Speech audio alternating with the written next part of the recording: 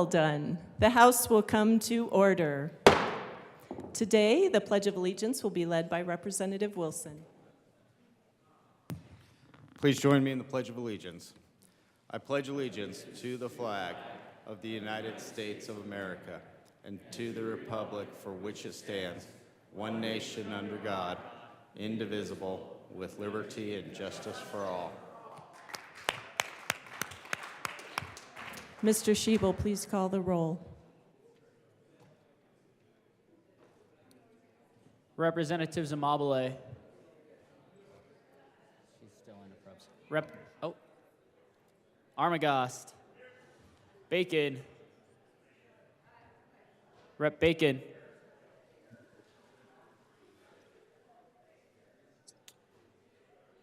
Representative Bacon is excused. Byrd. Bockenfeld. Basenecker. Bottoms. Bradfield. Bradley. Brown. Here. Catlin. Doherty. DeGraff. DeGree Kennedy. Dixon. Duran. English. Epps. Evans. Frizzell. Froelich. Garcia. Here. Gonzalez Gutierrez. Rep. Gonzalez Gutierrez is excused. Hamrick. Hartsook. Herod. Rep. Herod. Herod's excused. Toltorf. Judah. Joseph. Kip. Leader. Lindsay. Linstead. Luck. Lukens. Lynch. Mabry. Marshall. Martinez. Morrow. Here. McCormick. McLaughlin. Michelson Janae. No. Michelson Janae is excused. Ortiz. Here. Parenti. Puglisi. Ricks. Representative Ricks. Excused. Sharbini. Sirota. Snyder. Representative Snyder. Excused. Soper. Story. Taggart. Titone. Valdez A is excused. Velasco. Vigil. Rep. Vigil. Excused. Weinberg. Weissman. Wilford. Wilson. Winter. Representative Winter. Excused. Woodrow is excused. Young. Oh, he's right there. And Madam Speaker. Here.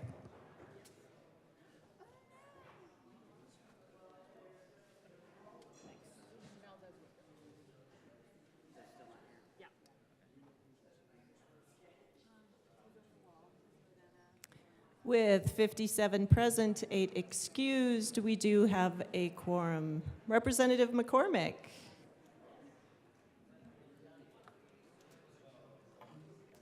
Thank you, Madam Speaker. Our colleague from Louisville could not be here this morning in person since he is over there. So I was tapped to come speak for him, and he was so funny all week, but he tried to tell a joke on Zoom, and it turns out he's not remotely funny. So I move that the Journal of Friday, April 28th be approved as corrected by the chief clerk in our colleague's honor. I urge an aye vote. For all of you who find Representative Brown remotely funny, you have heard the motion that the journal be approved as corrected by the chief clerk. All those in favor say aye. All those in favor, no. The motion is adopted. Members, we have some business to tend to. Reports of committees of reference. Committee on Appropriations, after consideration on the merits, the committee recommends the following: House Bills 1066 as amended and 1281 as amended, and Senate Bills 54, 97 as amended, 159, 198, 200 as amended, 253, 283, 294 be referred to the Committee of the Whole with favorable recommendation. Madam Majority Leader. Madam Speaker, I move to proceed out of order for third reading of bills' final passage. Seeing no objection, we will proceed out of order for third reading of bills. Mr. Schiebel, please read the title to Senate Bill 165. Senate Bill 165 by Senators Sullivan and Danielson, also Representative Ricks, concerning the continuation of the regulation of racing and in connection therewith, continuing the division of racing events in the Department of Revenue, continuing the activities of the Colorado Racing Commission, and implementing recommendations contained in the 2022 Sunset Report by the Department of Regulatory Agencies. Madam Majority Leader. Madam Speaker, I move Senate Bill 165 on third reading, final passage. The motion before us is the adoption of Senate Bill 165 on third reading, final passage. Mr. Schiebel, please open the machine and members proceed to vote. Representative Garcia, how do you vote? Yes. Representative Garcia votes yes. Representative Ortiz, how do you vote? Yes. Representative Ortiz votes yes. Representative Brown, how do you vote? Yes. Representative Brown votes yes. Representative Morrow, how do you vote? Yes. Representative Morrow votes yes.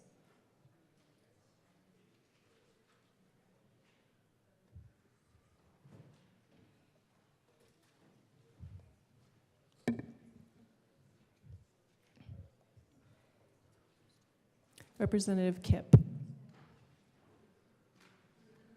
Please close the machine with.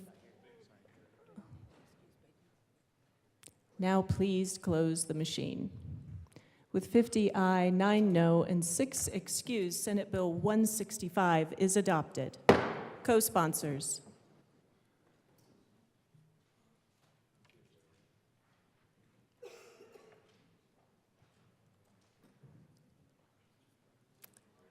Please close the machine.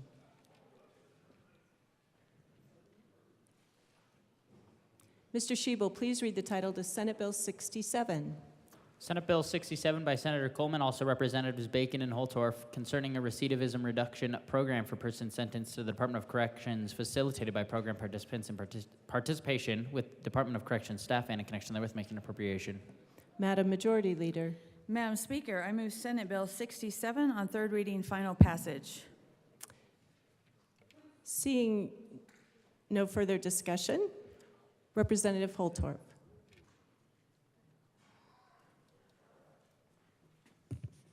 Thank you, Madam Speaker. I'm going to just take a brief moment to talk about this, and I want to thank the bill sponsor, Representative Bacon. In this case, this particular program is in the heart of my district in the Sterling Correctional Facility. I have in past years run judicial reform bills trying to help those that are justice affected, as some people like to say, or ex-cons where I'm from. And so I'm glad to be on this because this is going to help those folks get out and get trade skills and learn how to get tools that will get them integrated in society. And Representative Bacon had asked me to pay attention to this. I was a little slow on the draw, but now I appreciate her letting me get on this bill with her and Senator Coleman so we can help those folks in my district that are coming out of incarceration and trying to reintegrate into society. So I just want to thank Representative Bacon for her grace. Assistant Majority Leader. Thank you, and I'd like to thank Representative Holtorf. We have had a lot of conversations about how to support people in transitioning from being incarcerated to where that they can have some skills and support their communities. And so really grateful that Representative Holtorf has been always open and willing to have those conversations, and we can do this programming right in the heart of the community. Thank you. Representative Evans. Thank you, Madam Speaker. So I voted against this in committee and had a conversation with the sponsor and said that I really wanted to like this bill. And then we had another conversation on the floor, and I said I really wanted to find a path forward on this, and had another conversation that said if the sponsor could make this a bipartisan piece of legislation, I would change my vote from a no to a yes. And as you just saw, this is now a bipartisan piece. I really want to like this bill, and so today I think I like this bill, and I'll be a yes vote. Thank you. Thank you all. That was a feel-good moment. The question before us is the adoption of Senate Bill 67 on third reading, final passage. Mr. Schiebel, please open the machine, and members proceed to vote. Representative Garcia, how do you vote? Yes. Representative Garcia votes yes. Representative Ortiz, how do you vote? Yes. Representative Ortiz votes yes. Representative Morrow, how do you vote? Yes. Representative Morrow votes yes.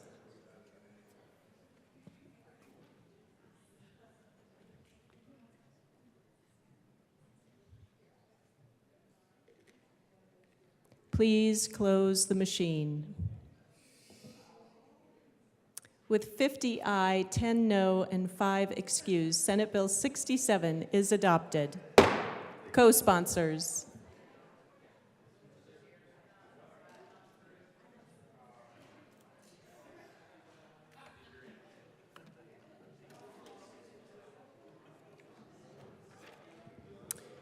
Mr. Schiebel. Oh, co-sponsors. Oh.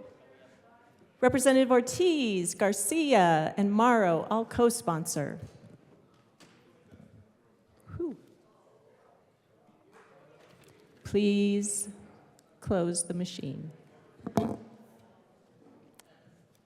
Mr. Schiebel, please read the title to House Bill 1303. House Bill 1303 by Representatives Brown and McCluskey, also Senators Hansen and Roberts, concerning protections in the event of an insurance company failure. Madam Majority Leader. Madam Speaker, I move House Bill 1303 on third reading, final passage. The motion before us is the adoption of House Bill 1303 on third reading, final passage. Mr. Schiebel, please open the machine, and members proceed to vote. Representative Garcia, how do you vote? Yes. Representative Garcia votes yes. Representative Morrow, how do you vote? Yes. Representative Morrow votes yes. Representative Ortiz, how do you vote? Yes. Representative Ortiz votes yes.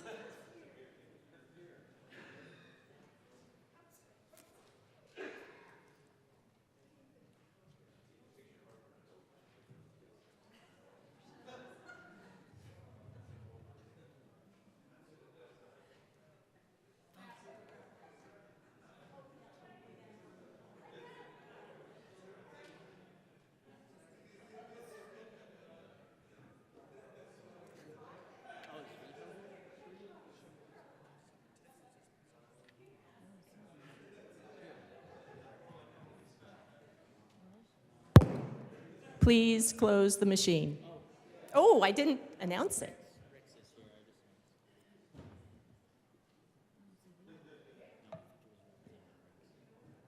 Representative Ricks. Thank you. Please close the machine. With 52 aye, 9 no, and 4 excused, House Bill 1303 is adopted. Co-sponsors.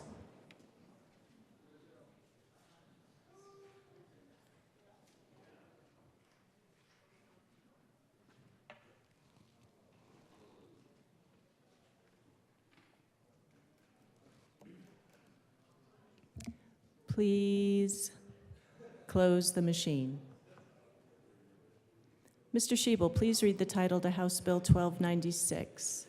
House Bill 1296 by Representatives Ortiz and Harrod, also Senator Winter F., concerning the creation of a task force to study issues related to the rights of Coloradans with disabilities and in connection therewith making an appropriation. Madam Majority Leader. Madam Speaker, I move House Bill 1296 on third reading, final passage. The motion before us is the adoption of House Bill 1296 on third reading, final passage. Mr. Shebel, please open the machine and members proceed to vote. Representative Ortiz, how do you vote? Yes. Representative Ortiz votes yes. Representative Garcia, how do you vote? Yes. Representative Garcia votes yes. Representative Morrow, how do you vote? Yes. Representative Morrow votes yes.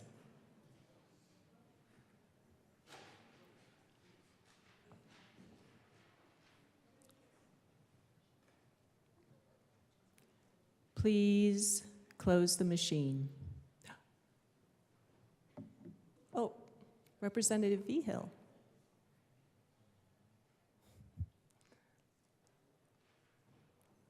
There we go. Please close the machine. With 48 aye, 14 no, and 3 excused, House Bill 1296 is adopted. Co-sponsors. Co-sponsors.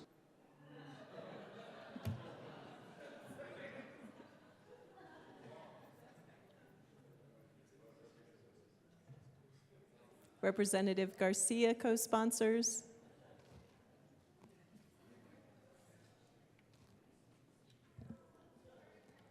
Please close the machine.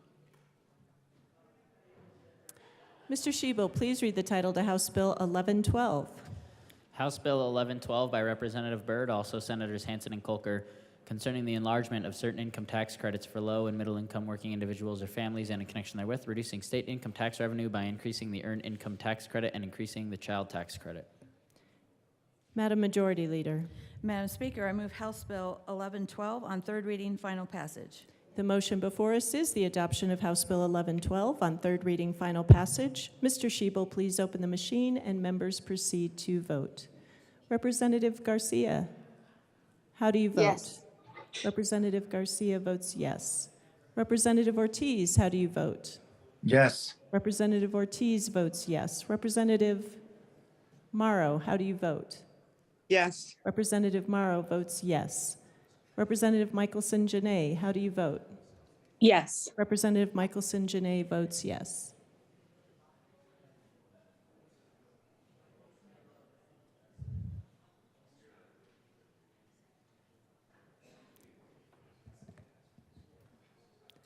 Please close the machine. With 54 aye, 9 no, and 2 excused, House Bill 1112 is adopted. Co-sponsors.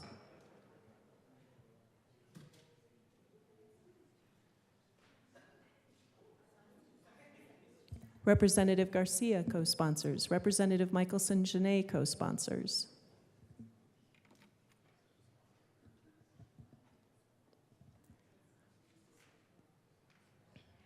Please close the machine.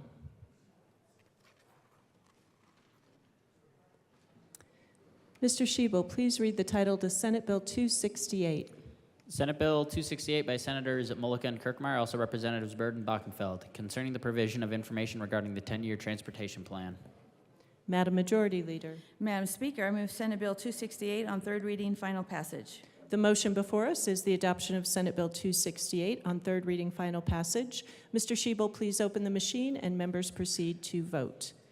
Representative Michelson-Janay, how do you vote? Yes. Representative Michelson-Janay votes yes. Representative Ortiz, how do you vote? Yes. Representative Ortiz votes yes. Representative Garcia, how do you vote? Yes. Representative Garcia votes yes. Representative Morrow, how do you vote? Yes. Representative Morrow votes yes.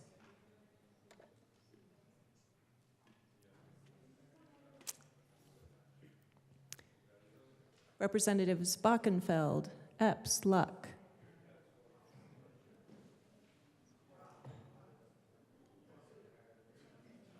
Please close the machine.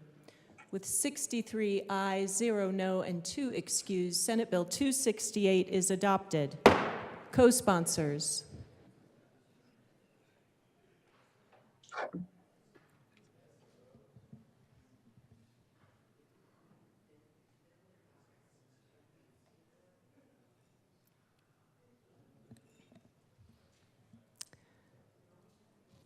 Please close the machine. Mr. Shebel, please read the title to House Bill 1257. House Bill 1257 by Representatives Velasco and Basenecker, also Senator Cutter, concerning water quality in mobile home parks and in connection therewith, making an appropriation. Madam Majority Leader. Madam Speaker, I move House Bill 1257 on third reading, final passage. The motion before us is the adoption of House Bill 1257 on third reading, final passage. Mr. Shebel, please open the machine and members proceed to vote. Representative Michelson-Janay, how do you vote? Yes. Representative Michelson-Janay votes yes. Representative Garcia, how do you vote? Yes. Representative Garcia votes yes. Representative Ortiz, how do you vote? Yes. Representative Ortiz votes yes. Representative Morrow, how do you vote? Yes. Representative Morrow votes yes. Please close the machine. With 45 aye, 18 no, and 2 excused, House Bill 1257 is adopted. Co-sponsors.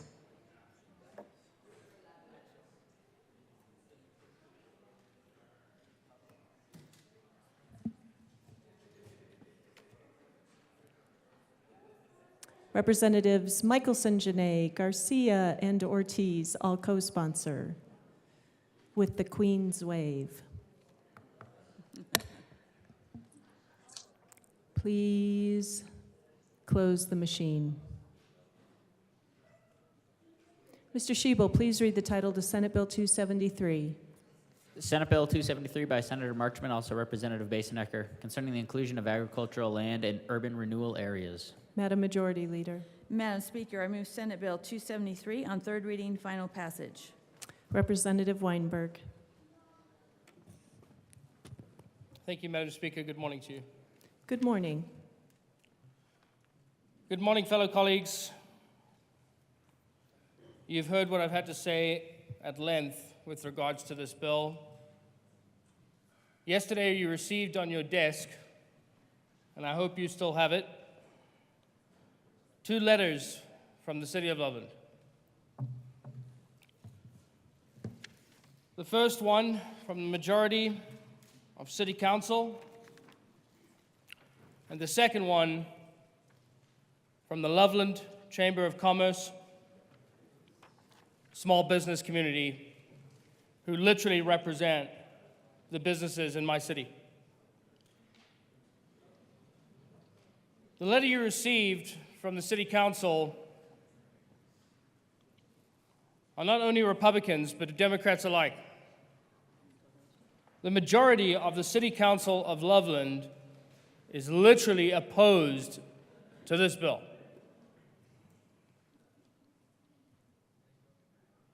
Not even on party lines. There are 80,000 people in Loveland. And they elected those city council members.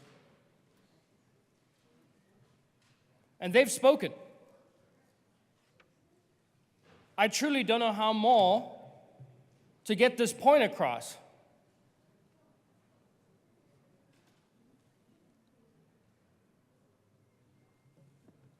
I've heard from both sides on this issue extensively. I think we have a true core problem with this bill that is not going to address the original issue.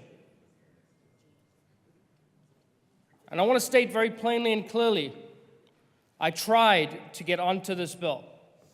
I had at-length conversations with Senator Marchman, with my good representative from Fort Collins, Representative Basenecker. I tried to jump on and have a combined, unified effort against a true problem that's happening in this state. And when it was rushed through and amended, one word was amended to take what looked like a good bill that would affect everybody equally, changed drastically off of one committee meeting. I implore you, I beg you, listen to the constituents of my city.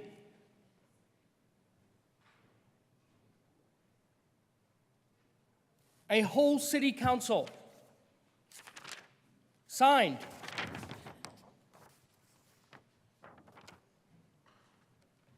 Loveland business community. Signed. This is not a joke anymore. Fix the core problem. I will co-prime any bill that will fix the core problem. This does not do that, which by definition makes it bad legislation, especially if a city is coming out against it.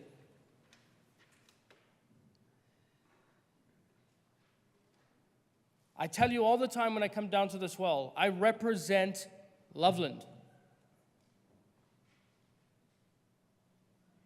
Loveland is screaming at you, saying, please, no. Please, no. How do I go back to my constituents and explain the actions of this body if you vote yes on this? Nothing is plainer to see than a city demanding you to overrule this legislation and vote it down.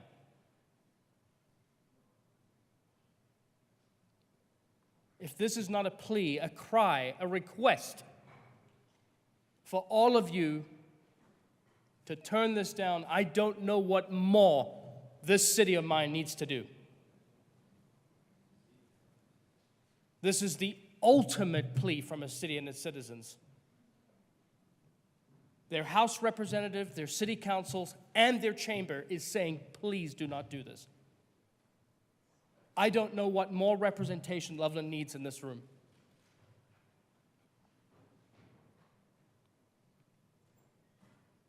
Before you hit that button today on third readings, I ask you to please take into what I'm saying. I'm here representing my district, and clearly this is an attack. Vote with me today. I have voted with you. I've heard your plea. I've heard your cry. I've heard what your districts require. I'm not always voting on one side of the aisle. I'm voting for what's good for your district because you come down here and you make the right sales pitch. I am making that sales pitch to you today, here and now. And I stand as God is my witness and you is my witness. And every time that I've voted the right way for your constituencies, what's right for your district. And I plead with you, fellow colleagues. I plead with you here and today. There's nothing more than my district does not want than this bill. Please hear my words. Please hear my heart. Please hear my constituents. Please hear my city council. Please hear my chamber. Please hear Loveland. Because clearly today, they have spoken. Representative Frizzell.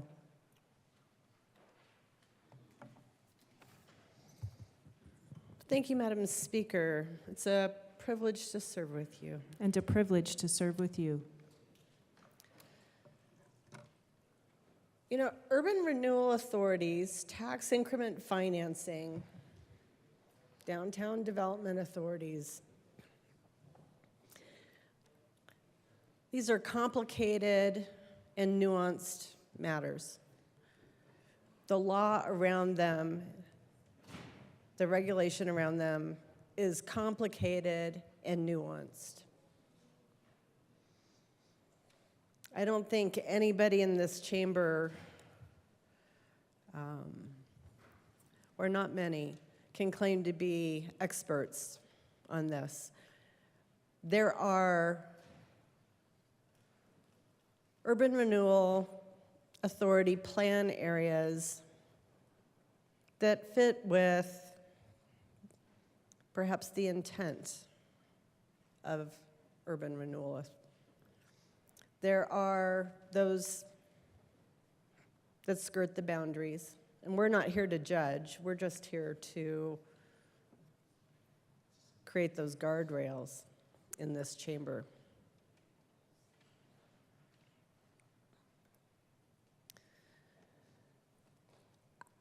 I don't think that's what this bill is about, though.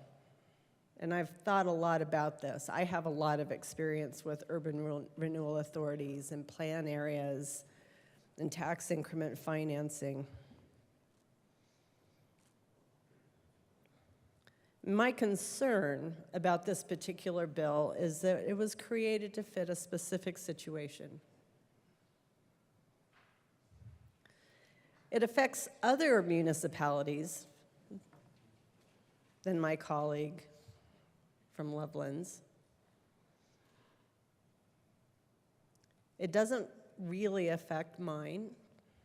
We do have urban renewal in Castle Rock, but we don't have much in the way of agricultural lands these days. But it affects a lot of other communities. And I always think that we need to be super careful about unintended consequences as we legislate.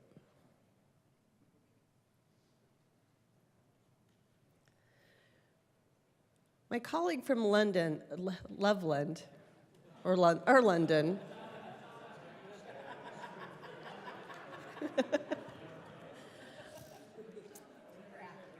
or South Africa, or where, I don't know, wherever. You know, he made an impassioned plea here a couple of minutes ago, and that was to listen to his community, because they are the most directly impacted by this legislation. And one of the letters from the chamber, in bold letters, says, "Loveland is our community." And I hope you find that to be as powerful as I do. Because they're saying in that statement, let us decide. Let us determine what is right for our community.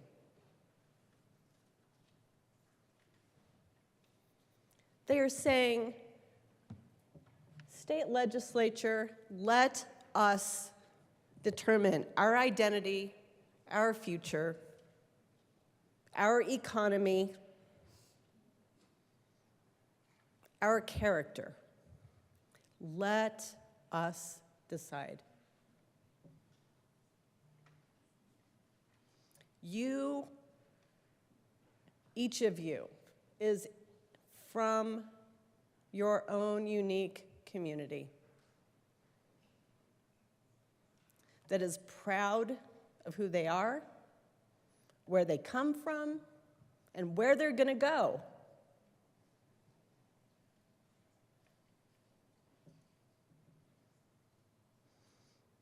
They could be saying, Commerce City is our community. They could be saying, Pueblo is our community. They could be saying, La Junta is our community. We all represent, and we are all bound to do the right thing by our constituents. But that said, we all have a name tag that says state representative. All right, so that's a balance that we have to achieve. Sometimes we have to take that community hat off. This is not one of those. We can say, I'm a state representative, and the right thing for this state is to let those communities determine their destiny.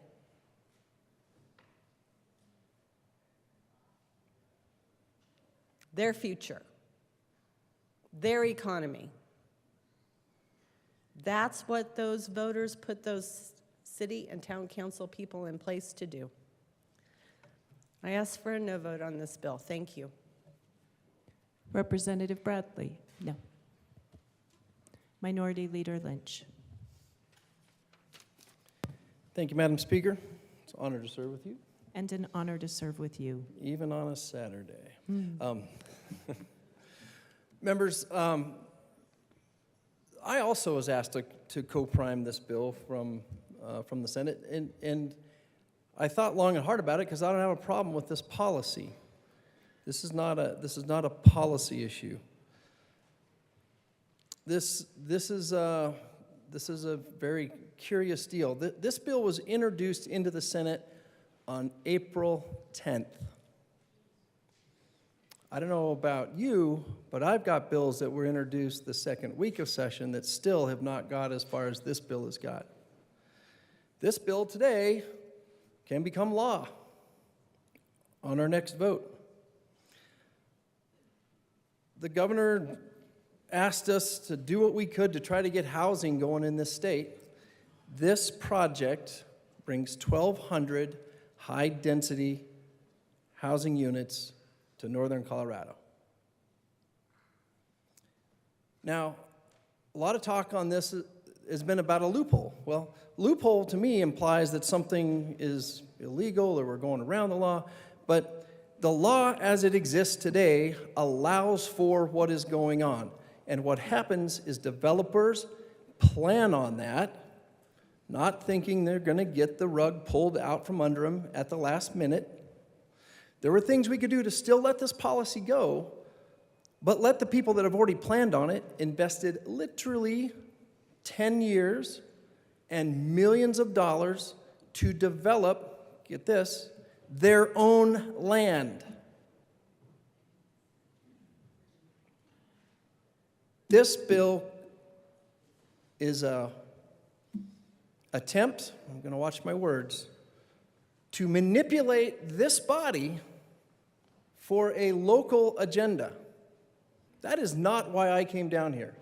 I did not come down here to get into the fights of other people's districts, people's homes, people they represent. This is not even in my district. It's close. I drive through it. So my objection to this today is not because of the policy. It's decent policy. We had an opportunity to let these people that have planned for years and millions of dollars to develop their own land for the benefit of northern Colorado, to go along with what the governor wants us to do, which is create housing. But because there are some agendas on a local level, they've decided to elevate this to this body, and it's just not a good way of doing business. We have an opportunity to make that right. I would encourage you to think about if this was your district and if this body was trying to play in the local governance of your district in an unfair manner. That's what this is. It's not about the policy. The policy's great. I think under different circumstances, I would gladly co-prime this bill.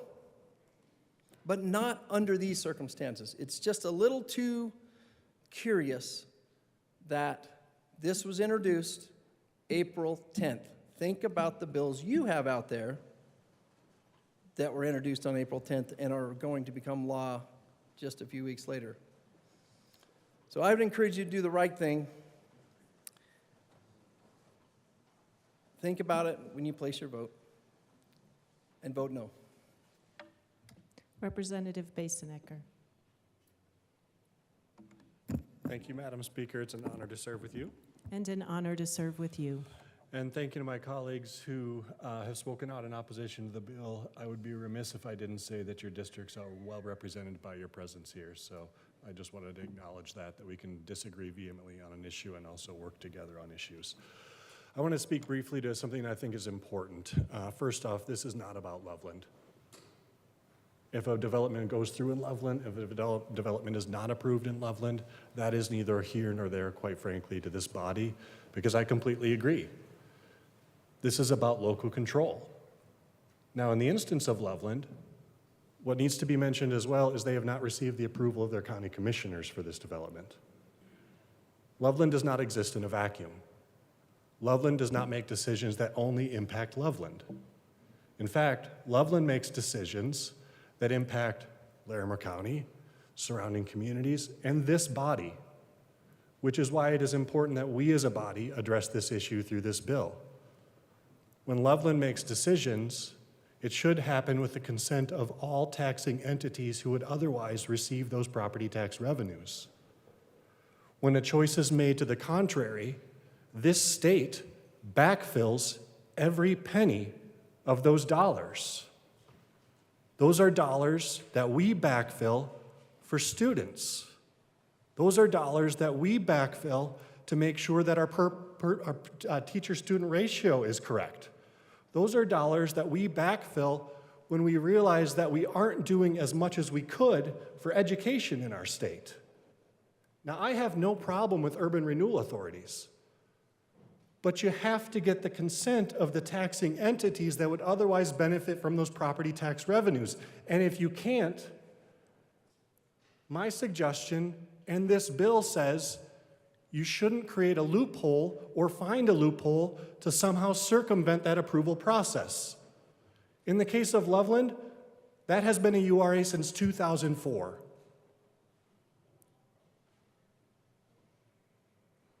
What has been going on there? Why won't they go through a new renewal process?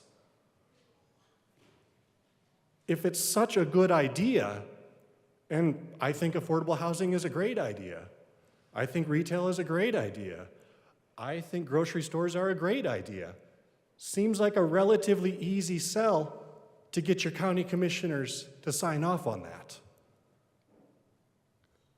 This bill doesn't eliminate local control. It pushes all those folks back to the table to gain the right approval for a project that sounds like a really good one, but our county commissioners should have the chance to weigh in on. If you have pre-2010 ag land in a URA, this is your community next year. Or, if folks are listening here, next month.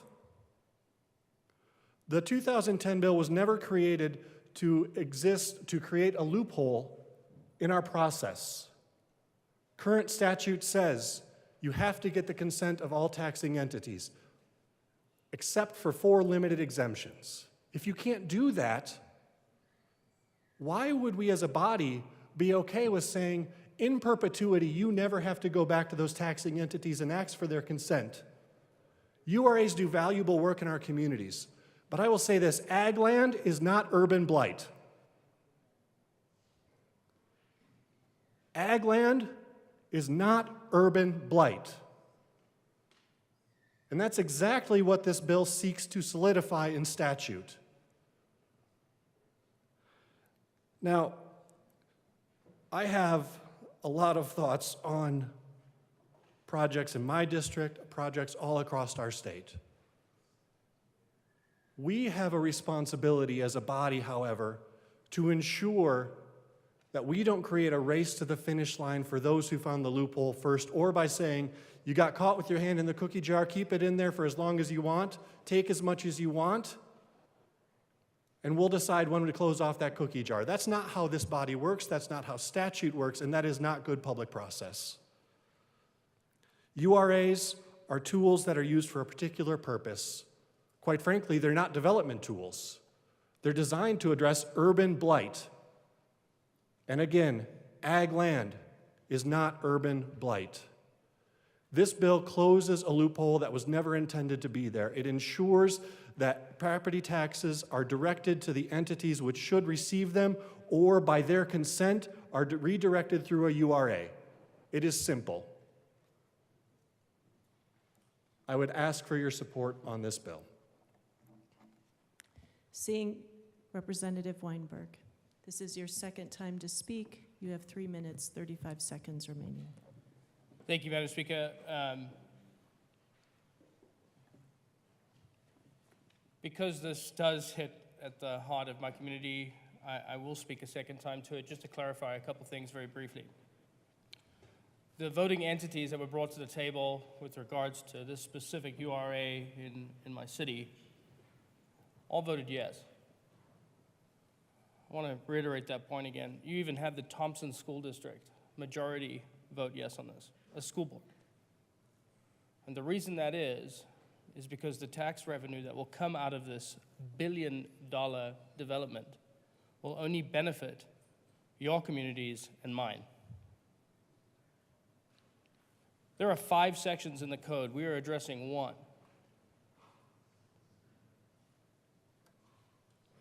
There's a lot bigger problem with this URA so-called loophole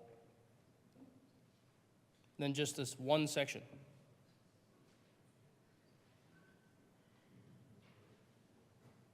Before you get the opportunity to hit that button, I want you to hear it one more time.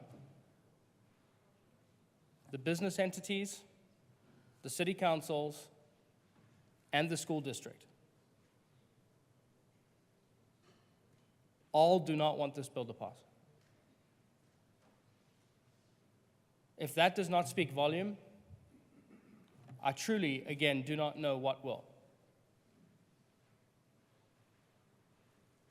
My last plea to you, on behalf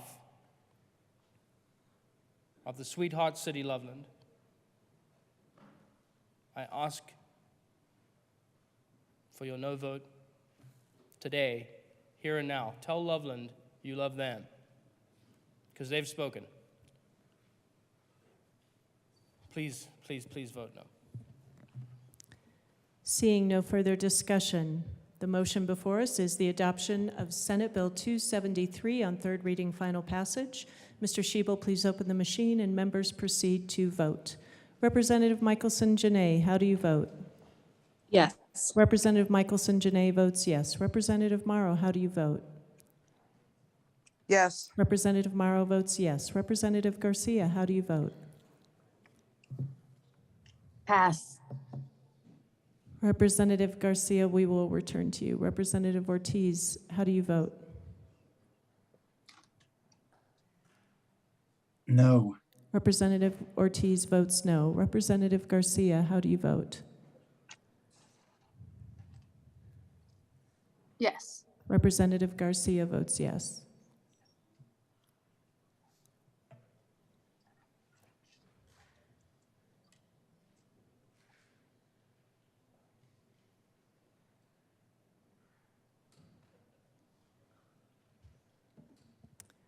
Please close the machine.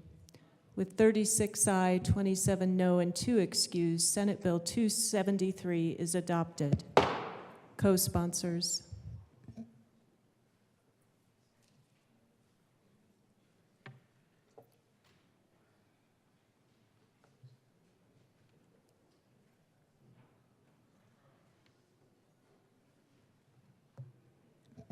Please close the machine.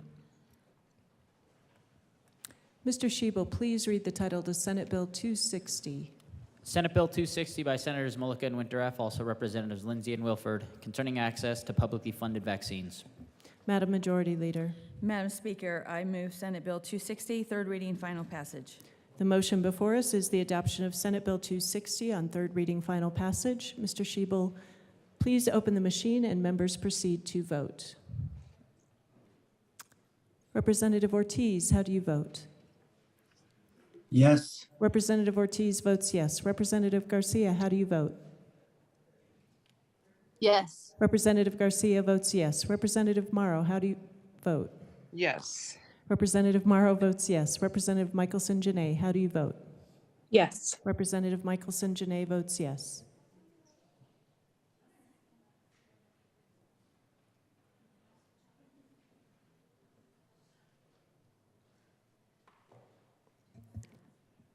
Representatives Bockenfeld and Weinberg.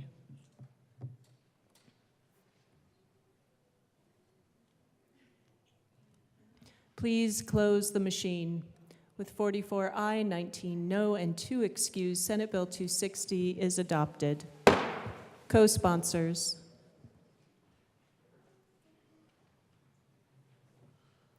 Representative Michelson-Janay, co-sponsors. Representative Garcia, co-sponsors. Representative Morrow, co-sponsors.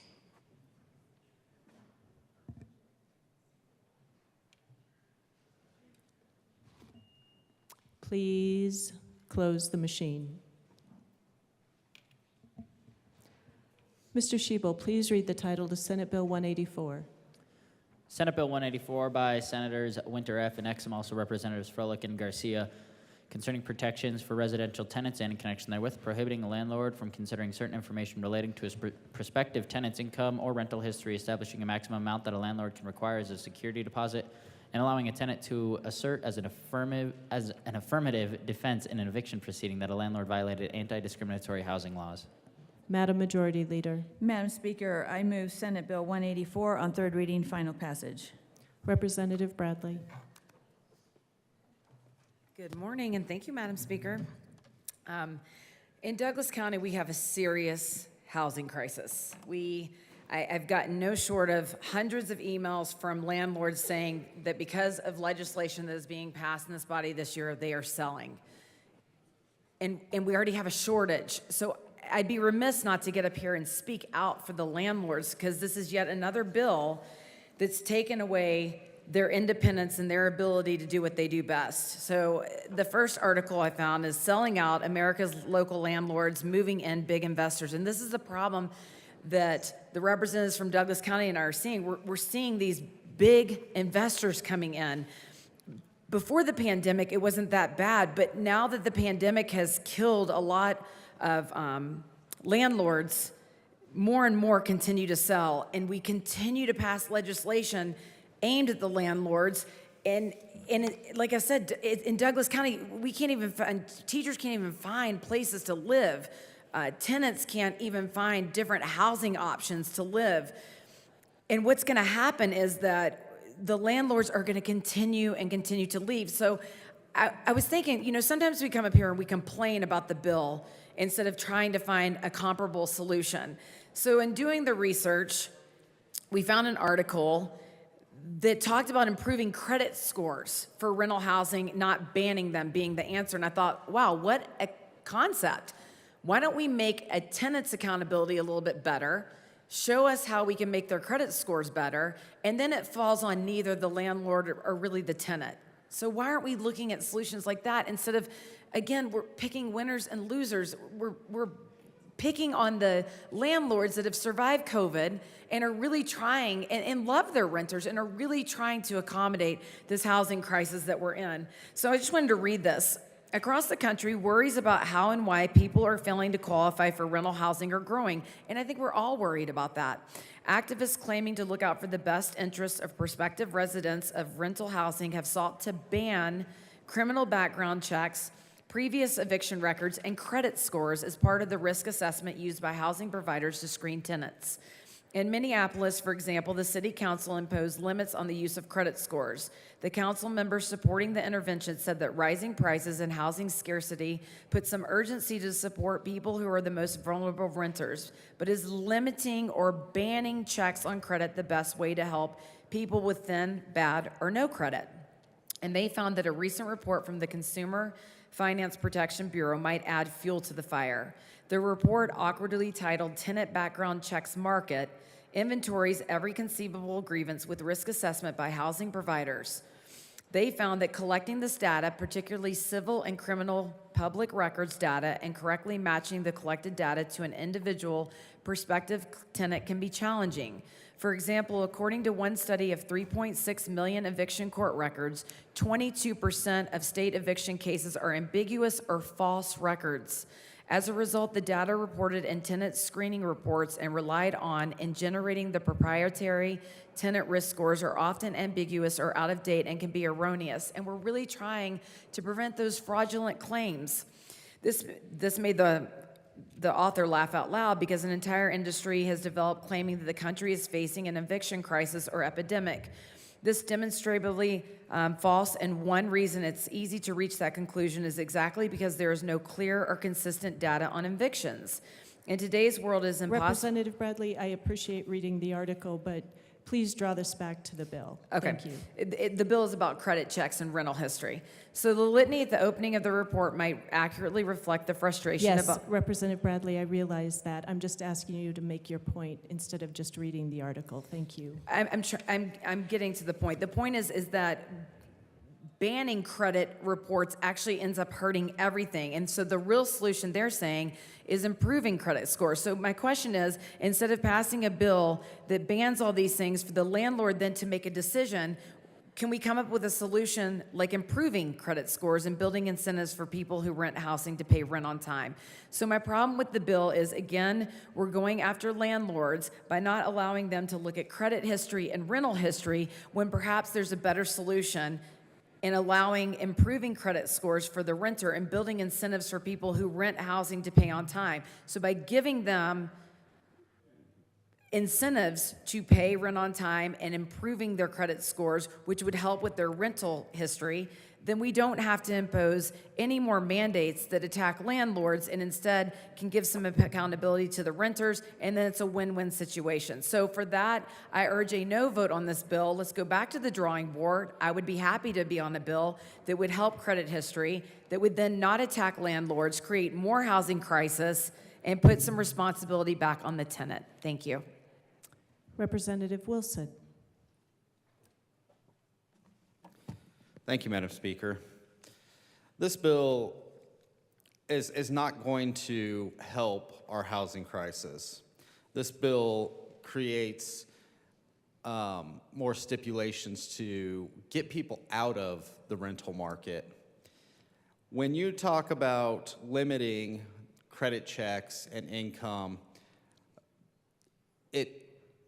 it makes it dangerous not only for the landlord, but the tenant also. Puts the tenant in a situation they might not be able to handle, or puts the landlord in a situation that's going to cost him more in the long run and most likely take that rental unit off the market. When you're talking about not allowing certain credit checks or credit history or rental history, you're saying that a person might make 200% of the cost of the rent, but at the same time, they may never pay their bills. This is, we wouldn't do this for a car purchase. You wouldn't say, well, I want to buy this car, just don't look at my credit history because I want to buy the car, and just leave you on the hook. But this bill, and the hypocritical thing about this bill is it says you can't do this for the regular market, but if it's a subsidized market or some sort of rental assistance plan, then you can do it. Then it's okay. It's okay if you do it by a government program, just not on the private market. So with that, I would ask for a no vote on this bill. Thank you. Representative Frizzell.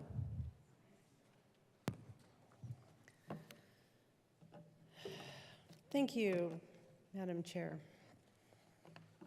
There are several things about this bill that disturb me. You know,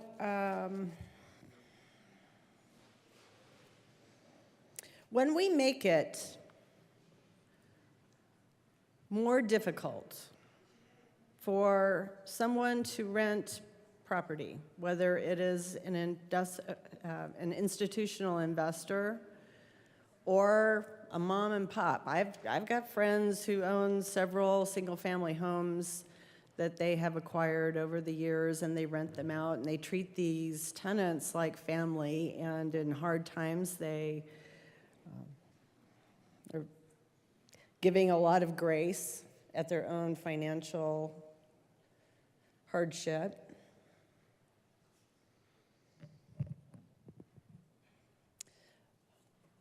There's all sorts of, this is a big spectrum. When we talk about rental property and we talk about how, I think the number I've heard bandied about is 40% of our citizens rent in this state. And I would love to see how that lines up from a historic perspective. I suspect that it's not that different from what we've seen over time, especially as we add to that housing inventory type. This is a large number of people, and that means that there are a large number of property owners who are renting their property. And when I read this bill, I ask myself several questions. Because to me, this bill infringes on property rights. It makes it a lot harder to rent your property out from the landlord's perspective. And when we make it harder, when we make it less, I don't know, economically feasible for somebody who has property to rent, and we have worked on this a lot this session, creating many bills that are anti-landlord. I know that the converse is pro-tenant. But if you're the landlord, I think that you're going to be looking at this and saying, boy, they're really making it harder for me to do business. It's making it harder for me to count on this income stream that I've created for myself. And when we do that, as my colleague just talked about, they're going to sell. Those property owners, like my friends, they're going to say, this isn't worth it. In fact, they're already considering that. I've had many, many conversations. I've had a lot of emails from constituents and people who look to me for my expertise in real estate. And they say, what does this mean?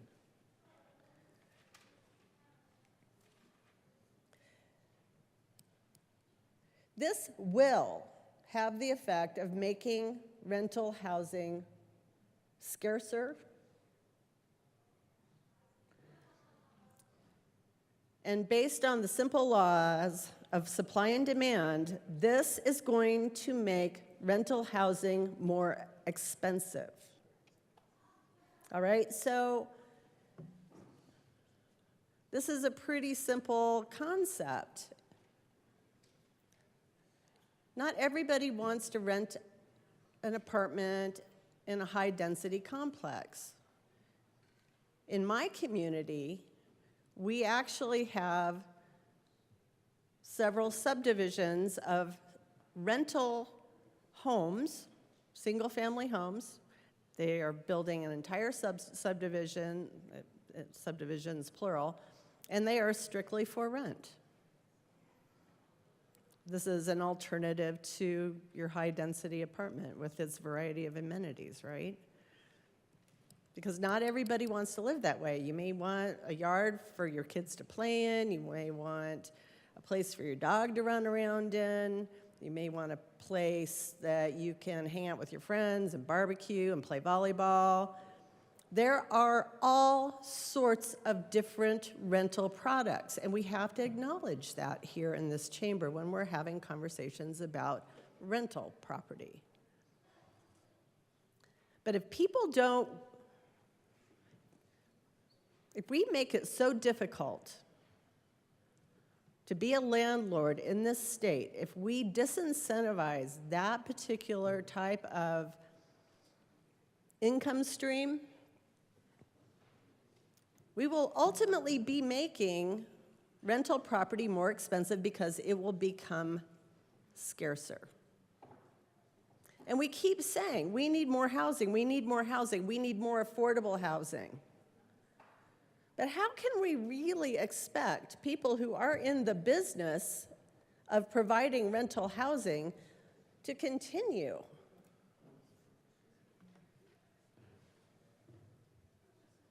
So prohibiting the consideration of rental history and credit, that creates risk. That creates risk for these property owners. Limiting security deposits creates risk for these property owners.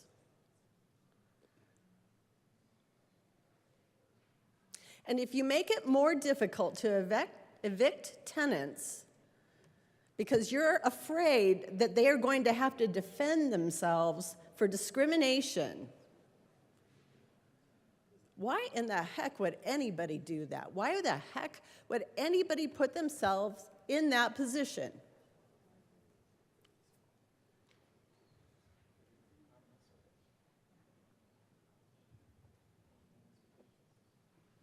We have got to ask ourselves, how far do we go?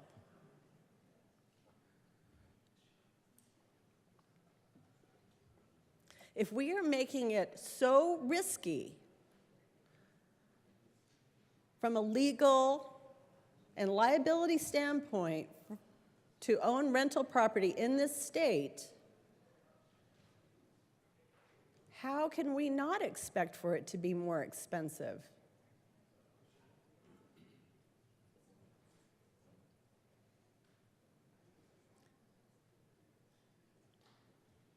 It seems to me that this is a fairly simple thing to understand. We've talked about this concept of risk when it comes to interest rates and lending in this chamber, this session. This is no different.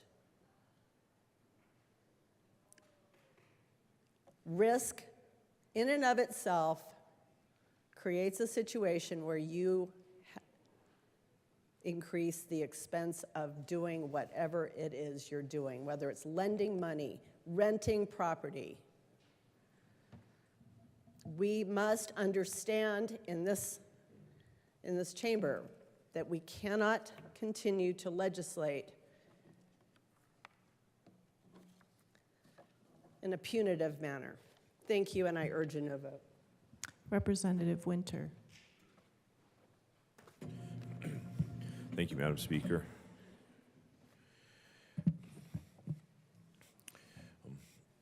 We've had quite a bit of debate on housing. I would agree that we have a housing crisis in this state. I don't think there's anybody in this chamber would deny that that's an issue that we face. But one thing I try to do is I try to spend some time on the phone, and I try to spend some time conversing back and forth with email about some of the things that we're doing up here. And one nice thing about being from a small town is you know everybody. And I talk a lot with one of the realtors I have.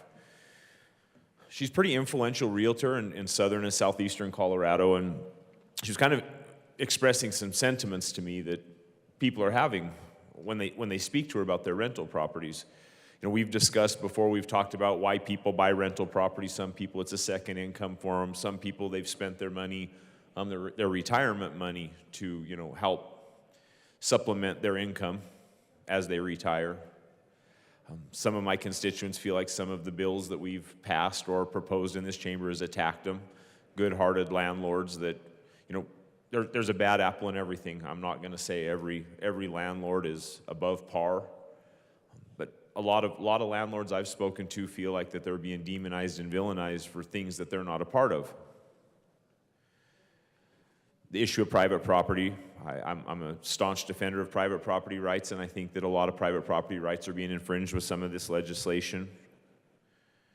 But the sentiment that I heard from this landlord and what she's hearing from a lot of people is they want to help fix the housing problem.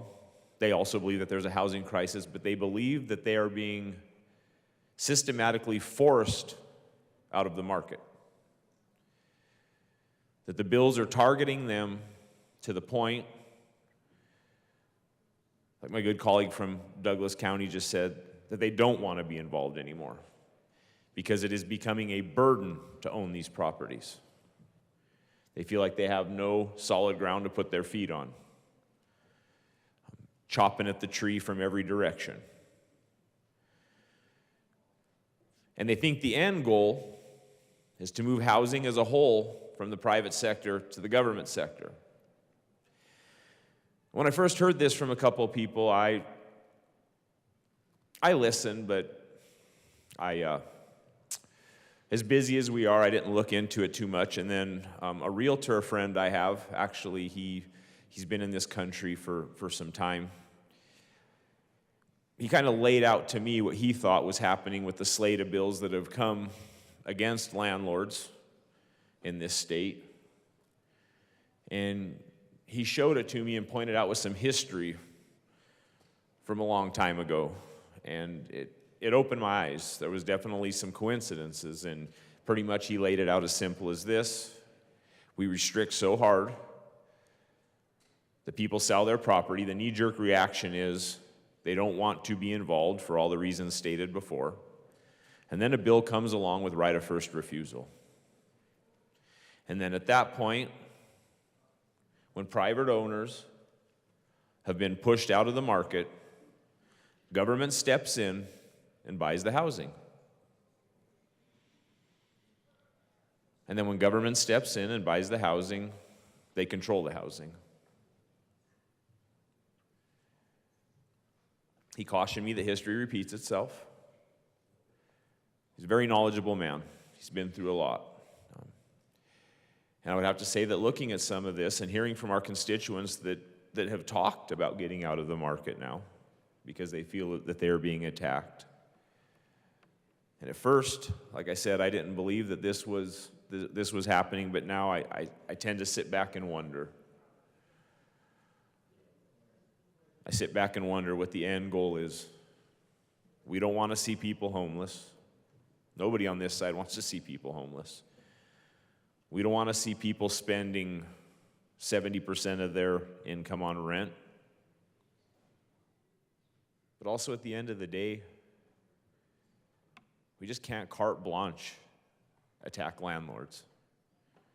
We can't carte blanche attack the market.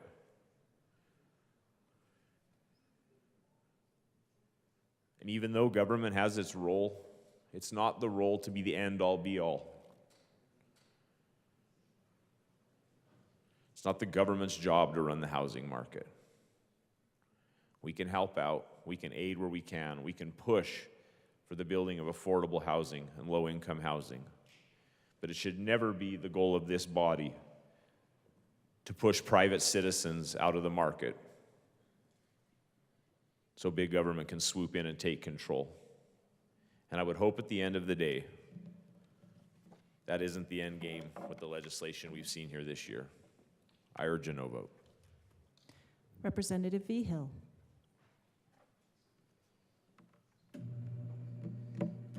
Thank you, Madam Speaker. What a privilege to serve with you. And a privilege to serve with you. Colleagues, unless you own your own home, your options are to rent one or to become homeless. Those are your options. We do not have an economy in this state or anywhere else in this country, in any dimension of it, that allows for universal home ownership. So those are your choices. Nor do we have, by the way, a financial accrediting system that allows everyone to win well enough to be qualified for this basic element of survival. That's the whole point of credit scoring. It does establish winners and losers through private means, by the way. So that's why your good credit score is worth something. It's because it's better than some other people's. That's how that system is set up. So if somebody does not qualify for the basics of survival, where are they supposed to go? We have a precarious lower rung here. If you cannot get into a low-income rental, if you cannot qualify because you don't have one of the winning scores, you get to become homeless. So when you set up shop in Colorado and you rent out other homes other than the one you live in with your family, that is a business. It's a very profitable business because, again, everybody who doesn't own has to rent if they don't want to become homeless. And if you want to do that business in Colorado, you're going to have to look out for the 40% of Coloradans who don't own their home. That's what's required. I've listened to this threat over and over again from this well when we talk about renters issues that all of these landlords are going to sell. Honestly, fine, go ahead.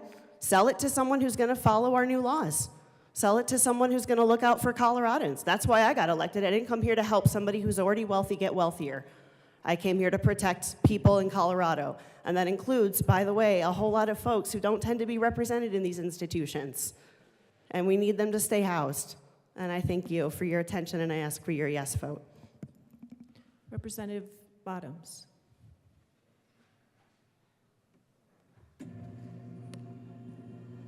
Thank you, Madam Speaker. So the option for these people that own their properties They own their properties, property rights. The answer that we were just given is sell it, we don't care. I think that was a quote. That's really the answer? That's what we're going to, is sell it, I don't care? This is their property. You don't get to choose what people do with their property. That's called the Constitution. We get to choose what we want to do with our property until legislators come in and use the law as the weapon to take away their property. That happens in a lot of countries around the world. I didn't think it was going to happen in America until recently. We're taking their properties and saying, no, we choose what you do. So here's what a property owner has now. This is their option. They're wanting to rent out their property, but we're not allowed to do background checks. We're not allowed to do anything now. You have to rent, and you have to do it on all these other circumstances that all these bills that we're bringing through are bringing to this. Now, this one is saying you don't even get to check and see who you're renting it to. And again, the answer is, well, then just sell it. We don't care. Now the property owner has to do what? They have to make decisions on who they're going to rent their property to, according to what? They can't do it by background checks. They can't do it by previous rental information. So they're just trying to guess. Is this person going to pay the rent, not pay the rent? They have to guess. This is totally a guessing game now. So how do they do that? Now they have to start making decisions based upon other information that we have for a long time worked on getting out of that decision. In other words, do I rent this to my cousin, or do I rent this to somebody that actually needs a home and can show that they can pay this rent? Do I rent this to somebody in a specific demographic because I think they will potentially, hopefully pay the rent? Because I can't do a background check anymore. So now things that we had moved away from 40 and 50 years ago to really come into something simple like a credit check puts everybody on an even playing field. I know for some reason that is a bad idea to some people because why? They have horrible credit. Why? Because they've made bad decisions. So now we're saying, well, you're not allowed to judge them for that. You have to put your property, your future, your retirement, your everything on the line and hope that you're making a halfway good decision about the person that is going to move into your property.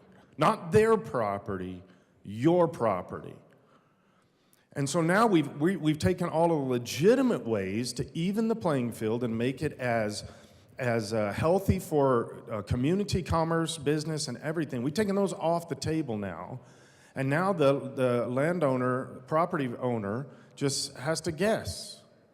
So now they're going to guess by bad decisions or historical bad decisions and all the things that we worked so hard over the years to get away from, and actually use things like a credit check that actually tells you about the person.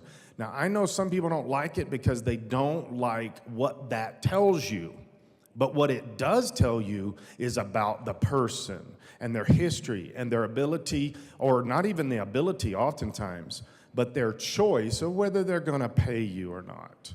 That's what credit checks do. That's what all of this stuff does, and we're saying, no, that's no longer available information because it picks winners and losers. Credit checks don't pick winners and losers. It reveals choices. It reveals history. It reveals background. It reveals the continuity of their choices and decisions over a long period of time. And that's why this is the standard for why property owners use these kind of things to make decisions, because then they don't lose their property in the process. All the things we're doing now are going to make them lose their property or enable them to lose their property or sell and get out of the business. And the answer for that this morning is, we don't care, let them do it. Representative Mabry.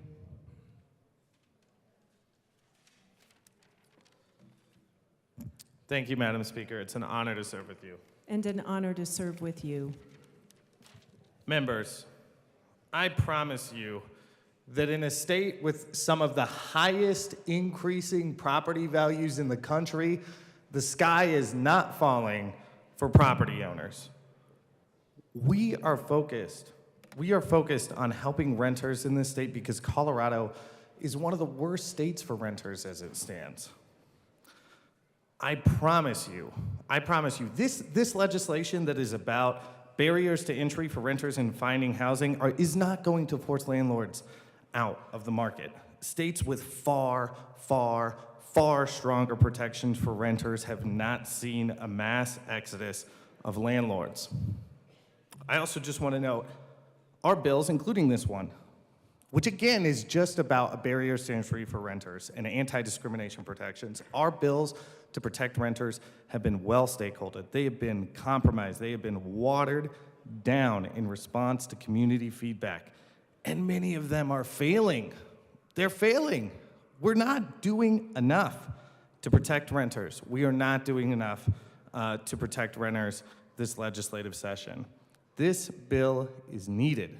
This bill is needed because in Denver, a starting salary for a teacher, they would not qualify under the standards that this bill is laying out. Your income has to be, a landlord can ask you if your income is 200 times, or if your income is, sorry, brain fart, I'm very tired, but under the standards of this bill, if you make $49,728 a year, you could be denied an apartment. The average starting salary for a teacher is $43,000 a year. Teachers, nurses, firefighters, police officers cannot find housing. This bill helps that. This bill is needed. It will help. It is not enough, and it will not force landlords out. We have to do more to protect renters. Representative DeGraff. Thank you, Madam Speaker. In any normal situation, implying that we're here to help the wealthy get wealthier would be impugning motives, but not here. Representative DeGraff. Yes, ma'am. I was accused of being here to help the wealthier get wealthier. The wealthy get wealthier, and I'm saying that was an impugning of motives. Representative DeGraff, I'm happy to talk to you after we are done. I will ask you to leave the well. Thank you. Please do not speak from the floor, Representative Bottoms. Madam Majority Leader.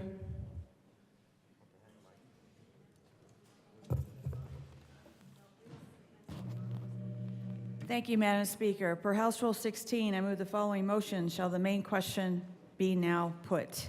For your information, an affirmative vote on this motion ends any further debate on the issue before the House. We will vote on this motion, and if the vote of the majority is yes, then we will immediately vote on the underlying issue before us. The question before the House is, shall the main question be now put? Mr. Schiebel, please open the machine and members proceed to vote.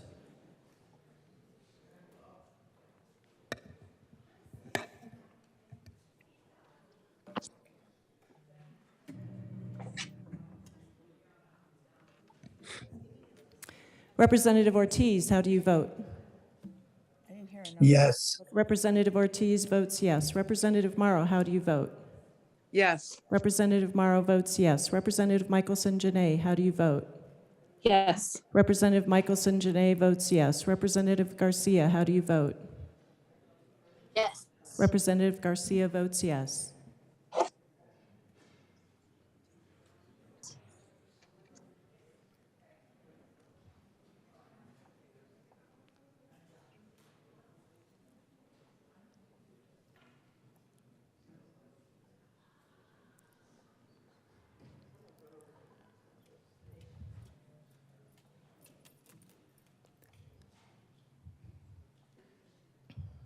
Representatives Armagost, Bottoms, Joseph, Luck, Weinberg, Wilson, Winter.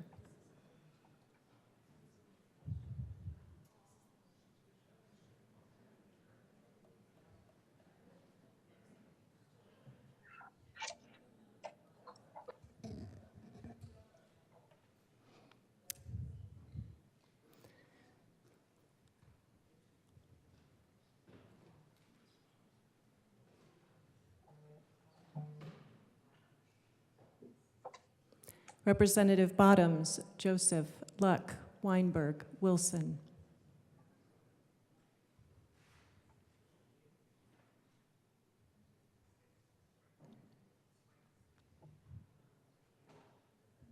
Representative Bottoms, are you choosing not to vote? Please mark Representative Bottoms as excused. Representative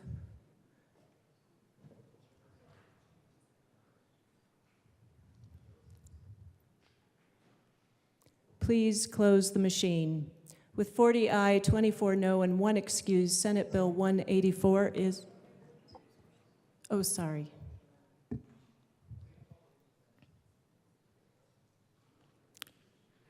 Excuse me. The motion is adopted.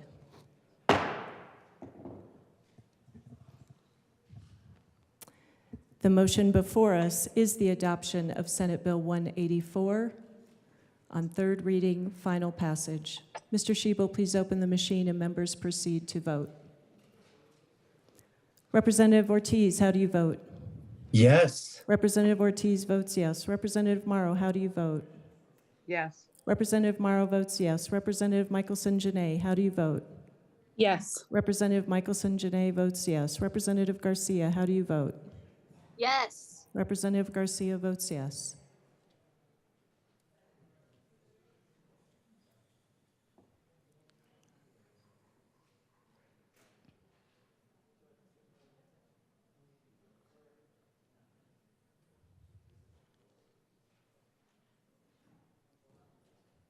Please close the machine. With 43 aye, 22 no, and 0 excused, Senate Bill 184 is adopted. Co-sponsors.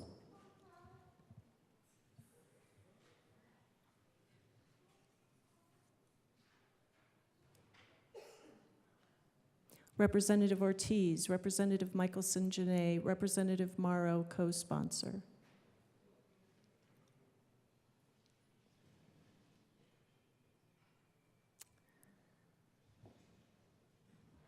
Please close the machine. The House will stand in a brief recess.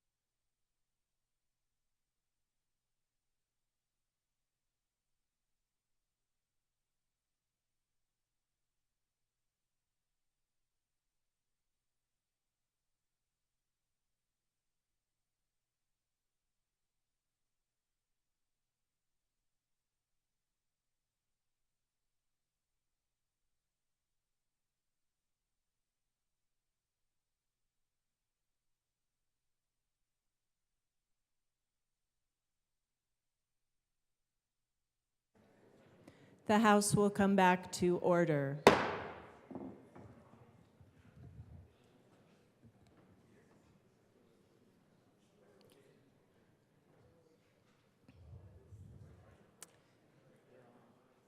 Members, we will be continuing with third readings. I want to offer as we continue that, like you, I show up in this room ready to do the work for the people who have hired us to be here. And I'm deeply grateful for the dedication, commitment, and passion that all of you bring to this job. In our efforts to hear and learn from one another, I too will ask for patience and ask you that you do the same as we try to hear what each of us is trying to communicate. I thank you all for your commitment to our work today. And with that, Mr. Schiebel, please read Senate Bill 266. Senate Bill 266 by Senators Priola and Hawkes Lewis, also Representatives Brown and Kipp, concerning a requirement that a Commissioner of Agriculture designate neonicotinoid pesticides as limited-use pesticides. Madam Majority Leader. Madam Speaker, I move Senate Bill 266 on third reading, final passage. The motion before us is the adoption of Senate Bill 266 on third reading, final passage. Mr. Schiebel, please open the machine and members proceed to vote. Representative Garcia, how do you vote? Yes. Representative Garcia votes yes. Representative Morrow, how do you vote? Yes. Representative Morrow votes yes. Representative Michelson-Janay, how do you vote? Yes. Representative Michelson-Janay votes yes. Representative Ortiz, how do you vote? Yes. Representative Ortiz votes yes.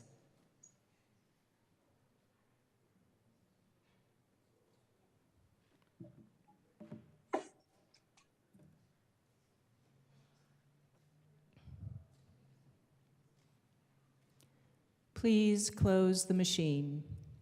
With 46 aye, 19 no, and 0 excused, Senate Bill 266 is adopted. Co-sponsors.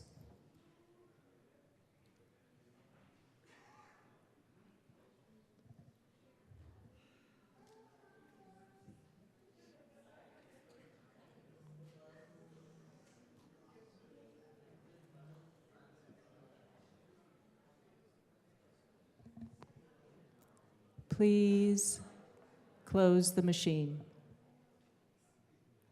Mr. Schiebel, please read the title to Senate Bill 172. Senate Bill 172 by Senators Winter, F., and Gonzalez, also Representatives Weissman and Bacon, concerning protections for Colorado workers against discriminatory employment practices and in connection therewith making an appropriation. Madam Majority Leader. Madam Speaker, I move Senate Bill 172 on third reading, final passage. The motion before us is the adoption of Senate Bill 172 on third reading, final passage. Mr. Schiebel, please open the machine and members proceed to vote. Representative Garcia, how do you vote? Yes. Representative Garcia votes yes. Representative Michelson-Janay, how do you vote? Yes. Representative Michelson-Janay votes yes. Representative Morrow, how do you vote? Yes. Representative Morrow votes yes. Representative Ortiz, how do you vote? Yes. Representative Ortiz votes yes.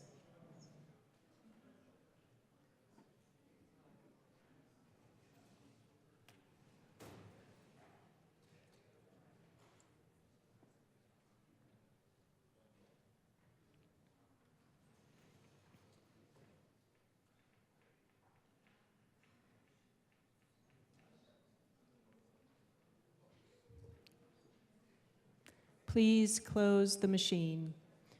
With 43 aye, 22 no, and 0 excused, Senate Bill 172 is adopted.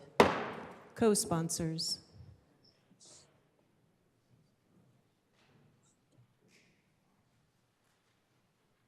Representative Ortiz, co-sponsors.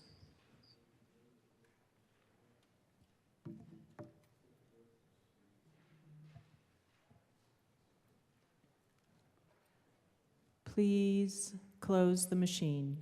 Madam Majority Leader. Madam Speaker, I move to lay over Senate Bill 16 to the end of the third reading calendar.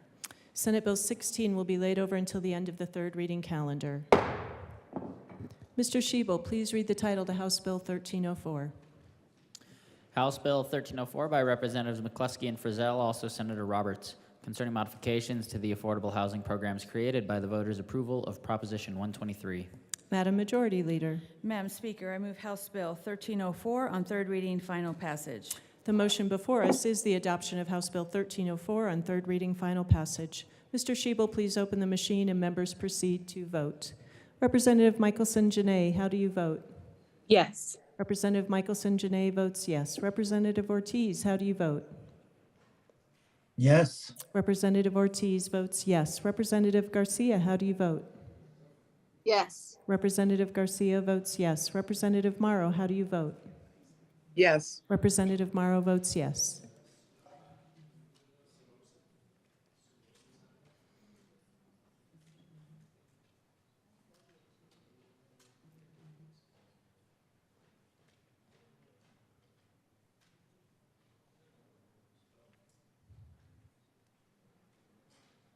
Please close the machine.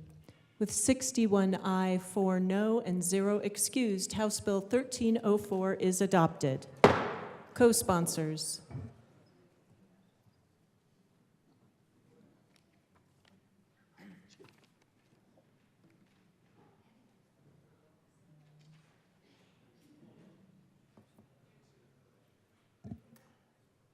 Representative Michelson-Janae, co-sponsors.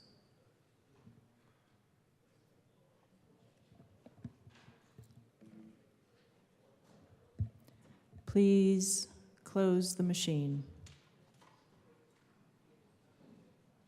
Mr. Shebel, please read the title to Senate Bill 264. Senate Bill 264 by Senators Rodriguez and Gardner, also Representatives Lynch and McCluskey, concerning the ability of certain alcohol beverage license holders to participate in festivals for alcohol beverage retail activity. Madam Majority Leader. Madam Speaker, I move Senate Bill 264 on third reading, final passage. The question before us is the adoption of Senate Bill 264 on third reading, final passage. Mr. Shebel, please open the machine and members proceed to vote. Representative Garcia, how do you vote? Yes. Representative Garcia votes yes. Representative Morrow, how do you vote? Yes. Representative Morrow votes yes. Representative Ortiz, how do you vote? Yes. Representative Ortiz votes yes. Representative Michelson-Janae, how do you vote? Yes. Representative Michelson-Janae votes yes.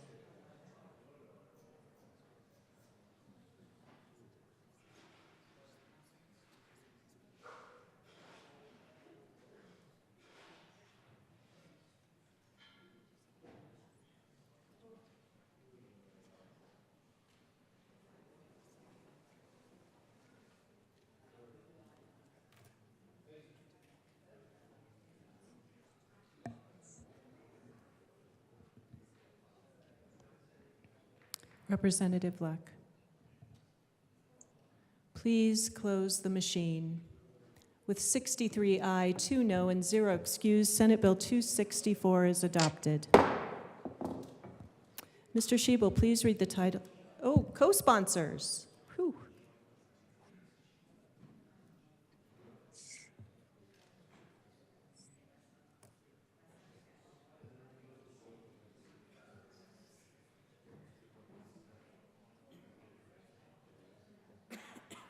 Please close the machine. Mr. Shebel, please read the title to Senate Bill 153. Senate Bill 153 by Senators Rodriguez and Rich, also Representatives Duran and Puglisi, concerning the continuation of the regulation of notaries by the Secretary of State and the Department of State and in connection therewith, implementing the recommendations in the 2022 Sunset Report by the Department of Regulatory Agencies and making an appropriation. Madam Majority Leader. Madam Speaker, I move Senate Bill 153 on third reading, final passage. Mr. Shebel, the motion before us is the adoption of Senate Bill 153 on third reading, final passage. Now, Mr. Shebel, would you open the machine and members proceed to vote? Representative Garcia, how do you vote? Yes. Representative Garcia votes yes. Representative Morrow, how do you vote? Yes. Representative Morrow votes yes. Representative Ortiz, how do you vote? Yes. Representative Ortiz votes yes. Representative Michelson-Janae, how do you vote? Yes. Representative Michelson-Janae votes yes.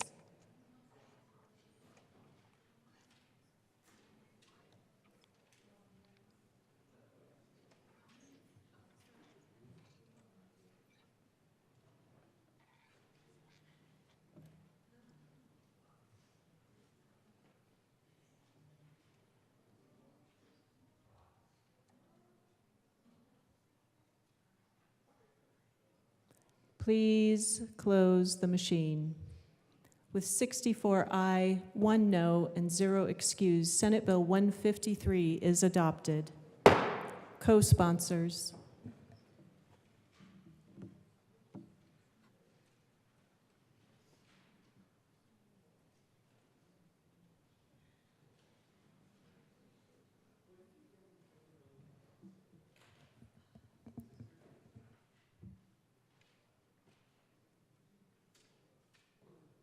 Please close the machine.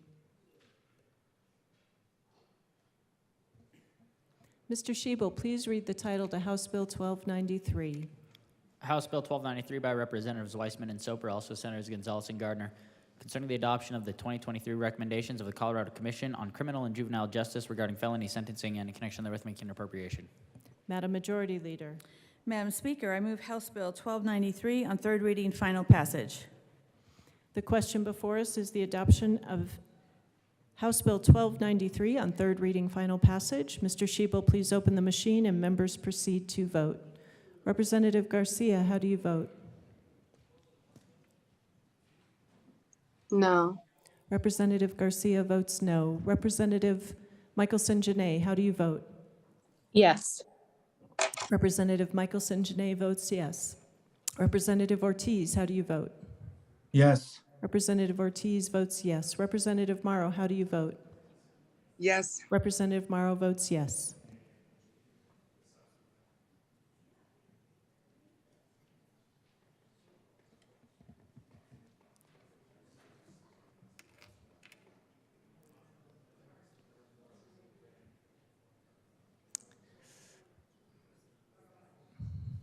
Representative Byrd, do you want to vote?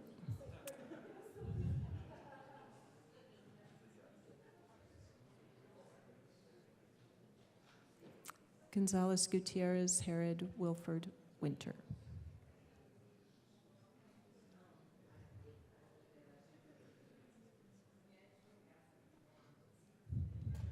Please close the machine.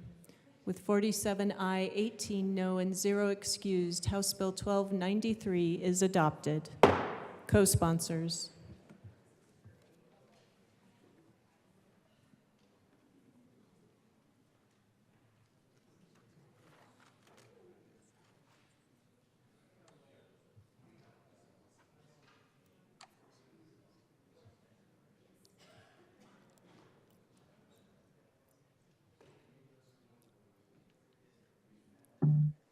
Please close the machine.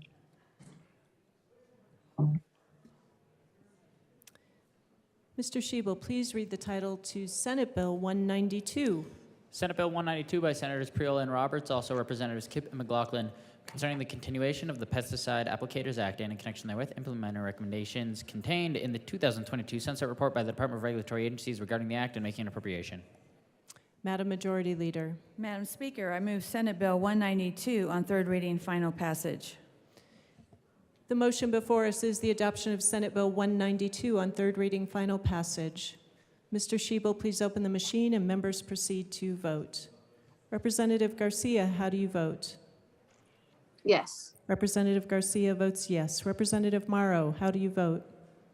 Yes. Representative Morrow votes yes. Representative Ortiz, how do you vote? Yes. Representative Ortiz votes yes. Representative Michelson-Janae, how do you vote? Yes. Representative Michelson-Janae votes yes.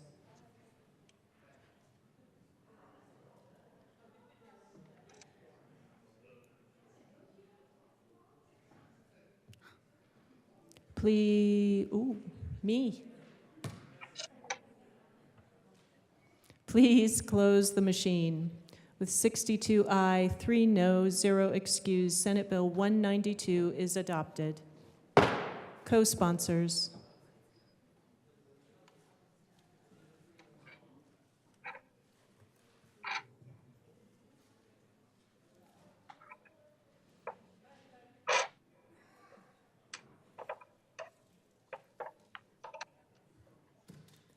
Please close the machine. Mr. Shebel, please read the title to Senate Bill 56. Senate Bill 56 by Senator Kolker, also Representatives Byrd and Weinberg, concerning a requirement that the state make a direct distribution to the Public Employees Retirement Association in addition to a previous additional direct distribution to recompense the association for the cancellation of the July 1st, 2020 direct distribution. Madam Majority Leader. Madam Speaker, I move Senate Bill 56 on third reading and final passage. The motion before us is the adoption of Senate Bill 56 on third reading, final passage. Mr. Shebel, please open the machine and members proceed to vote. Representative Garcia, how do you vote? Yes. Representative Garcia votes yes. Representative Morrow, how do you vote? Yes. Representative Morrow votes yes. Representative Ortiz, how do you vote? Yes. Representative Ortiz votes yes. Representative Michelson-Janay, how do you vote? Yes. Representative Michelson-Janay votes yes.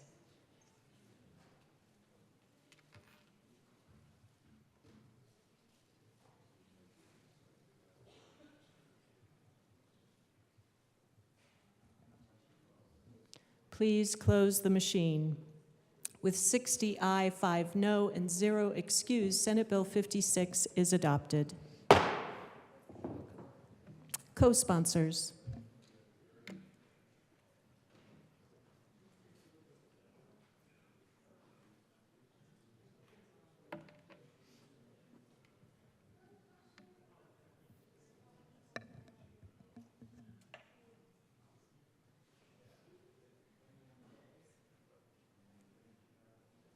Please close the machine.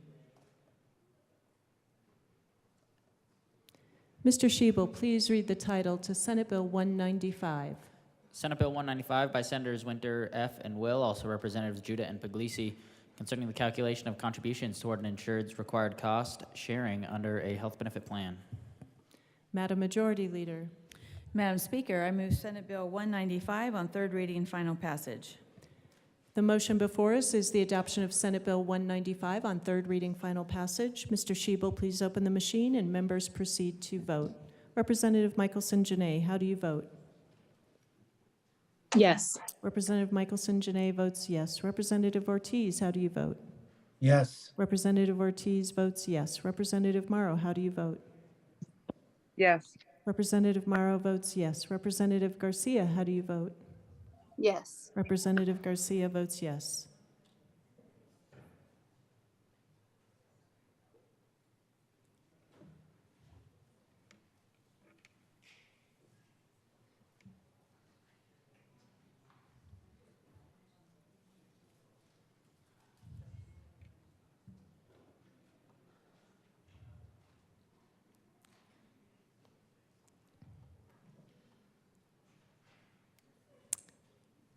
Thank you.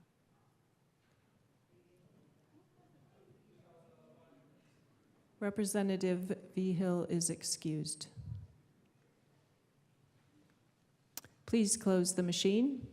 With 64 ayes, 0 no, and 1 excused, Senate Bill 195 is adopted.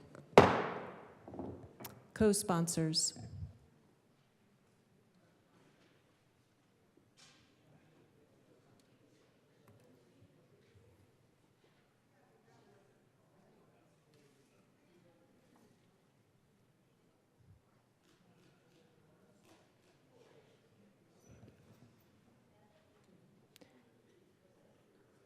Representative Michelson-Janay, co-sponsors. Please close the machine. Mr. Shebel, please read the title to Senate Bill 36.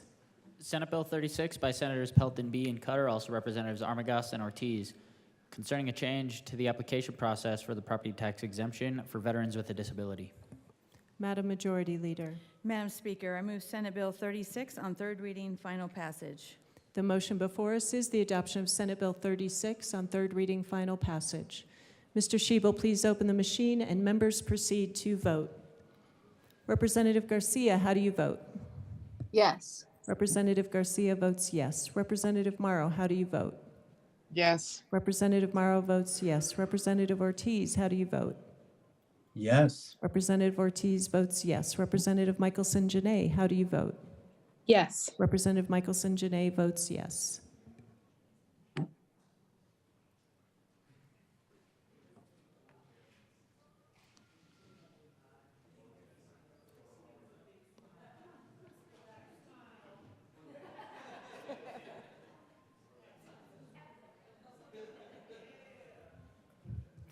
Please close the machine.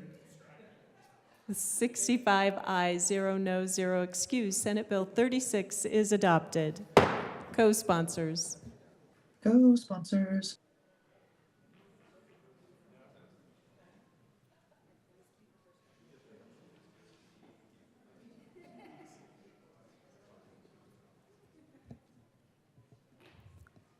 Representatives Morrow, Garcia, Michelson-Janae, all co-sponsor.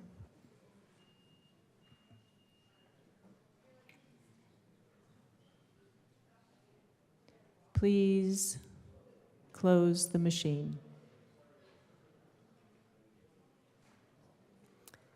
Mr. Shebel, please read the title to Senate Bill 13. Senate Bill 13 by Senators Janal and Cutter, also Representative Story, concerning resources for fire investigations to enhance public safety and in connection therewith, prioritizing funding for wildland fire investigations and making an appropriation. Madam Majority Leader. Madam Speaker, I move Senate Bill 13 on third reading, final passage. The question before us is the adoption of Senate Bill 13 on third reading, final passage. Mr. Shebel, please open the machine and members proceed to vote. Representative Garcia, how do you vote? Yes. Representative Garcia votes yes. Representative Morrow, how do you vote? Yes. Representative Morrow votes yes. Representative Ortiz, how do you vote? Yes. Representative Ortiz votes yes. Representative Michelson-Janae, how do you vote? Yes. Representative Michelson-Janae votes yes.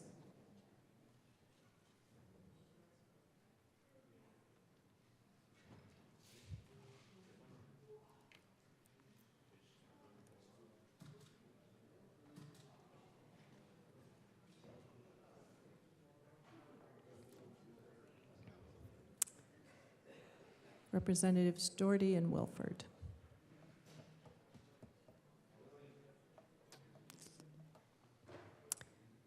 Representative Wilford is excused.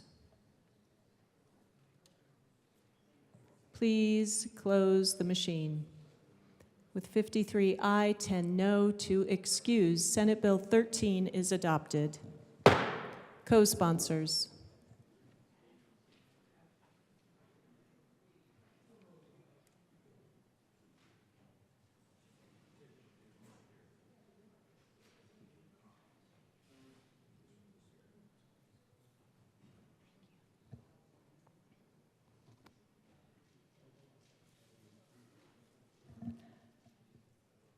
Please close the machine.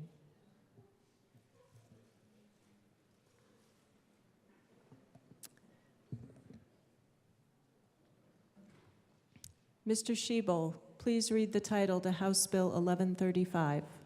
House Bill 1135 by Representatives Michelson, Janae, and Byrd, also Senators Zenzinger and Smallwood, concerning the offense classification for indecent exposure in view of a minor and in connection therewith making an appropriation. Madam Majority Leader. Madam Speaker, I move House Bill 1135 on third reading, final passage. Representative Mabry.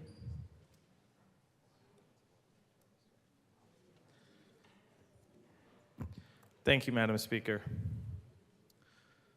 Members, at the outset, I want to recognize that every vote that will be cast on this bill, whether for it or against it, will be cast by somebody who cares about children. But when we know better, we do better. And we know from decades of evidence that increasing criminal penalties does not reduce harm. It does not address root causes. And again, it does not reduce harm in our communities. I also want to recognize that this bill would further criminalize behaviors that are associated with severe mental illness. We should double down on evidence-based approaches proven to reduce harm. Let's increase access to mental health services. We cannot continue to rely on incarceration as the primary response to broader social problems that harm children. It is not working. This behavior is illegal. It will remain illegal if this bill passes or fails. And without an evidence-based explanation of how this bill will keep our communities or our children safer, I will be a respectful no. Representative Bradley. Thank you, Madam Speaker. I did not come up to this well yesterday because I was asked not to, and at the respect of my colleagues, I didn't.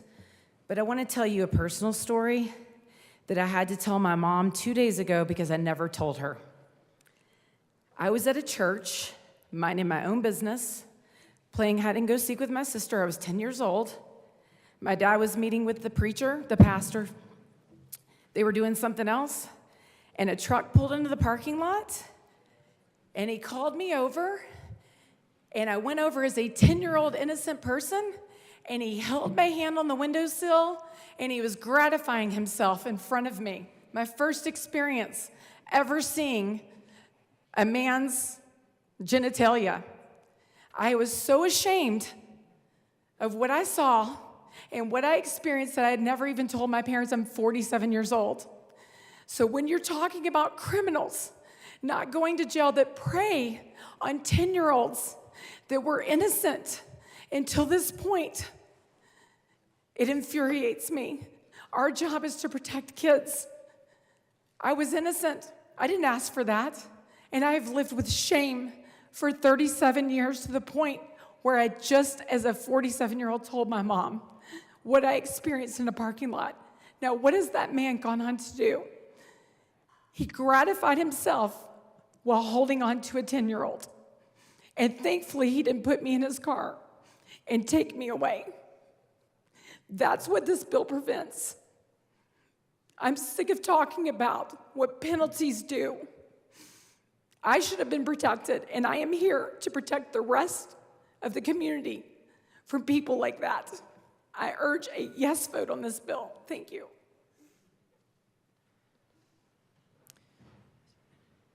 Representative Herod. Thank you, Madam Speaker. Members, I felt compelled to come down to speak about this bill. And I want to honor my colleague who shared something very personal just now about her experience, particularly related to this law.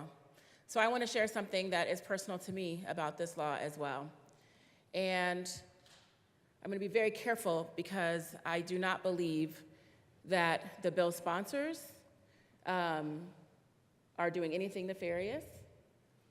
I do not believe, in fact, that this part of the conversation has been vetted properly. But this is a part, and this is a bill that has been shopped around the country, particularly targeting the transgender community. These types of laws have been used to ban drag shows, to target individuals who use the restroom of the sex that they identify with, a public restroom, to charge them with felony charges. I am very concerned about the attacks against the transgender community that are happening across the country. When I initially read this bill, it did not even come to mind, for me either, as an advocate. But as I've looked at the bills and as I've talked to my colleagues who are fighting these types of bills across the country, it's very clear to me that the language is very much mirrored in some of the laws that have been used to target members of our community because of who they are. I don't believe that my DA would ever charge a transgender person under this bill. And there are others who I could confidently say would never say that someone who uses the bathroom of the gender that they identify with would be prosecuted under a bill like this, or that a drag show would be prosecuted under a bill like this. But I am not confident of those who are not protected in certain parts of the state, who are represented by folks who do not believe that their existence should be supported by their communities. That their very existence is dehumanized, and there are laws that are codified to support that. So I want to come down and express the reason why I have to vote no on this bill. I believe that there are ways to amend this bill to ensure that the transgender community is protected. They're not in the bill yet. So today I will be a no vote. And I hope that we can think through the intended and unintended consequences of bills like this that are making their way across the country, and Colorado is not safe from those types of bills. They're just written, so we don't know until years later when we start to look at the data of who is being prosecuted under these bills, how and why. But this time, I can see it coming. This time, I've been notified, and you all have now been too. This language has been used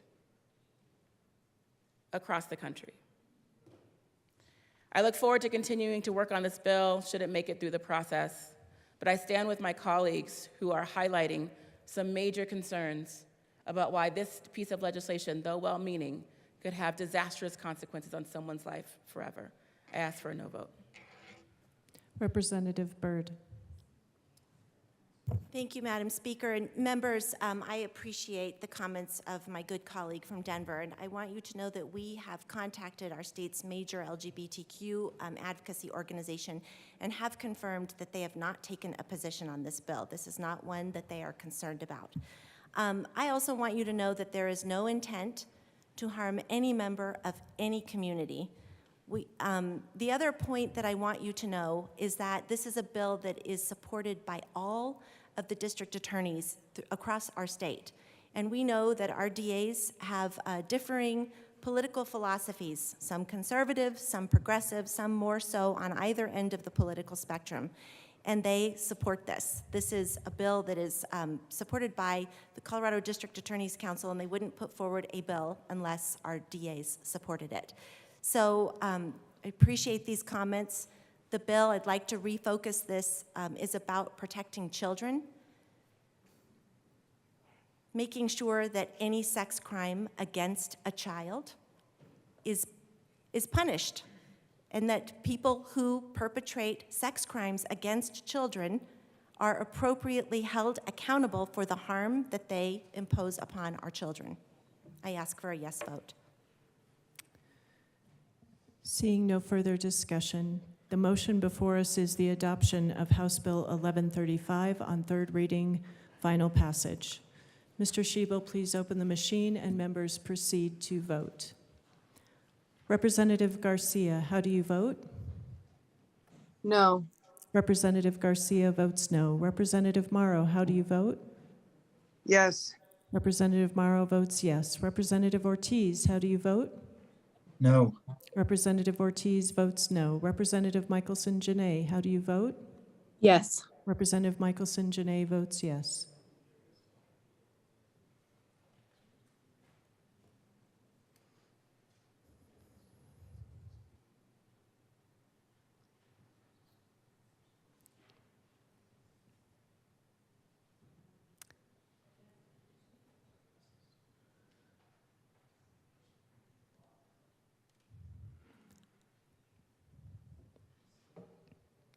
Representative Joseph.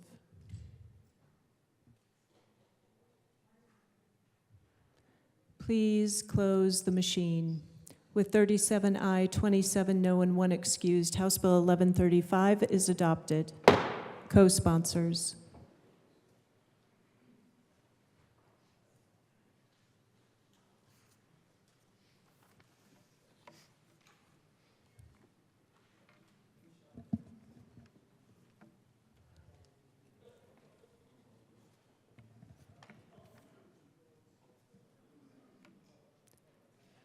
Please close the machine. Mr. Shebel, please read the title to Senate Bill 261. Senate Bill 261 by Senators Danielson and Exum, also Representatives Duran and Wilford, concerning the creation of the Direct Care Workforce Stabilization Board to develop recommendations regarding direct care workers and in connection therewith making an appropriation. Madam Majority Leader. Madam Speaker, I move Senate Bill 261 on third reading, final passage. The motion before us is the adoption of Senate Bill 261 on third reading, final passage. Mr. Shebel, please open the machine and members proceed to vote. Representative Garcia, how do you vote? Yes. Representative Garcia votes yes. Representative Morrow, how do you vote? Yes. Representative Morrow votes yes. Representative Ortiz, how do you vote? Yes. Representative Ortiz votes yes. Representative Michelson-Janae, how do you vote? Yes. Representative Michelson-Janae votes yes.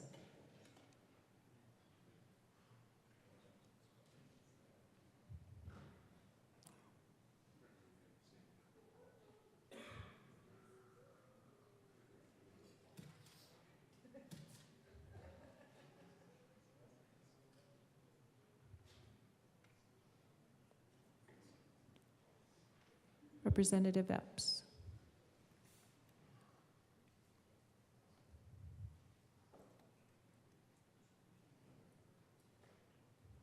Please close the machine. With 61 aye, 3 no, 1 excuse, Senate Bill 261 is adopted. Co-sponsors.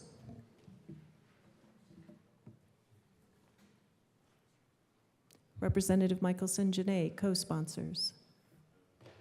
Representative Garcia, Representative Ortiz, co-sponsor. Representative Morrow, co-sponsor.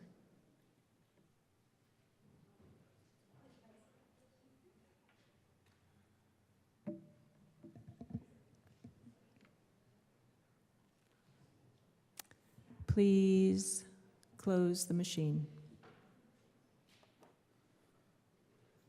Mr. Shebel, please read the title to Senate Bill 111. Senate Bill 111 by Senator Rodriguez, also Representatives Woodrow and Titone, concerning public employees' workplace protection from employer retaliation and in connection therewith making an appropriation. Madam Majority Leader. Madam Speaker, I move Senate Bill 111 on third reading, final passage. Representative Luck. Thank you, Madam Speaker. Since yesterday, the conversation was cut shorter than I anticipated. I was under the impression that we had a host of amendments left to go, and I was waiting for one particular one before I was queued to come down here and share mine. And since this is a Senate bill, I do have the ability to ask for a third reading amendment, and so I am going to do that. And so I move Amendment L028 and ask that it be properly displayed.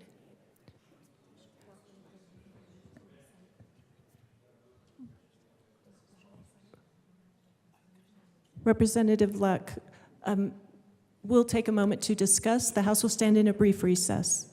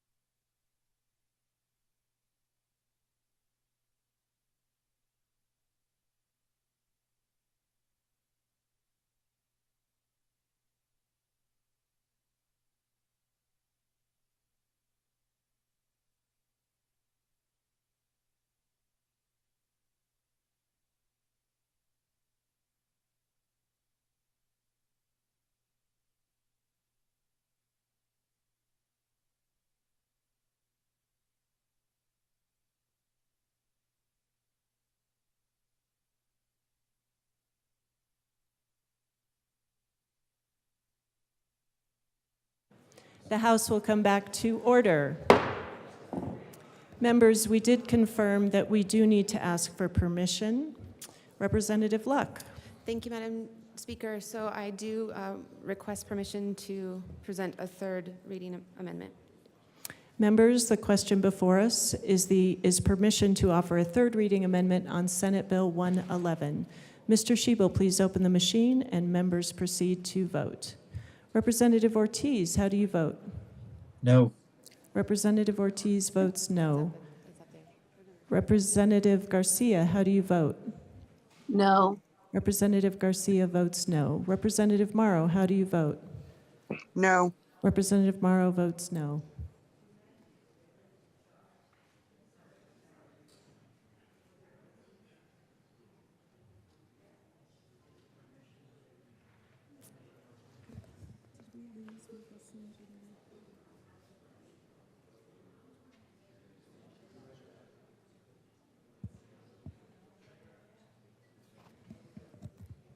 Please excuse Representative Michelson-Janae.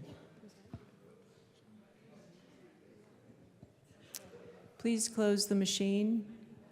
With 23 aye, 41 no, and 1 excused, permission to bring a third reading amendment is lost. Representative Luck. Thank you, Madam Speaker. So I do have a number of concerns with this bill. We have seen across the country some issues with the unionization of government entities. I come up here as a daughter of a union boss. So I was raised I was raised in a house where union issues were always top of discussion. We went to conferences and conventions, and so I just want to give that as framing, that I have a lot of experience in these conversations. But I do believe that it's just as important that people have the right to not participate as to participate. And I have seen instances where folks are part of a union and then they decide to get out of that and find themselves in precarious situations in the workplace, some of them being forced out of that workplace. And so the amendment that I wanted to bring would have protected people who chose to engage just as much as those who chose not to engage in these particular activities. I think that's an important consideration for all of us, as we should honor the right of people to freely associate one with another, whether that is in the workplace or whether it's not. And so I just wanted to put that on the record. Thank you. Representative DeGraff. Thank you, Madam Speaker. There's a lot to like about this bill. We heard a lot of stories. I'm disappointed that the discussion ended beforehand because there's some things I would have liked to have learned about this bill. The United States is a union of states, so I think by definition, a union is not un-American, so I try to, but there's some language in this bill that puts us in a little bit of a precarious situation because this was put to the voters in some communities. Many of the communities chose not to go down that road, and then some of the communities that have gone down the road of employee unions have also said they're opposed to this bill because they think that this bill will get in the way. So this is neither pro nor against, but there are some concerns.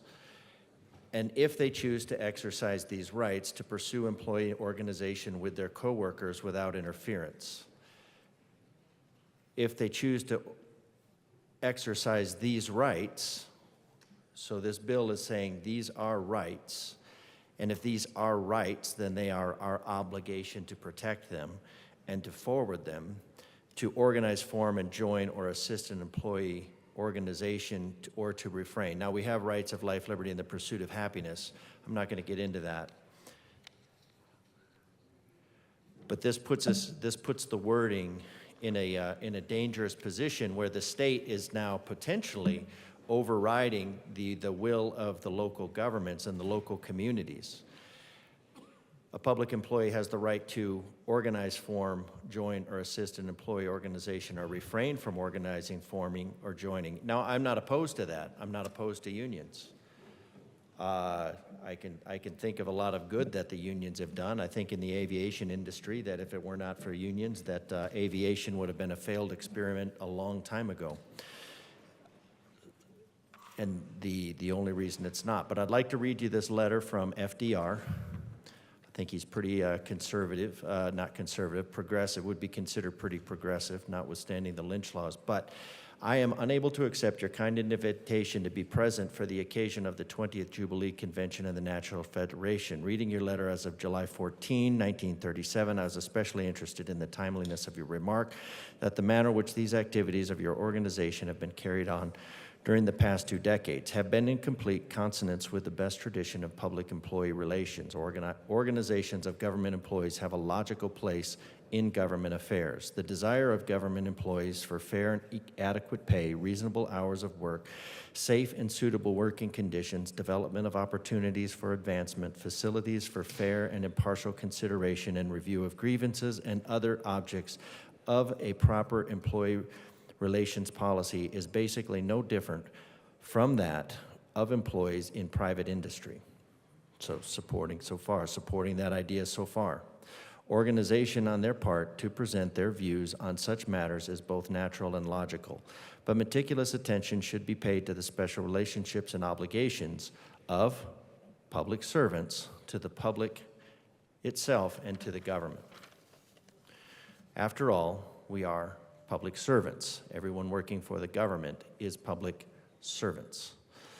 All government employees should realize that the process of collective bargaining, as usually understood, cannot be transplanted into the public service. It has a distinct and insurmountable limitations when applied to public personnel management. The very nature and purposes of government make it impossible for administrative offices to represent fully or to bind the employer in mutual discussions with the government employee organizations. The very nature and purposes of government make it impossible, FDR, for administrative officials to represent fully or to bind their employer in mutual discussions with government employee organizations. The employer is the whole people, who speak by means of laws enacted by their representatives in Congress, accordingly to which the people that are working as public servants also have a vote. That was my ad lib there. Accordingly, the administrative officials and employees alike are governed and guided, and in many instances restricted by laws which establish policies, procedures, or rules in personnel matters. Particularly, I want to emphasize my conviction that militant tactics have no place in the functions of any organization of government practice. I'd say the militant tactics are an unfortunate, but not actually part of unionization in and of itself. Upon employees in the federal service rests the obligation to serve the whole people, whose interests and welfare require orderliness and continuity in the conduct of government activities. This obligation is paramount, since their own services have to do with the functioning of government. A strike of public employees manifests nothing less than an intent on their part to prevent or obstruct the operations of the government until their demands are satisfied. Such action, looking towards the paralysis of government by those who have sworn to support it, is unthinkable and intolerable. It is therefore with a feeling of gratification that I've noted in the Constitution of the National Federation of Federal Employees that the provision that under no circumstances shall this federation engage or support strikes against the United States government. I congratulate the National Federation of Federal Employees, the 20th anniversary of its founding, and trust that the convention will, in every way, be successful. Sincerely yours. And then it goes on. So we're talking about public employees. So all government employees should realize that the process of collective bargaining is mutually understood, cannot be transplanted into public service. Again, this is FDR. It has a distinct and insurmountable limitations when applied to public personnel management. This is the very nature of, and the very nature of government make it impossible. So if we go back to this bill, the language, unfortunately, and this was something that was discussed and presented to be removed so that the bill could be voted on as something that spoke to employer retaliation, because that's how it was presented in committee. But the language here is very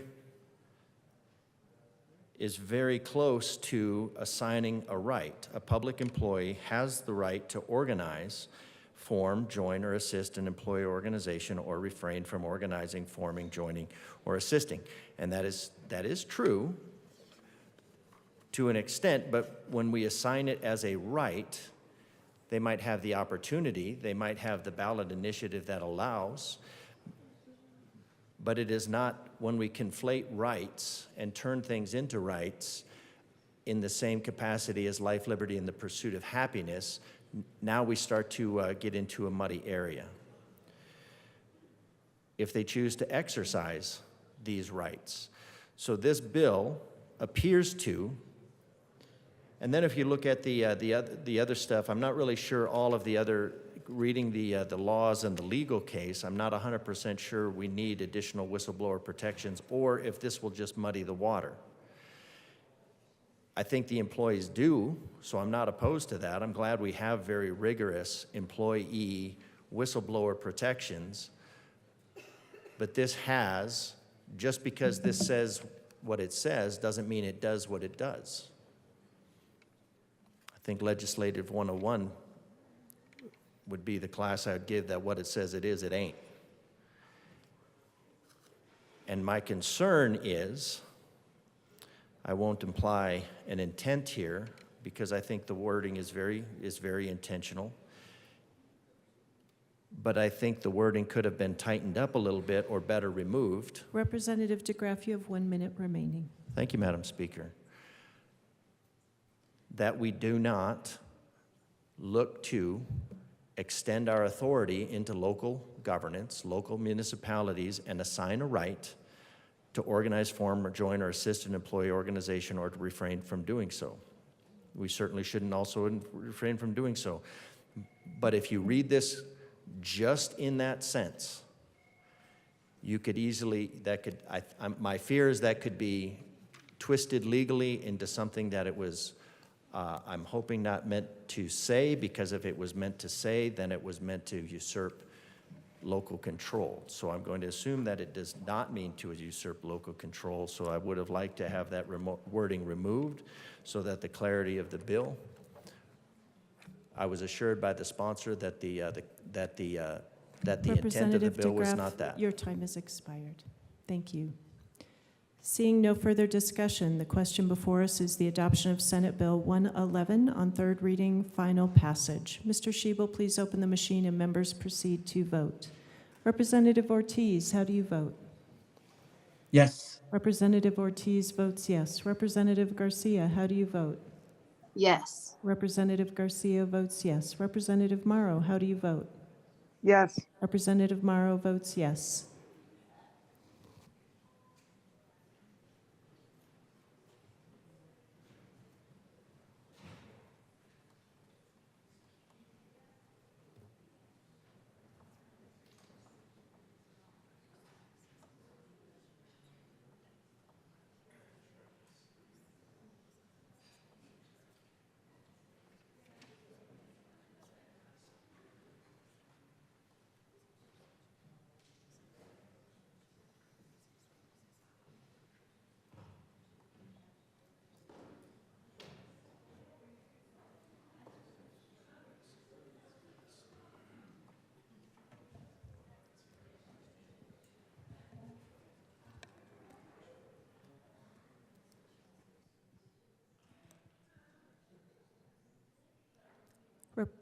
Representatives Parenti and Ricks are excused.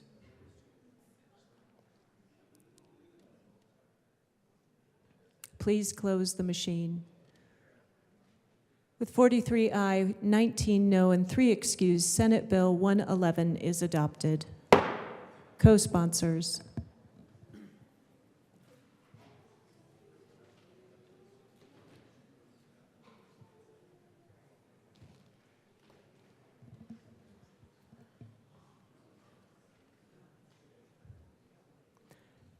Representatives Ortiz and Garcia, co-sponsor.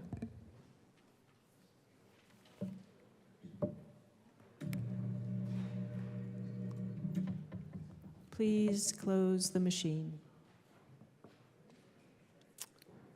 Mr. Schiebel, please read the title to Senate Bill 290. Senate Bill 290 by Senator Fenberg, also Representative Amabile, concerning natural medicine and in connection therewith making an appropriation. Madam Majority Leader. Madam Speaker, I move Senate Bill 290 on third reading, final passage.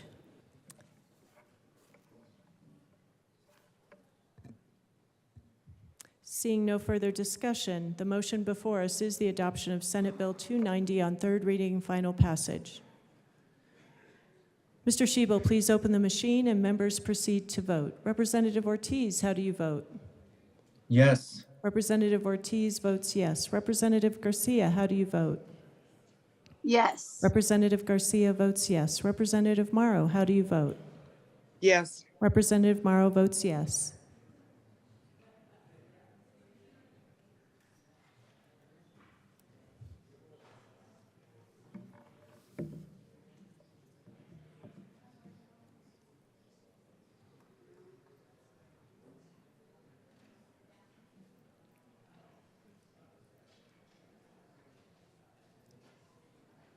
Representative Buck, there we go.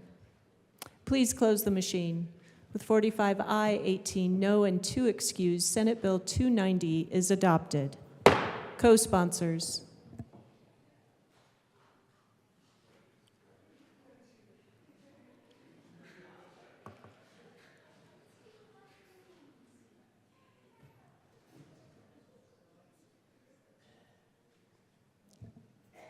Representative Garcia, co-sponsor. Please close the machine. Mr. Schiebel, please read the title to Senate Bill 284. Senate Bill 284 by Senators Bridges and Danielson, also Representatives Judah and Weinberg, concerning requirements for contraception insurance coverage that increases consistent access to the contraception most suited to the individual. Madam Majority Leader. Madam Speaker, I move Senate Bill 284 on third reading, final passage. The motion before us is the adoption of Senate Bill 284 on third reading, final passage. Mr. Schiebel, please open the machine and members proceed to vote. Representative Ortiz, how do you vote? Yes. Representative Ortiz votes yes. Representative Morrow, how do you vote? Yes. Representative Morrow votes yes. Representative Garcia, how do you vote? Yes. Representative Garcia votes yes.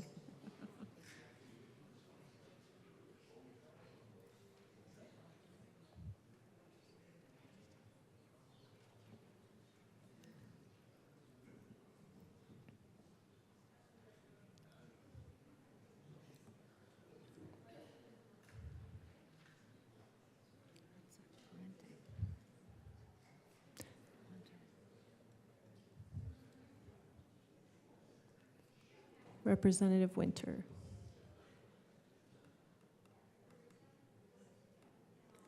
Please close the machine. With 58 aye, 5 no, and 2 excused, Senate Bill 284 is adopted. Co-sponsors. Representative Morrow, co-sponsors. Representative Garcia, co-sponsors.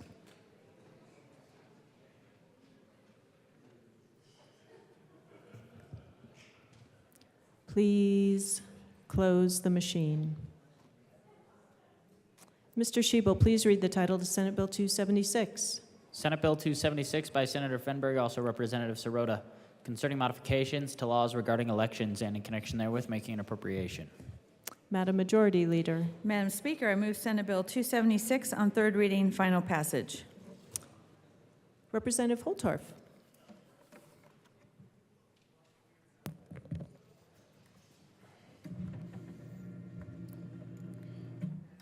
Thank you, Madam Speaker. Yesterday, I ran a series of amendments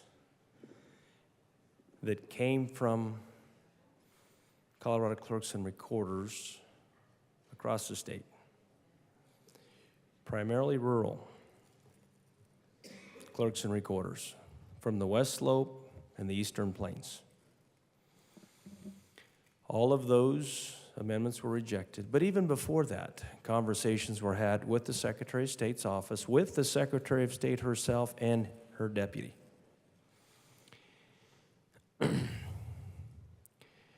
Because nobody wants to listen to rural Colorado, truly listen and understand rural Colorado. Hearing is not enough. Listening and understanding is important, but then there's something that transcends beyond understanding, and it's called full comprehension. Full comprehension takes a lot of time and energy, and there are people at the highest level that don't want to do that. Representative Holtorf, back to the bill. Oh, I'm talking about the amendments that I ran with respect to Senate Bill 23-276, modification to laws regarding elections. Because I still today have objection. And I'll go over my objection again, Madam Speaker. Thank you There for is the not the clarification. comprehension. There is not the comprehension of what the rest of Colorado does and how we do it. To infer, Madam Speaker, that you need a VSPC on a college campus for a town that has less than 10,000 people, and the college is literally 3 to 5 blocks from the courthouse, and the school, or maybe less than 10 blocks from the school that has the other VSPC, and they're all within less than 20 blocks of each other in a small community, is a burden on rural Colorado and our clerks and recorders, and it's unnecessary.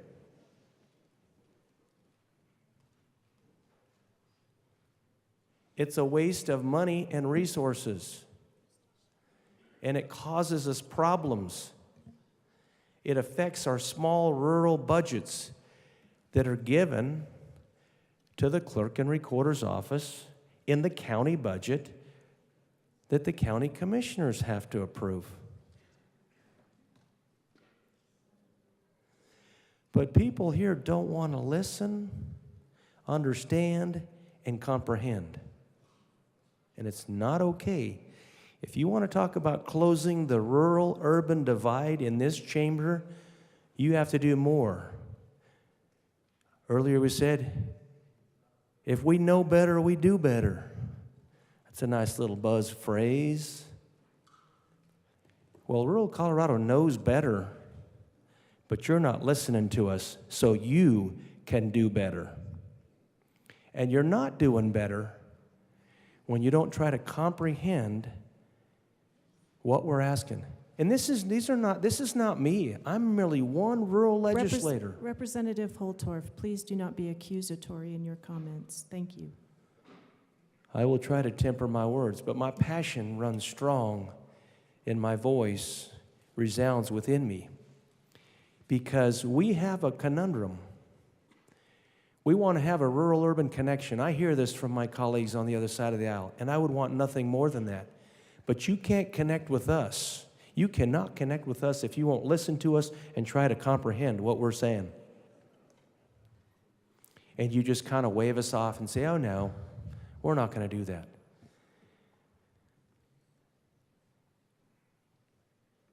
That's a problem. It's a problem on this bill. I took every opportunity to try to explain. I took every effort to try to communicate it. It wasn't just me. There were dozens of clerks and recorders from across this state. Many of my colleagues on the other side of the aisle, their clerks were speaking. And the most frustrating thing, Madam Speaker, is to have somebody from a voting activist organization in committee try to say, well, if you'd bring a grassroots solution, maybe we could work with it. How naive. What a great lack of understanding that moment was in the committee of reference that my bill was offered that promotes the same amendments that I brought forth. That showed me very clearly that we're not trying to hear rural Colorado. We're not even listening, and we're especially not comprehending a doggone thing.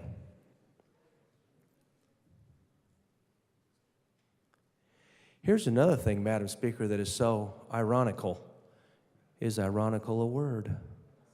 I just made it up. It's my word now. Representative, that's Yes, ma'am. creativity in the well. So, I won't speak to my new word, but I find it very ironic. I find it very ironic that after all these efforts and the pleas from across the state, I find it very ironic that we can't even give those clerks and recorders the time and the attention to try to fix some things that are very unique to rural Colorado, that are easy fixes. Easy fixes. In fact, I shouldn't even have to waste my time talking about it, my humble opinion. It should have been, I think we can do this for rural Colorado. It's not that heavy a lift. But yet we don't. If it's some big struggle, it's some big battle, it's some mighty fight. But here's the most ironic thing about this. For every community that was asking for this, there was a conversation, well, this could be voter suppression. You could be suppressing the vote. Oh my goodness. We stand up for voter suppression. Well, guess what? Voter suppression doesn't have a darn thing to do with it. Doesn't even apply. And oh, by the way, Madam Speaker, if it was voter suppression, in almost every case, we would only hurt the people on my side of the aisle. We'd only suppress ourselves in this case. And that was statistically referenced and demonstrated by yours truly. Now, why would we, people that have the letter behind their name that I have, want to suppress our own vote? Madam Speaker, I have no idea why we'd be foolish enough to think like that. Because we're not. Because that has nothing to do with it. But because people here, including the bill sponsor and the Senate side, didn't want to hear us,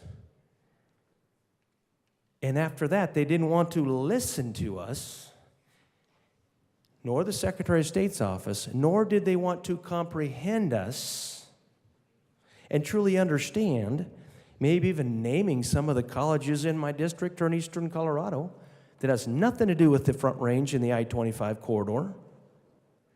Because the rest of Colorado's different. You got to get out there and spend a little time out there to figure that out. If you'll take the time. But that goes into comprehending and understanding what's out there. Then you might understand our issues. And you might give us a little grace. A little bit of understanding and a little bit of deference and a little bit of saying, you know what, this isn't that big a deal. We could do this for you. We could do this for the rest of Colorado because we do want to be sincere in closing the rural-urban divide. But ladies and gentlemen, actions speak louder than words. And I've seen the actions at the Secretary of State's office. I've seen the actions of the bill sponsors. And actions speak louder than words. So if you want to help me and help the other rural legislators on both sides of the aisle close the rural-urban divide, there are ways to do it. But it has to be with your actions. Start showing Representative it. Holtorf, you have 1 minute remaining. Thank you, Madam Speaker, and I will take that 1 minute, and I appreciate the listening, the hearing.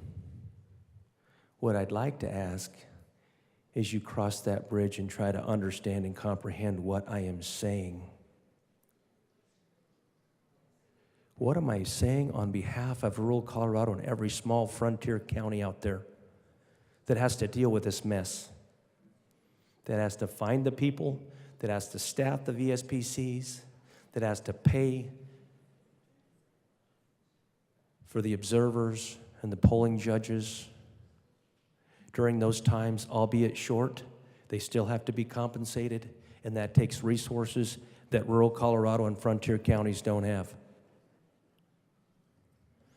Oh, but the Secretary of State says, we'll just give you more money. Well, that takes time to process and receive. Representative Holtorf, your time has expired. Thank you, Madam Speaker. Actions speak louder than words. Representative DeGraff. Thank you, Madam Speaker. There's a lot I like in this bill. We heard a lot of testimony from the county clerks that this fixes a long overdue reimbursement rate, and that's great. It clears up a lot of language. But there are 20-some sections in here that we did not vet in depth. I'm not saying the sponsors didn't. I'm just saying we didn't. We're voting for something that we don't entirely know what's in there, and I don't know entirely what's in there. Now, I think we should have, I think as a body, we talked about this in the water board, that sounds funny. I think this feels like waterboarding. That's impugning myself, Madam Speaker.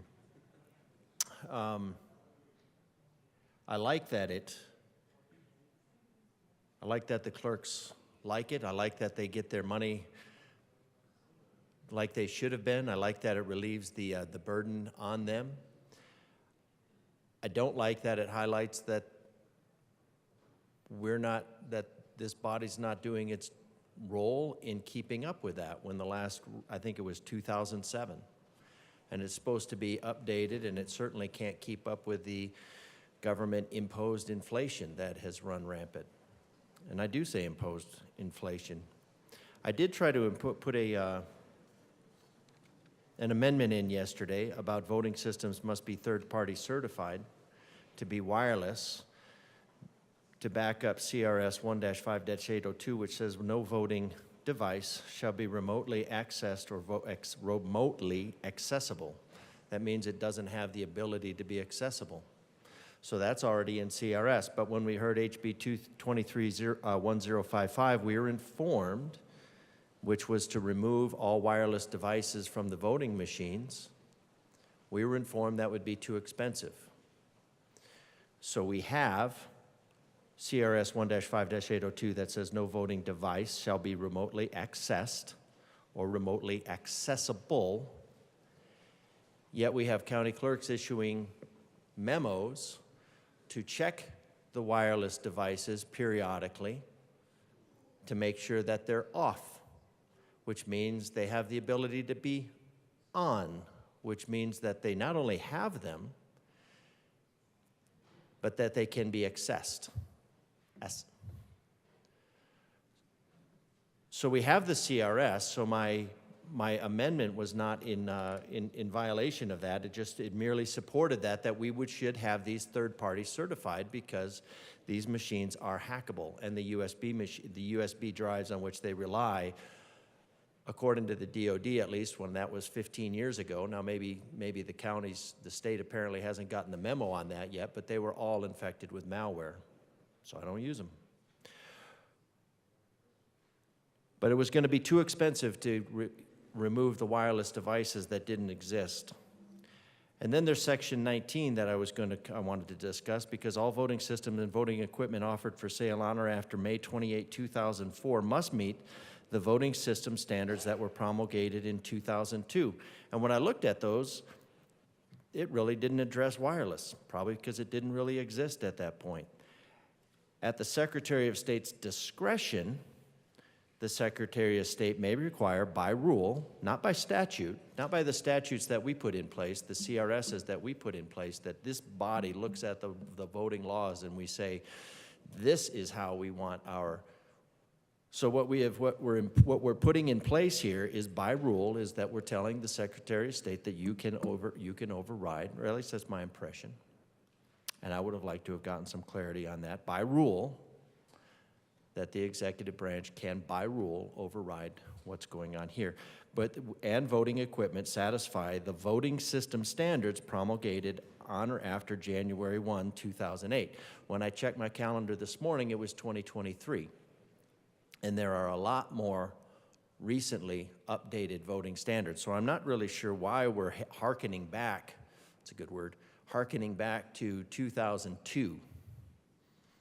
Trying to make it less like waterboarding. Or stretching all the way to 2008 for our voting systems, when we have electronic voting systems that have wireless devices in opposition to the CRS, as confirmed by the Secretary of State, that violate the CRS, that we're possibly giving a loophole to the absolute most valuable target, military target in the nation, our electoral system. And our electoral system is the absolute most vulnerable target, most valuable target, and also the most vulnerable target. Yet we're going to go through this, and we're going to pass this, and the clerks, there's some good tightening up language, but I'm worried about stuff. I do have concerns about that. Because then we go back to 2002, promulgated in 2002 by the Federal Election Commission. And then subject was to 1-5-6802.2, nothing in the section shall be construed to require any political subdivision to replace a voting system that was in use prior. So we can actually go back to 2004. So we have electronic systems that are using outdated software that's no longer supported. It's like using an iOS that's 15 years old. And we have a very vulnerable system. And the only thing that we're doing to our electoral system is we're tightening up some language, and we're giving the clerks a much needed break on the reimbursement.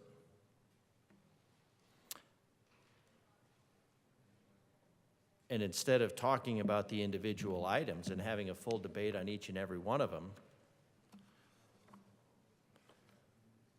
on something as absolutely as important as our electoral system, we are being asked, I'm being asked on the part of 100,000 people in my district to trust that everything in a this is a short one at this point, 55-page bill is tight, is legal. Doesn't have loopholes, won't need to be fixed, has the buy-in.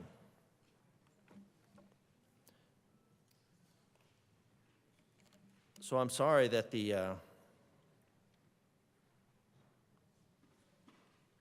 I'm sorry to the clerks and recorders, the people that rely on our activities here in this body, that we don't have the time to adequately address these concerns. I'm sorry to the people of Colorado that we're not going to analyze, and we're not going to scrutinize from this body the myriad of security violations that we know exist, known to exist, just in the fact of the wireless devices, because once you have the wireless devices that were confirmed by the Secretary of State, you are connected to a whole slew of vulnerabilities, not just in the building, but around the world. This is why people like Kamala Harris and Elizabeth Warren said that these machines are inherently vulnerable, easily hackable. But we're going to fix our electoral system by making sure that the clerks get a raise, which they deserve, which they need. It's not a raise for the clerks, it's a proper reimbursement to the clerks so that their budgets are not strained. So I want to and their budgets are strained because of the inflation that's imposed. So instead of really fixing the problems, once Representative again, DeGraff, you have 1 minute remaining. thank you, Madam Speaker. Instead of actually fixing the problems, instead of addressing the problems, we're just going to push 55 pages through and neglect our actual responsibilities. I'm unfortunately going to have to vote no on this, despite all the good that it does, because I don't think it addresses what we actually need to, and I cannot be confident as to what's actually in it. Representative Sirota.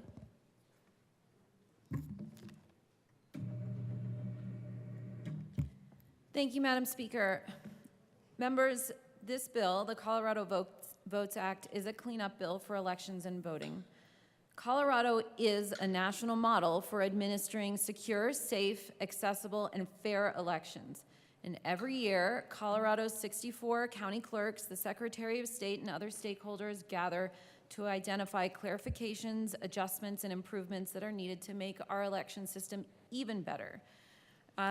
Multiple changes have been contemplated this year, and I just want to touch on and celebrate some of these.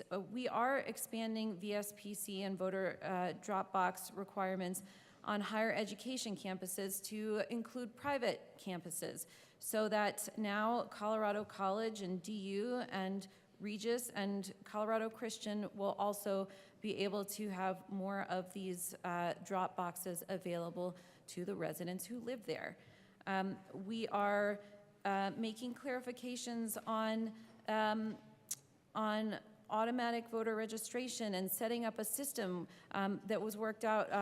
We worked really hard with the Ute Mountain Ute and Southern Ute tribes to ensure that that automatic voter registration is accessible to them. We are tidying up outdated statute and making sure that our rules and our statute books are clear. With respect to rural Colorado, we are making changes to allow counties with fewer than 15,000 active electors to appoint 2 election judges at each VSPC, as opposed to the 3 that is required for larger counties. We are requiring counties with more than 10,000 active electors to begin counting votes no later than 4 days prior to Election Day, because we think that this will be helpful in enhancing voters' trust and belief in the system and the way in which it works. Never have I ever, in my 5 years serving here, seen this election bill more over the moon celebrated by our county clerks. I can't imagine there's a single one of you in this chamber that has not heard from your county clerk, because they are so pleased and so happy with this bill. And I want that to be on record, because I think that there have been some mischaracterizations about what it is our clerks think about this bill and the work that has gone into it and the work that they have done to participate in the process to bring you this bill here today. And one of the reasons that they are so excited is because we have redone the formula by which our counties will be reimbursed to conduct our elections each year. It is a change that hasn't been made since 2012, and we will now begin reimbursing starting in the November 24 election. We will start reimbursing our counties for 45% of their costs. And this will go a long way to bridging the gap between urban and rural Colorado to ensure that our rural counties too have the resources they need to conduct these free and fair and open elections that our state is so proud of and so well known for. So I am grateful for the work that everyone has done collaborating to bring forward this bill that is highly celebrated, very appreciated by those who are working so hard to conduct our elections. And next year, we will come back with another election cleanup bill, and we will continue those conversations, as has been promised, about how we continue to improve upon our election system. But I ask for an aye vote to lift up the work that is done all across the state to ensure that our elections are able to be carried out just as well as we can. Seeing no further discussion, the question before us is the adoption of Senate Bill 276 on third reading final passage. Mr. Shebel, please open the machine and members proceed to vote. Representative Ortiz, how do you vote? Yes. Representative Ortiz votes yes. Representative Garcia, how do you vote? Yes. Representative Garcia votes yes. Representative Morrow, how do you vote? Yes. Representative Morrow votes yes.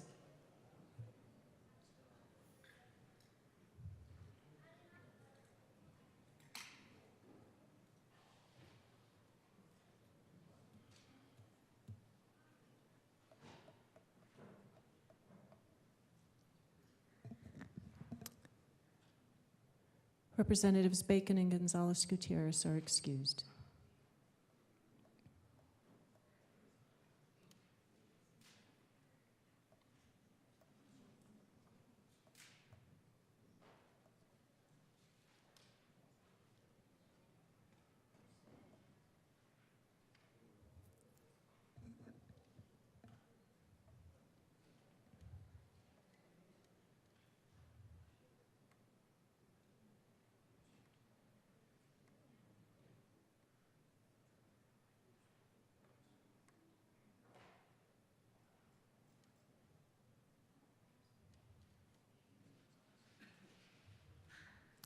Representative Gonzalez Gutierrez, $5. Oh, Representative Basenecker is going to pay that fine, $5 fine. For both, Representative Basenecker. $10.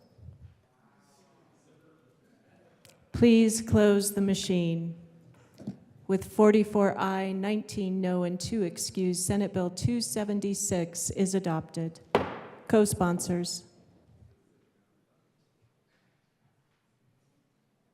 Representative Garcia, co-sponsors.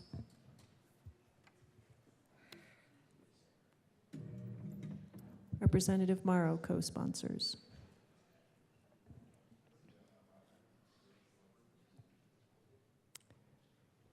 Please. Show us the money. Okay. Close the machine.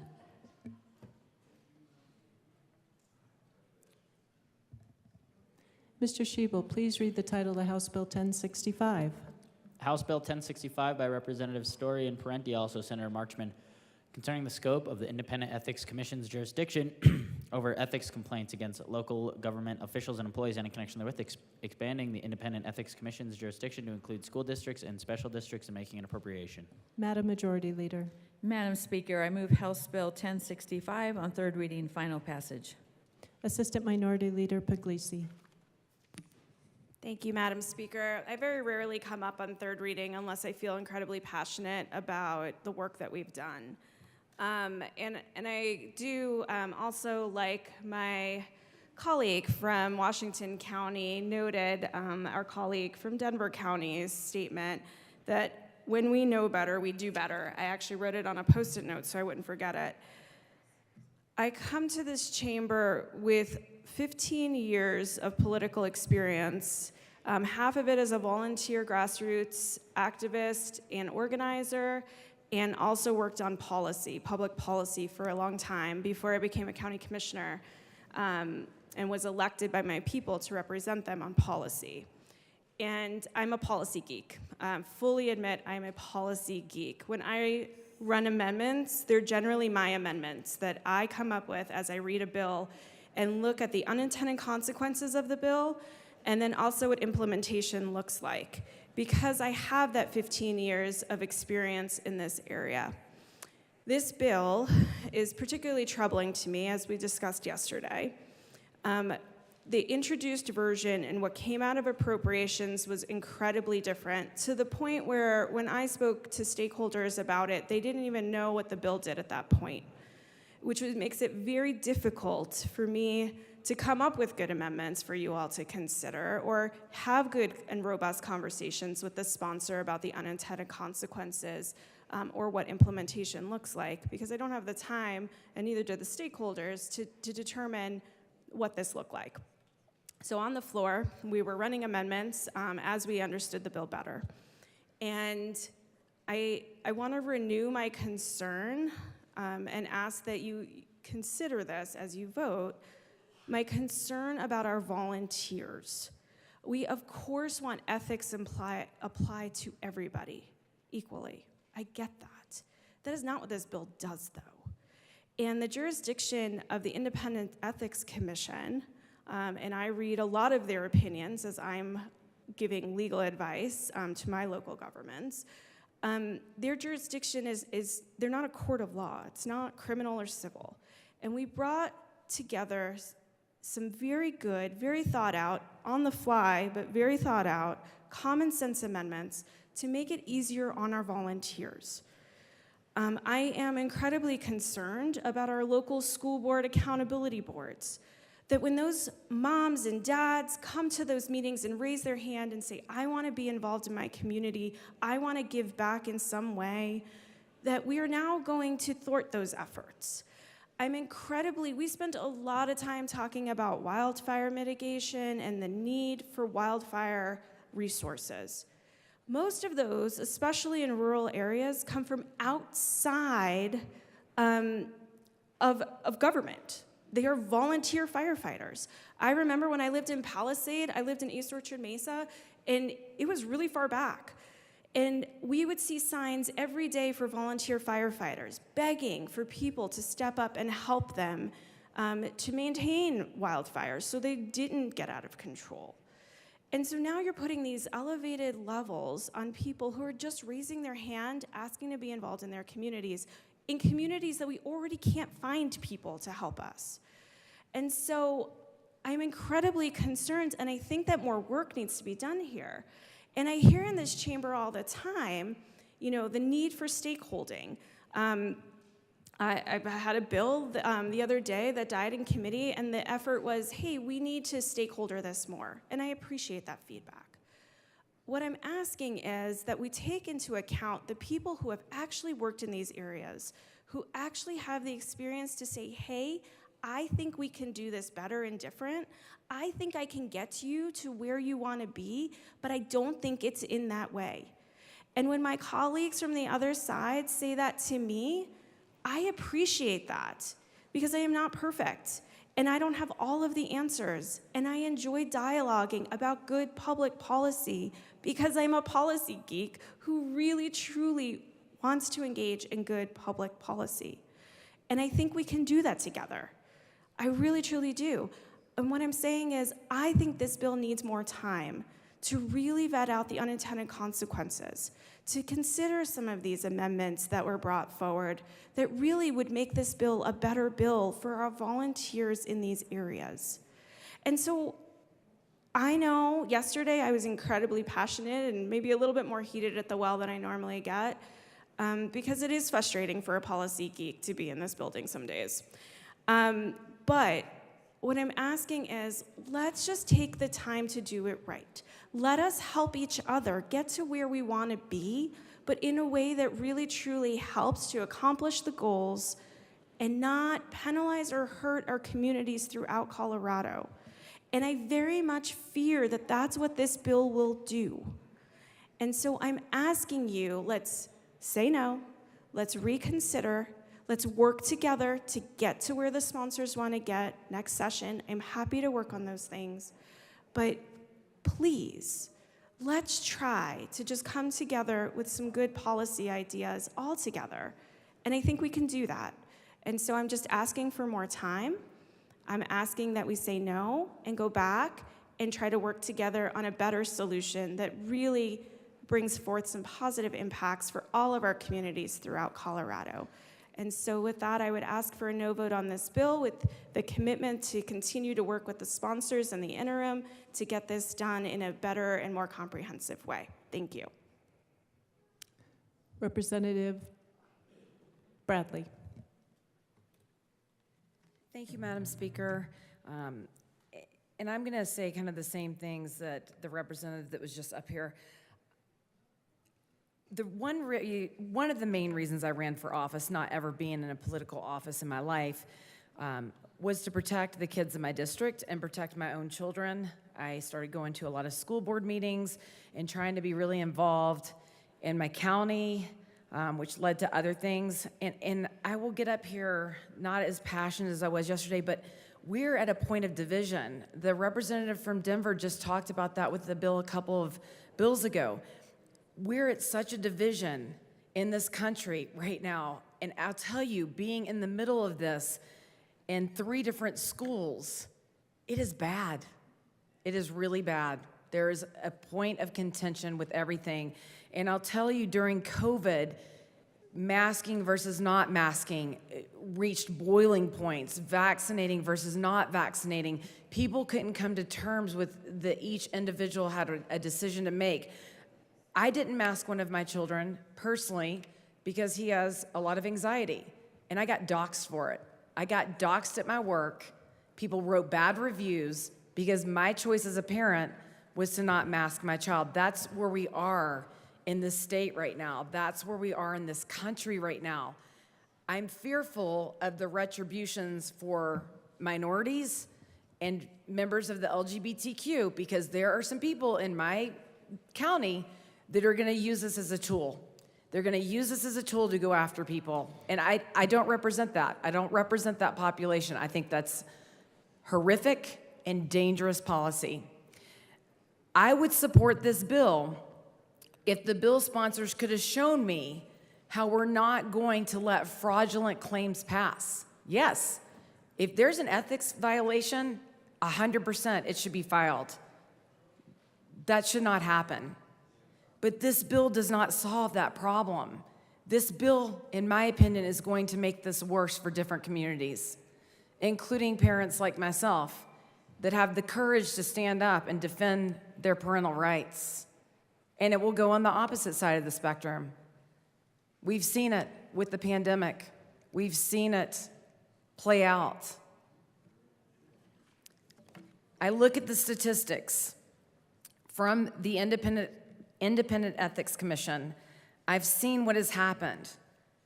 And I'm a data nerd just like the representative that was just here. And that's how I think we base a lot of our decisions. We offered friendly amendments that said, okay, we'll get behind this bill, but there should be some sort of a file on people that file fraudulent claims. Not 1,000, okay, let's take it down to 500. But we have to get the bad apples out of this. And we know that there are. And I'll remind you, this year, the Independent Ethics Commission deemed 7 of 8 complaints frivolous. That's 90% of the claims, you guys. 1 claim found to be legitimate. In 2022, 33 complaints were heard, 31 were fraudulent. Is that okay by your standards? That out of 33, 31 were found fraudulent? So 2 were legitimate. We're talking about people's lives at stake. We're talking about people that volunteer on school accountability. We're talking about people that serve on their PTO. We're talking about volunteer firefighters. These claims are fraudulent. In 2021, 31 complaints were reviewed by the Independent Ethics Commission, and 4 were legitimate. 4. This means that 92% were fraudulent. In 2020, I'll go back. When everyone was at home during COVID, the Independent Ethics Committee heard 80 cases, and out of 80 complaints, 5 were considered to be non-frivolous. So 75 complaints were fraudulent. You guys, that is not acceptable by any standards. You have to weigh your communities. This is not going to be good for any of our districts. For parents to start getting fraudulent claims filed on them and lives ruined. We are at a point of contention. Maybe this can come back when we can determine how to make sure these fraudulent claims aren't happening, but we're talking about 92% of claims in the last 3 years have been fraudulent. I'm begging you, you're going to get parents that aren't going to sign up to volunteer in their kids' school. You're going to get firefighters in rural communities that count on volunteer firefighters to not sign up. There's no reason for this bill until we can make sure these claims are not going to be fraudulent. Let's get statistical significance. 92% being fraudulent is not good. by anyone's standards, and we should not accept that. We offered friendly amendments to get rid of this fraudulent claims, and they were completely unaccepted. We've got to go back to the drawing board, everyone. This is not going to be good for anyone's community. It's not going to be good for anyone's populations in their districts. And this is just going to increase people attacking others on the basis of bias. And that's not what we were sent here to do. I urge a no vote on this bill. Thank you. Representative Wilson.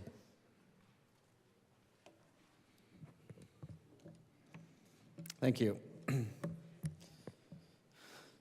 I think this bill is unnecessary. We have heard the numbers of the Independence Ethics Commission and what they see and how much of them are frivolous. And now we're subjecting more people to this system, causing more money to be spent, more time to be spent at the state level to sort through frivolous lawsuits. At the same time, we have not seen any statistics on this being a problem in the first place, other than we want this. We did hear one story about a school district that apparently somebody didn't report it, or they didn't have a code of ethics in their community. But we haven't seen, oh my gosh, this much money's being a problem. We're saying that since we don't know if there's a problem, we're going to make a law to make sure there's not a problem, instead of maybe there's not a problem. Under current law, school boards, special districts are all subject to code of ethics. And if they breach this, they're subject to civil and criminal penalties through claims brought by the district attorney or the jurisdiction that they're in. We already have that ability. If I think that somebody on my school board is stealing or making deals that are inappropriate, I can go to my district attorney and file a complaint. This bill would make that appeal process for any claim that is filed with the Independence Ethics Commission subject to the district court in the city and county of Denver rather than their jurisdiction. We're supposed to be tried by a jury of our peers, or at least locally, at least in our own area. So you're going to subject parents volunteering on a school board or a young adult volunteering on a local fire board, a volunteer fire department, to Denver's rules, not what's going on in their area.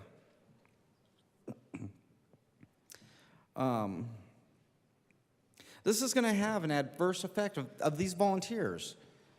I know that in my community, and it may not apply to this bill, but in my community, we are always looking for members to sit on the planning commission. We cannot keep those seats filled. It's a difficult job with no pay because it's voluntary, and all it is extra work for somebody. We have people that want to do this, but you add something like this in, you're pushing them away. I don't know why we would want to push away members of our community when it comes to volunteering in their community. Again, I think this is going to drive people away, create extra work at the state level, put people in situations. I mean, we heard the frivolous lawsuit numbers.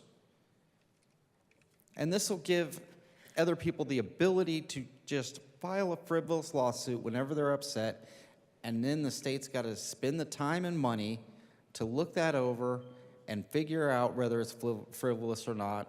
And this may open a whole nother door of things they haven't seen before, taking more time and money to do that. All the while, we're struggling to get people on our planning commissions, on our volunteer firefighter boards, on our water district boards. If you know anything about water, you're in high demand for a water board. It is difficult, it's confusing, and yet we're saying, we want you on this board, but by the way, you'll be subject to what goes on in Denver. I ask for a no vote on this bill. Representative Taggart. Thank you, Mr. Chair.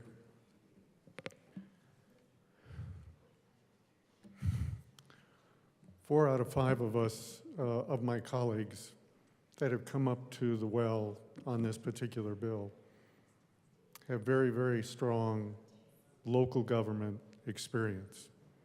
I would venture to say when you add all of our years up, we're probably over 50 years in local government experience. And one of the things we learn from serving the people that we so dearly care about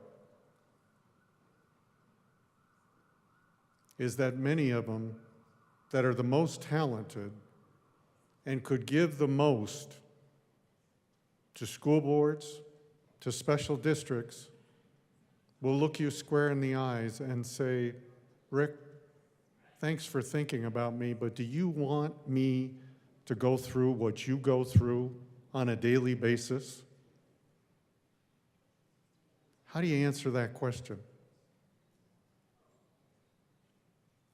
If you've been on a local, any type of local government, you would also understand when a city clerk walks into your office as mayor and says, Rick, we've got to go back to the well to get candidates for this particular board.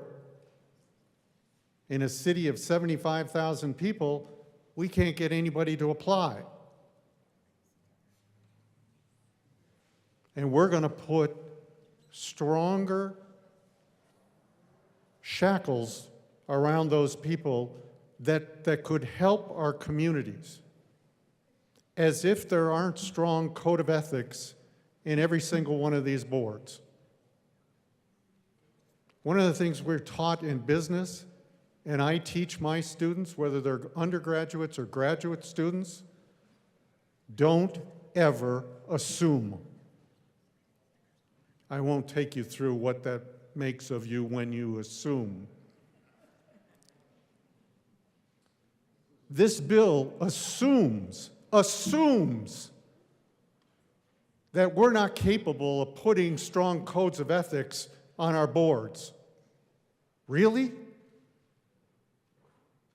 We've got a lot of audacity in this state legislature to think that boards, school boards and special districts don't know how to put strong codes of ethics. With all due respect, this bill is not necessary. It's going to cause even more difficult times getting the very best people on these boards. And if you don't believe me, someday take a ride with me when I ride with 20 to 100 very solid citizens of my hometown where they say, Rick, no thanks. Love you, love being around you, but no thanks. I don't want to go through that. Don't want my name on the front page of the paper? Don't need it.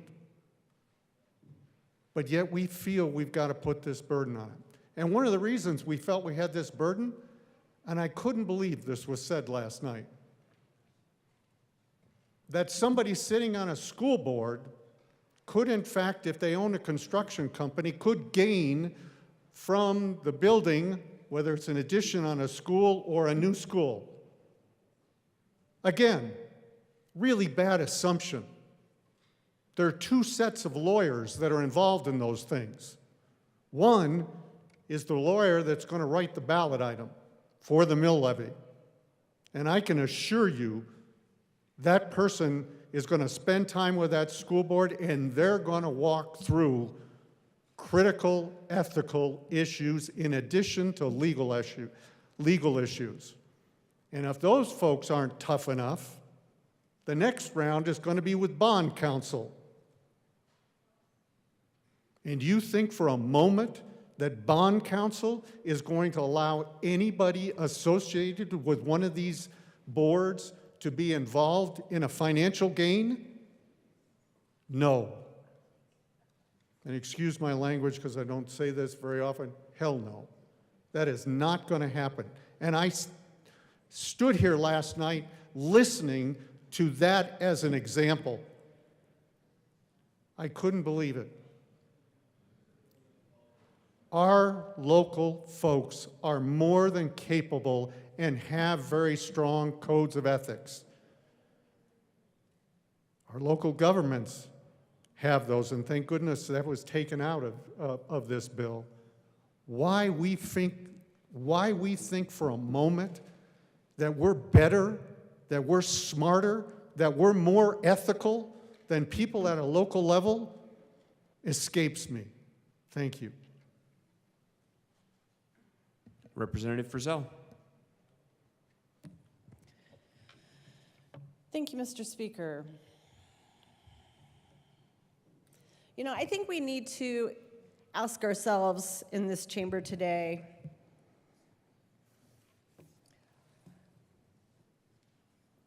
where do elected boards and elected officials come from? Where did we start? Did you wake up one day and you say, I'm going to be a state legislator? Is that what you thought? Because I would be willing to bet that if we polled this room, I'd say 80 to 90% of us started out volunteering somewhere in your community. Whether it was in your kid's school, an organization that you feel passionately about,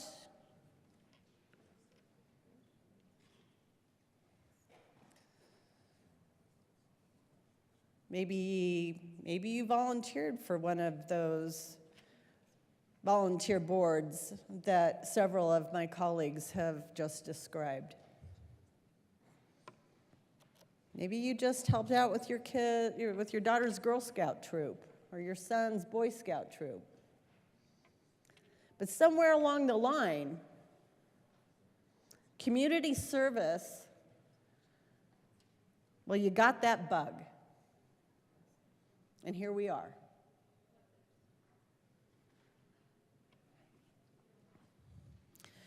We, in this chamber, made a decision, rather just extreme, if you ask me at this point,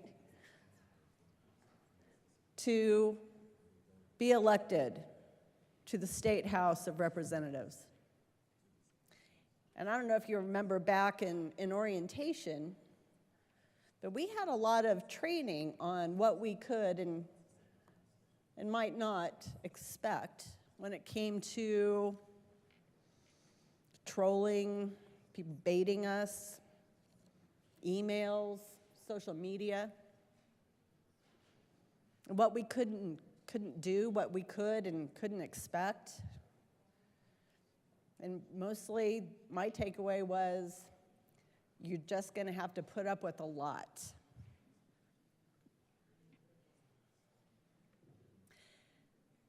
We knew that. But when you're a volunteer, maybe it's a school accountability committee, you don't expect that. You don't expect somebody to dislike the way you wore your hair that day or the way you voted on a particular thing, and then they decide to go after you. And members, that happens. That is real. And that discourages volunteers. That discourages people from raising their hand. I completely agree with my colleague from Grand Junction. Have any of you had constituents or friends come up to you over the last 4 months and say, I wouldn't do that? Anybody? Just kind of shake their head and say, God bless you, thank you. Thank you for standing up. I've had that.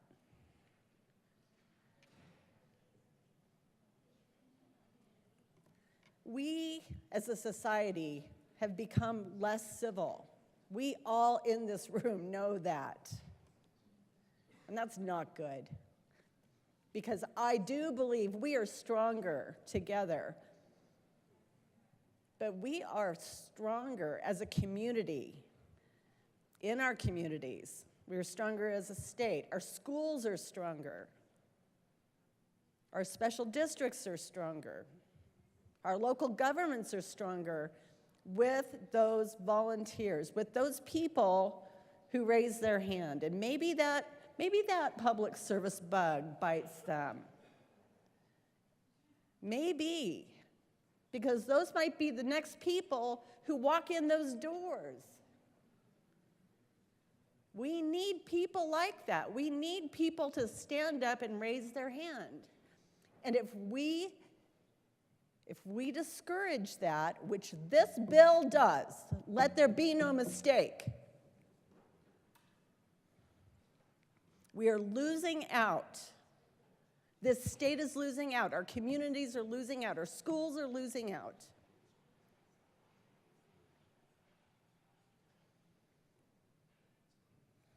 There should be guardrails. There should be expectations for ethical behavior.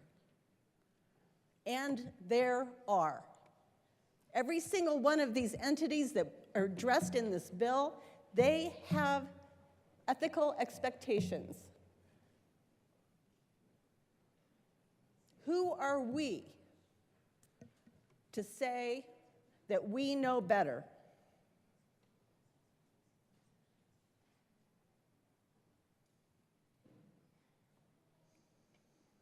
This piece of legislation assumes that we in our communities either don't or won't hold people who violate ethical standards in an organization accountable. That's what it assumes. That's what it says.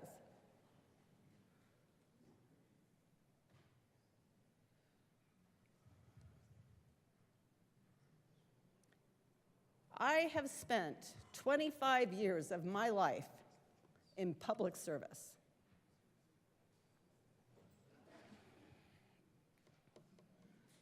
And I have not one time, not once, ever seen someone not be held accountable for their actions. Not one time.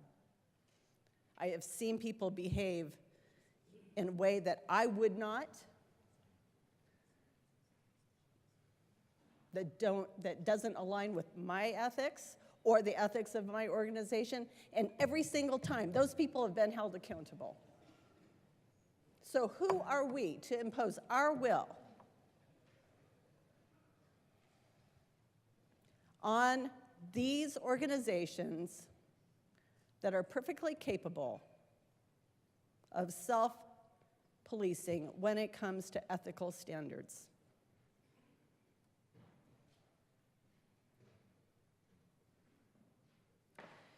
We are talking about a situation that will invite frivolous complaints. It is already happening. We know that. We've seen the numbers. We've heard the numbers. Frivolous complaints are already happening. And those frivolous complaints have the effect of damaging people's reputations. It impacts people's lives.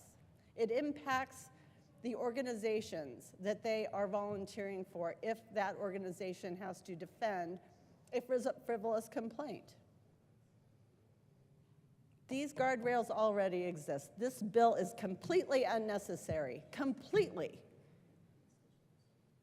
I'm not kidding. We cannot discourage volunteering, folks, because we need volunteers in our communities. We need them here in this state. I ask for a no vote. Representative Soper and Representative Luck. Thank you, Madam Speaker. We stand here because we want to raise some issues in the Colorado Constitution for the House. Our point is just to point out some aspects here and how they're in conflict with the statute. Representative Luck. Thank you, Madam Speaker. Just wanting to point the body's attention to Section 5, Part 3A, where it says that any person may file a written complaint with the Independent Ethics Commission asking whether a public officer, member of the General Assembly, local government official, or government employee has failed to comply with this article or any other standards of conduct or reporting requirements as provided by law within the preceding 12 months. One of the subsections in this particular article that I just want to raise as an aside, because some members may not have been aware of this, is that it applies the gift ban that all of us are subject to these particular individuals. I also wanted to raise a question as to the definition of public officer, because in this, it actually specifically excludes volunteers. And so I'm hoping that my colleague will be able to explain that, as well as its implication or what he thinks on Section 8 of this section of this article. Representative Soper. Thank you, Madam Speaker. So under Article 29, Section 2, which is the definition section, Part 6, talks about a public officer means any elected officer, including statewide officials. And then it drops down and it says a public officer does not include a member of the General Assembly, a member of the judiciary, any local government official, or any member of a board, commission, or council or committee who receives no compensation other than a per diem allowance. And then in the same Article 29 in our state constitution, under Section 8, it talks about conflicting provisions declared inapplicable. And it says any provision in the statutes of this state in conflict or inconsistent with this article are hereby declared to be preempted by this article.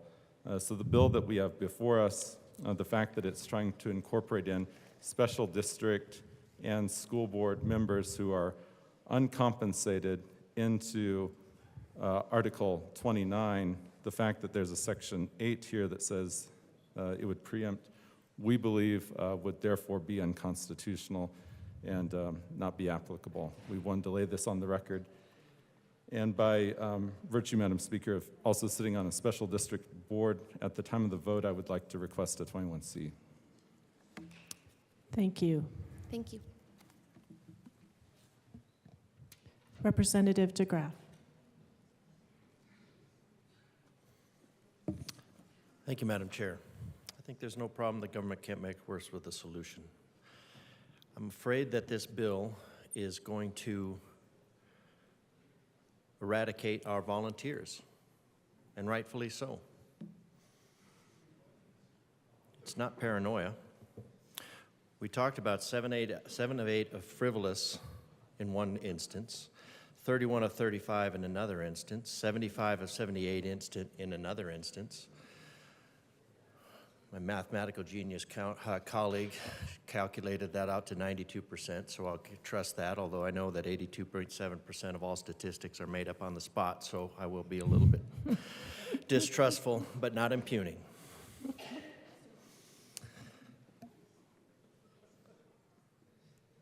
So when we have an ethics board that has a 92% failure rate, usually what you do is you don't expand that.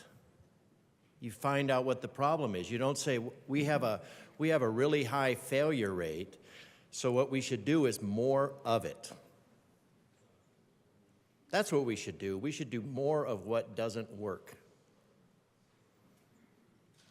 We already have constituents wanting to pass this so they can start filing, and they probably have some legitimate grievances, and I don't hope they have legitimate grievances. I know they might have legitimate grievances. But even in the case of those that have legitimate grievances that I might agree with,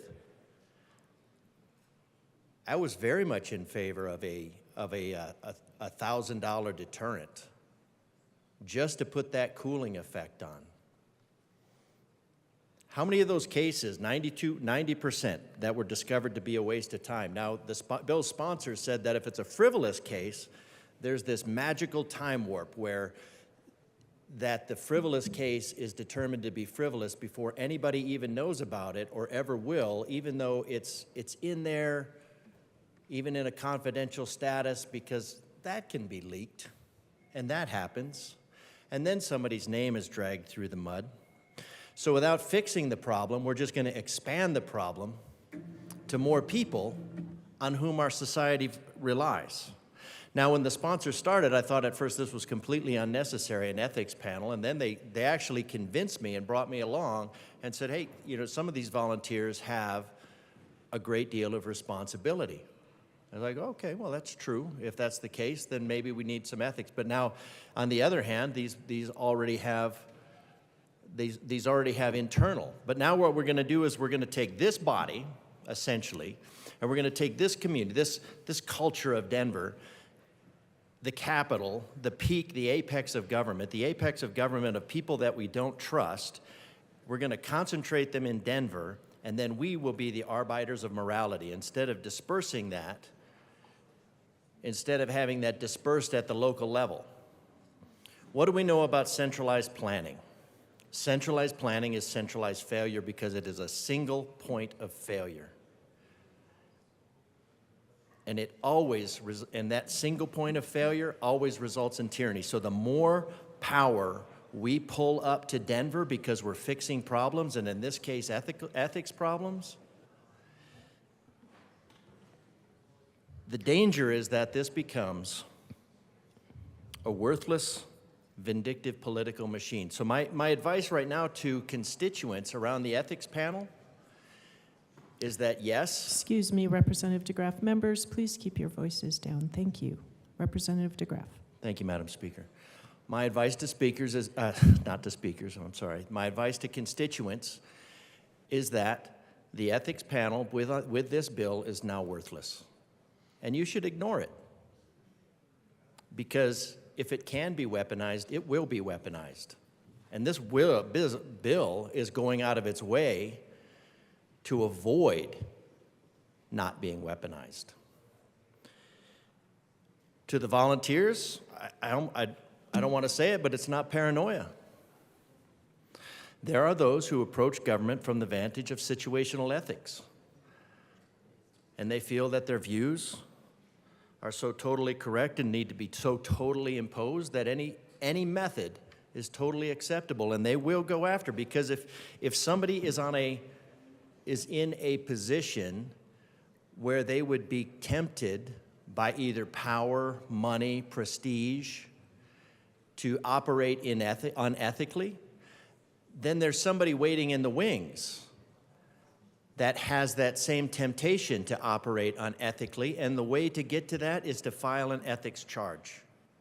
Easy. You file an ethics charge, you leak it, and then the person is involved in an ongoing investigation, can't defend themselves. You can just drag that person through the mud. So this bill, instead of actually strengthening what it's supposed to do with ethics, just makes the panel worthless. And I'll be sending out to my constituents an explanation based on this, and just say, look, you can expect your friends to be dragged in front of these tribunals, and you should ignore them. Because there's a very, very high degree of likelihood that they are malicious or frivolous. We already know 92% of them are, that'll be the statistic I'll use. 92% of them are malicious or frivolous. So instead of actually fixing the problem, instead of saying, look, we could put a damper on this, we could put a chilling effect on filing a frivolous case, which I'm assuming is not the intent of the sponsors, but we could. And if 1,000 was too much, even given inflation, 500 was on the table, even less. But no, we will have no chilling effect put on filing frivolous or malicious cases. This makes the ethics panel absolutely worthless. Not that I had a high degree of confidence in the basis of the political machine and saying, look, we're going to elevate this to a panel that's based on this legislation.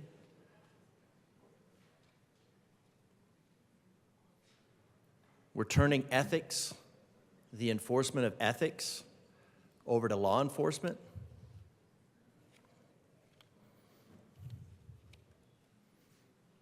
Ultimately, we're putting this in law. We're making a board.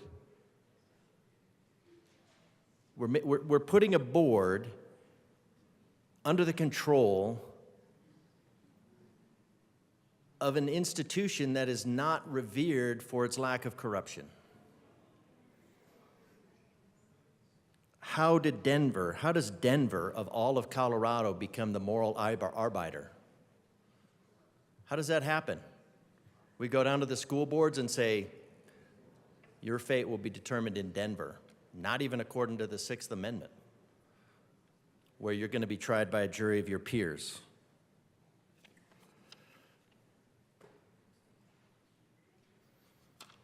I'm very much in shock at the efforts that were put to not even offer alternatives, just the statements that it can't happen. But then we have examples that it did happen, and I'm in this conundrum where something that is impossible to happen happened, that I'm supposed to believe that it can't happen again. But it did. And what we learn from history is that we never learn from history. And this will happen again. This bill will be weaponized. This could have some good, Representative DeGraff, you have 1 minute remaining. Thank you, Madam Speaker. This could have some good effects. It's going to have the absolute opposite. The ethics panels will mean nothing.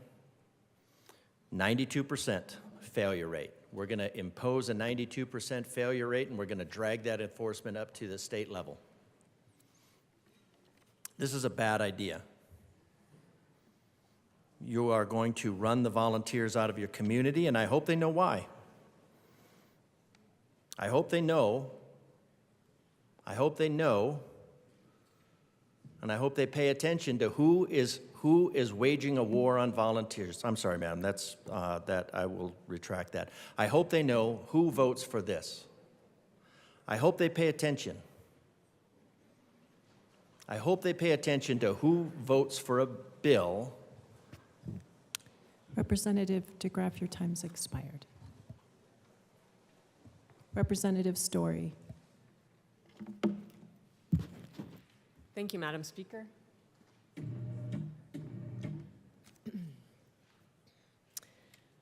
Members, we are talking about a bill that concerns the Independent Ethics Commission. I first want to make some comments relative to recent comments made here at the Well that proposed that there was a constitutional conflict with the bill as drafted. And we have had a number of different entities that have ensured us that the bill now does not have a constitutional conflict. So we feel comfortable with that. When introduced, the bill was meant to include school districts and special districts. But we made an amendment for committee to focus on the elected officials and direct hires within those two entities, which we intended for the bill to be anyway, but realized that we had not quite drafted it that way. Then the language as was drafted in that amendment did create a constitutional conflict, but it had to do with the wording and the way that we had written the definitions for what we were proposing to do. So we had another amendment drafted which struck the Transportation, Housing, and Local Government Committee report so that we could adjust those definitions and make sure there was no constitutional conflict. And we brought that in appropriations to clear up that conflict as soon as we had the opportunity to do so. This amendment that we brought in appropriations had everything to do with semantics. It did not have any kind of substantive change at all to the bill. So that's the path that the bill traveled in getting to here to this point today. I want to also address a concern that has been brought up numerous times about volunteers and how this bill is going to disrupt people, community members from volunteering. And this bill is not going to do that. There are massive numbers of boards out there. Community boards, civic boards, healthcare boards, all kinds of community groups where people can volunteer their time. But, and community members may be completely vested in participating and serving on these boards, and that's great. But currently, this bill is totally focused on elected government officials. We are not talking about volunteers. Currently, the Independent Ethics Commission has jurisdiction over elected government officials and their staff. So the executive office, the governor as an elected government official, and the staff are under the jurisdiction of the IEC. The legislative branch, legislators as elected government officials and their staff are under the jurisdiction of the IEC. County government, county commissioners as elected government officials and their staff are under the jurisdiction of the IEC. City government, mayors, city councilors as elected government officials and their staff are under the jurisdiction of the IEC. This bill, 1065, will then also include school districts and special districts. Specifically, the elected government officials, such as school board members, and their direct hires or appointees, which would be superintendents, would be under the jurisdiction of the IEC. This bill in no shape or form is about volunteers of any kind. The IEC does not have jurisdiction over volunteers, not now, and nor will they when this policy is passed. I also want to share a little bit about the complaint process. Complaints as they are brought in to the IEC are completely confidential.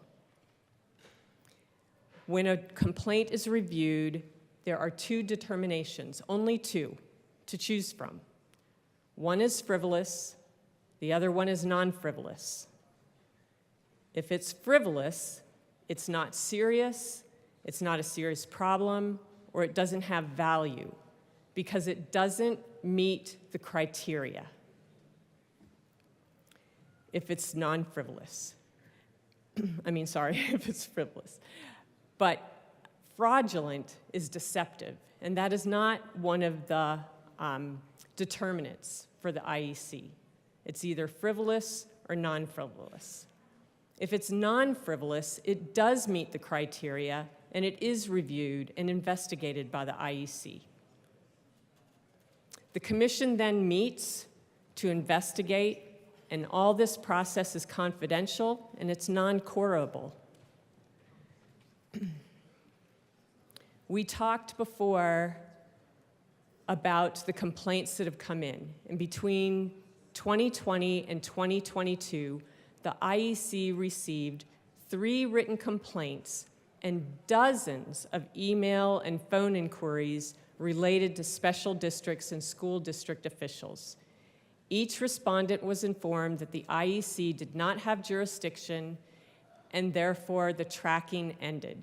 It's unknown how many potential complaints have not been filed with the IEC.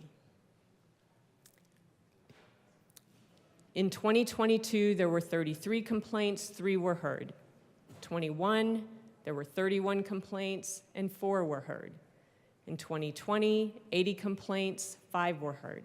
In 2019, 26 complaints, and 2 were heard.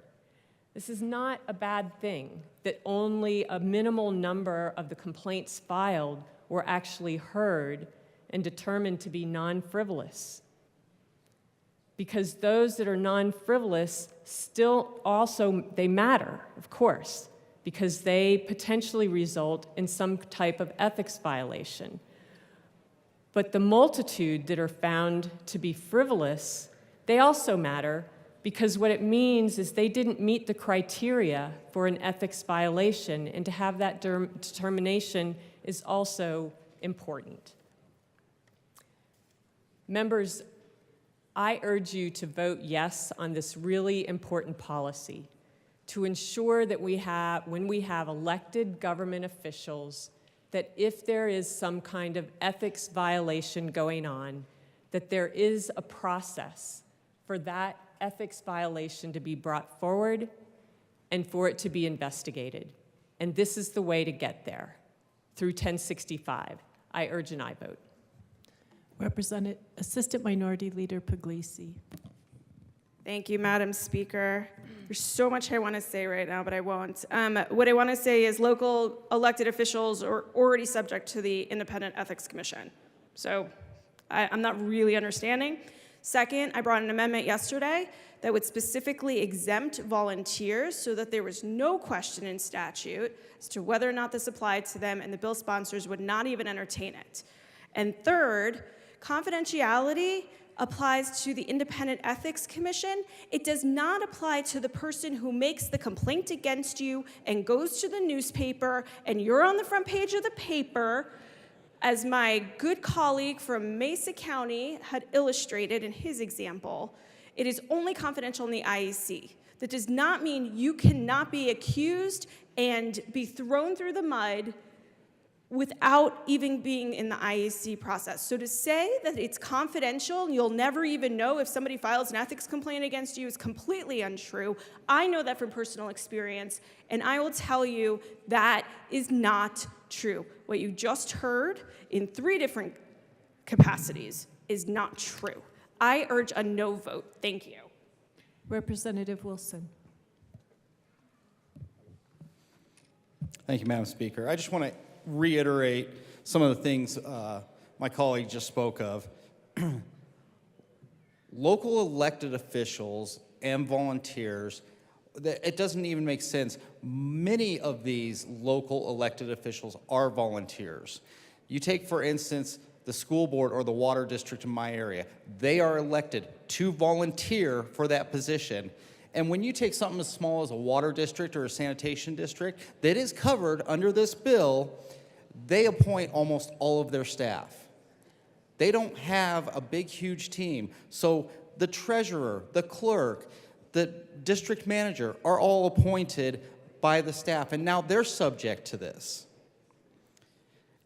And again, yesterday, we offered an amendment to clarify what we already heard earlier is in statute, that volunteers not be subject to that, and we were turned down without reason. I ask you for a no vote on this amendment, or this bill. Seeing no further discussion, the question before us is the adoption of House Bill 1065 on 3rd reading, final passage. Mr. Schiebel, please open the machine and members proceed to vote. Representative Ortiz, how do you vote? Yes. Representative Ortiz votes yes. Representative Garcia, how do you vote? Yes. Representative Garcia votes yes. Representative Morrow, how do you vote? Yes. Representative Morrow votes yes.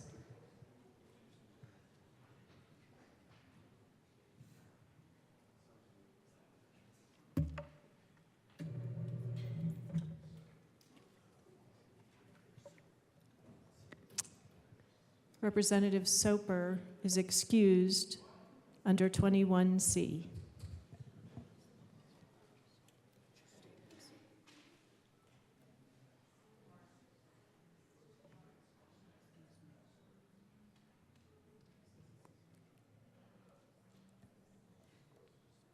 Representative Snyder is excused. Please close the machine. With 40 aye, 20 no, and 5 excused, House Bill 1065 is adopted. Co-sponsors.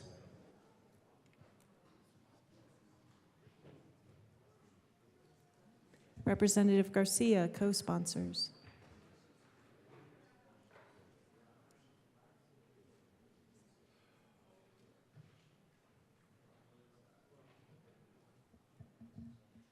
Please close the machine.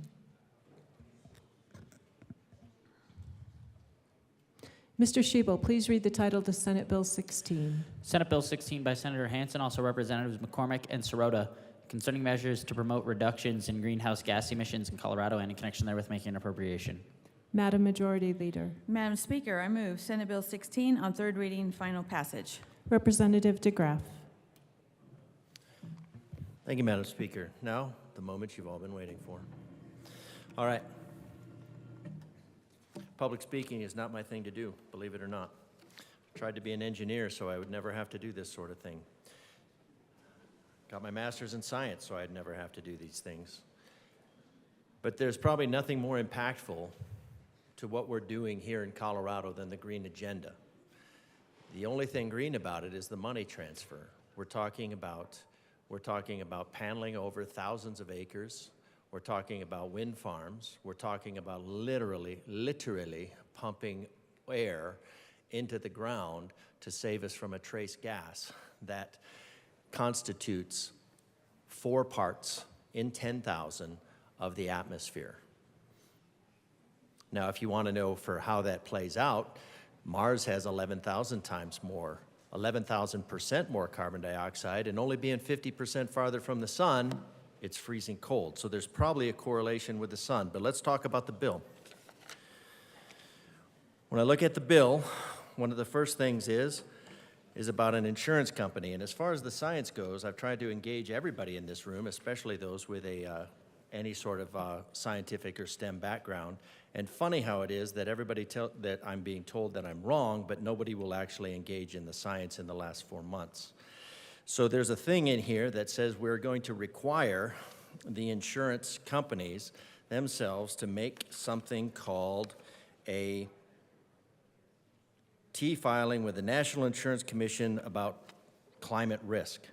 But if you look at this thing that's by Dr. Judith Curry of the Georgia Institute of Technology, the physics professor in atmospheric science, physics dean, I think it was, privately insured leaders of the state climate climate change isn't taken into account since 90% of the property and casualty policies last 12 months. So it's irrelevant. When you look at this, why you would need that? Well, if you look at hurricanes and storms, they are going down. That would make sense with a warming climate. How much of that climate is warming? Well, of the 2 degrees that's anticipated in 100 years, not because of carbon dioxide, but because of the sun, 1 degree has already happened.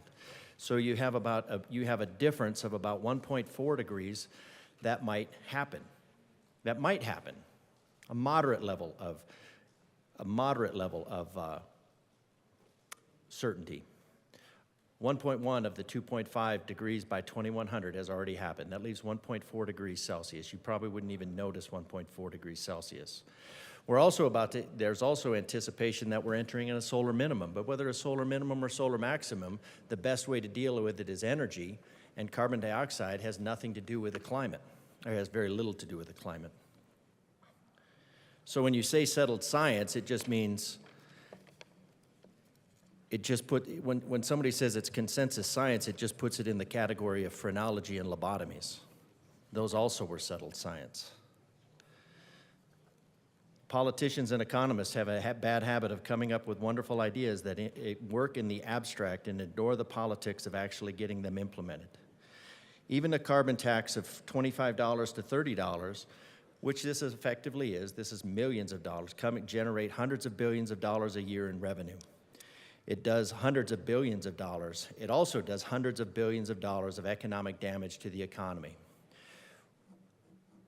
When you want an extensive solution, you need an existential threat. And if you don't have one, you manufacture one. If the solution to the problem is on going to fund your pet project, you're more likely to believe the problem. the author here, I don't think the climate problem is as scary as the solutions they're proposing. It is a pretty minor effect when the global warming there might be less than 0.2 of a degree. So how did this all shape up?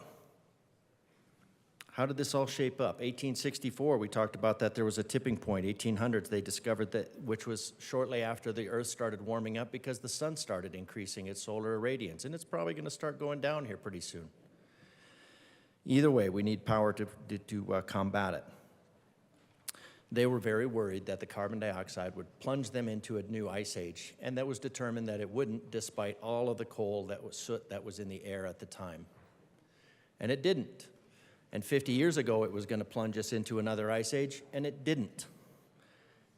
And then it started warming up because the sun kept going up. And so then it was warmer, so then that was a problem. So let's look at it.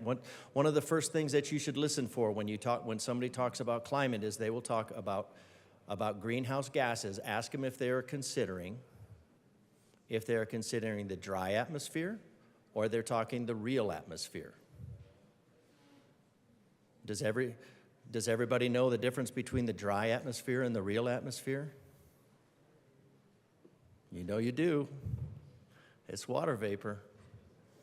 Water vapor is about 10,000% more than carbon dioxide, and it is a stronger greenhouse gas.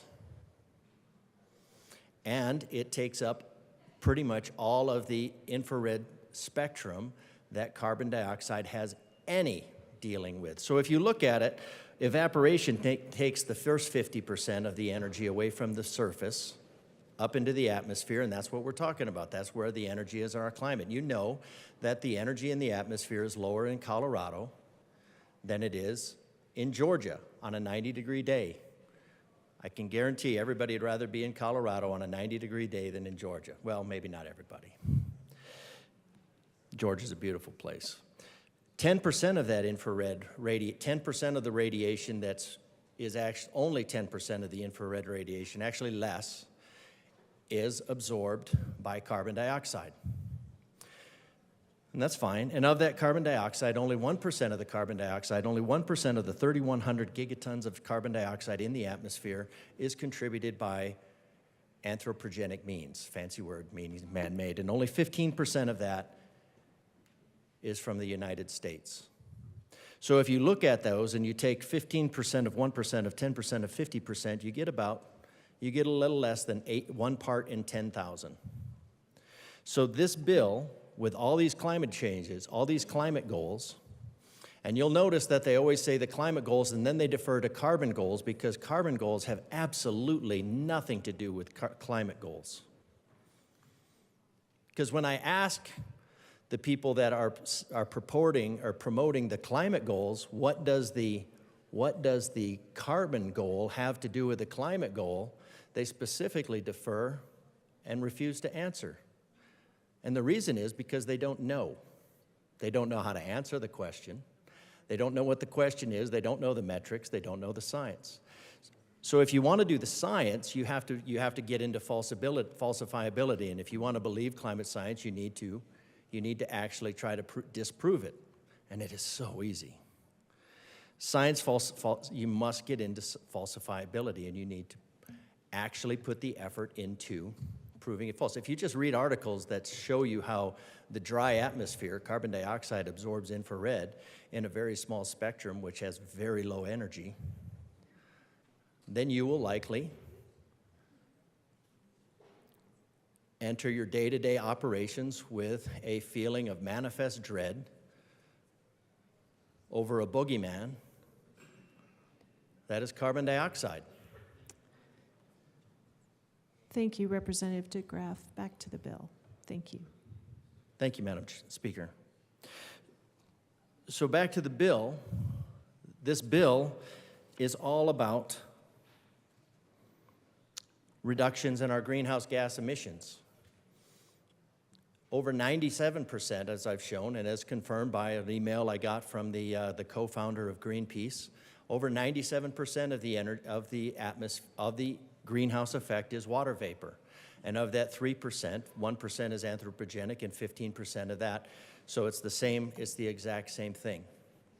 So the one greenhouse gas that is actually significant, 97% is actually significant compared to the 1 part in 10,000, the 1 part in 500,000 that Colorado can actually execute. But what we're going to do is we're going to take millions of dollars out of the pockets of Coloradans. Representative DeGraff, you have 45 seconds remaining. Thank you, Madam Speaker. We're going to take millions of dollars out of the pockets of Coloradans. We're going to drive up their rent. We're going to drive up their energy costs. We're going to drive up their food costs.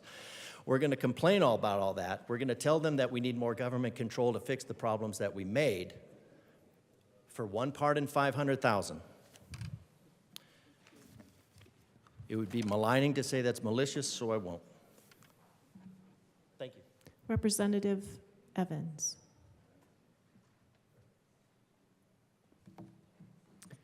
Thank you, Madam Speaker. So, as we talked about this bill, I believe this was the bill where the term potpourri was used because it's got a little bit of something for everyone in here. And there were just a couple of key things that I wanted to talk about. In committee on this bill, we heard testimony that said since 2019, there have been 55 separate pieces of legislation passed that do something to either the oil and gas industry or in the area of emissions. And that's my first concern with this, because when you have 55 pieces of legislation that are all acting in the same space in the last 4.5 years, it gets really, really hard to untangle what legislation is impacting what, how these programs are being implemented, and are they ultimately having the desired effect that we want, which is ensuring that we have clean air, clean water, and clean lands here in Colorado. And as I read through this potpourri of options, my concern is that there is so much going on, not just in this piece of legislation, but there's so much going on with all of the other legislation that's all acting in this area, that it's very, very hard to find out, is this actually being effective? Is this actually implementing policies that are actually and effectively achieving the goal that we all want, which is that clean air, clean land, clean water? And I don't know that we can actually point to data that shows that another piece of legislation is going to help or not help, or maybe go down some weird rabbit trail that we're not sure about, because there's so much happening in this space. In the military, we talk a lot about decision-making and problem-solving. How do we identify a problem, and then how do we go through a concise and effective mental process to be able to identify that problem, develop solutions, implement solutions, and then the last step is assess and evaluate those solutions. In the air combat community, there's a term that's used, OODA, O-O-D-A. It means observe, orient, decide, act. And it's basically a problem-solving mechanism that talks about how, if you've identified a problem, whether that's air combat, you're dogfighting somebody else, or whether that's trying to have clean air, land, and water in Colorado, the first step is that you have to observe the problem. You have to identify it. You have to see, hey, what is this that we are confronted with? And then you have to orient yourself to it. That means collect the information about it. Figure out the scope, the breadth, the depth of this problem. And then you have to decide, what are we going to do? And then after you make that decision, then you take the action. But when we talk about OODA, we talk about it as a loop, because it doesn't happen just one time. It's a constant cycle that repeats itself over and over and over again, because after we act, then we have to observe that action, orient ourselves to that action, decide, and then act. And so whether we're talking about air combat or whether we're talking about addressing issues with Colorado's air, land, and water, we have to ensure that we have that feedback loop. We have to make sure that the actions that we're taking are actually having the desired effect. And then we have to make policy based on that feedback, based on that OODA loop, based on that data that's being collected. And I'm concerned that this piece of legislation does not effectively do that.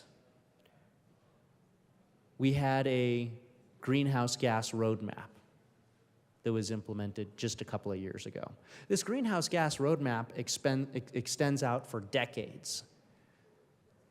But this bill is seeking to already start adjusting and moving that greenhouse gas roadmap. And my concern is that we're doing that without actually going through enough of that OODA loop cycle, enough of that analysis about, is the policy that we're implementing having the desired effect, before we decide, hey, we're just going to change this up again. In 2019, this is what we wanted to do, but a few years later, we're going to change it all up again. We're going to move the goalposts before we even know if it's working. Now, if this change was made on the basis of data that says, hey, it's not working, we need to adjust course, there is a path forward, then I would probably be more okay with that. But that's not the sense that I got listening to this bill in committee and then discussing it on the floor. More what it felt like was, we're not quite happy with the original policy, not on the basis of data, not on the basis of actual feedback from implementing it, collecting that information and seeing if the policy is actually effective. Really what it felt like is, well, the air's not getting cleaner, so we got to do something. And so then I asked the question, yeah, I agree, we got to do something, but is this the right something? Or is this just something for the sake of doing something, but the actual data is showing that what we've been doing so far hasn't been effective in making our air, land, and water get cleaner? And so we double down on something that, with very little data, doesn't seem like it's having the desired effect. And so that's my concern with this piece of legislation. I'm worried that it is trying to build upon an existing plan, but without giving that existing plan enough time to actually be able to see if it's working and if it's pointed in the right direction. And then rather than having data-driven adjustments to be able to hone in onto and achieve our goal, what's actually happening is, well, it sounds like things aren't working, we're not going to wait around for the data because we've got to do something. And so with the very well-intentioned energy of doing something, we potentially run the risk of doing something that will cause a lot of ripple effects throughout our community, but won't achieve the goals that we're all trying to work together to achieve. So ultimately, when I read this, it talks an awful lot about clean air, clean land, clean water. But I'm concerned that since it's modifying an existing plan that hasn't been around long enough to actually collect sufficient data to see if that process is working, to see if those policies are working, to see if those emission sources are correctly identified and being reduced, I don't know that this will actually result in that clean air that we all want. And so, for that reason, I'm a no vote on this piece of legislation. Thank you. Seeing no further discussion, the question before us is the adoption of Senate Bill 16 on third reading, final passage. Mr. Schiebel, please open the machine and members proceed to vote. Representative Ortiz, how do you vote? Yes. Representative Ortiz votes yes. Representative Morrow, how do you vote? Yes. Representative Morrow votes yes. Representative Garcia, how do you vote? Yes. Representative Garcia votes yes.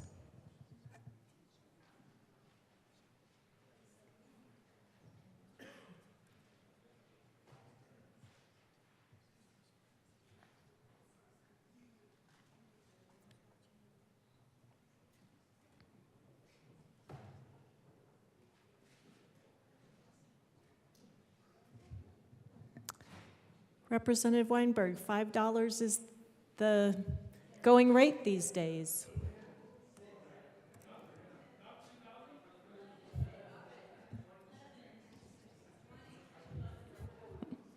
Please close the machine. With 44 aye, 19 no, and 2 excused, Senate Bill 16 is adopted. Co-sponsors.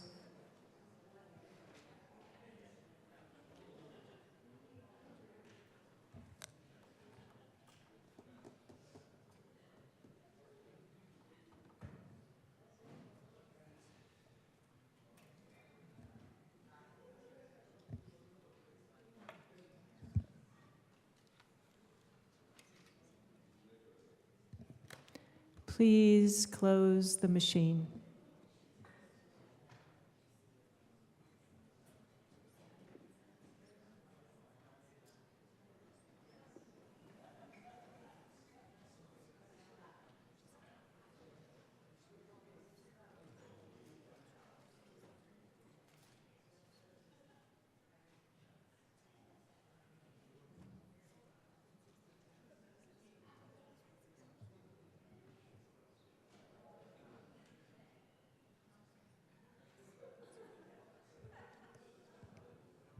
Members, we are going to continue with some business and then take a recess.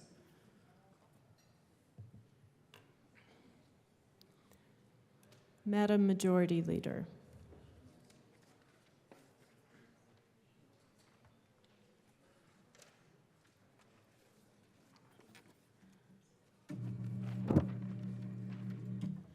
Thank you, Madam Speaker. I move to proceed out of order for consideration of Senate amendments to House bills.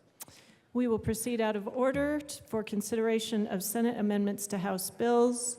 Mr. Schiebel, please read the title to House Bill 1108. House Bill 1108 by Representatives Duran and Evans, also Senators Hansen and Gardner, concerning the creation of a task force to study victim and survivor awareness and responsiveness training requirements for judicial personnel and in connection therewith making appropriation. Madam Majority Leader. Madam Speaker, I move that the House not concur with the Senate amendments and that a conference committee be appointed. Wow, excitement. Representative Evans? Thank you, Madam Speaker. So this is actually in deference to the Senate because during our freshman orientation, we were told that when we got here, it wasn't the parties that were the opponent anymore, it was the other chamber. And it was a senator that told me that. So out of deference to the Senate, we moved to not concur with the Senate amendments. Do you want to explain now? Yeah, just real briefly. And it's because of some disagreement over where this task force is going to be housed. We would like it to be housed in a fair and equitable location, and so we want to hash that out with the Senate. Seeing no further discussion, the question before us is not to concur with Senate amendments to House Bill 1108. Mr. Schiebel, please open the machine, and members proceed to vote. Representative Garcia, how do you vote? Yes. Representative Garcia votes yes. Representative Ortiz, how do you vote? Yes. Representative Ortiz votes yes. Representative Morrow, how do you vote? Yes. Representative Morrow votes yes.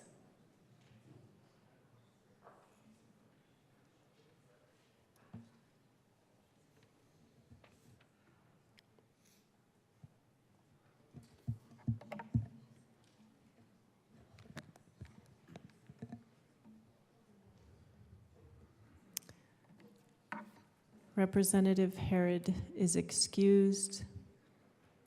Please remind her $5 to the kitty. Please close the machine. With 61 aye, 1 no, and 3 excused, the motion to not concur is adopted.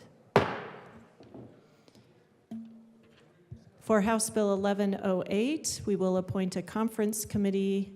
The conferees are Representative Evans as chair, Representative Froelich, and Representative Duran.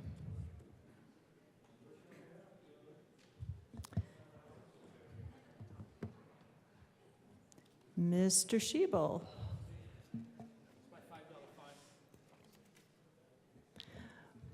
Mr. Schiebel, please read the title to House Bill 1032. Oh, 1008. 1008. House Bill 1008 by Representative Weissman, also Senators Fields and Hendrickson, concerning tax policies related to the accessibility of food and in connection therewith, requiring additions to Colorado taxable income in amounts equal to the business meals federal itemized deduction, creating a tax credit to support the Small Business Recovery and Resiliency Grant Program, providing funding for healthy eating program incentives, and making an appropriation. Representative Weissman. Thank you, Madam Speaker. Thank you, Mr. Schiebel. I move that we concur in Senate amendments to House Bill 1008. Please proceed. Members, it's the exception that proves the otherwise prevailing rule that the representative from Northern Colorado stated. The Senate actually got this one right.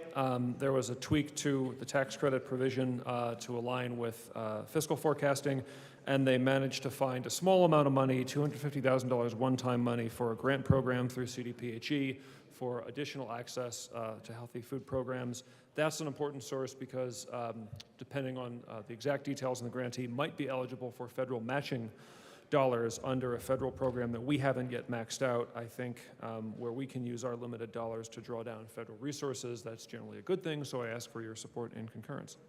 Seeing no further discussion, the motion before us is to concur with Senate amendments to House Bill 1008.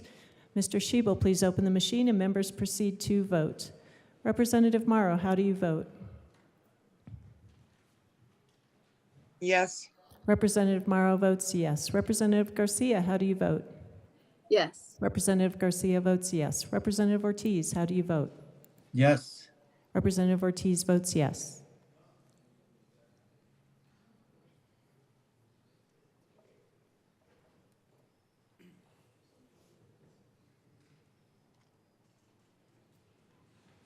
Please close the machine. With 48 aye, 15 no, and 2 excused, the motion to concur is adopted. Madam Majority Leader. Madam Speaker, I move for the repassage of House Bill 1008 as amended. The motion before us is the repassage of House Bill 1008 as amended. Mr. Schiebel, please open the machine and members proceed to vote. Representative Garcia, how do you vote? Yes. Representative Garcia votes yes. Representative Ortiz, how do you vote? Yes. Representative Ortiz votes yes. Representative Morrow, how do you vote? Yes. Representative Morrow votes yes.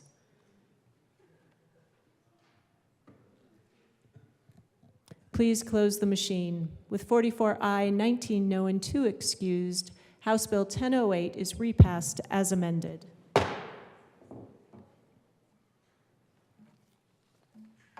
Co-sponsors.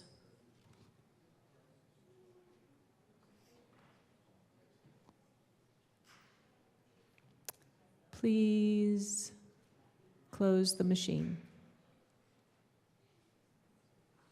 Mr. Schiebel, please read the title to House Bill 1032. House Bill 1032 by Representative Ortiz, also Senator Rodriguez, concerning civil action remedy provisions for civil rights violations of persons with disabilities. Representative Ortiz.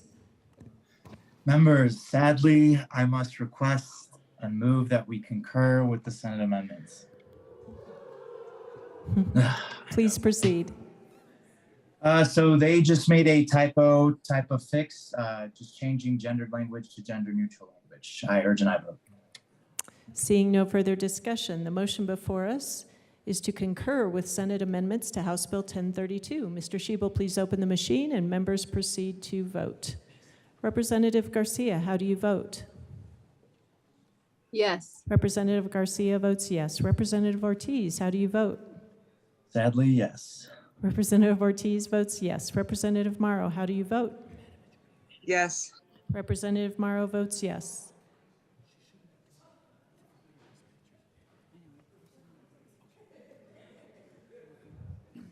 Please close the machine.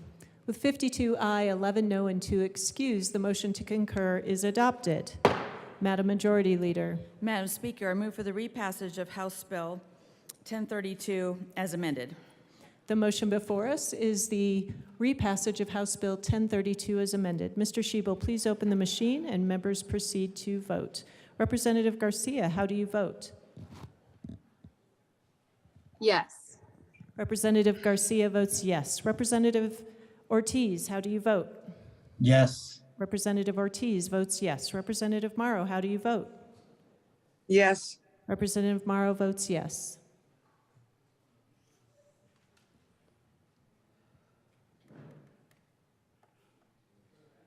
Please close the machine.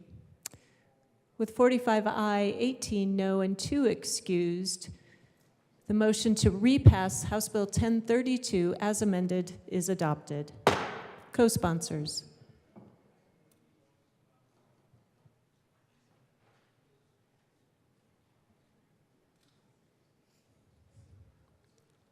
Please close the machine. Mr. Shebel, please read the title to House Bill 1178. House Bill 1178 by Representative Froelich, also Senator Winter F., concerning enhancing court personnel's recognition of domestic violence to access federal funding and in connection therewith making an appropriation. Representative Froelich. Thank you, Madam Speaker. I guess when folks ask you, can you amend that? And you say, how about you do that in the Senate? That you better go ahead and agree to agree. So I'm asking for a yes on concurrence for me. Madam Speaker, I move for to concur with Senate amendments to 1178. Extra gobbles for good poetry. The motion before us is to concur with Senate amendments to House Bill 1178. Seeing no further discussion, Mr. Shebel, please open the machine and members proceed to vote. Representative Garcia, how do you vote? Yes. Representative Garcia votes yes. Representative Ortiz, how do you vote? Yes. Representative Ortiz votes yes. Representative Morrow, how do you vote?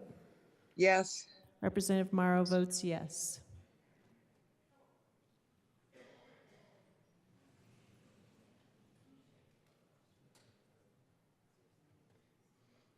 Please close the machine.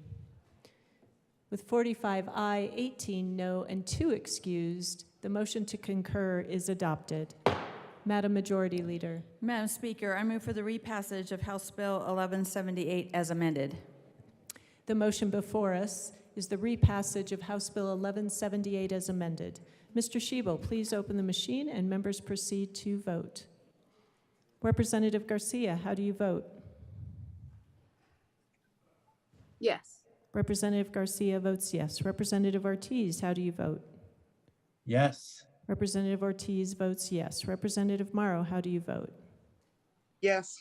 Representative Morrow votes yes.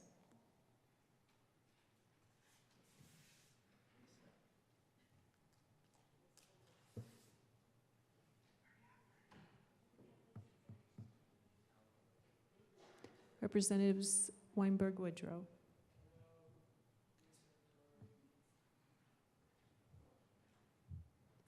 Please close the machine. With 48 aye, 15 no, and 2 excused, House Bill 1178 is repassed as amended. Co-sponsors.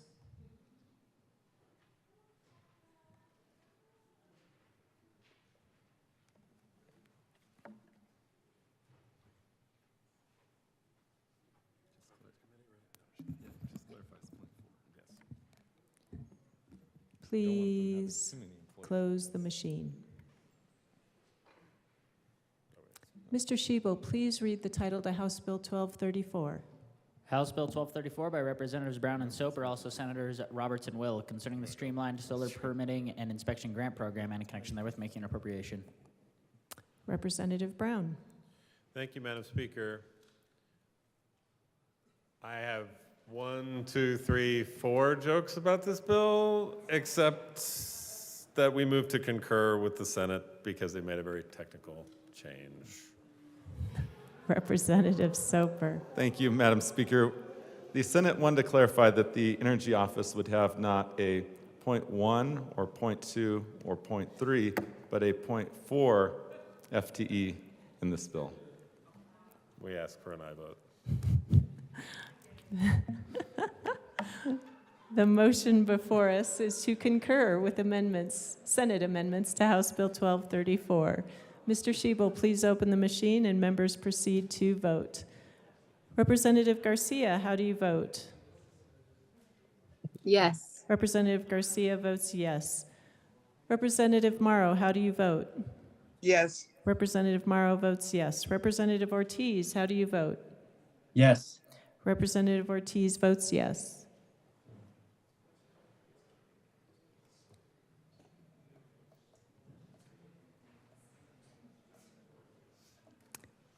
Representatives Judah and Prenti.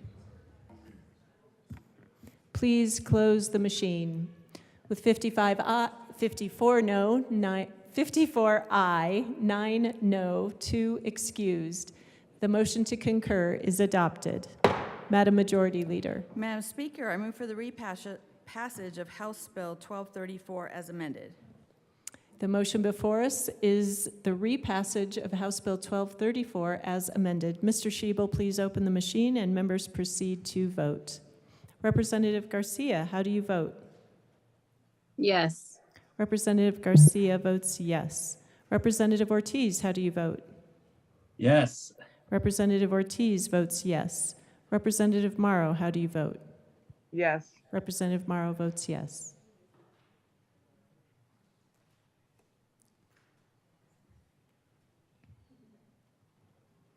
Representatives Epps and Holtorf.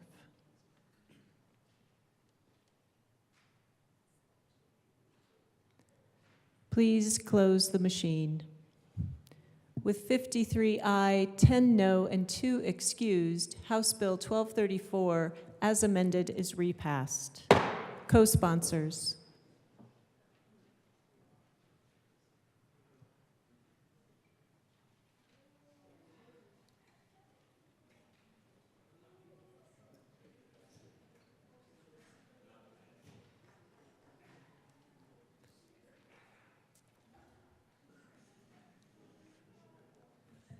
Please close the machine.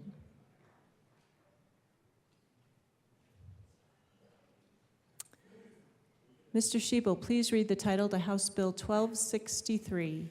House Bill 1263 by Representatives Garcia and Young, also Senators Zenzinger and Kirkmeyer, concerning translating individualized education programs for children who may be eligible for special education services.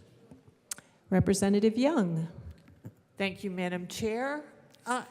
Before my co-prime speaks, I wanted to share with you that I have neighbors that are a family of turkeys, and they come and visit my house, and I do have a video to show you my visitors, and but we were unable to show it today. So feel free to come to my seat later to see the video.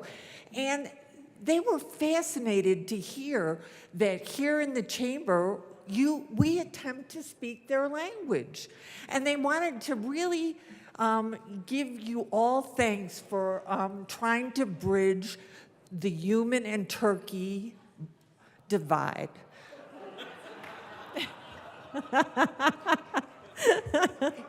And they did want to share one other important piece of information, historical information, that Benjamin Franklin really wanted the turkey to be the national bird rather than the eagle. Thank you, Representative Young. Would you like to move? Oh, Representative Garcia. Thank you, Madam Speaker. Members, education is the basis of a strong society. And I'm sure many of us can look back and think about the incredible things that we have learned. Things like, well, did you know that turkeys are related to T-Rex? That they eat rocks and have 2 stomachs? Or that the turkey's head and necks are like mood rings?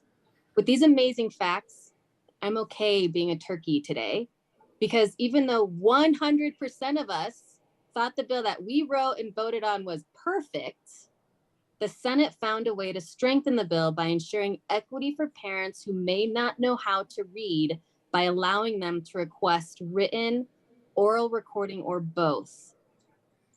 One final fact, only male turkeys actually gobble. With that, we concur with the Senate amendments, and I move for the consideration of Senate concurrence. That was close. You moved to concur. The I question. move to concur. Very well done. The question before us is to concur with Senate amendments to House Bill 1263. Mr. Shebel, please open the machine and members proceed to vote and gobble. Representative Garcia, how do you vote? Yes. Representative Garcia votes yes. Representative Ortiz, how do you vote? Yes. Representative Ortiz votes yes. Representative Morrow, how do you vote? Yes. Representative Morrow votes yes.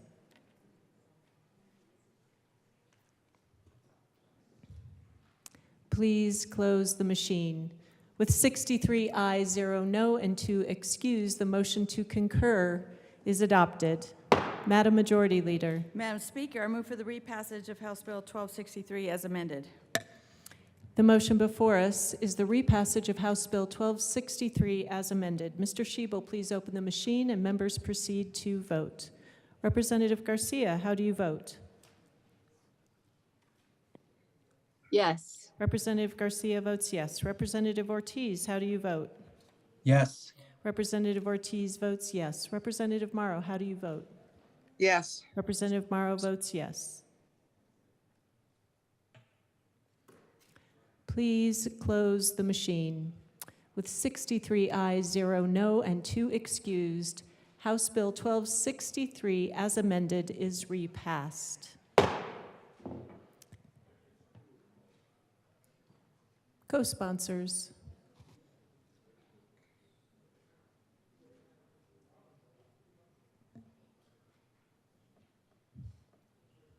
Please close the machine.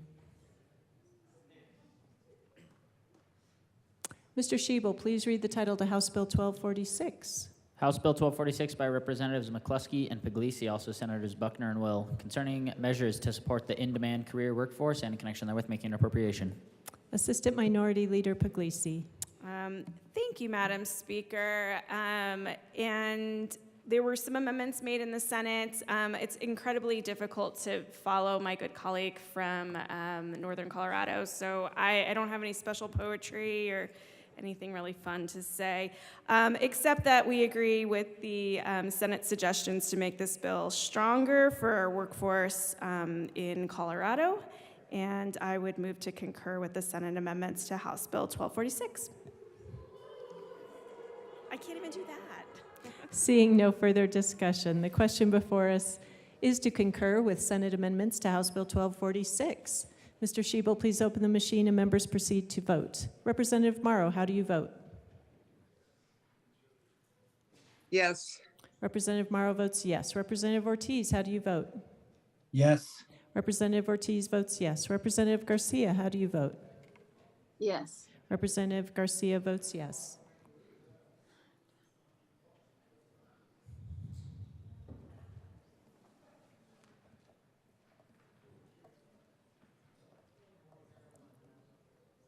Representative Catlin and Lindsay. Please close the machine. With 60 aye, 3 no, and 2 excused, the motion to concur with Senate amendments is adopted. Madam Majority Leader. Madam Speaker, I move for the repassage of House Bill 1246 as amended. The motion before us is the repassage of House Bill 1246 as amended. Mr. Shebel, please open the machine and members proceed to vote. Representative Garcia, how do you vote? Yes. Representative Garcia votes yes. Representative Ortiz, how do you vote? Yes. Representative Ortiz votes yes. Representative Morrow, how do you vote? Yes. Representative Morrow votes yes.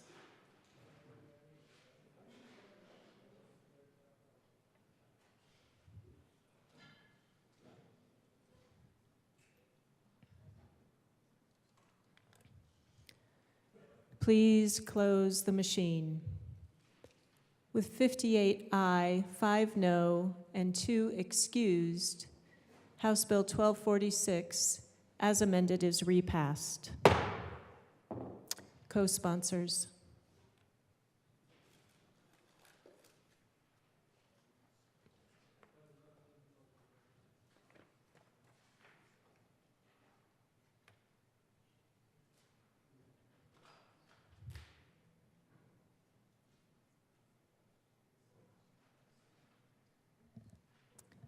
Please close the machine.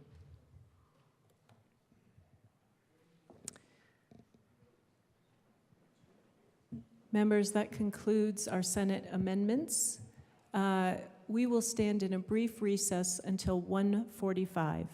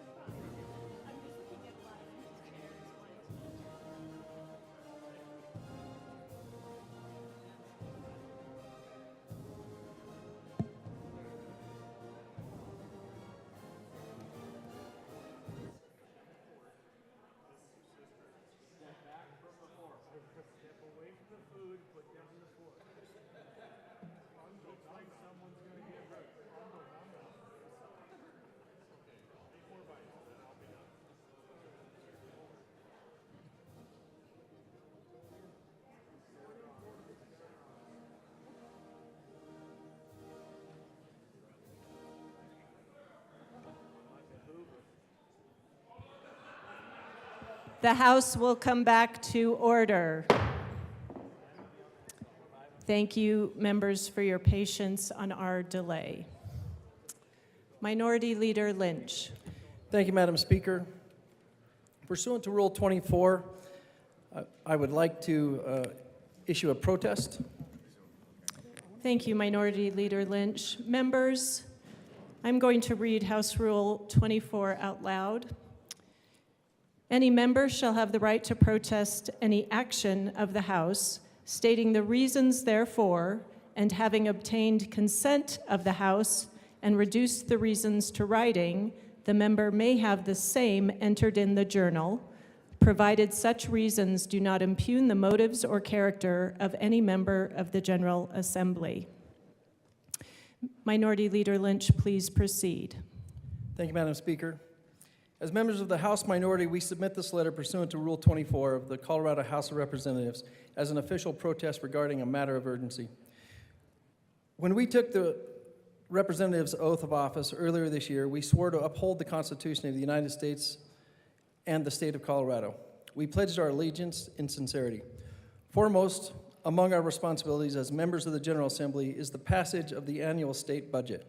Indeed, were we to simply pass that budget and the related School Finance Act, we would have discharged our constitutional duties. Unfortunately, as it now stands, the long bill that advanced through both houses this year remains knowingly unbalanced.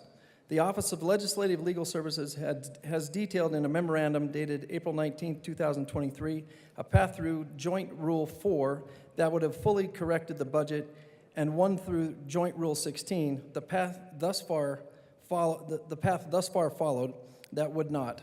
With remarkable candor, the chair of the Budget Committee explained her desire to use Joint Rule 16 and not fully remedy the problem in political rather than budgetary terms, saying she feared the minority in the House might exercise their constitutional right to have the bill read at length under Article 4, Section 22 of our state constitution.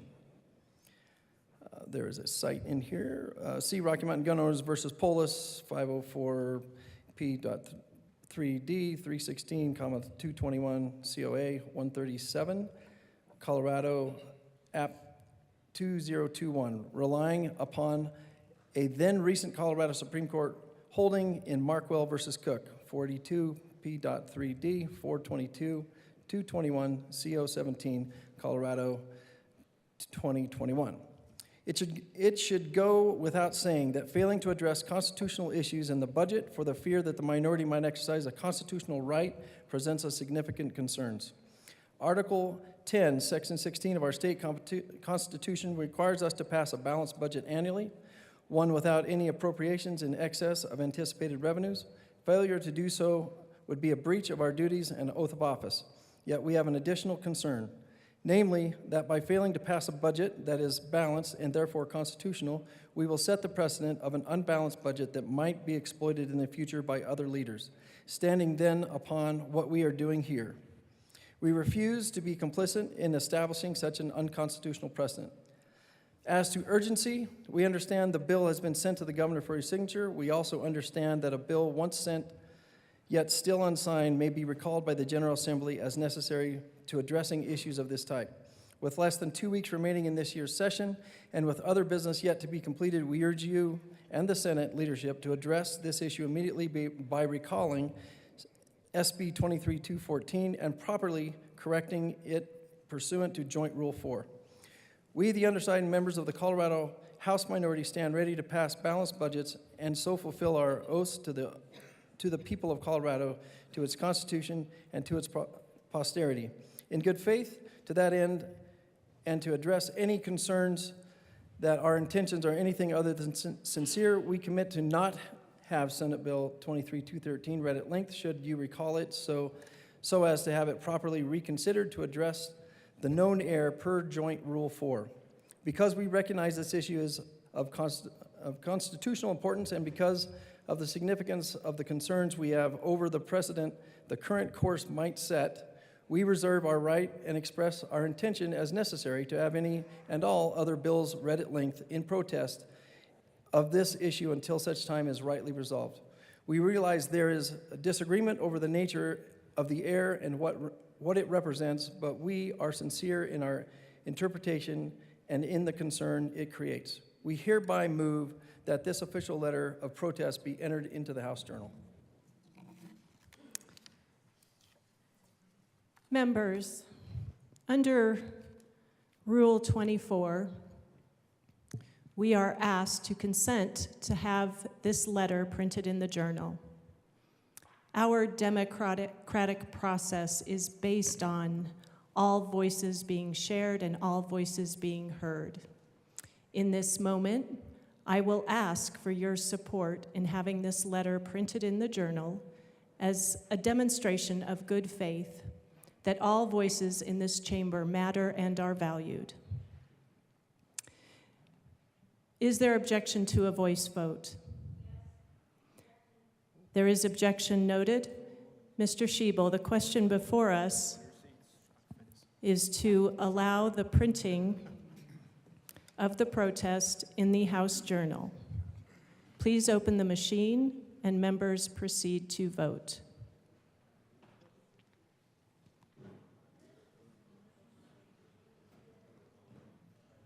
Representative Ortiz, how do you vote? Yes. Representative Ortiz votes yes. Representative Garcia, how do you vote? Yes. Representative Garcia votes yes. Representative Morrow, how do you vote? Yes. Representative Morrow votes yes.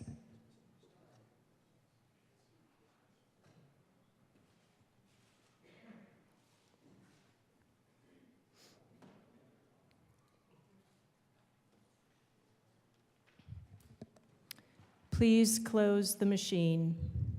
With 61 aye, 1 no, and 3 excused, the permission to have the letter printed in the Journal is granted. Representative Byrd. Thank you, Madam Speaker. I request a moment of personal privilege. So granted.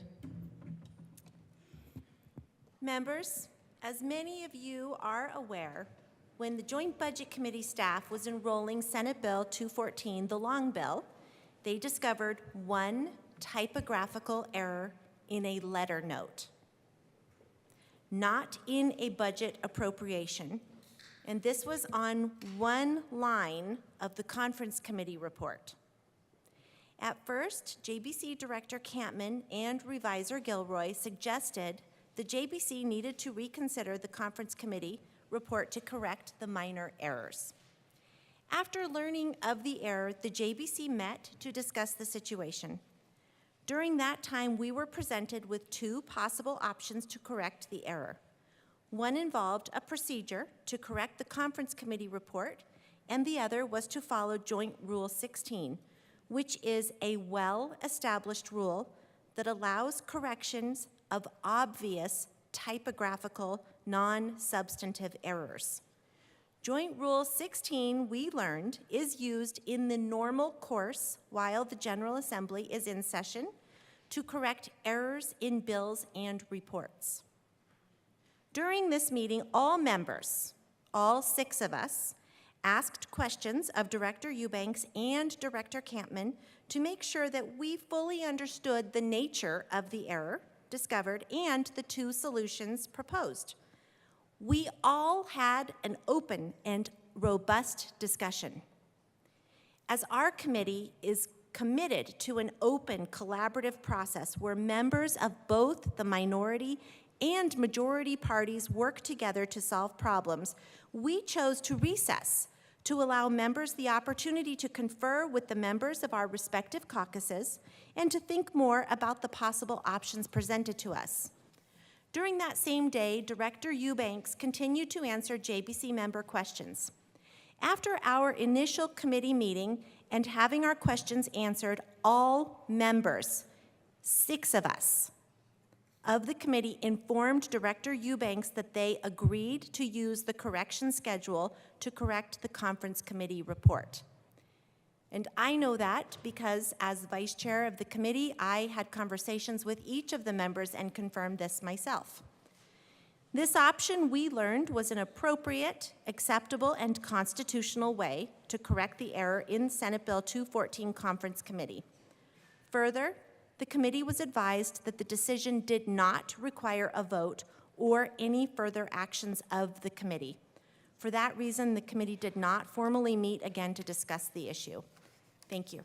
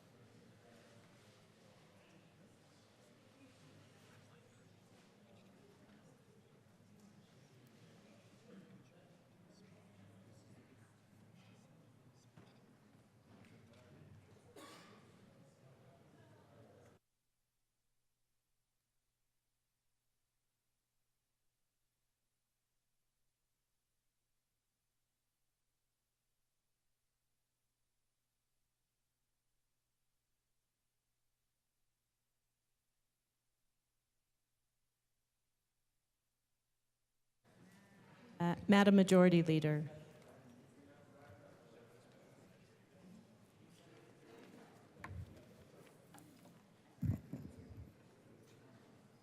Madam Speaker, I move the following bills be added to the special orders calendar at 2:20 p.m. House Bill 1294, Senate Bill 105, House Bill 1283, House Bill 1281, Senate Bill 287, House Bill 1146, House Bill 1189, House Bill 1308, Senate Bill 29, Senate Bill 249, Senate Bill 53, House Bill 1291, and Senate Bill 265. Madam Majority Leader, might that have been House Bill 1306? Yes, Madam Speaker, it's House Bill 1306. Thank you.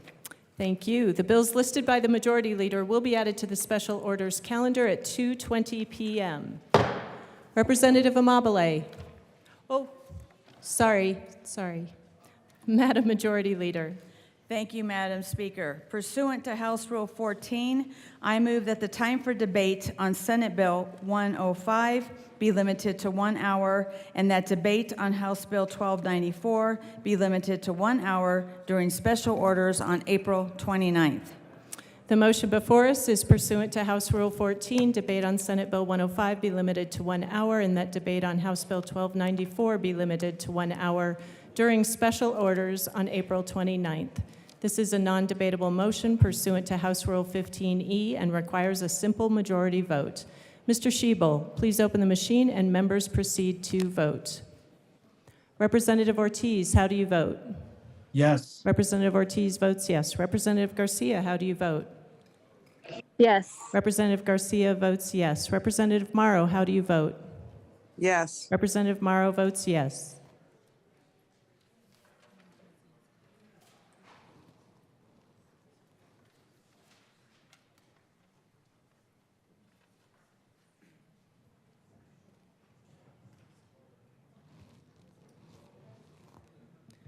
Please close the machine. With 36 aye, 26 no, and 3 excused, the motion is adopted. Now, Representative Amabile.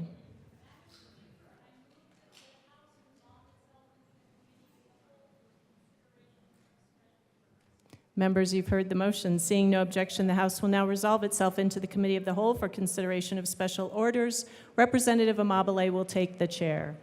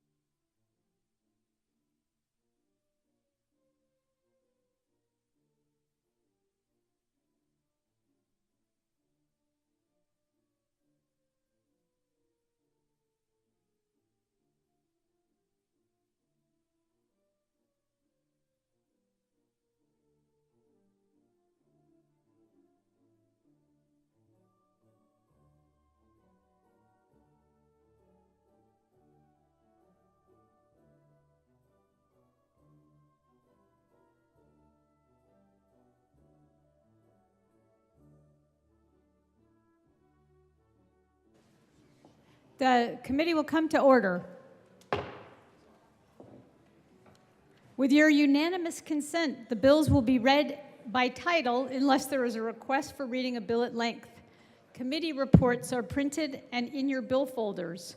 Floor amendments will be shown on the screen and on your iPads. Bills will be laid over upon the motion of the majority leader, and the coat rule is definitely relaxed. Woo! Mr. Schiebel, please read the title. The House Bill 1294. House Bill 1294 by Representatives Bacon and Wilford, also Senators Winter F. and Gonzalez, concerning measures to protect communities from pollution. Representative Wilford. Thank you, Madam Chair. I move House Bill 1294 as well as the Energy and Environment Committee report and the Appropriations Committee report. Thank you. That's a great motion. To the Appropriations report. Thank you, Madam Chair. In the Appropriations Committee, we adopted amendments intended to further limit the scope of this bill in response to feedback from both stakeholders, industry, and the administration. In addition to making the appropriation with the adopted amendments, this bill will now, 1, strengthen process on addressing cumulative impacts in permitting by creating a comprehensive definition of cumulative impacts in statute. Though the COGCC has been under an obligation to evaluate and address cumulative impacts since the passage of Senate Bill 181, this term has never been defined. 2, the bill will now improve public engagement in permitting processes and increase opportunities for permit enforcement. 3, it will improve the public complaint process. Currently, evidence submitted by impacted Coloradans is not considered by agencies, and complaints, unfortunately, often go unanswered. This bill will give impacted communities a voice in the enforcement process and require an agency response. Finally, the bill will now convene a new interim committee in the coming months to look more closely at Colorado's air quality problem, explore additional ozone reduction measures, and identify potential reforms to the permitting process. And with that, I ask for an aye vote on the Appropriations Committee report. Thank you. That's a great motion. I just want to mention that we started debate at 2:20. Are there further comments on the Appropriations report? Seeing, Representative Luck. Thank you, Madam Chair. So I wanted to follow up on the comment made by the bill sponsor about how unfortunate it was that the public right now doesn't have a good complaint process, a process by which to be heard and to have their concerns addressed. I can commiserate with such folks because I feel as if throughout this session we have in the minority Representative Luck, are you going to demonstrated- speak to the? I am. Okay. And so I feel as if we have also had similar concerns that have not been addressed, and so I ask that this bill be read at length. Thank you. That's a proper motion.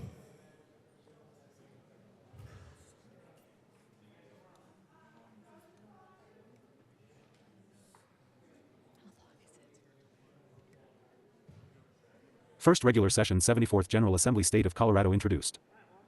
LLS No.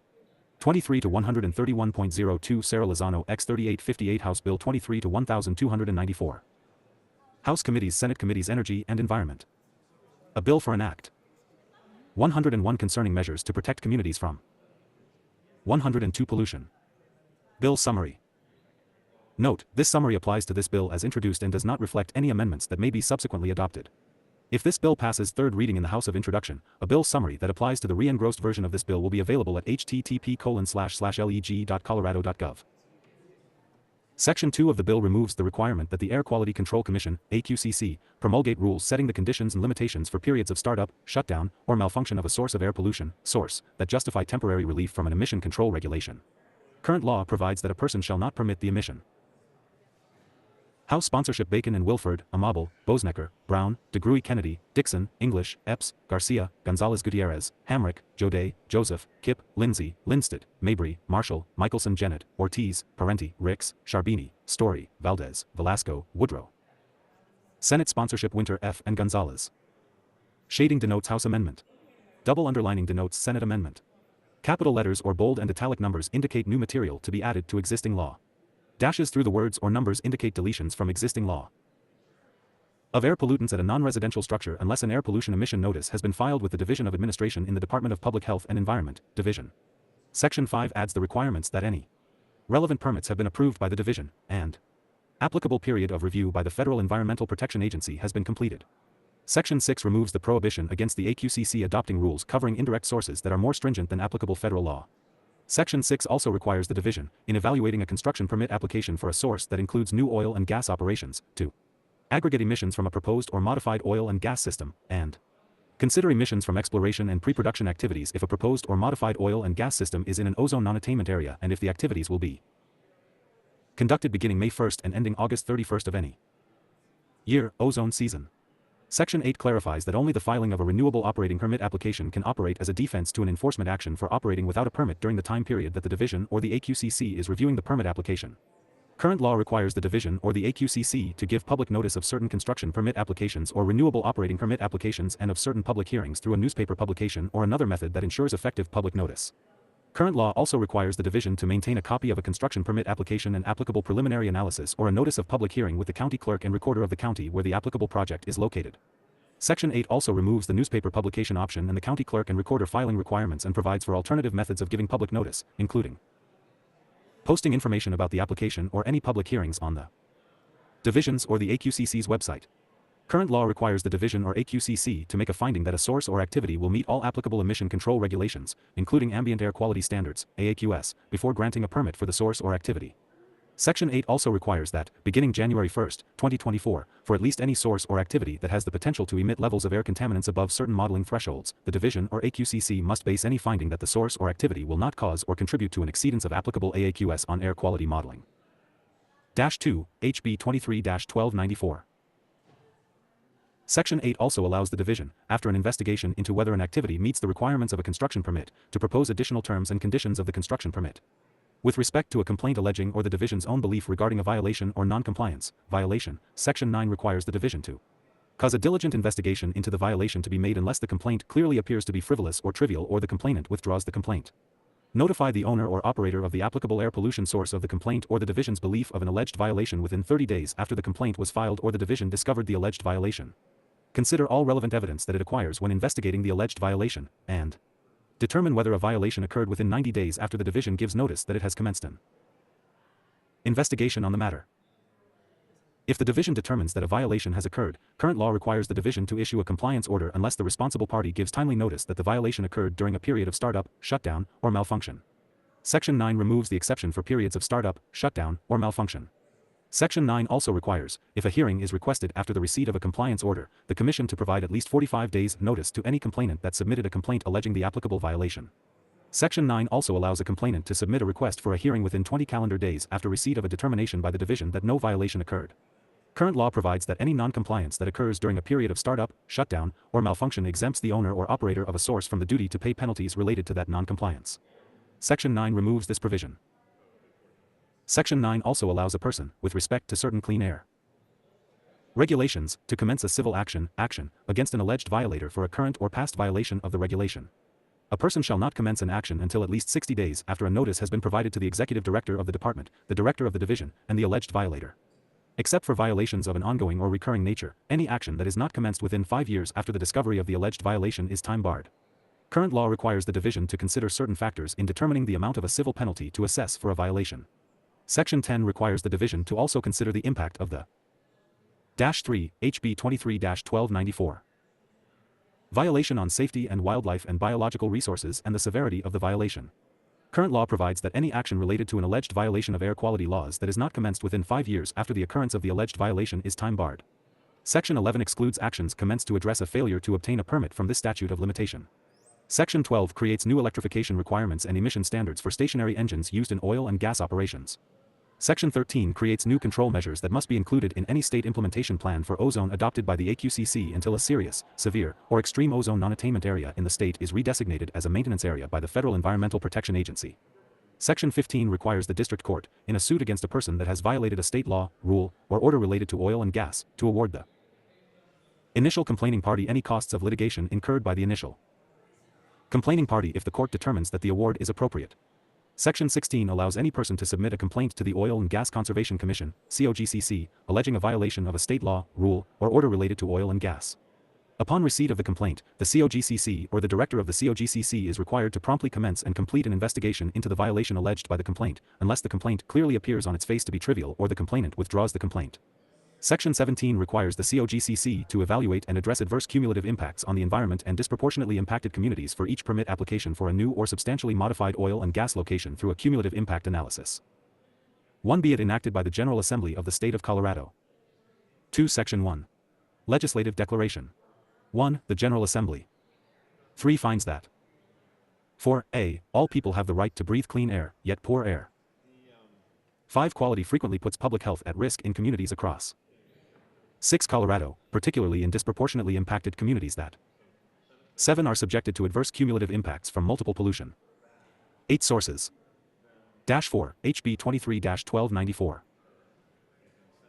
1b. In particular, Coloradans have long suffered from high levels 2 of ground-level ozone pollution, which is connected to severe health 3 impacts including respiratory problems, cardiovascular disease, adverse 4 birth outcomes, and premature death, and poses a significant threat to 5 vulnerable populations including children, the elderly, people with 6 respiratory ailments, the outdoor workforce, and otherwise healthy 7 individuals who recreate outdoors. 8c. The threats posed by ozone pollution are even more 9 devastating for communities of color and low-income communities that 10 bear outsized environmental burdens due to past and present 11 discriminatory environmental policies, endure higher health risks from 12 exposure, experience systemic injustice, and have faced exclusion from 13 government decision-making and enforcement efforts. 14d. Although Colorado has an ongoing ozone crisis that will 15 worsen with climate change, the state has repeatedly failed to meet 16 federal ozone standards established to protect public health and welfare, 17 particularly in the Denver Metro/North Front Range non-attainment area, 18 where a majority of Coloradans live, which was downgraded to a severe 19 non-attainment area in 2022 and has been consistently ranked among the 20 worst areas in the nation for ozone pollution. 21e. The Federal Clean Air Act requires that Colorado have 22 enforceable procedures in place to assess the air quality impacts of new 23 sources and modifications and to prevent the construction of new sources 24 and modifications that would cause or contribute to a violation of federal 25 standards. 26f. Minor sources of pollution, including many oil and gas 27 sources that are among the largest contributors to ozone, can cause 5. HB 23-1294.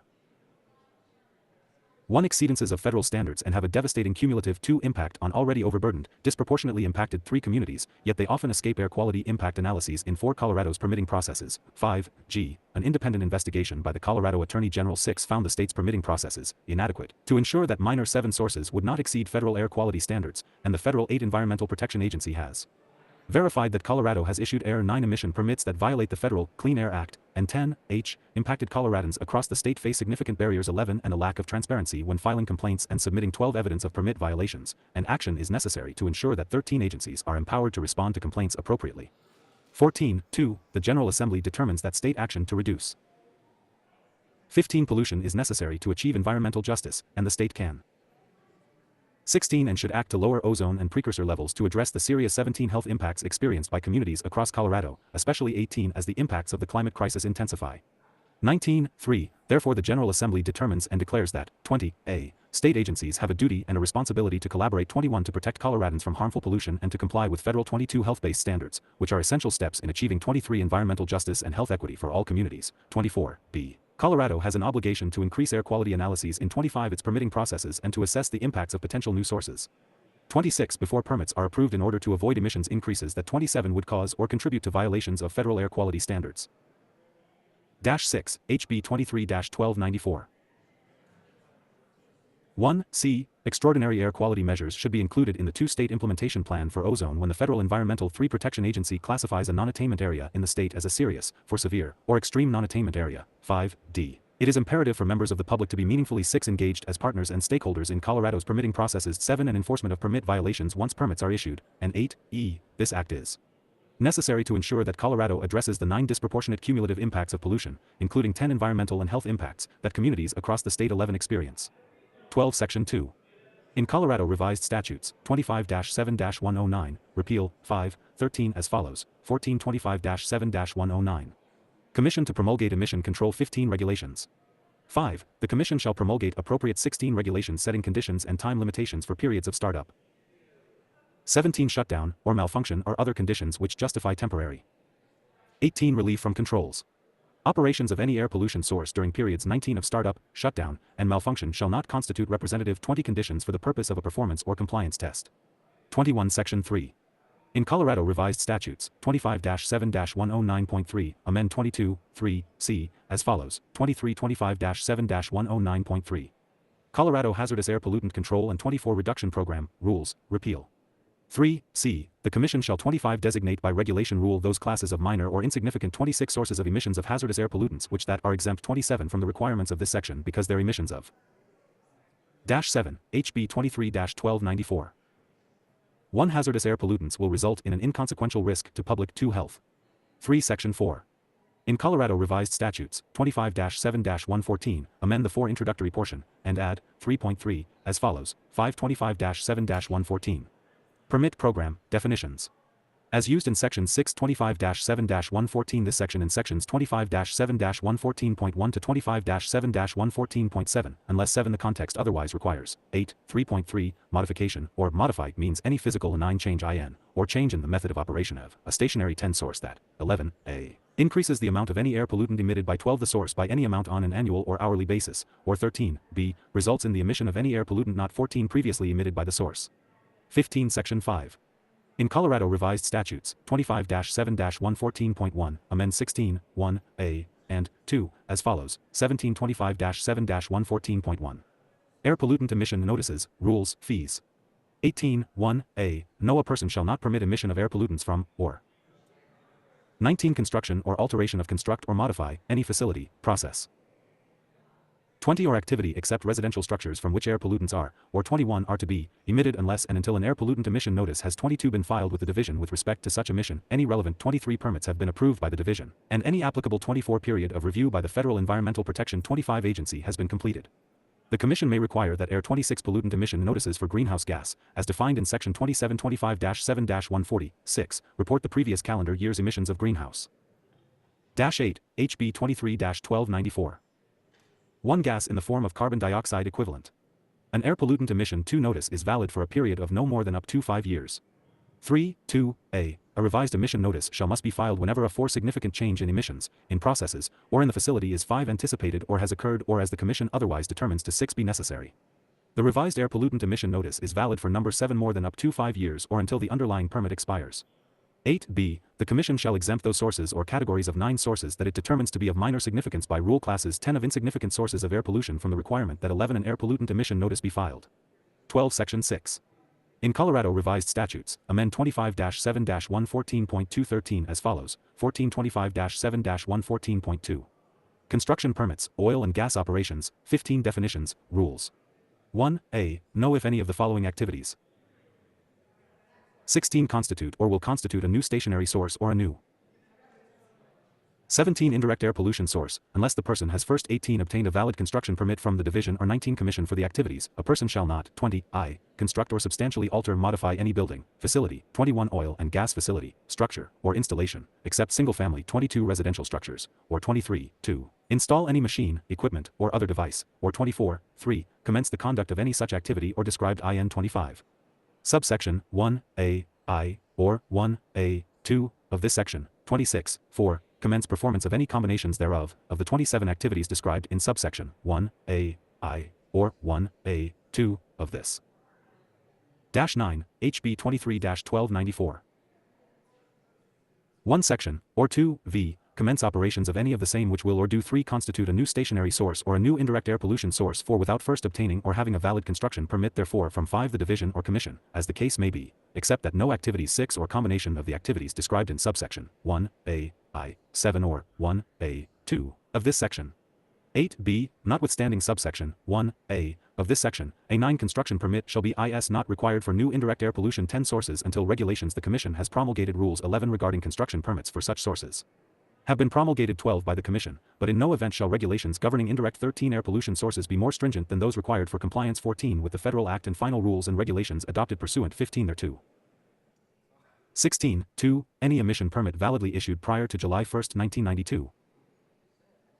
17 pursuant to section 25-7-114, as said that section existed prior to July 1, 1992, and in effect on or after July 1, 1992, shall be deemed to be a 19 valid construction permit issued pursuant to this section. 23. The Commission shall designate by regulation rule those 21 classes of minor or insignificant sources of air pollution which that are 22 exempt from the requirement for a permit because of their negligible 23 impact on air quality. 24. 4. A request for general permit registration does not 25 constitute obtaining or having a valid construction permit. 26. 5. In evaluating a construction permit application for a 27 source that includes a proposed new or modified oil and gas. 10. HB 23-1294. One system, including in any air quality modeling required by 2 Section 25-7-114.5, 7.5, the division shall, 3a, aggregate emissions from the proposed new or modified 4 oil and gas system, and 5b, consider emissions from exploration and 6 pre-production activities that will be ongoing beginning May 1, 7 and ending August 31 of any year if the proposed new or modified 8 oil and gas system is in an ozone non-attainment area. 9. 6. AS used in this section, unless the context otherwise 10 requires. 11. A. Oil and gas facility has the meaning set forth in 12 section 34-60-103, 6.2. 13. B. Oil and gas location has the meaning set forth in 14 section 34-60-103, 6.4. 15. C. Oil and gas system includes all of the oil and gas 16 facilities that are under common control of an operator and 17 that are either 18. I. Located at the same oil and gas location, or 19. 2. Located at different oil and gas locations that are 20 within 2 miles of each other, measured from the edge of each. 21. Oil and gas location, and that use shared equipment. 22. D. Operator has the meaning set forth in section 2334-60-103, 6.8. 24. E. Shared equipment includes produced fluid storage 25 tanks, phase separators, natural gas dehydrators, emissions 26 control devices, pipeline compressors, underground injection 27 wells, and pump stations. 11. HB 23-1294. 1 Section 7. In Colorado Revised Statutes, 25-7-114.4, amend 2, 1, introductory portion, 1, J, 1, K, 1, N, and 2, as follows, 325-7-114.4. Permit applications, contents, rules, definitions. 4. 1. The Commission shall promulgate such regulations rules as may be 5 necessary and proper for the orderly and effective administration of 6 construction permits and renewable operating permits.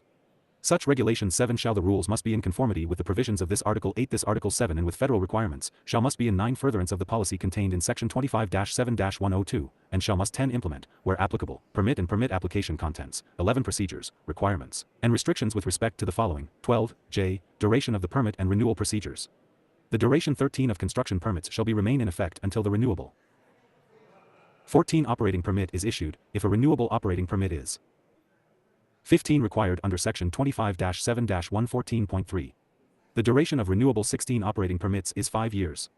17, K, procedures to, 18, I, terminate, modify, alter, or revoke and reissue permits for 19 cause, procedures to and 20, 2, revise permits prior to renewal or termination to incorporate, 21, A, applicable standards and regulations adopted after the 22 issuance of such the permit as expeditiously as practicable, but not later 23 than 18 months after promulgation of the applicable requirement, 24 or to incorporate 25, B, otherwise applicable standards and regulations in the permit. 26 except that, no such a revision shall not be required prior to renewal 27 or termination of the permit if the effective date of the standards or 12, HB 23-1294. 1 regulation occurs after the permit term expires, such any revision shall 2 incorporating a standard or regulation with an effective date 3 after the permit term expires must be treated as a permit renewal, 4 and the defense established under subsection 3 of this section shall 5 applies until the permit amendment is complete, 6, N, I. Procedures for modifying, altering, or amending permits, 7 and procedures for authorizing any change within a permitted facility 8 without requiring a permit revision, so long as, 9a, any such the change is not a modification under any 10 provision of subchapter I of the Federal Act and any such or a 11 modification as defined in section 25-7-114, 3.3, 12b, the change does not exceed increase the emissions 13 allowable under the permit, and 14c, advance notice is given to the division and the administrator. 15, 2, such the advance notice shall described in subsection 16, 1, N, I, C, of this section must be given no earlier than that the 17 notice period required under regulations promulgated pursuant to the 18 Federal Act. Failure of the division to respond by the day following the last 19 day of such the advance notice period allows the source to proceed with 20 any such change described under subsection 1, N, I, of this 21 section. 22, 2, the division shall examine applications for and may issue, 23 suspend, revoke, modify, alter, deny, and otherwise administer all 24 permits required under this article. Such Article 7. The Division's 25 administration of all permits required under this Article 7 shall be 26 conducted in accordance with the provisions of this article and 27 regulations this Article 7 and rules promulgated by the Commission. 13, HB 23-1294. 1 Section 8. In Colorado Revised Statutes, 25-7-114.5, amend 2, 4, 5, 6A, introductory portion, 6A, 2, 6B, 7A, introductory 3 portion, 7A, 3, 8, 10, and 12A, and add 7.5, as follows, for 25-7-114.5. Application review, public participation, 5 definitions, rules. 4a. The Division shall prepare its preliminary 6 analysis regarding compliance, as set forth in subsection 2 of this 7 section, and regarding the impact on attainment or non-attainment areas, 8 as set forth in subsection 3 of this section, as expeditiously as possible. 9b. For construction permits not subject to Part 2 of this article, 10 such Article 7, the preliminary analysis must be completed number 11 later than 60 calendar days after receipt of a completed Permit 12 application. Applicants must be advised within 60 calendar days after 13 receipt of any application, or supplement thereto to any application, if 14 and in what respects the subject application is incomplete. Upon failure. 15 of the Division to so notify the applicant within 60 calendar days of 16 after its filing, the application shall be deemed complete. 17. 2. Applications for construction permits subject to Part 2 of this 18 article shall Article 7 must be approved or disapproved within 12-19 months of after receipt of a complete application.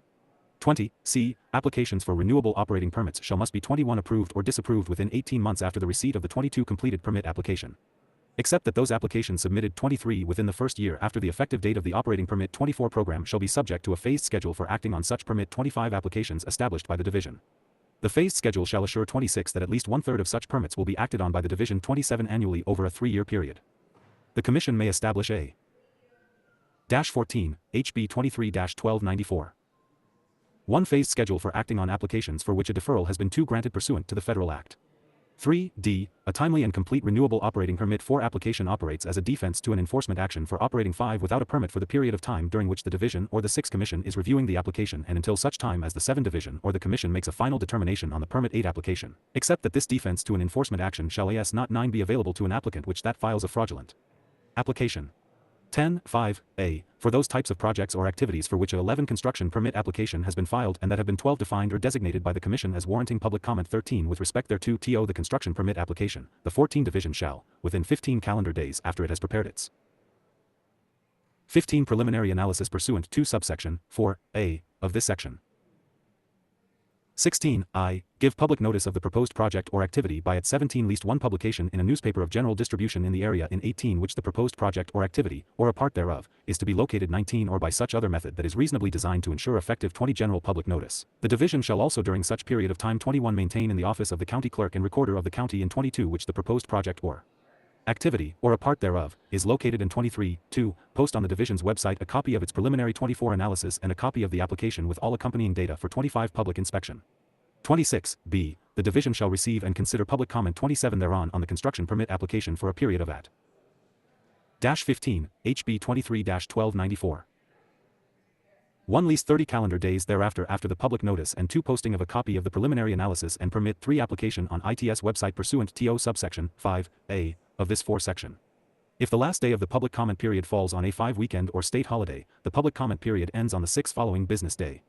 6a. For any construction permit application subject to the 8 requirements of a new or modified major source in a non-attainment area, 9 or for prevention of significant deterioration as provided in Part 2 of this 10 Article 7, or for any application for a renewable operating permit. 11 within 15 calendar days after the issuance of its preliminary analysis 12 prepared pursuant to subsection 4a of this section, the Division 13 shall, 14, 2, give public notice of the proposed source or modification and 15 the Division's preliminary analysis thereof applicable to the proposed 16 source or modification by at least 1 publication in a newspaper of 17 general distribution in the area of the proposed source or modification, or 18 by such other method that is reasonably designed to ensure effective and 19 general public notice. Such the public notice shall must advise of the 20 opportunity for a public hearing for interested persons to appear and 21 submit written or oral comments to the Commission on the air quality 22 impacts of the source or modification, the alternatives to the source or 23 modification, the control technology required, if applicable, and other 24 appropriate considerations. Any such notice shall be printed prominently 25 in at least 10-point bold-faced type. The Division shall receive and 26 consider any comments submitted. 27b. If within 30 calendar days of after publication of such 16, HB 23-1294.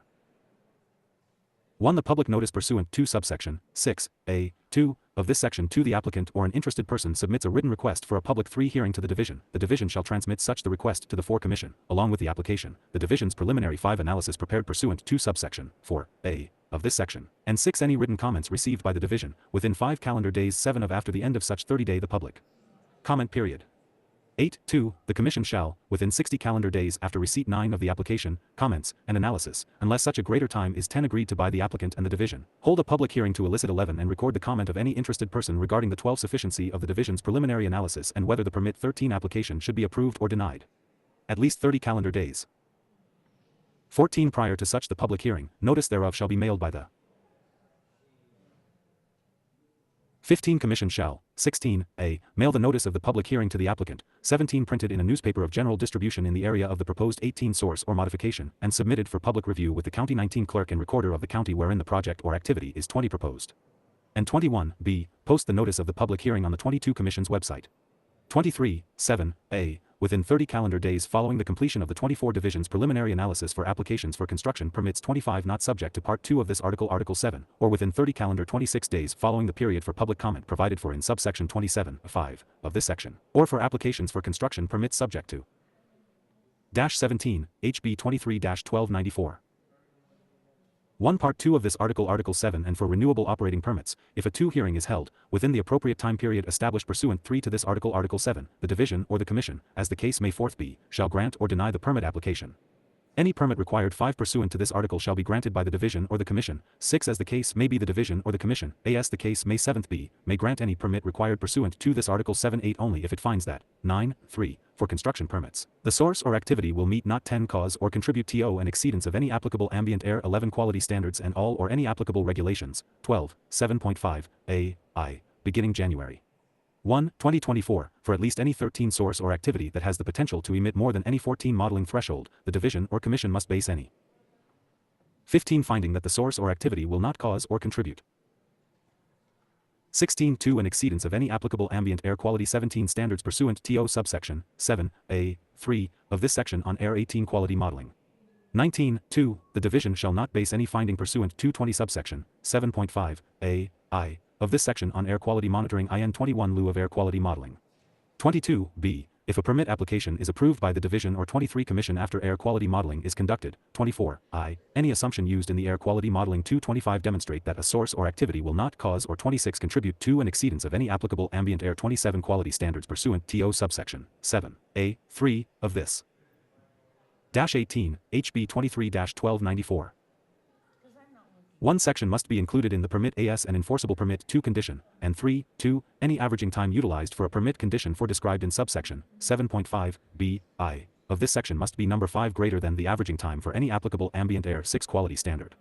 7. C. The Commission may, including in response to a request 8 by the Division or any interested person, lower a modeling 9 threshold by rule 10 d. As used in this subsection 7.511 a. Air quality modeling means the modeling of the 12 air quality impacts of emissions from all emission units at a 13 stationary source, which modeling is conducted pursuant to the 14 most recent version of Appendix W of 40 CFR 51, or any successor 15 federal regulation, and any relevant federal environmental 16 protection agency guidance for ozone and fine particulate 17 matter permit modeling.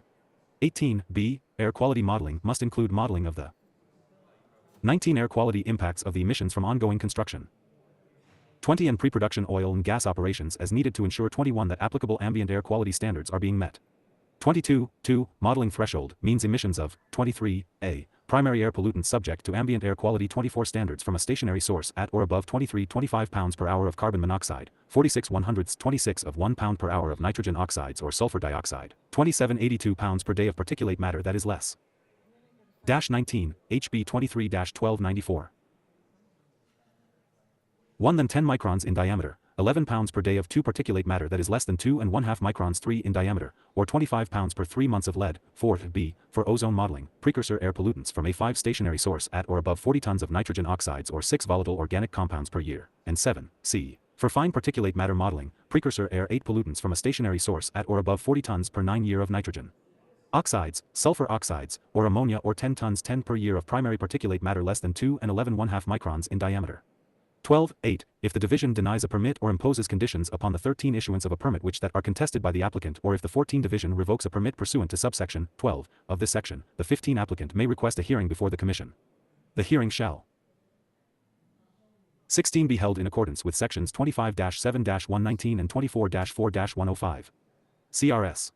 The 17 Commission may, after review of the evidence presented at the hearing, 18 affirm, reverse, or modify alter the decision of the division but shall, in 19 any event, assure that all the requirements of subsections 6 and 7 and 27.5 of this section are met. 21.10. A permit and amendment to a renewable operating 22 permit will not be not required to authorize a change in practice 23 which that is otherwise permitted pursuant to this article Article 7, the 24 State Implementation Plan, or the federal act merely because an existing 25 permit does not address the practice. Changes in industrial practices and 26 procedures that are not inconsistent with the terms of a renewable 27 operating permit can be made without seeking any change to the terms of 20 HB 23-1294. 1. Said the permit. 2. 12a. A permitted entity shall notify the division within 15 days after the commencement of any activity for which a construction 4 permit has been issued. Within 180 days after 5 commencement of operation for which a construction permit has been 6 issued, the owner or operator of the source shall demonstrate to the 7 division compliance with the terms and conditions of the construction 8 permit, or the division may pursuant to rules that are adopted by the 9 Commission based upon the results of the study conducted under section 1025-7-114.7, 2a, v, inspect the project or activity to determine whether 11 or not the terms and conditions of the construction permit have been 12 properly satisfied. At the end of 180 days after the 13 commencement of operation, the division must, 14i, revoke the construction permit, or 15.2, continue the construction permit, if applicable, or 16.3, notify the owner or operator in writing that the source has 17 demonstrated compliance with the construction permit, or 18.4, if applicable, propose, in accordance with the public 19 notice requirements described in subsections 5 and 6 of this 20 section, additional terms and conditions to the construction 21 permit that are necessary to ensure compliance with the existing 22 terms and conditions of the construction permit, as determined 23 by the results of an inspection conducted pursuant to this 24 subsection 12a. 25 Section 9. In Colorado Revised Statutes, 25-7-115, amend 226, 3a, 3b, and 7b, and add 4a, 3, 4c, and 12, as follows, 2725-7-115. Enforcement, Civil Actions, Definitions. 2a, if a. 21, HB 23-1294.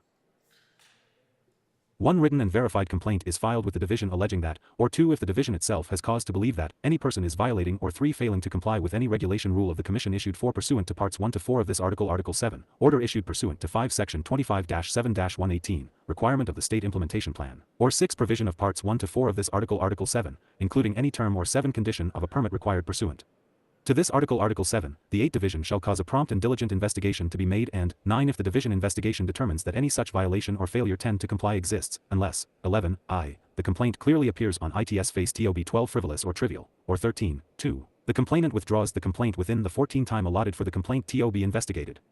15b(i), the division shall act expeditiously and within the period 16 prescribed by law in within 30 days after receipt of a complaint. 17 filed, or after the discovery of the alleged violation, or 18 noncompliance, pursuant to subsection 2a of this section, 219 formally notify the owner or operator of such the air pollution 20 source after the discovery of the alleged violation or noncompliance. 21 Such the notice must specify the provision alleged to have been 22 violated or not complied with and the facts alleged to constitute the 23 violation or noncompliance. 24.2. If the division is acting in response to a complaint, the 25 division shall notify the complainant that an investigation has 26 commenced at the time that the division provides notice to the 27 owner or operator of the air pollution source pursuant to 22, HB 23-1294. 1 subsection 2b(i) of this section. 2c. In investigating a complaint pursuant to subsection 3.2a of this section, the division shall accept and consider all 4 relevant evidence it receives or acquires, including audio, video, 5 and testimonial evidence. 6. 3a(i), within 30 calendar days after notice has been given. 7 pursuant to subsection 2b(i) of this section, the division shall 8 confer with the owner or operator of the source to determine whether a 9 violation or noncompliance did or did not occurred and, if such 10 violation or noncompliance occurred, whether a noncompliance penalty 11 must be assessed under subsection 5 of this section. The division shall 12 provide the owner or operator an opportunity to the owner or operator 13 at such at the conference, and may provide further opportunity, 14 thereafter not to exceed 30 additional calendar days after 15 the conference, to submit data, views, and arguments concerning the 16 alleged violation or noncompliance or the assessment of any. 17 noncompliance penalty. 18, 2, no later than 90 days after notice has been given. 19 pursuant to subsection 2, b, I, of this section, the division shall 20 determine whether a violation or noncompliance occurred. If a 21 complaint was filed pursuant to subsection 2, a, of this section 22 alleging the violation or noncompliance, the division shall 23 promptly notify the complainant of the division's determination. 24, b, I, if, after any such the conference pursuant to 25 subsection 3, a, I, of this section, the division determines that 26 a violation or noncompliance is determined to have has occurred, the 27 division shall issue an order requiring the owner or operator or any other. 23, HB 23-1294. 1 responsible person to comply. Unless the owner or operator demonstrates 2 that the violation occurred during a period of startup, shutdown, or 3 malfunction and timely notice was given to the division of the condition. 4, 2, if a complaint is filed pursuant to subsection 2, a, of 5 this section alleging the violation or noncompliance, the 6th division shall send the order to the complainant. 7, 3, the order may, 8, a, include the termination, modification, alteration, or 9 revocation and reissuance of the subject permit. 10, b, include the assessment of civil penalties in accordance with 11 section 25-7-122 and subsection 3, b, 4, of this section. 12, c, in addition to civil penalties, include a requirement to 13 perform 1 or more projects to mitigate violations related to excess 14 emissions. The order may also and 15, d, require the calculation of a noncompliance penalty under 16 subsection 5, of this section. 17, 4, in determining the amount to assess for a civil. 18 penalty for a violation or noncompliance, the division shall, 19, a, consider the factors described in section 25-7-122-22, a, and 21, b, not assess a penalty for a violation or noncompliance 22 that is less than the economic benefit that the owner or 23 operator derived from the violation or noncompliance.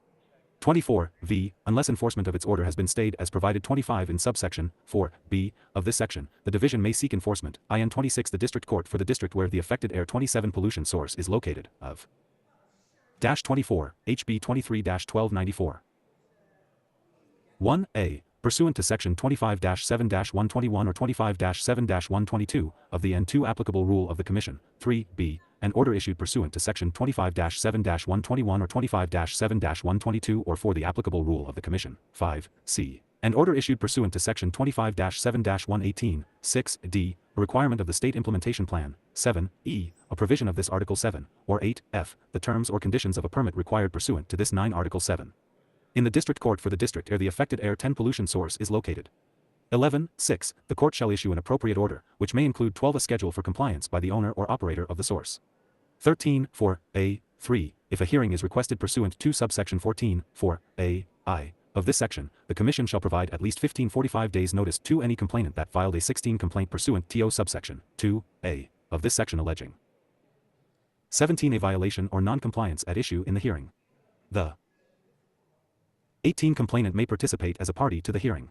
19, c.I., within 20 calendar days after receipt of a 20 determination by the division that NO violation Oregon 21 noncompliance occurred pursuant to subsection 3a.2 of this 22 section or an order pursuant to subsection 3b of this section. 23, any complainant that filed a complaint alleging the violation 24 or noncompliance may file with the Commission a written 25 petition requesting a hearing to determine any of the following. 26, a, whether the alleged violation or noncompliance 27 exists or did exist. 25, HB 23-1294. 1b, whether a revision to the State Implementation Plan 2 or revision of a regulation or standard that is not part of the 3 State Implementation Plan should be implemented with respect to the alleged violation or noncompliance, or 5c, whether the owner or operator is subject to civil 6 penalties pursuant to section 25-7-122 or noncompliance 7 penalties under subsection 5 of this section, or whether the 8 civil or noncompliance penalties were assessed incorrectly. 9.2, the hearing described in subsection 4c.i. of this 10 section must, 11a, allow the parties to present evidence and argument 12 on all issues and 2 conduct cross-examination as required for 13 full disclosure of the facts, and 14b, be conducted in accordance with section 25-7-119. 15.3, the complainant shall send a copy of the petition 16 described in subsection 4c.i. of this section to the alleged 17 violator at the time of filing the petition with the Commission. 18.7b, the division may, after notice and opportunity for a public 19 hearing, exempt the owner or operator of any stationary source from 20 the duty to pay a noncompliance penalty pursuant to this section with 21 respect to a particular instance of noncompliance if it finds that such the 22 instance of noncompliance is inconsequential in nature and duration. Any 23 instance of noncompliance occurring during a period of startup, 24 shutdown, or malfunction shall be deemed to be inconsequential. If a 25 public hearing is requested by an interested person, the request shall must 26 be transmitted to the Commission within 20 calendar days of after 27 its receipt by the Division. The Commission shall, within 60 calendar. 26, HB 23-1294. 1 days of after its receipt of the request, hold a public hearing, with 2 respect thereto, and within 30 calendar days of such after the hearing 3 issue its decision. 4, 12a, notwithstanding the Division's enforcement duty 5 pursuant to this Article 7, a person may commence a civil action 6 against an alleged violator for a current or past alleged 7 violation of or noncompliance with 8i, an emission control regulation, 9, 2, the requirements of the State Implementation Plan, 10, 3, this Part 1 or Part 2, 3, 4, or 11 of this Article 7, 11, 4, the terms and conditions of a permit required 12 pursuant to this Article 7, or 13, v, any order issued by the Division, including a 14 compliance order on consent or a settlement agreement with 15 the alleged violator. 16, b-I, a person shall not commence an action until at 17 least 60 days after notice of the alleged violation or 18 noncompliance has been provided to, 19, a, the Executive Director. 20, b, the Director of the Division, and 21, c, each person alleged to have committed one or more 22 violations. 23, 2, a person may commence an action in a District Court 24 where, 25, a, the alleged violation or noncompliance occurred, 26, b, the alleged violator resides or is located, 27, c, the person resides, or 27, HB 23-1294. 1, d, the Division is headquartered. 2, 3, once an action is commenced, the plaintiff shall 3 promptly serve a copy of the complaint to the Attorney General 4 and the Executive Director. 5, 4, a district court hearing an action may, 6, a, enjoin the alleged violation or noncompliance and 7, compel compliance, 8, b, impose civil penalties in accordance with Section 925-7-122, and 10, c, grant any other monetary or injunctive relief that IT 11 finds just, equitable, and in the public interest. 12, v, a person shall not commence an action if, at the time 13 of the filing of the action, 14, a, the Division is actively seeking enforcement of an 15 issued compliance order related to the alleged violation or 16 noncompliance through a hearing pursuant to Section 25-7-119, 17 or 18, b. The Division is diligently prosecuting a civil action 19 related to the alleged violation or noncompliance in District 20 Court. 21, 6, notwithstanding Section 25-7-123.1, 1, any action. 22 that is not commenced within 5 years after the discovery of 23 the alleged violation is time-barred, except for violations or 24 non-compliance of an ongoing or recurring nature. 25, 7, the Division may intervene as a matter of right in 26 any action. 27, 8, a, in an action that the state is not a party to, a. 28, HB 23-1294. 1 district court shall provide a copy of any proposed consent to judgment to the Attorney General and the Executive Director. 3. The Attorney General and the Executive Director may submit 4 comments to the proposed consent judgment to the District 5 Court or intervene in the action as a matter of right. 6. B. A District Court shall not enter a consent judgment 7 until at least 45 days after the Attorney General and 8. The Executive Director receive a copy of the proposed consent 9 judgment pursuant to subsection 12, B, 8, A, of this section.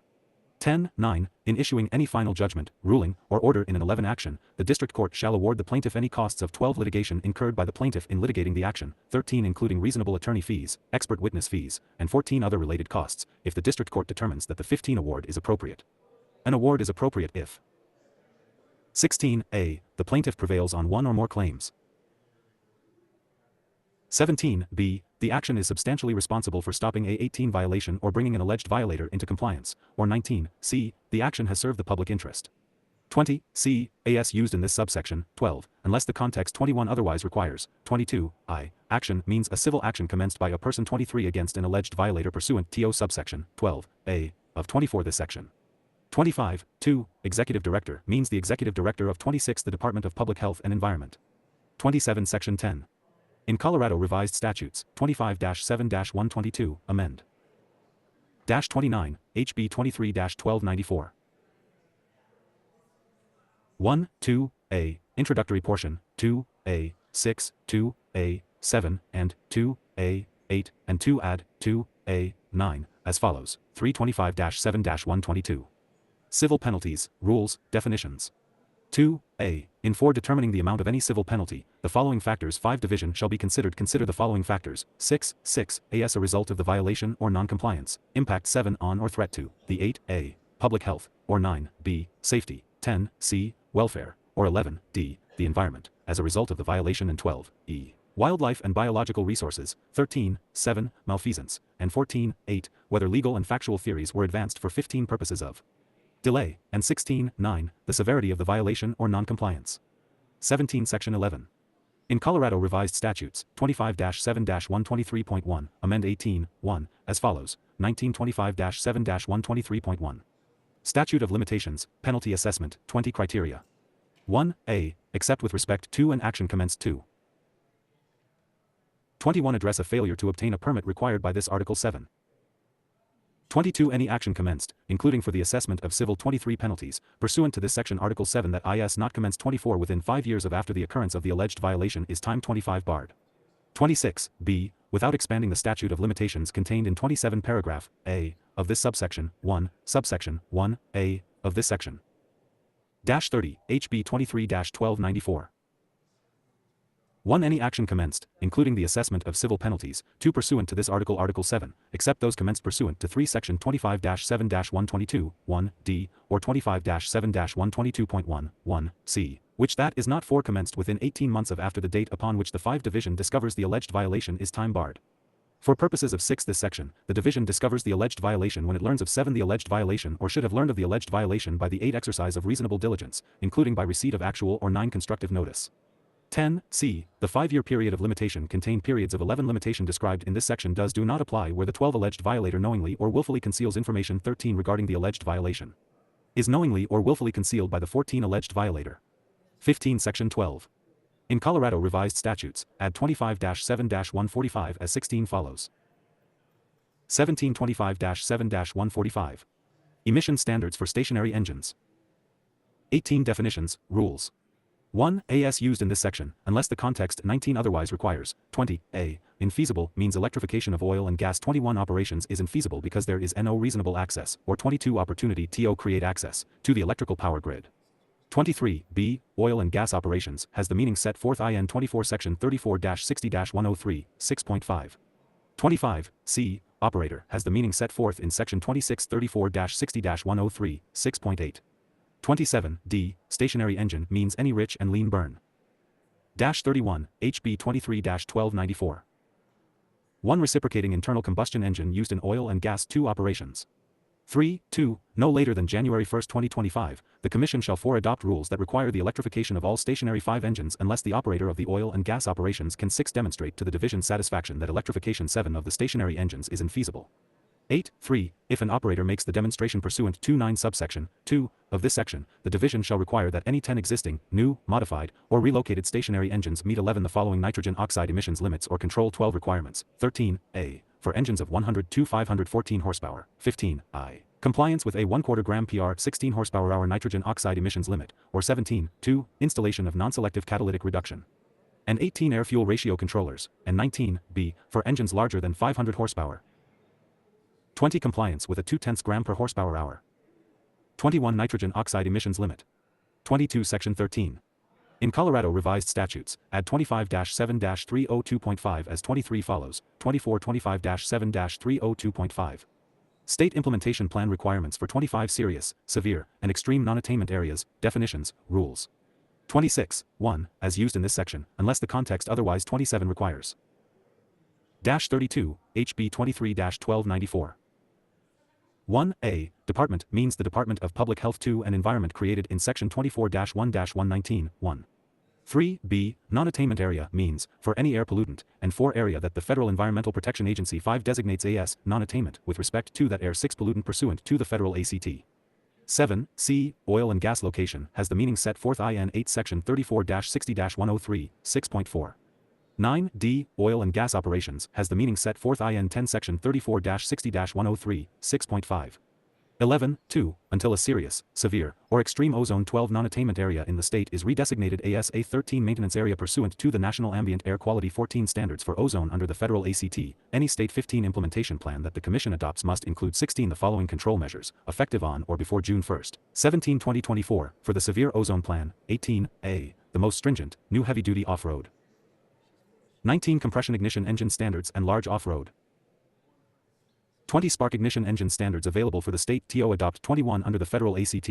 22. B. A vehicle miles traveled reduction rule. TOB 23 implemented in the ozone non-attainment area. 24. C. Rules adopted by the Commission for one or more large 25 indirect air pollution sources of ozone precursor pollutants. 26 including warehouses, distribution centers, RLYRDS, and any 27 other indirect air pollution sources that the Department. 33. HB 23-1294. 1. Determines TOB large indirect air pollution sources of ozone 2 precursor pollutants. 3. D. Requirement TO use grid-powered electric drill rigs 4 and grid-powered hydraulic electric fracturing engines at oil 5 and gas locations in the ozone non-attainment area, except that 6. If electrification is not possible, as determined by the 7 Department, the state implementation plan must require offsets 8 of 1 1/3 tons for every 1 ton of nitrogen oxides 9 or volatile organic compounds emitted from those engines, and 10. E. Zero emitting retrofits for all existing pneumatic 11 devices used in oil and gas operations. 12. Section 14. In Colorado Revised Statutes, 34-60-103, add 13, 4.1, as follows, 1434-60-103.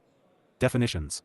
As used in this Article 60, unless the 15 context otherwise requires. 16, 4.1, cumulative impacts means the effects of oil and 17 gas operations on the environment, including effects on air. 18. Quality, water quality, climate, noise, odor, wildlife, biological.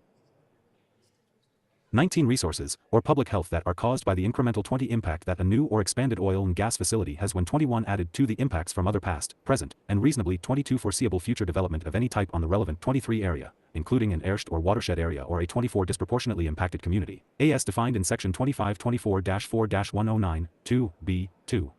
26. Section 15. In Colorado Revised Statutes, amend 34-60-11427 as follows. 34, HB 23-1294. 134-60-114. Action for damages. 1. A. Nothing in this article. 2. And no suit by or against the Commission, and no violation charged or 3 asserted against any person under any provisions of this article, or any 4 rule, regulation, or order issued under this article. The following shall 5 not impair, abridge, or delay any cause of action for damages which 6 that any person may have or assert against any another person. 7. Violating any provision of this article, Article 60, or any rule, regulation, 8 or order issued under this article, Article 60, 9, I, any provision in this Article 60, 10, 2, a suit by or against the Commission, 11, 3, a violation charged or asserted against any person, 12 under this Article 60, and 13, 4, any rule or order issued under this Article 60. 14, B, any person so damaged by the A violation described under 15 subsection 1, A, of this section may sue for and recover such 16 damages as he the person otherwise may be entitled to receive. 17, 2, A, in the event if the Commission fails to bring suit to enjoin. 18. Any actual or threatened violation of this article, Article 60, or of any Rule 19 regulation, or order made under this article, then Article 60. Any person 20 or party in interest adversely affected and by the actual violation or 21 threatened violation who has notified the Commission in writing of 22 such violation or threat thereof the actual violation or threatened 23 violation and has requested the Commission to sue may, to prevent any 24 or further violation, bring suit for that purpose in the District Court of any 25 county in which the Commission could have brought suit. 26. B. If, in such suit a lawsuit described in subsection 2, A, of 27 this section, the court holds that injunctive relief should be granted. 35, HB 23-1294. 1. Then the Commission shall be made the court shall, 2, I, make the Commission a party and shall be substituted to the 3 suit, 4, 2, if requested by the complaining party, substitute the 5 Commission for the person who brought the suit, complaining party, 6, and the injunction shall be issued 7, 3, issue the injunction as if the Commission had at all times 8 been the complaining party. 9, 3, in issuing any final judgment, ruling, or order in a 10 lawsuit described in subsection 2, A, of this section, the District 11 Court shall award the complaining party any costs of litigation 12 incurred by the complaining party in litigating the lawsuit, 13 including reasonable attorney fees, expert witness fees, and 14 other related costs if the court determines that the award is 15 appropriate. An award is appropriate if, 16, A, the complaining party or the Commission, if the 17 Commission has been substituted for the complaining party. 18 pursuant to subsection 2, B, 2, of this section, prevails on 1. 19 or more of ITS claims, 20, B, the lawsuit is substantially responsible for stopping 21 a violation or bringing an alleged violator into compliance, or 22, C, the lawsuit has served the public interest. 23 Section 16. In Colorado Revised Statutes, 34-60-121, amend 24, 4, as follows, 2534-60-121. Violations, investigations, penalties, rules, 26 Legislative Declaration. 4. A. Any person may submit a complaint 27 to the Commission alleging that a violation of this Article 60. 36, HB 23-1294. 1. Any rule or order of the Commission, or any permit has occurred. 2. If a complaint is received by the Commission, or 3. The Director of the Commission, referred to in this subsection, 4. As the Director, shall promptly commence and complete in 5 investigation into the violation alleged by the complaint 6 unless 7. The complaint clearly appears on its face to be 8. Frivolous or trivial, or 9. 2. The complainant withdraws the complaint. 10. In investigating a violation alleged by a complaint 11 received pursuant to subsection 4. Of this section, the 12 Commission or the Director shall accept and consider all 13 relevant evidence it receives or acquires, including audio, video, 14 or testimonial evidence. 15. Whenever the Commission or the Director has reasonable cause 16 to believe a violation of any provision of this article, Article 60, any Rule 17 regulation, or order of the Commission, or any permit has occurred. 18. Written notice shall be given including based on a written complaint. 19. From any person, the Commission or the Director shall provide 20 written notice to the operator whose act or omission allegedly resulted 21 in such the violation and require that the operator remedy the 22 violation. The notice must be served personally or by certified 23 mail, return receipt requested, to the operator or the operator's agent for 24 service of process and must state the provision alleged to have been 25 violated, the facts alleged to constitute the violation, and any corrective 26 action and abatement deadlines the Commission or Director elects to 27 require of the operator. 37, HB 23-1294. 1. Section 17. In Colorado Revised Statutes, add 34-60-134 as follows. 334-60-134. Cumulative impacts of oil and gas locations, for definition. 1a. The Commission shall evaluate and address 5 adverse cumulative impacts for each permit application for a 6 proposed new or substantially modified oil and gas location 7 through a cumulative impact analysis, which must include any 8 air quality modeling, as defined in Section 25-7-114.5, 7.5, d. 9 utilized by the Department to estimate air quality impacts, 10 including ozone impacts, for oil and gas facilities with emissions, 11 including pre-production emissions, that would exceed any 12 modeling threshold, as defined in Section 25-7-114.5, 7.5, d. 2. 13b. The Commission shall not make a final determination 14 on an application for a proposed new or substantially modified 15 oil and gas location until 16i. The Commission has conducted and considered a 17 cumulative impact analysis pursuant to subsection 1a of this 18 section for the oil and gas location. 19.2. The Commission has determined that the oil and gas 20 location will be consistent with the state's greenhouse gas 21 emission reduction goals set forth in Section 25-7-102, 2g, 22.3. The Commission has determined through the 23 cumulative impacts analysis conducted pursuant to subsection 24. 1a of this section that the terms and conditions of the permit 25 for the oil and gas location are sufficient to ensure 2a 26 reasonable certainty that any adverse cumulative impacts are 27 either. 38, HB 23-1294. 1a, avoided, or 2b, minimized to the extent practicable, and 3.4, the Department has issued the relevant construction for permits for the oil and gas location pursuant to Article 7 of 5 Title 25. 6c, if the Commission makes the determination pursuant to 7 subsection 1b, 3b, of this section, the Commission shall 8 include a description of 9i, any adverse cumulative impacts, 10.2, the method by which the adverse cumulative impacts 11 will be mitigated, and 12.3, the extent that the adverse cumulative impacts will 13 be mitigated. 14.2, a person shall not commence any activities related to 15a proposed new or modified oil and gas location unless the 16 person has received any necessary permit approvals from the 17 Commission and the Department. 18.3, as used in this section, Department means the 19 Department of Public Health and Environment created in Section 2025-1-102, 1. 21 Section 18. Applicability. This Act applies to conduct 22 occurring on or after the effective date of this Act, including 23 determinations of applications pending on the effective date. 24 Section 19. Safety Clause. The General Assembly hereby finds, 25 determines, and declares that this Act is necessary for the immediate 26 preservation of the public peace, health, or safety. 39, HB 23-1294.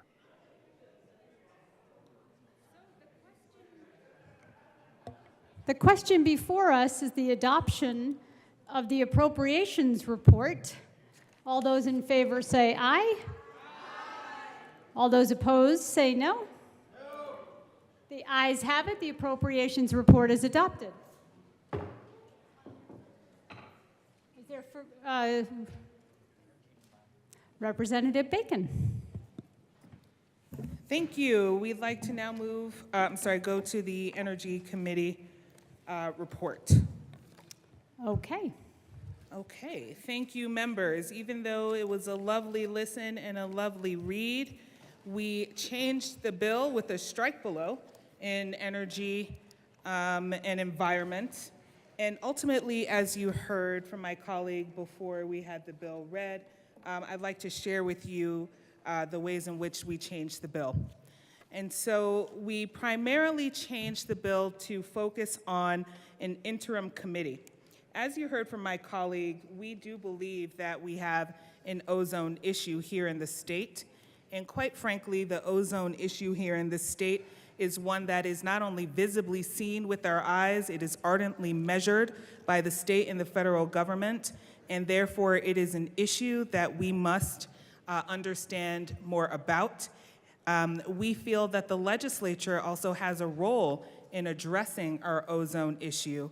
And so with that, since we did hear a lot of feedback, and soon I'll hand it over to my colleague, we created a strike below to focus on an interim committee where we could, together along with stakeholders, which includes industry, labor, workers, and those who are directly impacted or who live closest to some of the pollutants, to be able to share information to make strident decisions and outcomes in regards to addressing our ozone problem. The remaining parts of the bill is in twofold. One, it first talks about air quality complaints, the way in which the air quality divisions will handle those complaints, talks a little bit about everything within those complaints within timing to statute of limitations. Section 6 of the bill defines cumulative impacts. We'll talk about that a little bit later. However, we have passed legislation that says we must take into account cumulative impacts around permitting.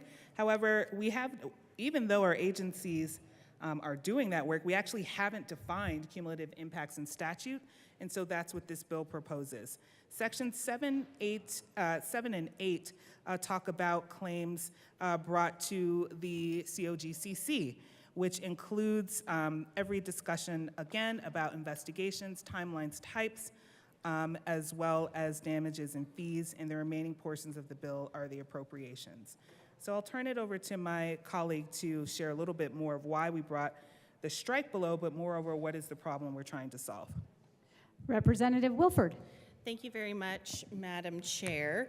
So, as Assistant Majority Leader Bacon shared, we did introduce a strike below amendment in the Energy and Environment Committee. And I just want to talk us through a little bit of some of the data and some of the information that we reviewed in committee that really led us to believe that this is the right approach that we should be taking to solving our ozone crisis here in Colorado.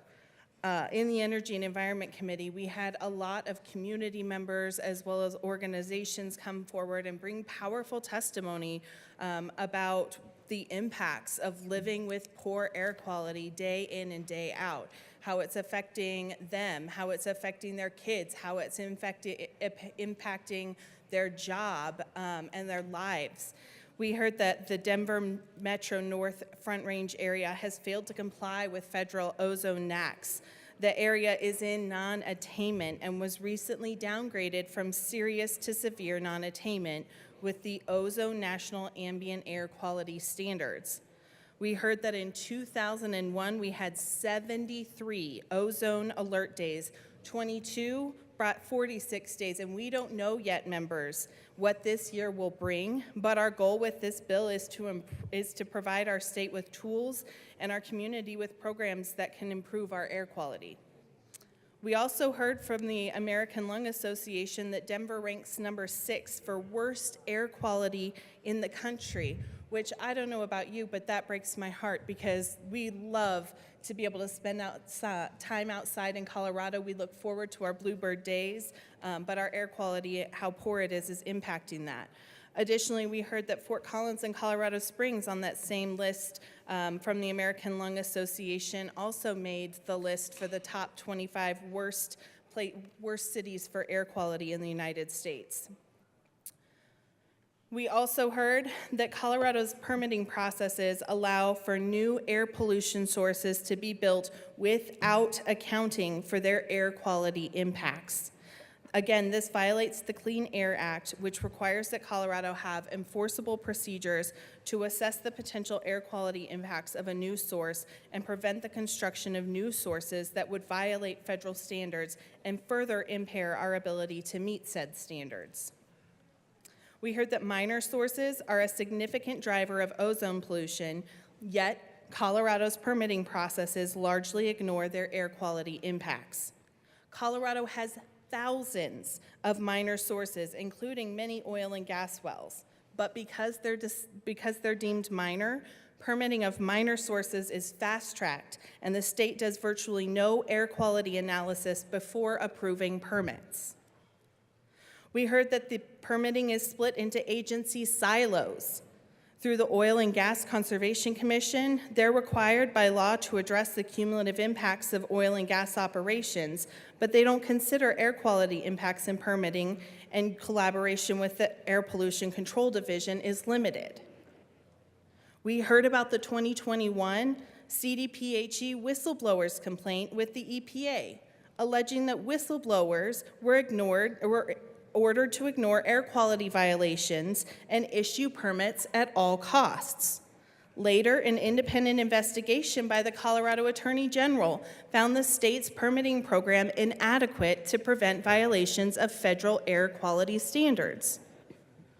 We heard that the EPA verified many of the whistleblower allegations in 2022, including that Colorado issued air permits that violate the Clean Air Act. The EPA has also expressed concern over how the state handles minor modifications, specifically at the Suncor refinery. In the term of a single permit, CDPHE allowed Suncor to make 29 minor modifications without conducting any analysis of impacts to the air quality. The bill we brought to committee was intended to invest in programs that can adequately model and analyze potential impacts and ensure strong safeguards on our air quality before we move forward. I'll stress that the bill as introduced covered new pollution sources, and the intent has never been to shut down industry or to revoke existing permits. But, my friends, the law of holes says when you find yourself in a hole, stop digging. We cannot continue to manage our programs as we have been expecting different results. Colorado has an ozone problem, members, and it's past time we take the needed steps to improve our laws to solve it, and that is exactly what this bill does. With that, I would ask for an aye on the Energy and Environment Committee report. Thank you. Rep. Winter, did you want to talk about the Environment and Energy report? Okay, come on down. Thank you, Madam Chair. I would like to move Amendment AL 002 to 1294 and ask it to properly be displayed to the Energy and Environment Committee report. That's a proper motion.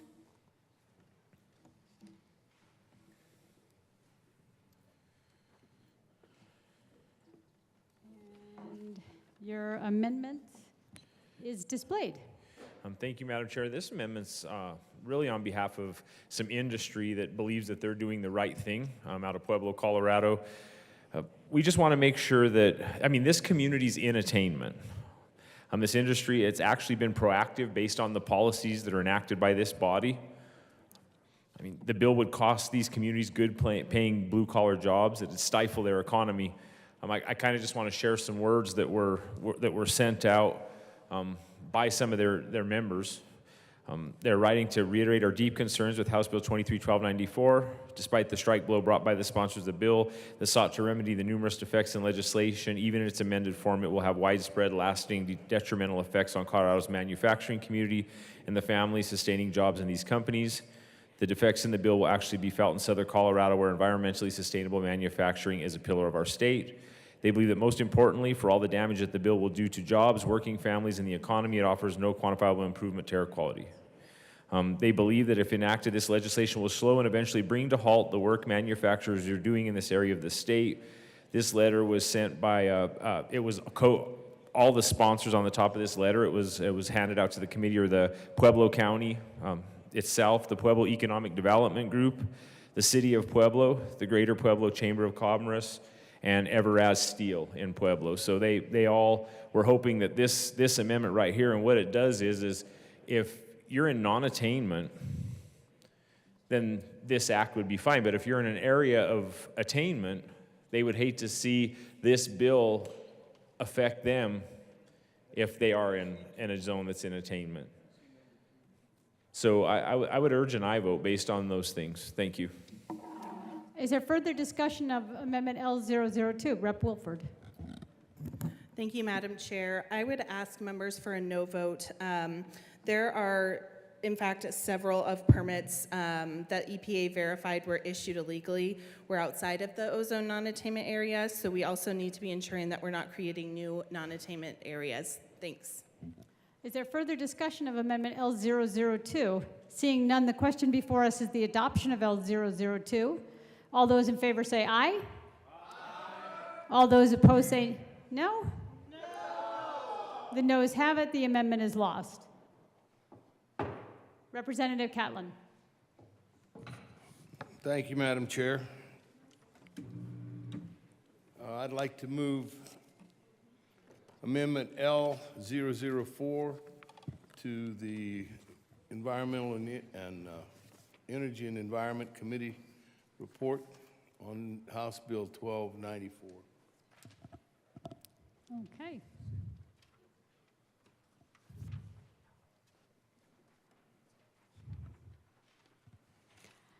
Thank you, and that amendment is displayed.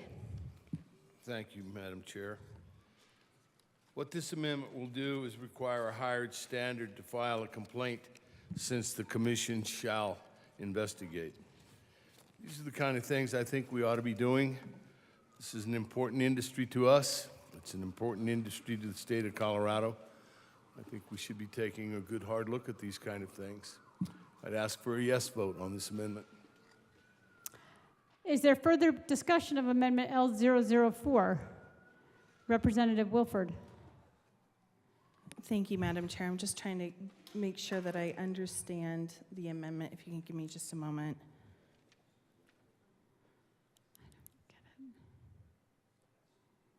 Members, I'm going to ask for a no vote on this amendment. I think that communities who are experiencing the impacts of oil and gas development should be able to submit evidence and have it be received and considered by the COGCC, and I think that this would put an additional barrier to folks being able to do that. So I ask for a no vote. Is there further discussion of Amendment L004? Seeing none, the question before us is the adoption of L004. All those in favor say aye. All those opposed say no. No. The amendment is lost. Representative Frizzell.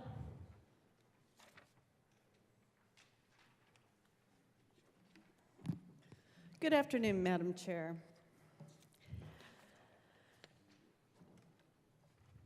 I would like to move L014 to House Bill 12, to the Energy and Environment Committee report, and ask that it be properly displayed. That is a good motion, and your amendment is displayed. Great.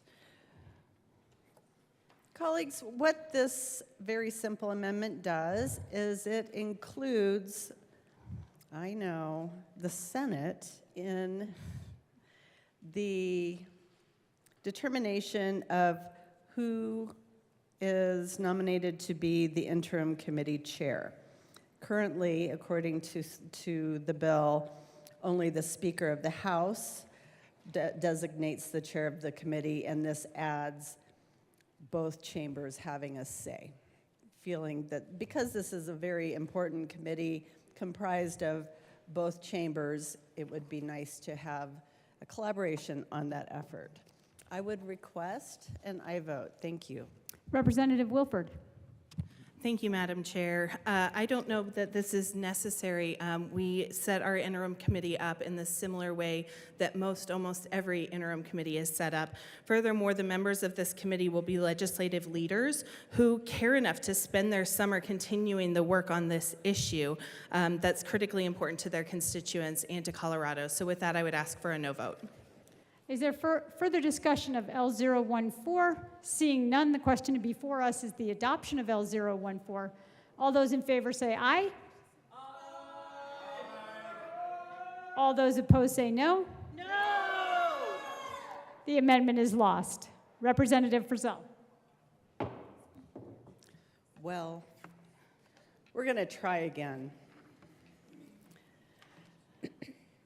Madam Chair, I move L021 to the Energy and Environment Committee report and ask that it be properly displayed. That's a proper motion, and your amendment is displayed. Thank you, Madam Chair. This amendment is simply an acknowledgement of the governor's commitment to a Colorado for all. And all it does is it alters the bill as written to create equal representation between the majority and the minority on this commitment. I'm sorry, wow. On the commitment from London. My words are not working well today. All right, so anyway, it adjusts the committee composition to just ensure that we have equal representation between the majority and the minority parties. I ask for an aye vote on this particular amendment. Thank you. Representative Wilford. Thank you. I really appreciate all of these amendments that are coming forward. What's unfortunate is that I wish we could have had a conversation and seen all of them so that maybe we could have had some time to figure out which ones would be acceptable and maybe which ones wouldn't work. But unfortunately, that didn't happen even though we asked. So with that, I would say I'm going to ask for a no vote on this one. The question, is there further discussion of L021? Seeing none, the question before us is the adoption of L021. Everyone in favor say aye.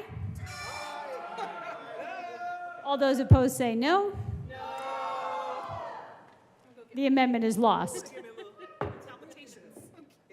Representative Evans. Thank you, Madam Chair. So I just want to address a comment that was just made. These amendments were drafted via a long conversation with a bunch of stakeholders who felt that they did not have the opportunity to be adequately heard in the conversations that occurred. And so a lot of these amendments are addressing issues that were not adequately addressed in the stakeholdering process. And so that is why these amendments are coming on the floor today. And so with that in mind, I would like to move Amendment L006 to the Energy and Environment Committee report. That's a proper motion.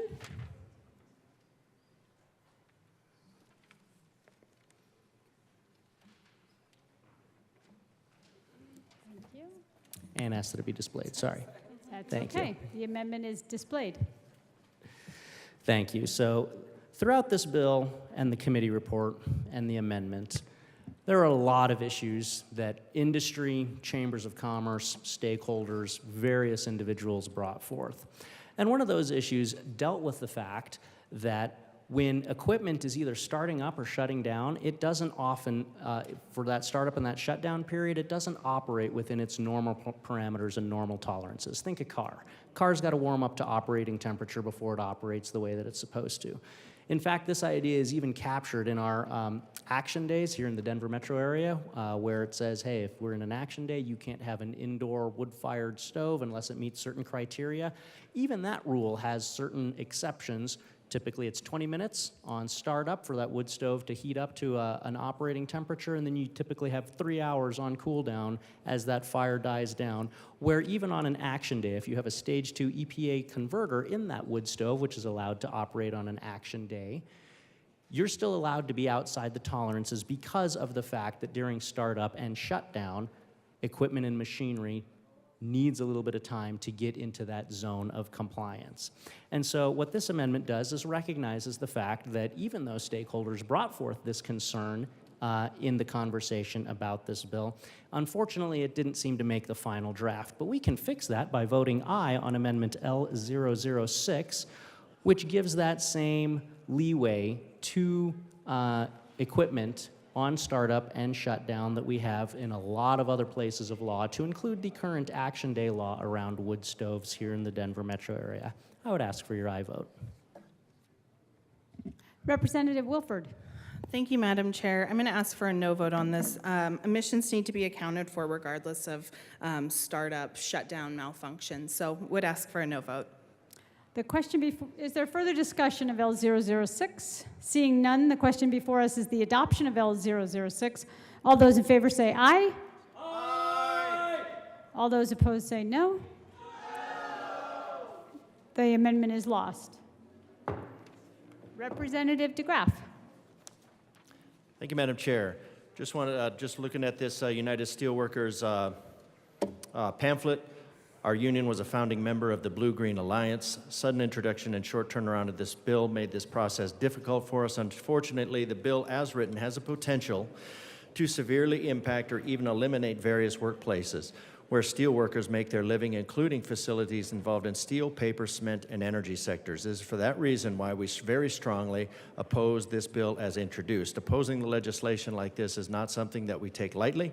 So should the necessary changes be made, we are prepared and eager for the chance to reevaluate the position. Again, this union was a founder of the Blue-Green Alliance. So this bill is not, I'm sure it is not intended to put any businesses out of business, but there are consequences to any legislation. And as Thomas Sowell says, there's no trade-offs, only solutions. And if you look at our longevity, it's going up increasingly every year, and it's increasingly going up for some of these technologies, and then they have a downside. So we want to make sure we don't throw the baby out with the bathwater.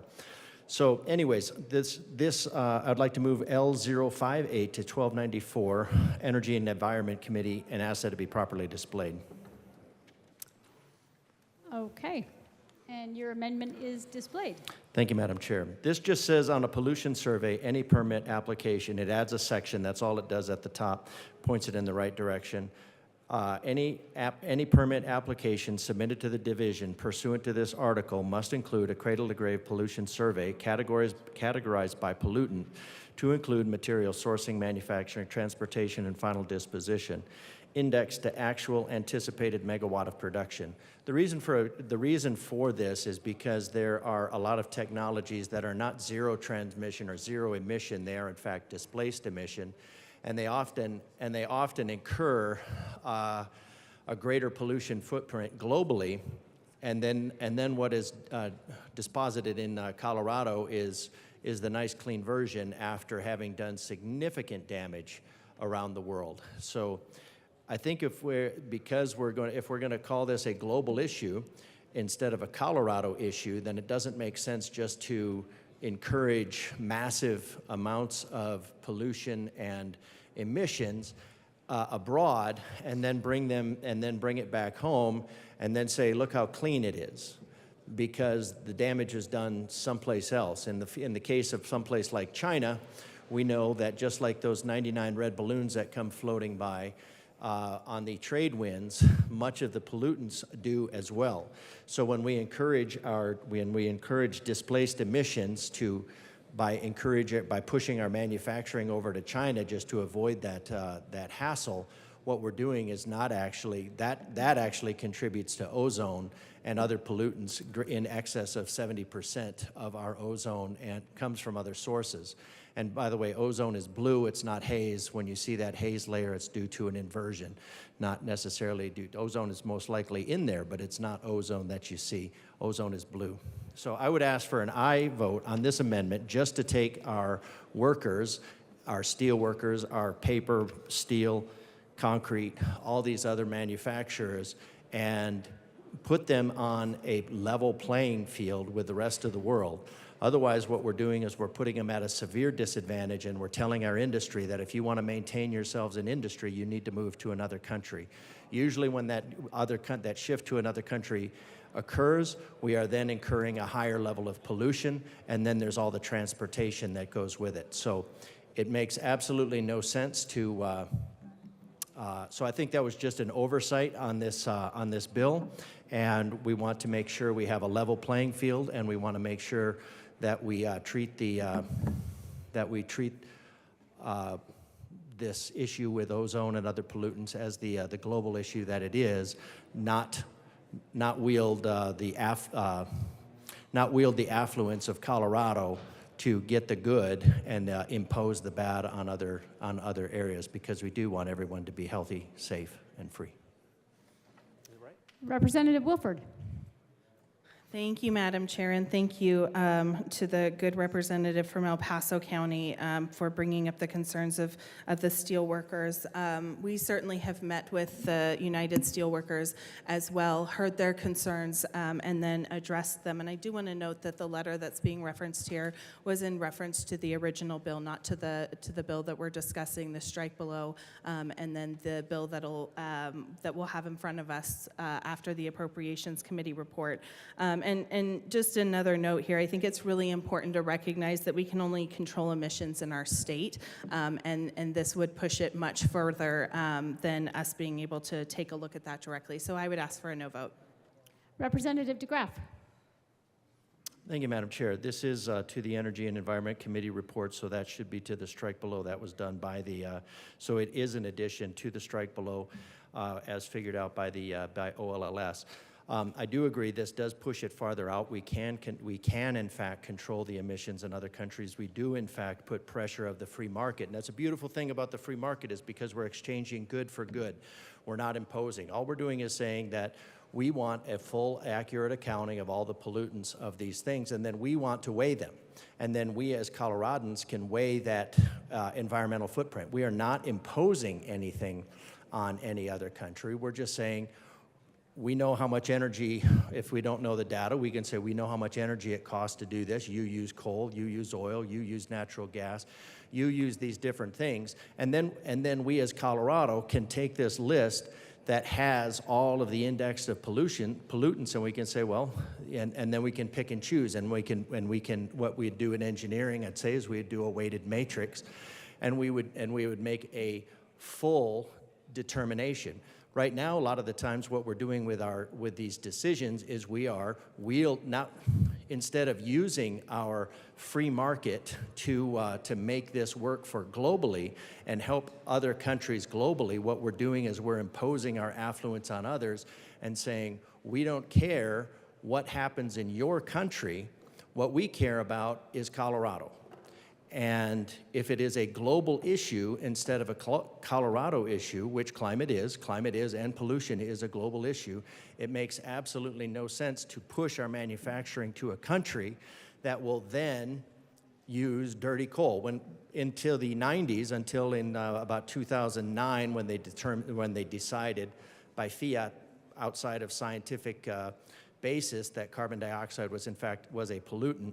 Absolutely no scientific basis. It makes plants grow, and you are composed of it. It was coal in this country. The use of clean coal had eliminated 90 to 95% of all pollutants that were in coal. And so when we said it was carbon dioxide, then of course you can't eliminate carbon dioxide from coal because it's a hydrocarbon. Then what that did is it pushed the manufacturing over to China. Not saying they had anything to do with it with their lobbyists of pushing that, but now China has absolutely no problem with burning coal. And in fact, the Paris Accords allow them to build as many coal-fired plants as they want to, all the way till 2030, and then they'll think about slowing down. So all we've done with our manufacture here is we've displaced it to China, and in China, with their effectively slave labor nation, are using dirty coal, and then they are putting those pollutants, and those pollutants are wafting over to the United States. And then we are having ozone days, largely because of the in large part, because 70% of the pollutants are coming from places like China. So we're shifting our manufacturing over to China. China is making the pollution situation worse. That's coming over here. That's causing us to pay $11 million per year, when all we need to do is we need to say, hey, let's look at the cradle-to-grave footprint. What that might do is it might push back manufacturing into our country, where we can use, even if we use clean coal or natural gas or solar like they do in Pueblo. So we want to use, this helps us use the free market to influence good on the world, as opposed to imposing affluence. So I urge an aye vote. Rep. Wilford. Thank you very much, Madam Chair, and thank you again to my passionate colleague from El Paso County. I think we could agree on some points and disagree on some points, but again, I want to renew my request for a no vote on this and encourage the good senator from El Paso County to think about running his own legislation next year. Thank you. Is there further comment on L058? Seeing none, the question before us is the adoption of L058. All those in favor say aye. Aye. All those opposed say no. No. The amendment is lost. Assistant Minority Leader Puglisi. Thank you, Madam Chair. I'm really concerned about some of the language in this bill that talks about a complaining party in litigation being able to recover regardless of outcome. That's not how the system works in any other case, and I think if we want parity in our statutes, that we should bring that parity through this legislation. So with that, Madam Chair, I'd like to offer Amendment L009 and ask that it be properly displayed. Thank you. Your amendment is moved and displayed. Thank you, Madam Chair. So basically, this would strike lines 21 through 34 on the Energy and Environment Committee report, which talks about issuing final judgments, rulings. The district court shall award the complaining party. We're taking a lot of discretion out of the court system. Any cost of litigation incurred by the complaining party, so the complaining party does not even need to have won any part of the lawsuit in order to get their reasonable attorney's fees, expert witness fees, and other costs reimbursed. And the other thing that makes me a little bit nervous about this language, because it's incredibly subjective, is the complaining party would have to show the lawsuit has served the public interest. Well, that's a very broad term. What does it mean to have served the public interest?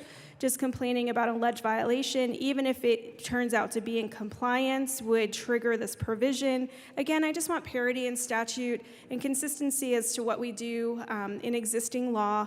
And so with that, I would ask for an aye vote. Thank you. Assistant Minority Puglisi. I don't know that we heard you say I move. Okay. I will try it again. With that, Madam Chair, I would move L009, and then I asked for it to be properly displayed, but I will do it again. Thank you. Thank you. Representative Wilford or Rep. Bacon?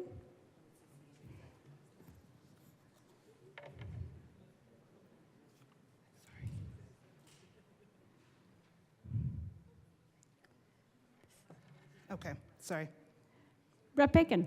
Thank you. A few things. We find that this language is consistent actually with going through private suits and some of the language found in federal law. And so that is where we got the reference from this for this section on damages. So ultimately, we encourage a no vote. Is there further discussion of L009? Seeing none, the question before us is the adoption of L009. All those in favor say aye. All those opposed say no. No. The amendment is lost. Representative Evans. Thank you, Madam Chair. So as we mentioned earlier, this bill and the Associated Energy and Environment Committee report is about making sure that we clean up Colorado's air. And my concern is that while we all want the air cleaned up, we got to make sure that the actions that we're taking and the remediation is actually having the appropriate effect that we want. And that means that we need to be collecting data to make sure that we are having the appropriate regulations on the appropriate emissions sources. And so for that end, I move Amendment L013 to the Energy Environment Committee report and ask for it to be displayed.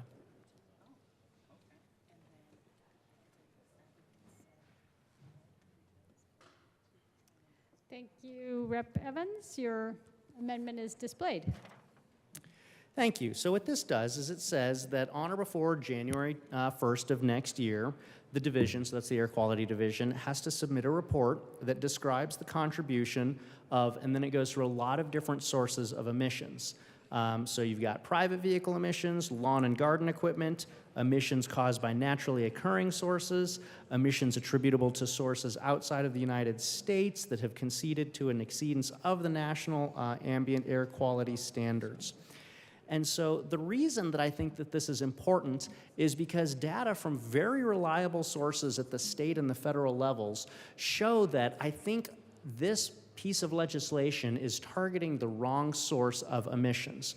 For example, NASA satellites monitor a lot of stuff that's going on in the Earth and the atmosphere, and NASA satellites showed from 2013 to 2019 there was a 52% decrease over the Front Range of methane enhancements. So what enhancements means is just an increase or decrease above background methane concentrations. So what we're talking about here is a 52% decrease from 2013 to 2019 over the Front Range as verified by NASA satellites. And we talk about methane because methane is typically associated with oil and gas production. And then we also have CDPHE, our state level agency. CDPHE has ground level monitoring instruments all over the state, and they showed that concentrations of ethane, which is another one of those indicators of oil and gas emissions, concentrations of ethanes up in my neck of the woods, up in Weld County, those emissions fell by 65% from 2013 to 2019. And it bears worth noting that that particular CDPHE site is in the heart of oil and gas country in my district. So for it to see a 65% reduction in ethane emissions between 2013 and 2019 is indicative of the fact that while we all know that we have an air quality problem here in Colorado, we need to make sure that we're targeting the correct source of those emissions. I remember earlier this year when we were having the SMART Act committee hearings in Energy and Environment, the question was asked to CDPHE, hey, what percentage of emissions come in to Colorado from out of state and what percent are locally produced here? And the answer was over 2/3 of a lot of the stuff that makes ozone and some of these other pollutants that we're talking about. Over 2/3 of that stuff is not organically produced here either naturally or as a result of human beings. It comes into Colorado from out of state. And so if we want to clean up the air, which we all do, if we want to have good land and good water, which we all do, we need to make sure that we are targeting the appropriate source of these emissions and not just going after one particular industry that, per CDPHE and NASA data, is shown to have decreased their emissions at the same time that, as we all know, our air quality has also suffered. So to me, what that means is we need to make sure that we are addressing the appropriate source of these emissions. And so for those reasons, I think that Amendment L013, which provides data on the source of those emissions, is a very important point to have so that we know that our policies are targeting the correct source of these emissions and they're not going after something that, per CDPHE and NASA, is decreasing by 52 to 65% their emissions from 2013 to 2019. I would ask for an aye vote on Amendment L013. Representative Bacon. Thank you. Thank you for this amendment. We are going to ask for a no vote because a lot of this information, as we heard from the good representative, is already included in our SIP modeling. And our SIP is our strategic plan on how we're going to improve our air quality. And so, again, most of this information is included in that. It's also included in the way that we are measuring our air quality right now. If anybody's interested, we have an ongoing portal. Air quality is measured quite honestly with a few things, but when it comes to ozone, it's measured about in 8-hour periods with certain parts per billion. And so again, we will ask for a no vote. Is there further discussion of L013? Seeing none, the question before us is the adoption of L013. All those in favor say aye. Aye. All those opposed say no. No. The noes have it. The amendment is lost. Representative Winter. Thank you, Madam Chair. I would like to move Amendment L060 to the Energy and Environment Committee report to House Bill 1294 and ask that it properly be displayed. Okay, and your amendment is displayed. Thank you, Madam Chair. After speaking to the bill sponsors, we talked about running an amendment where people could be at the table from these industries. They explained that essentially couldn't happen, but in good faith, they wanted to make sure that these industry leaders were heard and they were able to give presentations and talk to the committee about the things that are affecting their industries. And I think that's a big step forward to try to bridge that gap and at least have industry involved in the conversations. Appreciate the bill sponsors considering this amendment, and I urge an aye vote. Representative Wilford. Thank you very much, and thanks for the amendment from my colleague from Trinidad. Members, we encourage a yes vote on this amendment. It just ensures that we're making sure that we've got as many voices at the table who should be a part of this conversation. So again, ask for a yes vote. Thank you. Is there further discussion of L060? Seeing none, the question before us is the adoption of L060. All those in favor say aye. Aye. All those opposed say no. The ayes have it. The amendment is adopted. Thank you. Assistant Minority Leader Puglisi. Thank you, Madam Chair. I am concerned there is a process that includes the district court on some of these violations, and then a hearing. The commission will be able to determine whether or not the complaint is substantiated or not. But there's language in here that gives kind of a second bite at the apple. If, within 20 days of determination that there's no violation, they can still file a petition for a hearing. And, it feels like all of those remedies would have been exhausted before that point. This is unnecessary. And so with that, Madam Chair, I'd like to move L005 and ask that it be properly displayed. Okay, that's a proper motion. Thank you, Madam Chair. Your amendment is displayed. Thank you, Madam Chair. I apologize for talking over you. This amendment would amend the Energy and Environment Committee report to strike 4C on page 8, line 19, page 10, strike lines 34 through 43, and page 11, strike lines 1 through 16. Again, so that these people don't have a second bite of the apple, that all of their remedies would have been exhausted before this point, and this is not necessary. And with that, I would urge an aye vote. Thank you.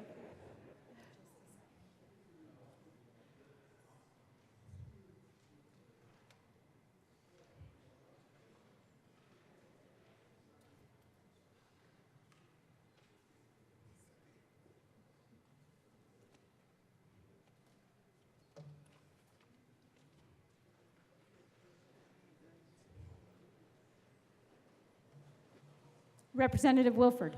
Thank you, Madam Chair. I'm going to ask if my colleague would mind coming back up and explaining what this amendment does for us again, please. Okay. Assistant Minority Leader Puglisi. Thank you, Madam Chair. And thank you to the good representative. Okay, so we are amending the Energy Environment Committee report. Page 8, lines 19, strike 4C.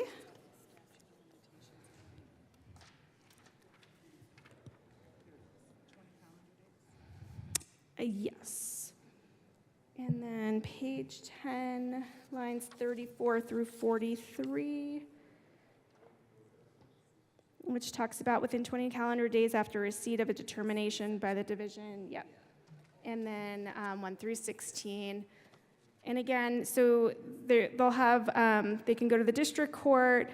Then they'll have a hearing. The commission will determine if there's been compliance or non-compliance, but now they get to go back through, and we think it's a second bite of the apple, and it's unnecessary after those determinations, and all of their remedies should be exhausted.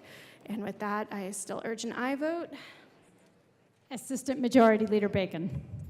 All the assistants today, wonderful. And so what this section does, actually, we do disagree that it's a second bite of the apple. It actually provides clarity of not only timeline but procedure, as well as access to civil process. The pages and the lines that are asked to be, or being asked, that we're being asked to strike, also talks about penalties that can be assessed, as well as access, including hearings and what should happen in the hearings. And so we brought this section in, again, to provide clarity, and timeline, and also to be able to access through the civil system, the civil court system, penalties that are outlined in this section. We're going to ask for a no vote. Is there further discussion of Amendment L005? Seeing none, the question before us is the adoption of Amendment L005. All those in favor say aye. Aye. All those opposed say no. No. The amendment is lost. Representative Evans. Thank you, Madam Chair. So as we read through this bill and this committee report, another thing that stood out to me when it talks about violations, fines, fees, all of that sort of stuff, there was some particular language on page 10 of the Energy and Environment report that really stood out to me. And it talks about, in determining the amount to assess for a civil penalty for a violation or for noncompliance, and then it moves down a little bit, and it says that the penalty for a violation or for noncompliance is that penalty cannot be less than the economic benefit that the owner or operator derived from the violation or noncompliance. And so I found that a little bit concerning to me, because we all know that there's bad actors out there who are intentionally and knowingly committing violations in order to, have sleazy business practices or something like that. But there's also situations in which you could have a violation that occurred even though that operator was trying to do everything right. It goes back to that earlier amendment that I talked about startup of equipment, shutdown of equipment, malfunction of equipment, even if we all know that there's material failure. Sometimes stuff just breaks, no matter what your maintenance schedule is.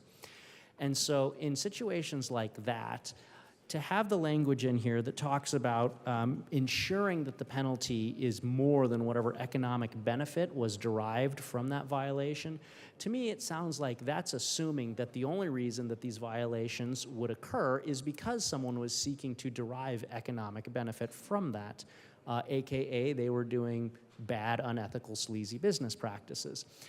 And as we've just discussed with that previous amendment, that is not always going to be the case. There are times where the physical limitations of equipment and technology indicate that even though that equipment operates appropriately and within the emissions tolerances, when it's fully up and running, up to operating temperature, or whatever else the case may be, when it's starting up or when it's shutting down, or if there is an unexpected material failure of the equipment that's installed, you can have a situation in which there is a emission violation, but that emission violation was not due to malice, bad intent, or anything other than the fact that sometimes when things are starting up, shutting down, or when they break, despite the best maintenance, you will have an emission violation. And so to have language in here that says that the penalty must be more, I'm stating this in the inverse, but the penalty must be more than the economic benefit the owner or operator derived from the violation or noncompliance. To me, that seems to assume a certain level of bad faith on all owners, or on all operators. And I don't think that that's completely fair to these industries. So with that, I move Amendment L027 and ask for it to be properly displayed.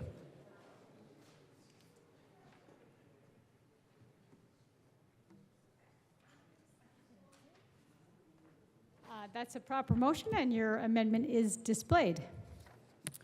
Thank you. So as I mentioned before, all this does is this strikes those couple of lines where it talks about in determining the amount to assess for this civil penalty, it cannot be, it's taking out that language that requires the penalty to be more than whatever the economic benefit was gained. Because in the case of an equipment malfunction, there may not have been any benefit that was gained. They might have had some catalytic converter somewhere fail despite performing best practice maintenance procedures. They might have had a converter fail somewhere. And so because of that, for a time, their emissions were out of tolerance. And so to say that they're gaining an economic benefit, even though that emission might have been as a result of some sort of equipment failure or startup or shutdown, I think is unfair to the operators if they're trying to do the right thing. And so this amendment would ensure that they receive protection in those situations, and I would ask for an aye vote. Assistant Majority Leader Bacon. Thank you, members. We're going to ask for a no vote. Some of the factors that are described in this section include things like the violator's compliance history, good faith efforts, payment of the violator penalties for previously assessed, and so many more things, also including the duration of the violation. The particular point that we want to protect is those last few lines that says that someone should not be able to gain financially for their non-compliance. That is critical. That is a critical tool to ensure deterrence. And so we're going to ask for a no vote. Is there further discussion of L027? Seeing none, the question before us is the adoption of L027. All those in favor say aye. Aye. All those opposed say no. No. The amendment is lost. Representative Evans. I'm still not sure about that.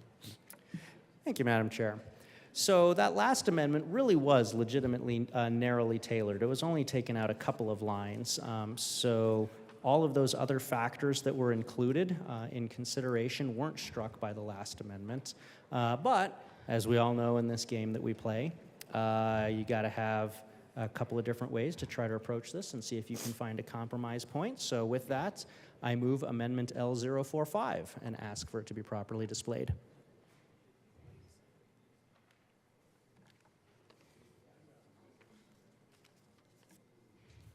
Thank you. Okay, Rep. Evans, your amendment is displayed. Thank you. So this is actually a little bit broader than the last amendment. So this takes out that language that we talked about ensuring, basically as I phrased it in common lingo, ensuring that the company takes a loss. It takes out that language, but it takes out a little bit of other language elsewhere in this bill that talks about some of the related things, some of the civil penalties and things of that nature. And again, it does so because of my ultimate concern that the language that says that having that a company, it assumes that a company or an operator automatically assumes an economic benefit whenever there is an emission increase. And I think there are times where an emission can increase due to honest error or technological limitations. And to say that a company always benefits from some sort of emission increase or emission violation, I don't think is fair. And so this amendment, again, addresses that issue by taking out that language that requires that a penalty be greater than the economic benefit that's gained, because I think sometimes there is not an economic benefit that's gained. It's material failure and or that startup and shutdown limitations. And so for that reason, I would ask for an aye vote on Amendment L045. Representative Wilford. Thank you, Madam Chair. Members, I would ask for a no vote simply because, Assistant Majority Leader Bacon just described why this amendment is not necessary. Furthermore, at the end of the day, we know that violations have to mean something. So again, we ask for a no vote. Is there further discussion of L045? Seeing none, the question before us is the adoption of L045. All those in favor say aye. Aye. All those opposed say no. No. The amendment is lost.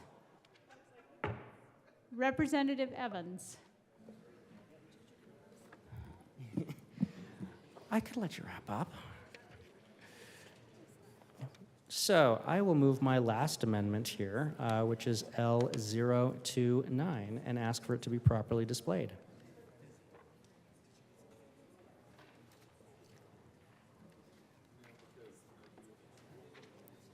Thank you. Okay, L029 is displayed. Thank you. So one of the other things that this piece of legislation does is it brings in this term cumulative impacts. And so it talks about cumulative impacts means the effects of oil and gas operations on the environment, including effects on air quality, water quality, climate, noise, odor, wildlife, biological resources, or public health that are caused by the incremental impact that a new or expanded oil and gas facility has when added to the impacts from other past, present, and reasonably foreseeable future development of any type on the relevant area, including an airshed, watershed, or disproportionately impacted community, and then it gives the reference in there. And again, as I've stated before, my ultimate concern with this is that all of this language is oriented to oil and gas operations. And it doesn't take into account a lot of the other different emission sources that we have up and down our Front Range corridor and in other parts of the state, whether they're man-made, whether they're naturally occurring, or whether they're emissions that blow in from out of state. And so when I read this here, what I see for me, for my district, is I see language that effectively assumes that all of these bad things, all of these cumulative impacts happen as a result of oil and gas operations, despite the facts that I just read to you, NASA satellites that show that we've had a 52% reduction in methane, and CDPHE sensors in the heart of oil and gas country that show that we've had a 65% reduction in ethane. And so for those reasons, when I read this cumulative impacts definition here, it makes me concerned that we're attributing emissions to oil and gas that are not actually being caused by oil and gas. And so for that reason, I would ask for an aye vote on this amendment. Representative Evans, the time for debate on this bill has ended. So I'd like to call the question. The question before us is, we're going to vote on the amendment. The question before us is the adoption of L029. All those in favor say aye. Aye. All those opposed say no. No. The amendment is lost.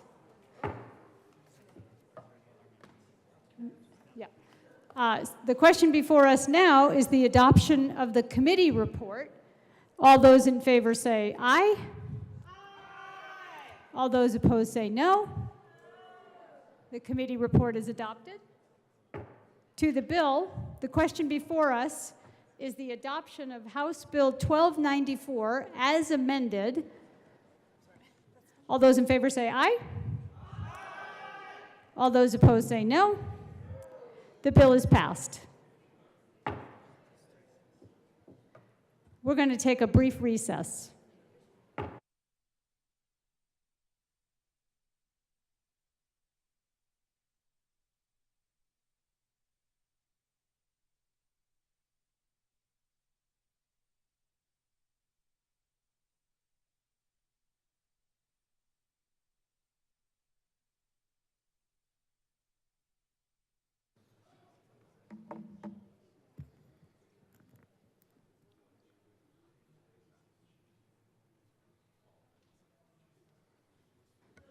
The committee will come back to order.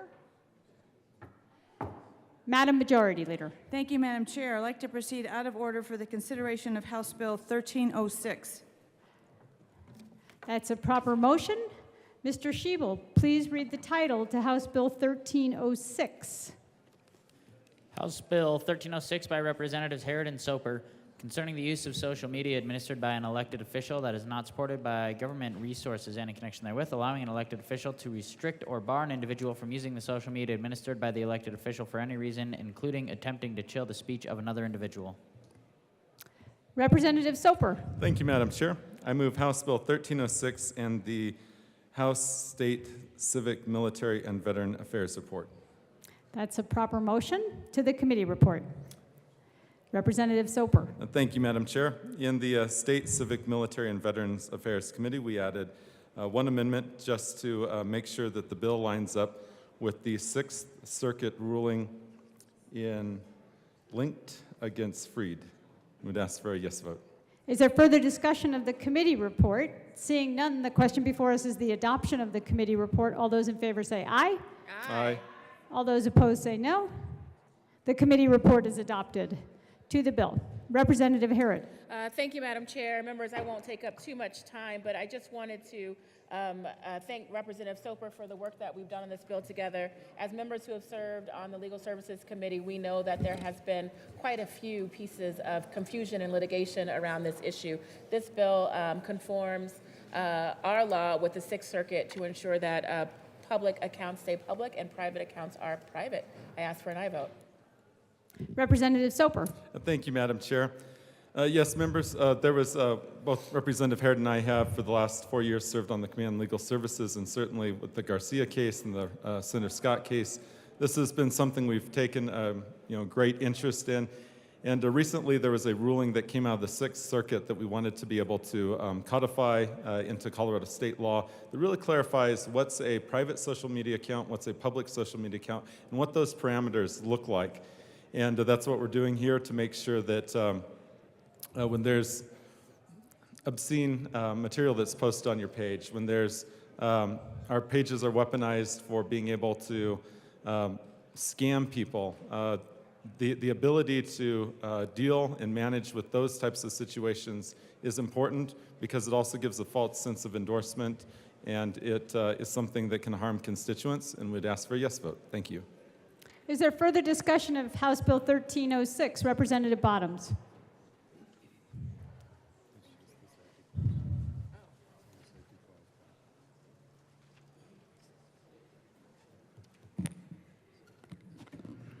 Thank you, Madam Chair. I don't have a problem with this bill. I did have a little bit in discussion. I did have a little bit of. It seemed kind of broad, and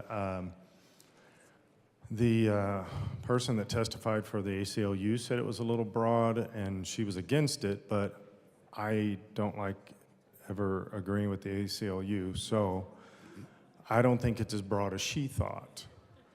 But I do think it was a little broad, but I'm not against this bill. I am just against safety clauses.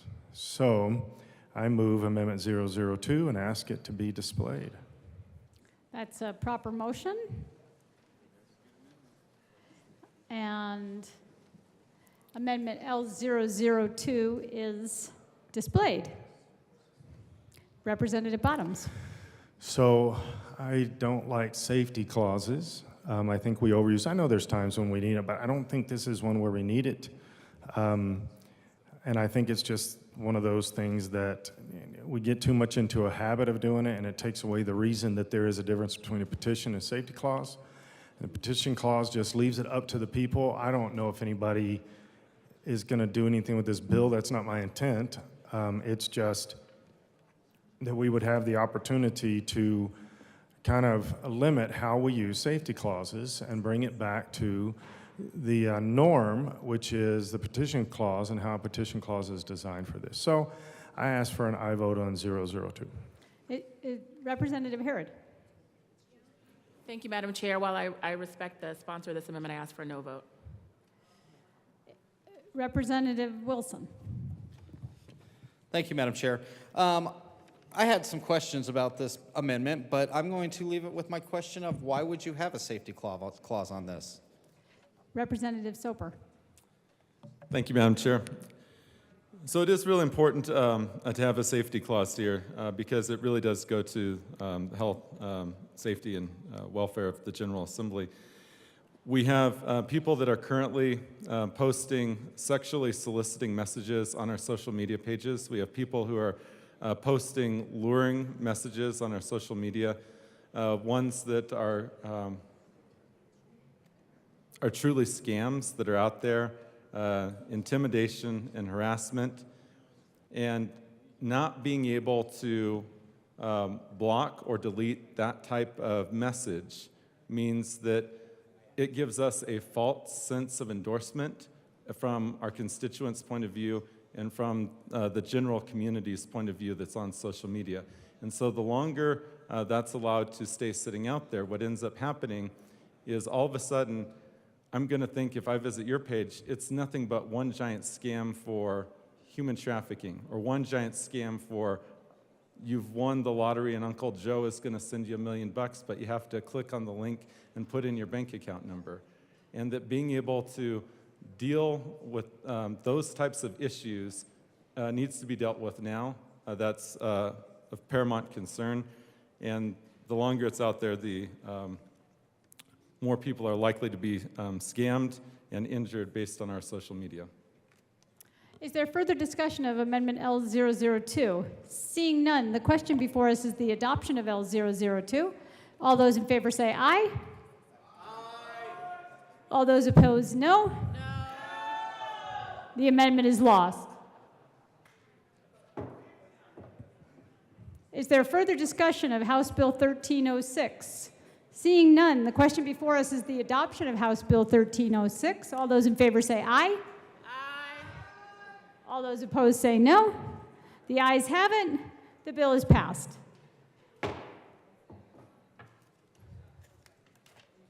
Madam Majority Leader. Thank you, Madam Chair.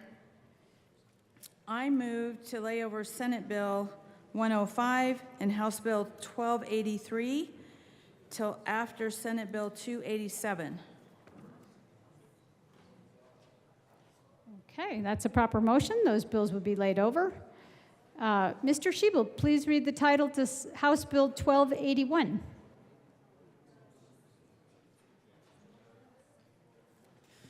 House Bill 1281 by Representatives Tatone and Vigil.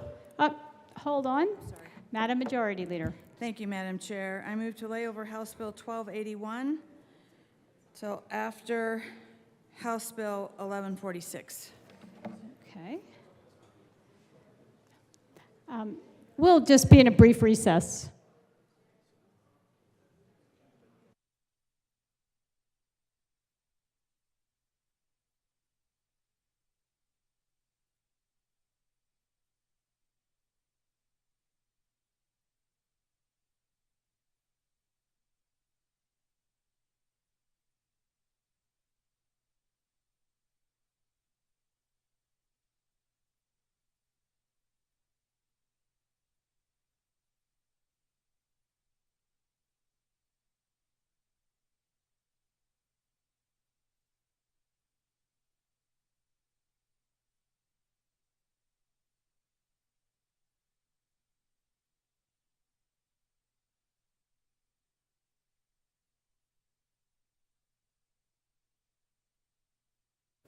The committee will come back to order. Mr. Schiebel, please read the title to Senate Bill 287. Senate Bill 287 by Senators Zenzinger and Lundin, also Representatives McLaughlin and Kipp, concerning the financing of public schools and in connection therewith, making an appropriation. Representative Kipp. Thank you, Madam Chair. I move SB 23-287. Representative McLaughlin. Okay, I am just here to say I have some really exciting news for anyone interested in education in Colorado. This bill is going to give $180 million this year to buy down the negative and budget stabilization factor, which should raise a big cheer for everyone. It is the largest amount we have ever paid to our debt for public schools, where that'll be $1,083 for every student extra in addition to what they're already getting this year. It is a really big deal for every student in Colorado. We are also doing $30 million of one-time, Representative Holtorf, rural funding. We are giving, well, I just wanted to make sure we made that divide narrower here.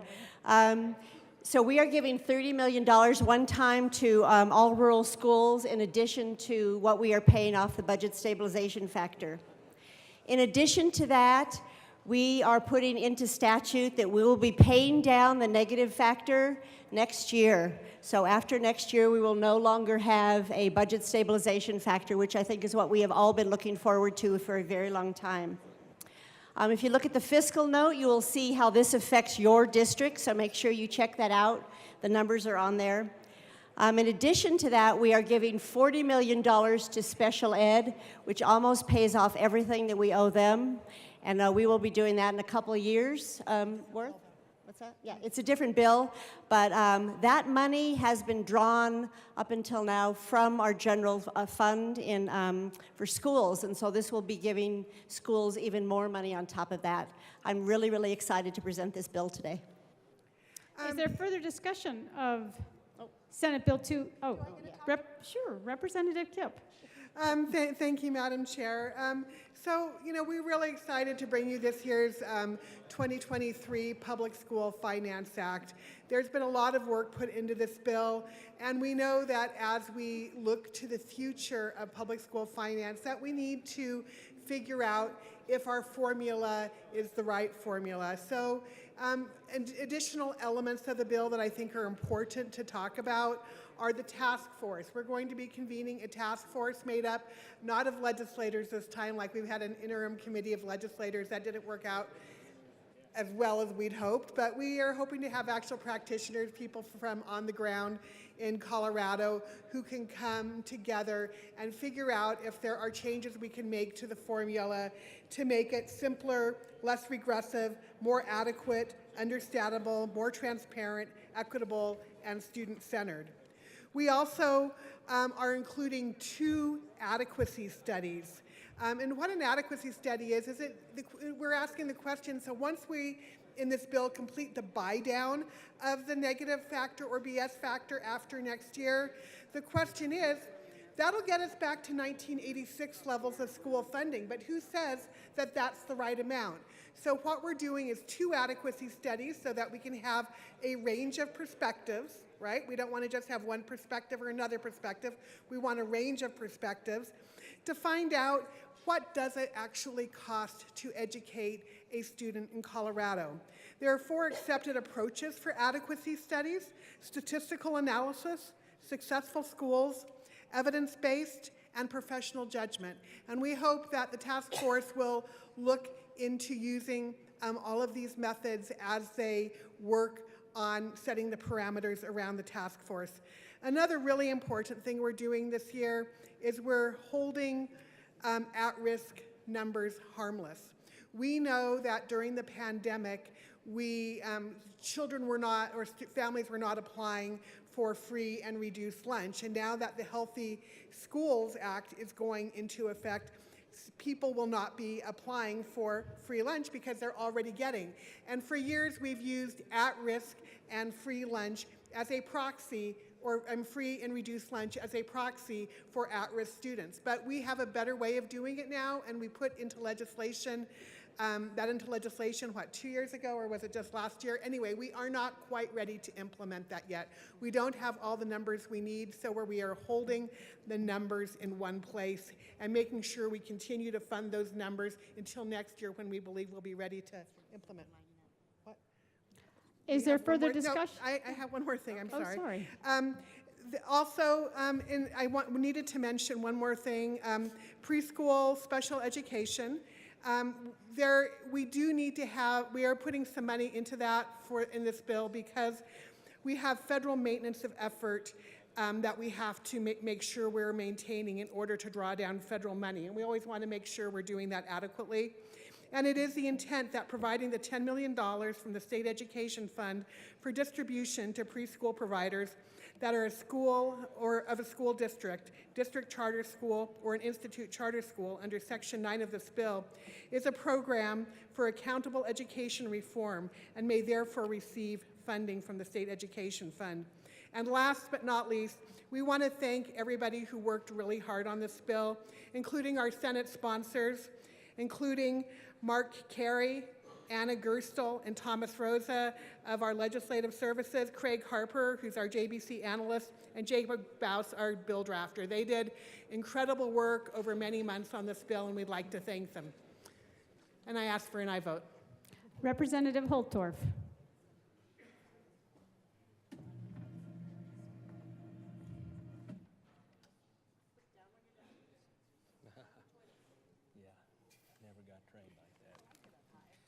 So, thank you, Madam Chair. I do want to let everybody know in this chamber that I rise in support of this bill. And I'm going to tell you one of the main reasons is because of the $30 million rural supplemental. We've been asking for a long time to help rural Colorado in the shortfalls that we have. Because what many of my urban cousins don't know is you have the benefit of so much more in the urban epicenters with respect to the special school districts and the funding that they receive from all the different possibilities of funding, particularly through the property tax.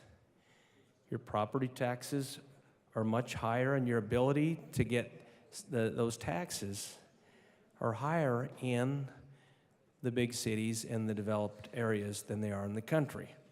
So this does two things that I want to talk to. The $30 million to rural Colorado, and I know everybody's done this. You've looked at the supplemental, particularly if you're a rural legislator. You've taken out the fiscal note. You've looked at those schools that have been impacted by investing in our schools, because it's not whether or not we have the money, General Assembly, it's where are our priorities. And I want that to be very clear, and I want the JBC reps to hear it, and I want everybody here to hear it, because we waste so much money on so many other things. Millions and millions of dollars on a bunch of bunk. But then we complain about how we underfund our schools, and and the kids, and you know whose fault it is? It's ours, except not this year. So let's make this a priority every year. Let's tell all these special interests and everybody's out there looking for some money and a handout to say, you know what? The school funding and kids get funded first. We've done this. I'm really happy about this. There's something else I do need to talk to. Madam Chair, this might be a little controversial, but you know me. There is a carve-out in here, and I don't know if that's the right word, that supports those schools, and many of them I have represented in House District 64 and in 63. Some of these schools, two of them specifically, are in my district right now, that have had to modify their school for the Indian mascot changes. Now, many people don't know how expensive that is, because your activity bus has your school mascot on it. Your gym floor has your school mascot on it. The main entranceway to your building in your school has your school mascot on it. Every piece of letterhead and all the documentations within the school have your school mascot on them, and they all have to be replaced. So this also provides money for that, and I'm really happy to see not only the $30 million for distributions to rural schools, but the $300,000 for reimbursements related to compliance with the American Indian mascot prohibitions that were passed a few years ago. So thank you to the bill sponsors. But I want us all to know, loud and clear, that there's money for schools and there's money to do all the things that are done here in subsequent years. We just have to say, this is what we're doing. These are our priorities. We can pay down the BS factor. We can do all these things if we make it our priority. And the legislature has the power of the purse. Don't let the governor tell you different. If we want to exercise our power, you grab the bull by the horns. And if you have to flip that bull, then so be it. Is there further discussion of Senate Bill 287? Representative Wilson. Thank you, Madam Chair. I just want to thank the sponsors for bringing this bill forward. I do support this bill. It does still have a lot of BS in it, but there's a lot less BS in it than there was before. So I look forward to supporting this. Is there further discussion of Senate Bill 287? Seeing none, the question before us is the adoption of Senate Bill 287. All those in favor say aye. All those opposed, no. The ayes have it. Senate Bill 287 is adopted.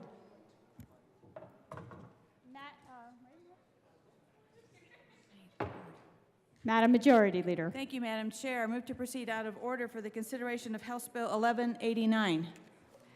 That's a proper motion, and we will move out of order for consideration of House Bill 1189. Mr. Schiebel, please read the title to House Bill 1189. House Bill 1189 by Representative Byrd, also Senator Zenzinger, concerning an income tax credit for employer assistance to employees in making a home purchase. Representative Byrd. Thank you, Madam Chair. I move House Bill 1189 and the Appropriations Committee report. That's a proper motion to the Appropriations report. So, members, in the Appropriations Committee, we actually there are a couple things in here. Give me just 1 second. So we changed out our fiscal year and moved it 1 year earlier so that we eliminate a fiscal impact in the 22-23 tax or fiscal year. So I ask for a yes vote. Is there further discussion of the No yes vote yet. That was what we did, but I have an amendment. Oh my Okay. goodness. I literally almost made the same mistake. Yes, okay. So I move Amendment L003 and ask that it be properly displayed. That is a proper motion, and your amendment is displayed. All right. We are making some technical corrections and changing our dates here again for implementation of the program. I ask for your yes vote. Is there further discussion of Amendment L003? Seeing none, the question before us is the adoption of Amendment L003 to the Appropriations Report. All those in favor say aye. Aye. All those opposed say no. The ayes have it. The amendment is passed. Representative Byrd. I ask for a yes vote on the Appropriations Committee report as amended. Is there any further discussion of the Appropriations Report as amended? Seeing none, the question before us is the adoption of the Appropriations Report as amended. All those in favor say aye.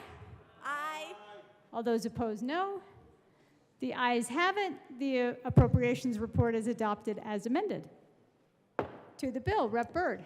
Yes, thank you, Madam Chair. So, members, this is a great bill that actually creates a powerful tool for employers who wish to recruit and retain employees, and for employees who could benefit from assistance saving money to purchase a home.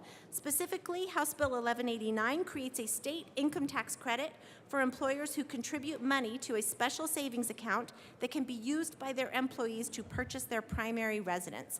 I ask for your yes vote. Representative DeGraff.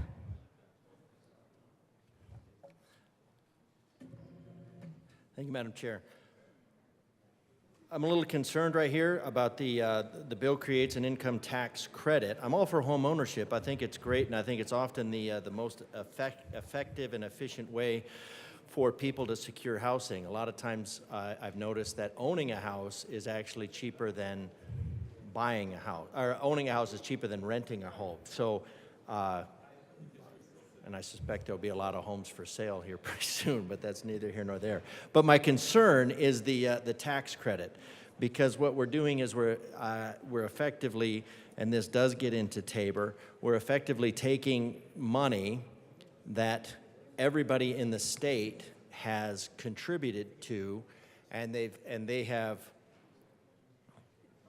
this should be money that's coming back to the people who put it into the system.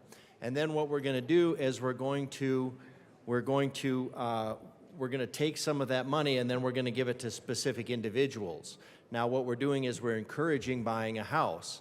What normally happens when you have government incentives, however, is what you do is you skew the market, because the market is very adaptable. And when you have, and you see this in solar panels, I think especially, where there's a 30% markup, essentially based on the 30% that the government might pay. So the money is just marked up, that gets collected, and then it goes on. So what we're doing is we're just looking at, with a higher availability of money, if you look at the supply and demand curve, Econ 101, and you increase the supply of money, what you're going to do is you're going to drive up the cost of the actual product. So by the government taking this and then taking the money from everybody around the country and then putting it in. Now, I don't know how much, it's $1 million a year, $5,000, so what is that, about 200 people? So I need to look at that, but overall, the bottom line is what you're gonna do is you're gonna shift the prices. Home prices are gonna go up. Now, it will probably encourage home prices going up will encourage a market drive, but we're currently still in a supply crisis, so we're just really going to be driving up the prices of everything as opposed to actually solving the problem. If we want to actually solve the problem, again, what we need to do is we need to get the supply chain issues worked out, and and most of that is going to be around your energy costs. So you need to get your energy costs down. Hopefully we can keep recovering from the pandemic aspect, but when our energy prices are doubling and tripling, that's going to automatically double and triple the price of everything that depends on energy, which is everything, and then those effects are multiplied throughout the system, and that's where you end up with shortages. So I would encourage us to look at the market holistically, and instead of trying to treat symptoms, and if we want to actually get to the root cause, I'd say the primary thing is you're gonna find that we have a government regulation problem, and you're gonna find that we have an energy price problem, which is based on government regulation and imposed ideology on the market. So if you want to actually deal with housing, and you want to get people in affordable housing, and you want people to be able to afford housing, this is a wholly inadequate Band-Aid to do that, and it will have adverse effects on the market. It has the benefit of feeling good, but what we're doing is we're taking more money out of the market, we're taking more money out of Tabor, we're putting it in the pockets of a few people, and in doing so, we're skewing the market even further. And it's already fouled up beyond anything recognizable. So we need to, I really appreciate the intent behind this bill, which is to get people into affordable housing. But I think the economics of this is going to be driving up prices and for Loveland. Representative Weinberg. Thank you, Madam Chair. Good afternoon, fellow colleagues. So I heard this bill in committee, and quite frankly, after digging into it myself, I approached Representative Byrd and asked to actually co-prime this, which I'm grateful that she said yes to. This is a great bill. To my colleague who was just up here, just to debunk some of the things that were said, this is a voluntary incentive for businesses to literally give people an option to put forth money towards a house. Now, I don't know about you, but when I was 16, 17, or 18 years old working, bagging groceries, if I had the option to put money instead of go 401k to go to a house, I would have loved to have had that option. This is an absolutely bloody brilliant bill with full intention of helping out the regular citizen with no regard or intent to bring market prices up or down. I truly ask you to read the language of the bill. The money is going to help and go to a good place. I truly believe that you should vote yes on this bill as amended. Representative DeGraff. We can do this all day. I'd rather not do it all day, but I agree that this is not intended to skew the market. This is not intended to drive the market prices up. But what the market does is it adapts to every little input that we put into it. When you make a regulation, it drives the market. When you take away a regulation, it frees the market. When you increase energy costs, it suppresses the market. When you put an artificial influx of value, of money into the market, what you're going to do, you will have a short term you'll have a short-term benefit, and then you'll have a long-term pain. One of the examples I think that comes to mind, I think would be the best example, is going from, they used to go from 7-year mortgages to 15-year mortgages, then 30, now 100-year mortgages. And the idea was that you would be able to afford a bigger and better house. Well, you can, but as soon as the market, well, like immediately after going from 7 to 30%, and the 7 years was based on a Jubilee concept, and then you go to a 30-year concept, now you've all of a sudden, you've really ratcheted up the amount of money that you have available into the market. And then what the market does rapidly is the cost adjusts to meet the supply of money. The cost adjusts to meet the supply of money, and then so everything becomes more expensive, and so you create that inflation. So I get that a lot. So so yes, I agree that there is no ill intent. I'm not even looking in this bill for ill intent. What I'm looking at is two different things. One is it's a skewing of the market. That never works.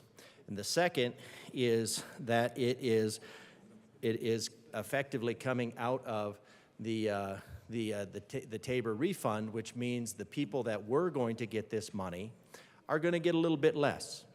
And sometimes we have a tendency to look at that and say, well, it's only a little bit less. But as we continue to chip away at this Tabor refund, we're just like, well, we'll just take a little bit out of somebody's pocket. That Tabor refund, the taxpayer Bill of Rights, that money does belong to the taxpayer. And we need to make sure that we're not reaching into the taxpayers' pockets. So there's a lot of very good intentions here. There's a lot of not a lot, I would say it's 100% good intentions. It's 100% goodwill. It's 100% not intended to skew the market. But I think the market has demonstrated that it is, the market is an organic thing. And trying to control the market and trying to manipulate the market from the standpoint of legislation has just never worked.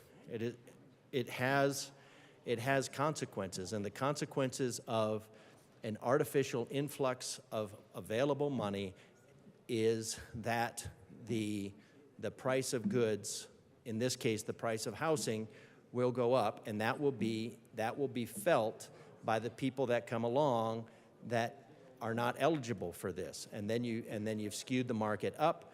These people are no longer eligible for the benefit, or we have to put this in a mode where we continue to appropriate this money, so we can continue to do that. So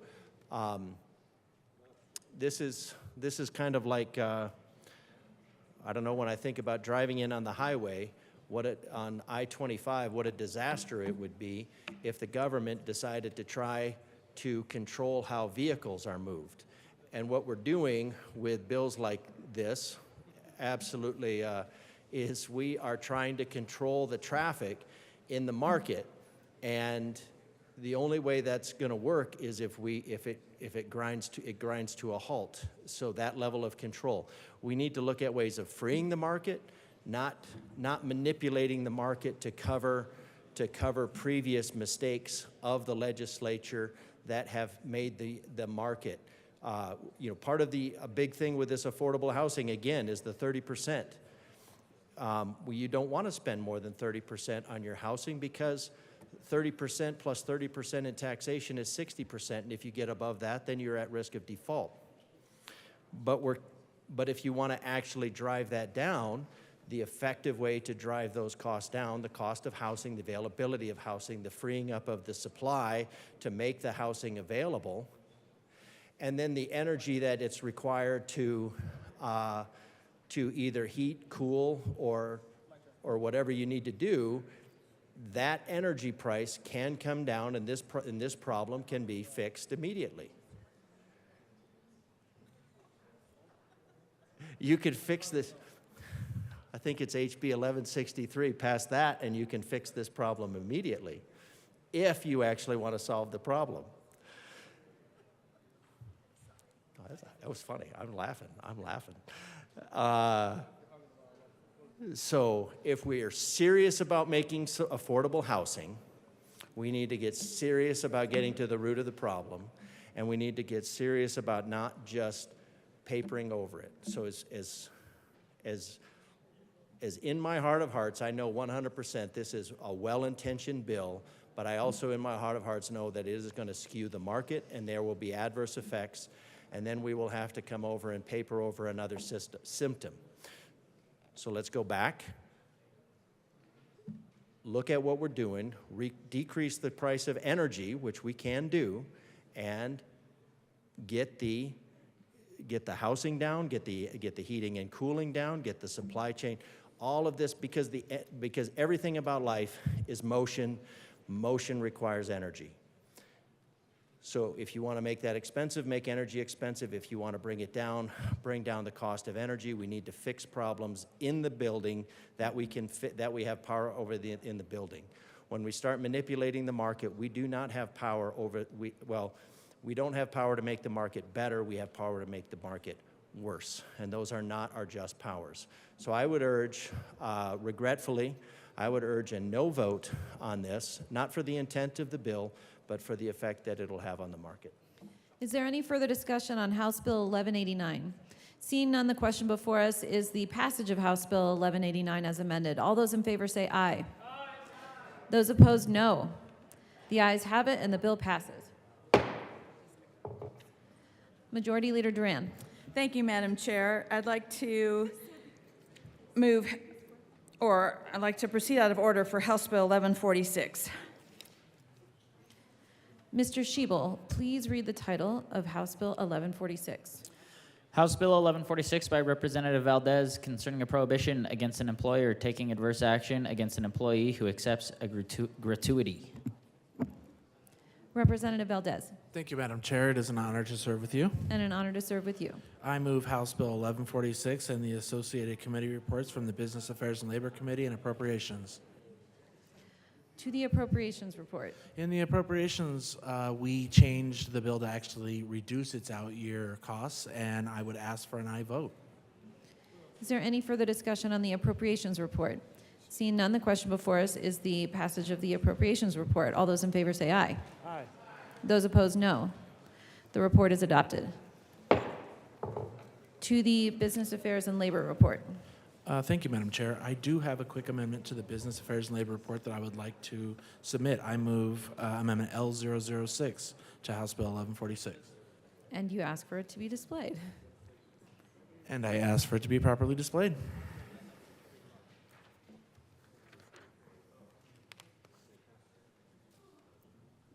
L006 has been properly moved and displayed. Please tell us about it.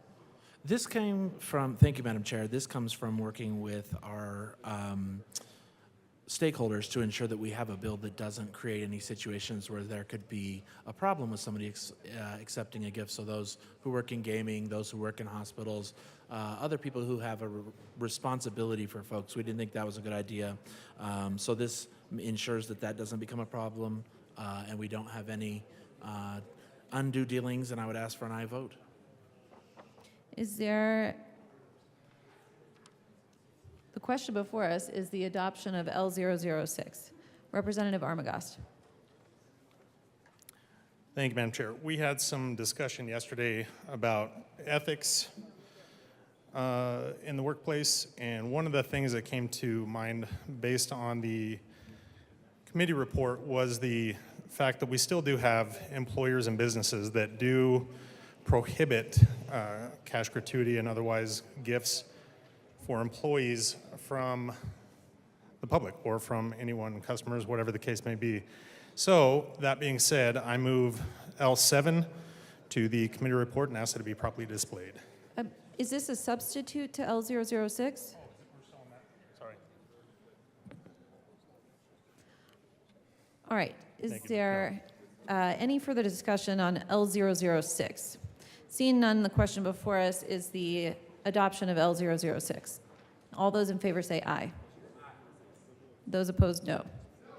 The ayes have it, and L006 is adopted.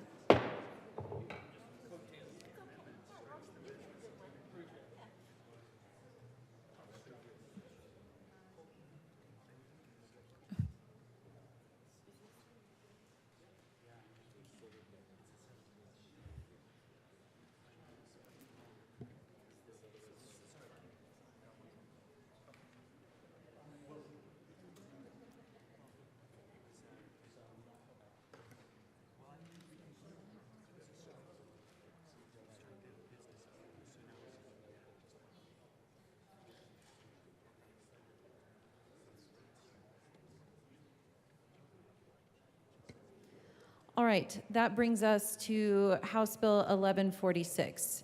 Is there any further discussion on House Bill 1146?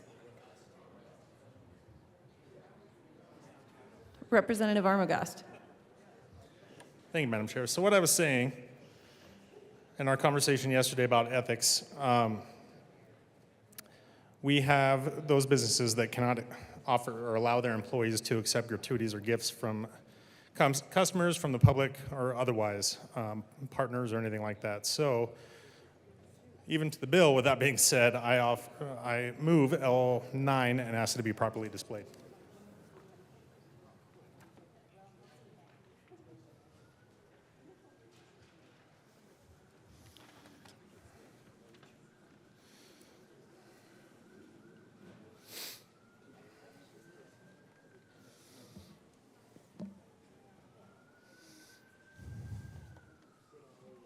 L009 has been moved and properly displayed. Representative Armagost, please proceed. Thank you, Madam Chair. So as you can see in this amendment, it strikes on page 2, before line 10, you are inserting, this subsection does not authorize an employee to accept a cash gratuity that is otherwise prohibited by an employer based on an ethical concern. I would say that this would help make this bill workable for every employer to be able to make that decision on their own if it violates their policy or otherwise, to allow employees that are in a business that can accept gratuities to accept gratuities. But otherwise, if it is an ethical concern or otherwise a violation of company policy, not to allow that business to be held accountable. So this is something that helps get those ethics into the workplace that are implemented through policy to stick, so that employees are not accepting unethical or otherwise unauthorized gratuities from public partners, whatever the case may be. So I ask for an aye vote on this amendment. Representative Valdez. Thank you, Madam Chair. And I would ask for a no vote. We're trying to really go under the regulated departments, or not departments, but the regulated employees out there that already have requirements for licensing, things and that. So we've really tried to be more prescriptive about ensuring that we're putting this under those already existing regulations. So I would ask for a no vote, but I'm open to continuing to have conversations if there's areas for improvement. Is there any further discussion on L009? Seeing none, the question before us is the adoption of L009. All those in favor say aye. Those opposed, no. The noes have it. The amendment is lost. To the bill, is there any further discussion on House Bill 1146? Struck it. Madam Majority Leader. I haven't called the question yet. No. Seeing no further discussion, the question before us is the adoption of the passage of House Bill 1146 as amended. All those in favor say aye. Those opposed, no. The ayes have it. The bill passes. Majority Leader Duran. Thank you, Madam Chair. I move to proceed out of order for the consideration of Senate Bill 265. Mr. Schiebel, please read the title to Senate Bill 265. Senate Bill 265 by Senator Van Winkle, also Representative Snyder, concerning a prohibition on a regulator imposing discipline against a person based on certain activities involving marijuana. Representative Snyder.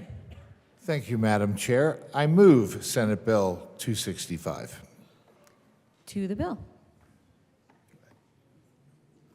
Representative Soper. Thank you, Madam Chair. Members, during the pandemic, the governor had an executive order that really set out what this bill is, and this is codifying in statute that executive order.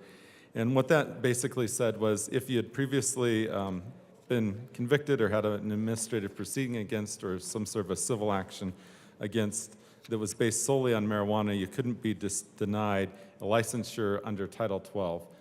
Title 12 is not attorneys, law enforcement, or teachers, so they're completely excluded from this, but these would be people like being a barber, for example, and that they would still be able to go to school and get that licensure, even though they may have had a deferred judgment 20 years ago for marijuana possession and use.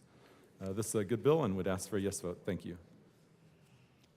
Is there any further discussion on Senate Bill 265? It's a long list. Seeing none, the question before us is the passage of Senate Bill 265. All those in favor say aye. Oh, I guess. Aye. Aye. Those opposed, no. The ayes have it. The bill passes. Majority Leader Duran. That's true, yeah. Thank you. You're welcome. Thank you. Thank you, Madam Chair. I move to proceed out of order for the consideration of Senate Bill 249. Mr. Schiebel, please read the title to Senate Bill 249. Senate Bill 249 by Senators Bridges and Van Winkle, also Representatives McLaughlin and Evans, concerning false reporting of an emergency. Representative Evans. Thank you, Madam Chair. I move Senate Bill 249 and the education report. To the education report. Thank you. So in education, we had a pretty good conversation. We ended up putting one amendment onto this, and what the amendment does is it recognizes the fact that when someone falsely reports an emergency, active shooting threat to a school, something like that, the specific thing that we're trying to focus on here is the harm that is done. So the amendment just clarified that the harm was any sort of evacuation or any other disruption to the routine operation of whatever that school or other facility was. And it received a lot of support in education, and we would ask for your aye vote. Representative McLaughlin. Thank you. This bill was kind of derived from February 22nd when several schools in Colorado, what happened was there was swatting. People called in to call that there was a live active shooter. They had gunshot noises in the background and screaming, and they said, we're right outside your school. Not one of them was true. They were all false reports, but students were scared. And it was a really bad time for students. It was very bad for their mental health. So this adds to a statute that'll say, if you can prove that someone did this, so this won't include the kids who are just playing pranks. This will include that students had to evacuate, they had to close down a school, they had to lock in place. It adds to an old bill that said, it used to talk just about, you know, if you had a math test and people would call in a bomb threat. This adds to that and says that if someone calls in for an active shooter, is caught and convicted of this, they will have a felony on their record. With the felony, it gives them an opportunity, it gives the law enforcement authority to go and have the resources to look in to see what happened, to go to different states. There are people now, they're swatter, can't remember what they're called, but they're professional swatters, and people can call them to go into schools now and call schools and do the work that they hope will be non-traceable. And so we want to make sure that that stops. Is there any further discussion on the education report? Seeing none, the question before us is the adoption of the education report. All those in favor say aye. Aye. Those opposed, no. The report is adopted. We are now to the bill. Is there any further discussion on Senate Bill 249? There is not. Representative Evans. And I just wanted to briefly say that a lot of the conversation around this centered around the trauma that happens when these episodes occur. Because when a school actually does have to take these precautions, it's not a victimless crime. There is trauma that is sustained by students, by staff, by teachers, by parents, by community, by folks who are so aware of the fact that these tragedies, these malicious, terrible acts happen in our community. So even a fake threat imposes a tremendous amount of emotional and psychological pain on everybody that I just listed, and that's part of the reason that we're bringing this bill, to recognize the fact that even if it is a fake shooting threat, if that school goes into lockdown and you have kids that are hiding in classrooms for several hours, texting their parents, and then they find out, oh, it was just a hoax, that is trauma. That is something that we should not be subjecting our schools and our communities and our students to. And so in bringing this bill, we are taking a stand to say this is not acceptable behavior, and we will stand up for school safety. We would ask for your aye vote. Representative McLaughlin. I just want to say we worked really hard with the AG's office and with our representative from House District 7 to make sure that this was correct. So thank you very much. Is there any further discussion on Senate Bill 249? Seeing none, the question before us is the passage of Senate Bill 249 as amended. All those in favor say aye. Aye. All those opposed, no. The ayes have it. The bill passes. Thank you. Mr. Schiebel, please read the title. No? Yes? Please read the title to Senate Bill 105. Senate Bill 105 by Senators Danielson and Buckner, also Representatives Gonzalez, Gutierrez, and Bacon, concerning the implementation of measures to ensure equal pay for equal work and in connection therewith making an appropriation. As a reminder, members, this bill has a 1-hour time limit for debate. Representative Gonzalez Gutierrez. Thank you, Madam Chair. It is a great, great honor to have served with you. It is such an honor to serve with you. Madam Chair, I move Senate Bill 105 and the... Yes, it does.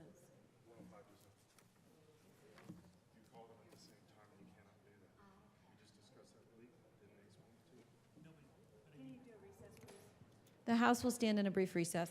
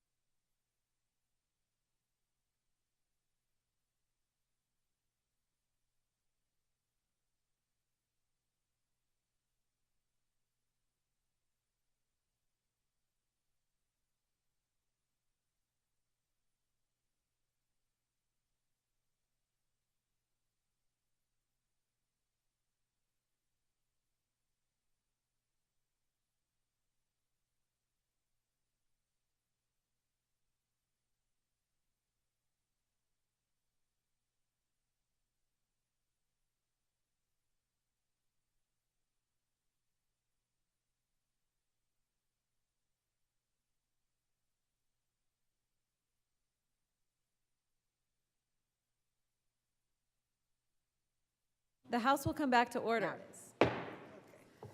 Mr. Schiebel has read the title to House Bill 105. Representative Gonzalez Gutierrez.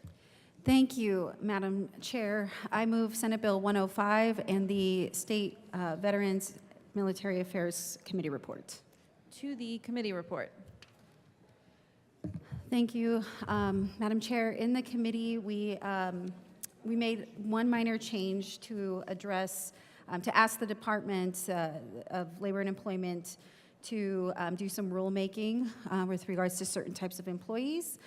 And I also move I also move Amendment L37 and ask that it be properly displayed.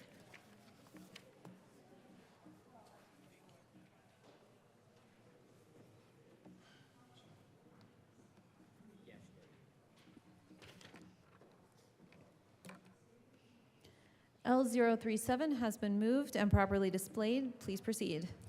Thank you, Madam Chair. Members, this amendment has been heavily worked on with many stakeholders. And this is a point of agreement that we came to. And what this amendment does, it makes some exceptions around remote workers, but it also has a repeal date of 2029. Members, because this is the agreement that we came to, I ask for an aye vote on Amendment L37. Assistant Minority Leader Puglisi. Thank you, Madam Chair, and thank you to the bill sponsors. I actually had wanted to talk to you all about the same amendment, and so really appreciate you bringing it forward.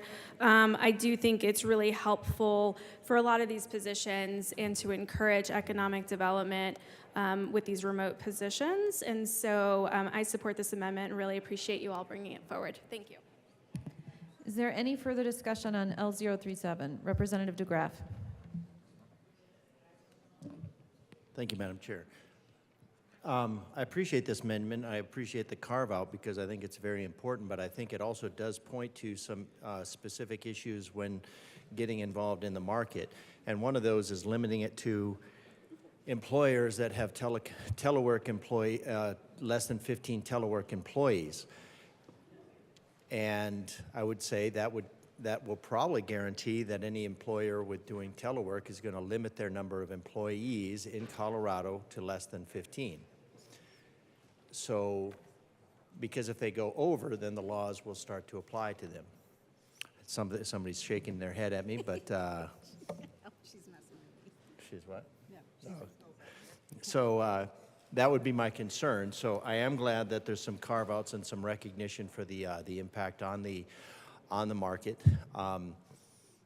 and I think it's a good indication of the unintended consequences that legislation like this will have. So I am a yes on this amendment, but I don't think it goes far enough because I think there are still too many restrictions on this bill.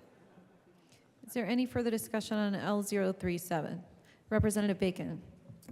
Thank you, and I do appreciate the last comments just shared. I would just say that part of the landscape in our country also includes what's going on in different states, and so we would be joining other states who have similar provisions that employees in making decisions on where they'd like to go can vet, but not only that, employers may have to respond given the new market space. And so part of the reason why we agreed to this is also to be able to have a sense of what's going on out and around the country. And so again, thank you for everyone who worked on it, and we urge an aye vote.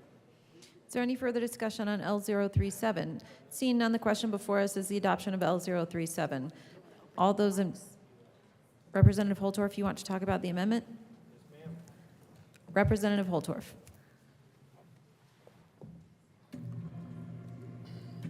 Just a little bit. Thank you, Madam Chair.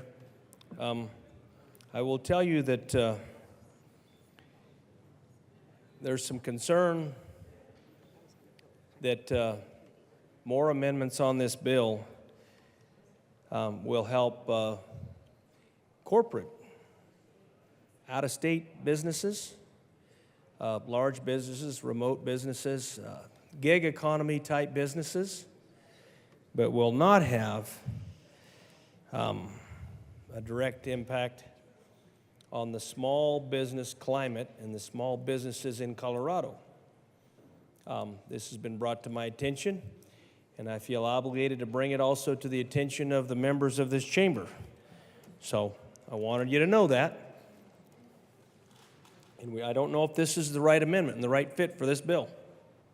Is there any further discussion on L037? Seeing none, the question before us is the adoption of L037. All those in favor say aye. Aye. Those opposed, no. The ayes have it. The amendment is adopted. We are still on the State Affairs report. Is there any further discussion on the State Civic, Military, and Veterans Affairs report? Seeing none, the question before us is the adoption of the committee report. All those in favor say aye. Aye. Those opposed, no. The report is adopted. To the bill, Assistant Majority Leader Bacon.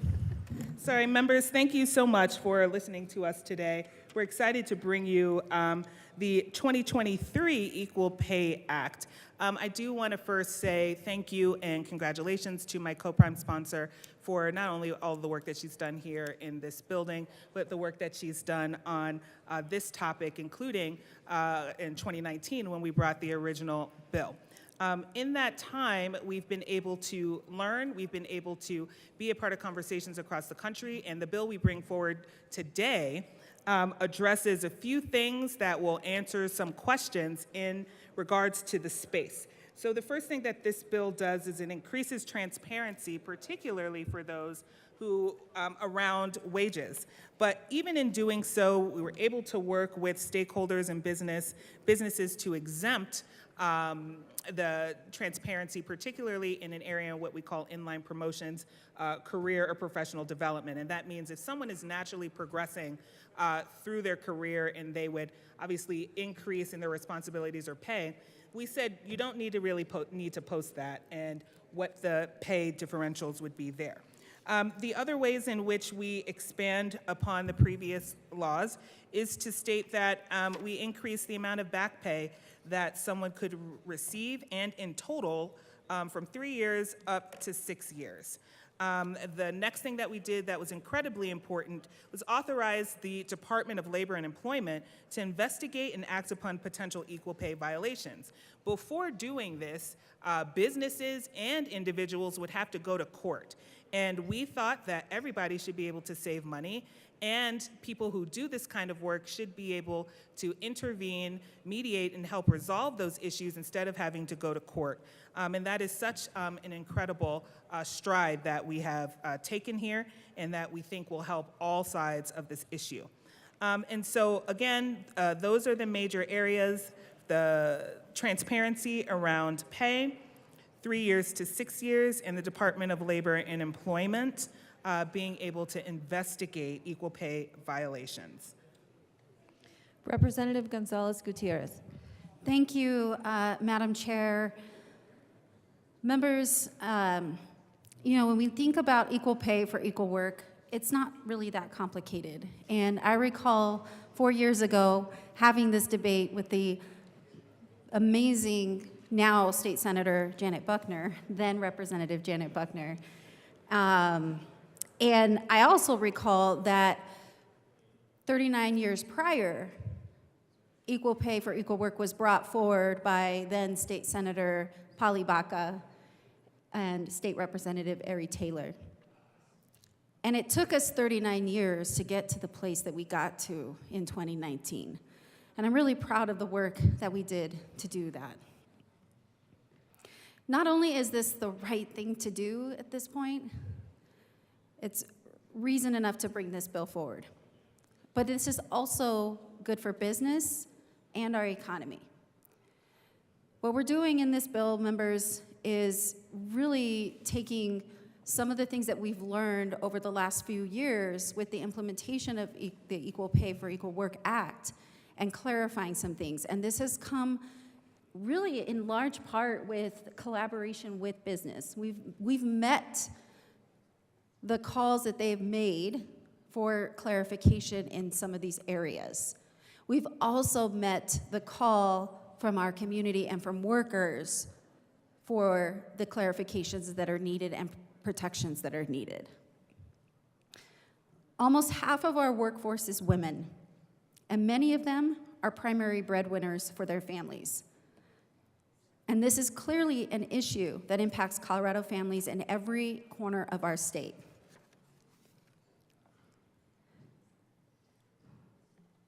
Since 2019, what we have learned is that workers find that back pay is too limited when pay disparities go back beyond 3 years.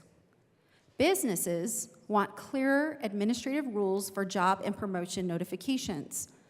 Workers and business alike believe that the court process is expensive and time-consuming. So that is exactly what we're doing in this bill, is we are providing the clarity that you heard my co-prime sponsor discuss in depth. I want to thank everyone that has been a part of this effort, all of the stakeholders, and look forward to, hearing if there are, any further concerns, because we've done a tremendous amount of work on this bill to get to a place where stakeholders have come to a good standing with us. So I ask for an aye vote on Senate Bill 105. Is there any further discussion on Senate Bill 105? Representative Taggart.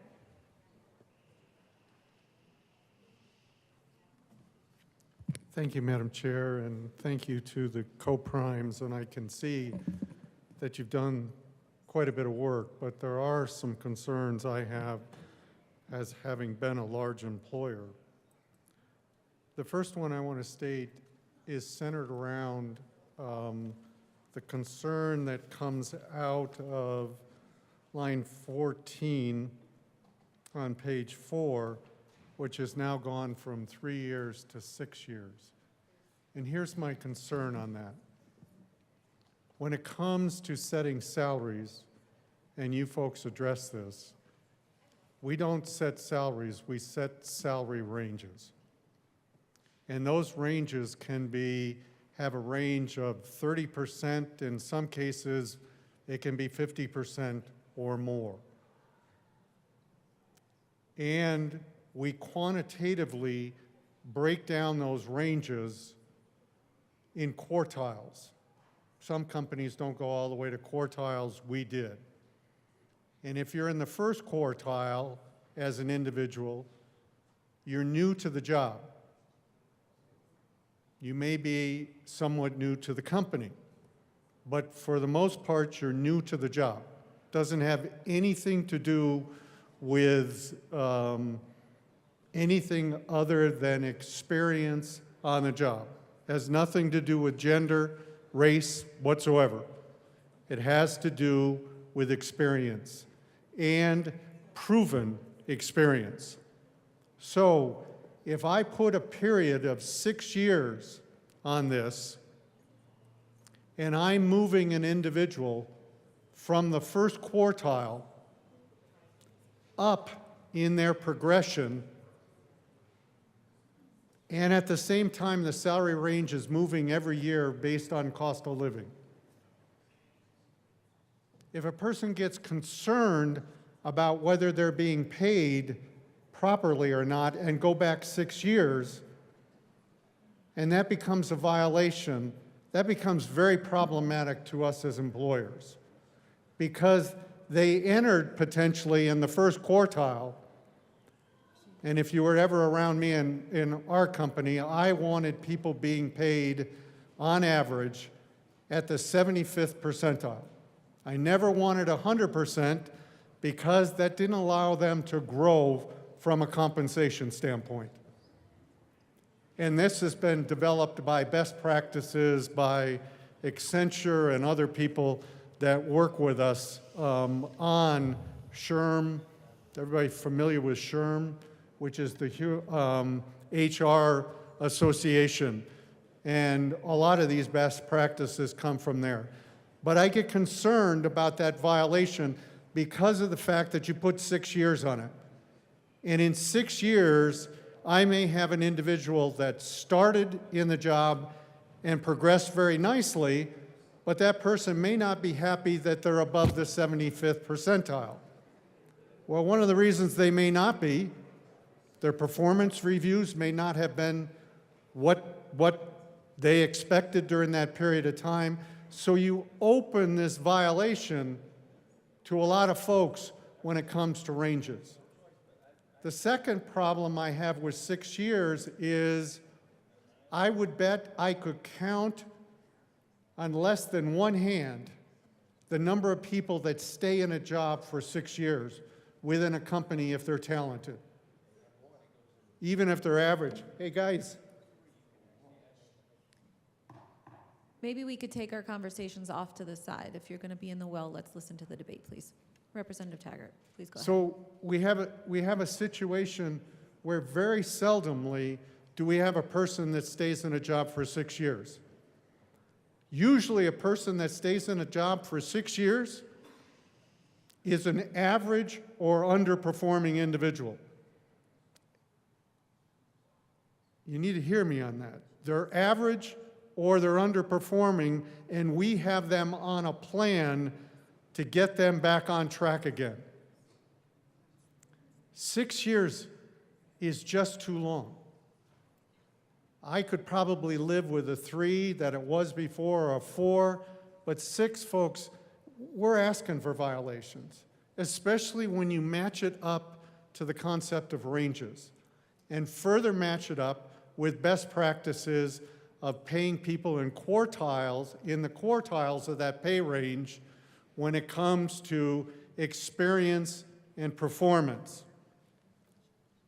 The second concern I have on this bill, and I guess I need you guys to tell me where this is, because when I read your section 3, lines 20 to 27, on job opportunity, I do not see the ability to promote without posting a job. And in fact, it's crossed out, making a promotion decision. I can give you from a personal experience, my first major role after 2 years of working for a French company, a French ski company, I was identified by my superiors as a person that someday could be president of the organization. And they put me on a very distinct plan that after every year to 18 months, for a period of 6 years, I was promoted. They didn't ever post those jobs. They had that conversation with me. So I don't see that. If it's there someplace and you can assure me of that, I'm fine. But we as employers have got to have the ability with our young, or they're not necessarily young, so let me take that back, our high-performing superstars to promote them. I don't want to open that to 3 or 4 people in the company. If I don't keep those superstars moving, I'm going to lose them. And trust me, they don't grow on trees. So if I've misread this, please point it out to me, because right now, I don't see how I as an employer can promote my superstars without posting a job. And the last part of it that I get really concerned about, I really like the section which we do as a best practice, and this is on page 5, starting with line 10. I really like the thought of an employer sitting down with people that either didn't get the job internally and or people that are affected that they're in the same department, by going through very logically why we either promoted this person and or we hired somebody from the outside world. I think that's only fair. And I think it is a very good best practice that all companies should do, because it tells the individuals that had hoped that it might be their opportunity because they were a candidate, why perhaps they did not get the job versus somebody else. But I think you go too far in section 4 and 5.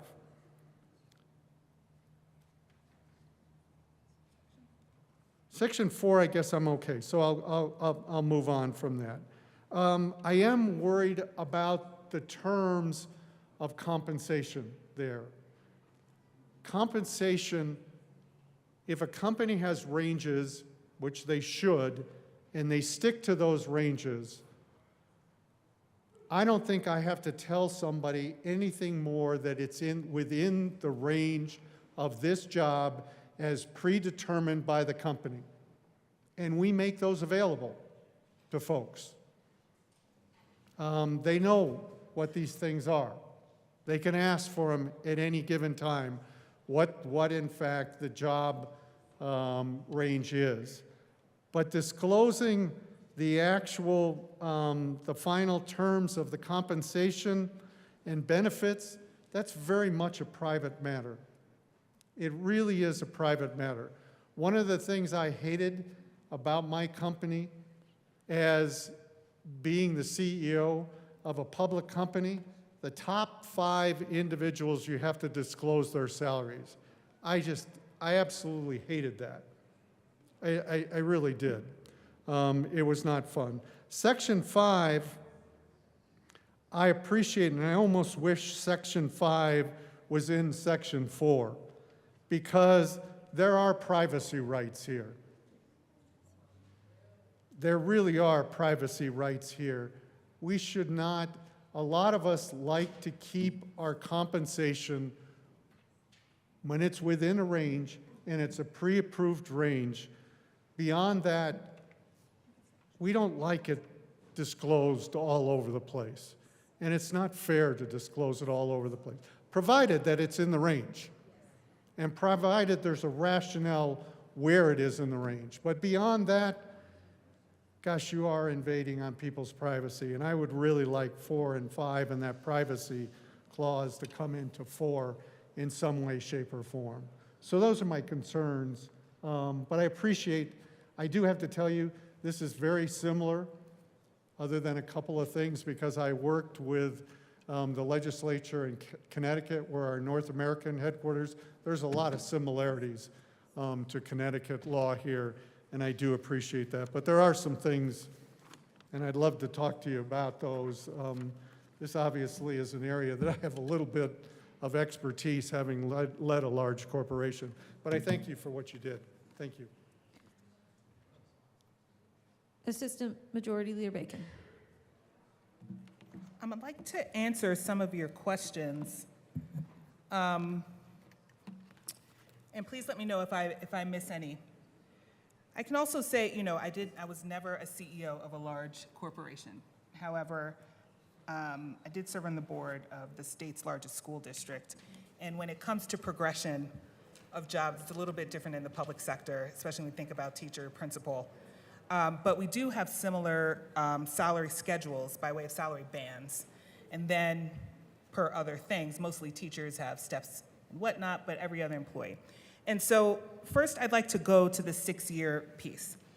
The claims, there are a few things here.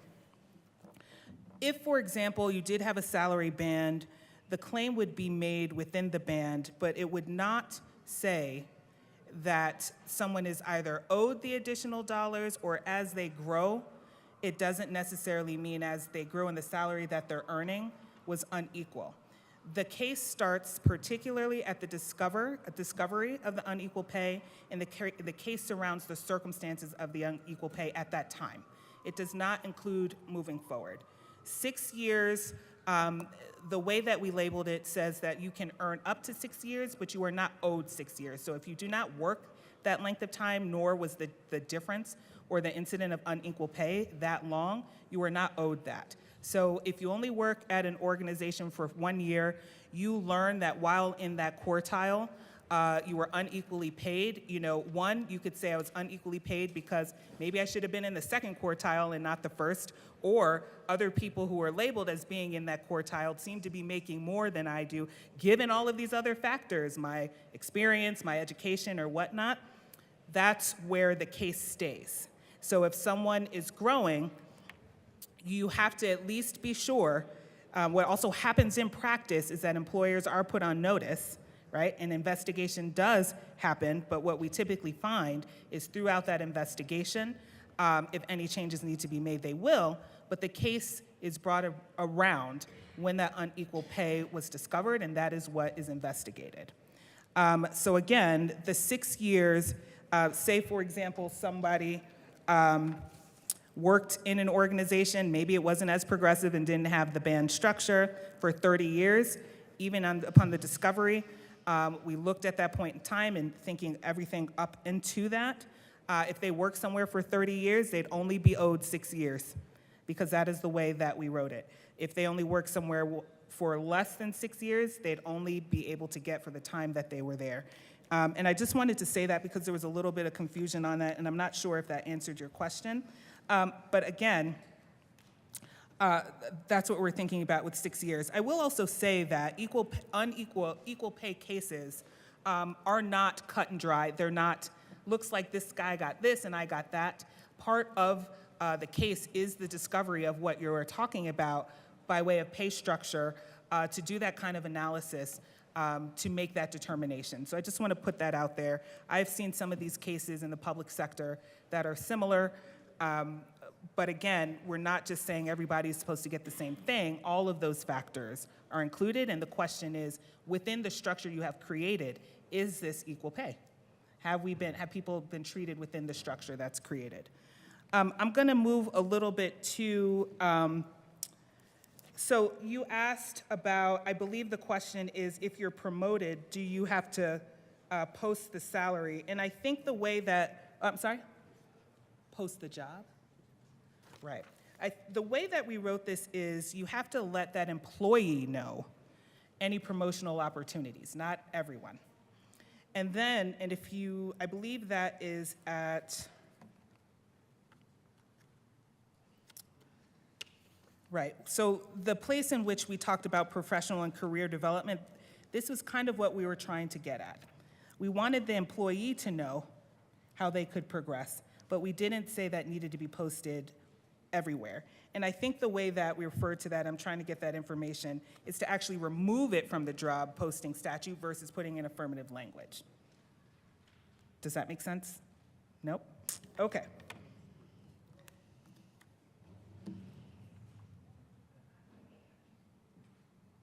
Right, employees do not have to disclose in subsection 3 or 5.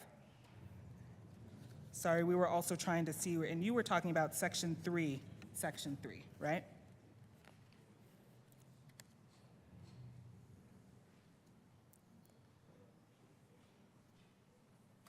Right, and this is to, so section 3 is,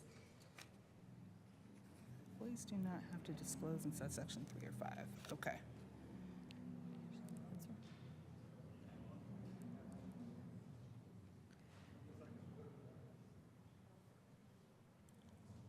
Employees with whom the employer intends to select a candidate to work with regularly. If we could, I don't know if that's conventional, but if you could call on us both. Representative Taggart. Come on up. Okay. Thank you, Madam Chair. What I was concerned about is this line here, for those of you that are following. It's on page 4, it starts on line 20. And this is where I was concerned whether I could just promote a really high-performing individual without posting the job. In other words, and so each job opportunity to all employees on the same calendar day, and it's referring to job opportunities. An employer shall make reasonable efforts to announce, post, or otherwise make known each job opportunity to all employees on the same calendar day. And that's where I have a concern, is that overperforming star of the future, who's a star right now and a potential superstar, I don't want to take away from an employer the opportunity to just plain promote that person. If I have to post that position, I offend that individual that really hasn't earned that promotion because of their performance. They just outperformed everybody. Representative Gonzalez Gutierrez. Thank you, Madam Chair. So I think this is what you're asking. So promotion, so there's different things that are explained in the bill around career progression and career progression and career development. And so those are mentioned in the bill. It looks like on page 6, and subsection 4 of section 3, line 2. And so that is if you have a superstar employee and you want to give them leadership opportunities, this allows a promotion without a pay raise. If there is anything tied to a raise in pay, then that does need to be posted because that is changing the salary rate of that person. But if you're trying to give them a leadership or career development opportunity, that does not need to be posted in the same manner. But it does need to be, but the employees do need to be notified that that person did move to a different type of position, has a different title. Representative Taggart. Thank you, Madam Chair. I'd have a real problem with that explanation because when you promote an individual, one of the parts of promotion almost always is an increase in compensation. And again, I just stress, when you've got a star in your organization and you can't promote them without doing a job posting, you are really going to offend that person. Really going to offend that person. Assistant Majority Leader Bacon. I'm going to find where it says this here, because I do think that there is a difference between job posting for us and career development or career progression. So let's see here. The definition of career progression is on page 2, line 12, and career development is on page 2, line 6. Career development means a change to an employee's terms of compensation. Career progression means a regular automatic movement. Job opportunity means a current or anticipated vacancy. So what we're saying is you have to post job opportunities. You don't have to post career progression and career development. And so when we put in the language job opportunity is limited to that definition on page 2, line 15. Does that make sense? So if it is career development or progression, to your point, that does not need to be posted. Okay? Great. Representative DeGraff.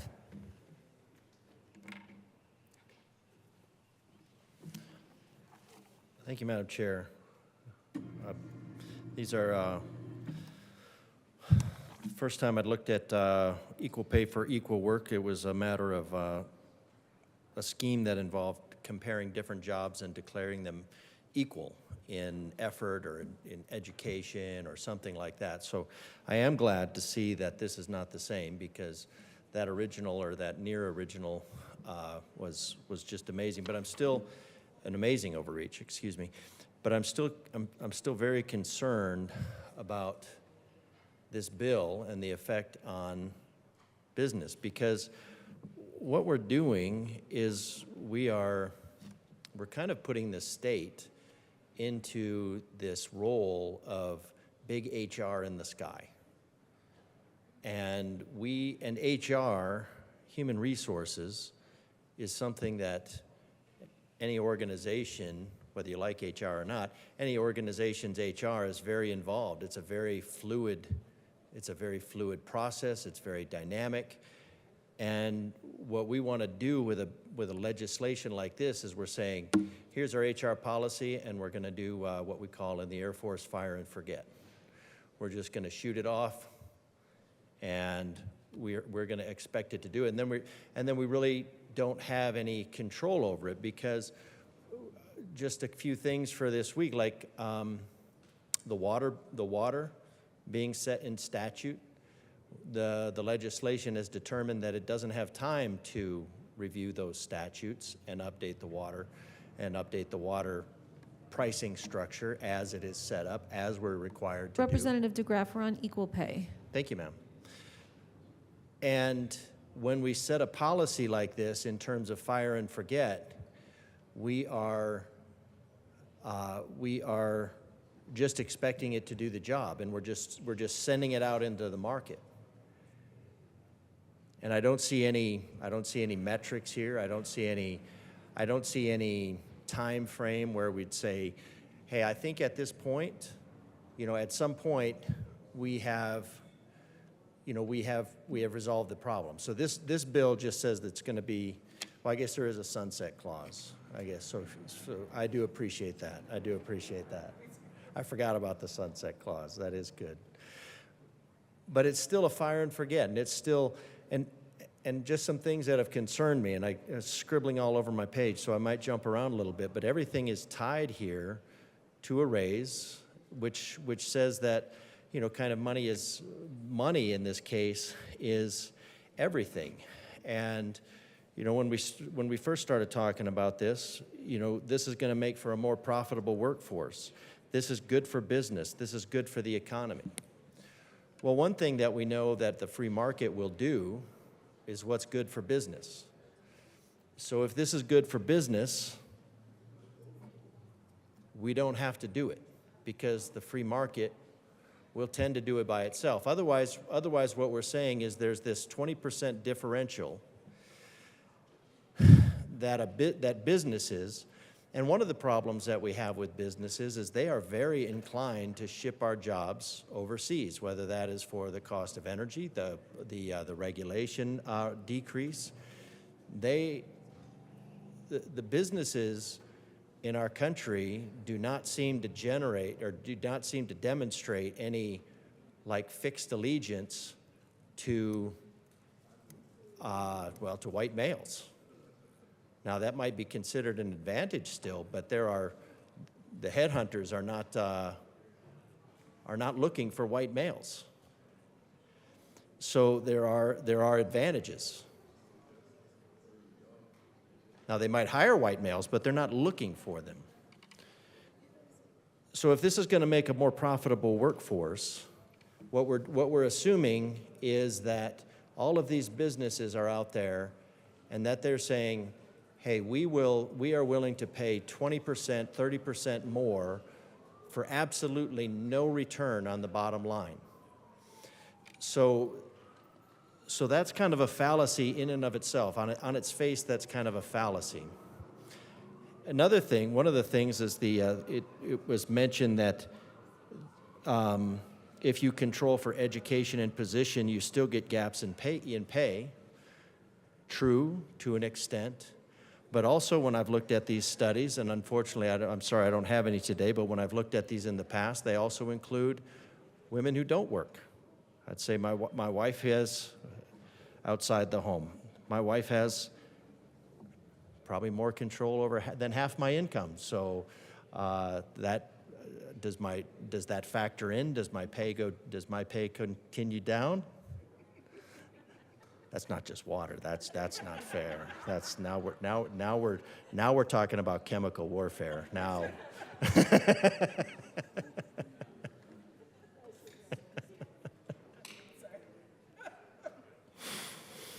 all right. To the bill.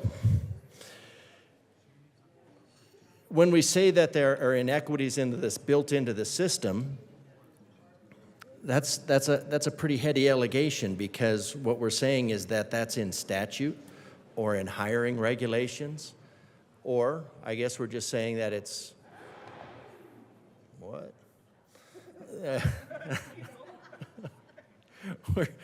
where are these built into the system? We can't just say they're built into the system and that we're going to extract them. We have to show where they're built into the system. We can't just you can't just make those allegations and say it's built into the system, therefore we're going to do something here. Because if we don't know where it's built, we don't know what it is, because there are lots of differences when we say, and I'm all for paying equal for equal work. I think we need to treat, our Constitution does require that we treat everybody equally. But are we treating people equally with this?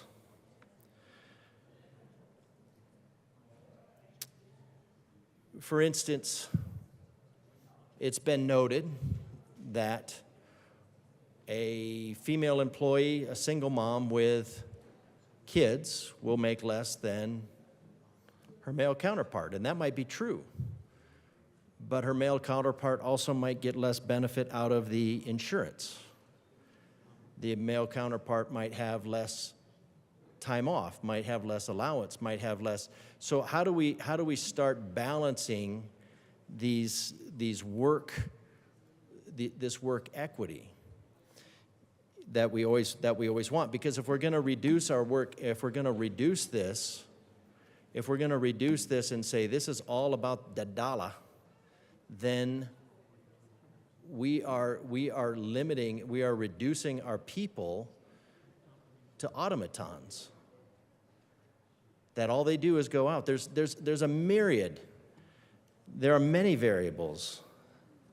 There are variables. One discussion was remote work. Remote workers are isolated. They don't get to compare salaries. Well, they shouldn't be comparing at salaries most likely at work anyways, but they're isolated, but they also have less commuting time. So what's the value there? Now, if somebody comes back and says, is there a value?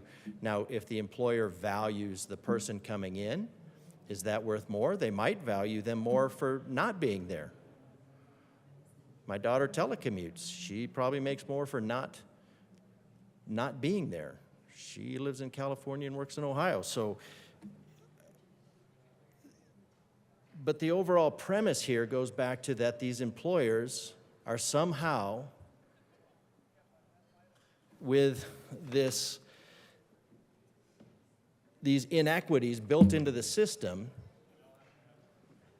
are just willing to pay some people 20 to 30% more when every single penny counts, especially in times where we're devaluing the currency.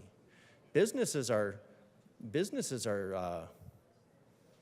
constrained. Businesses don't have a 20% margin that they're willing to just pay. So it's quite an accusation to say that businesses will pay 20 to 30% just because of the characteristics of somebody. I just don't, because these same businesses are willing to send these jobs overseas. They're willing to send these jobs someplace else for less to salvage their bottom line. Some is education, some is availability, some is assertiveness. Some is assertiveness, which goes in opposition to agreeableness.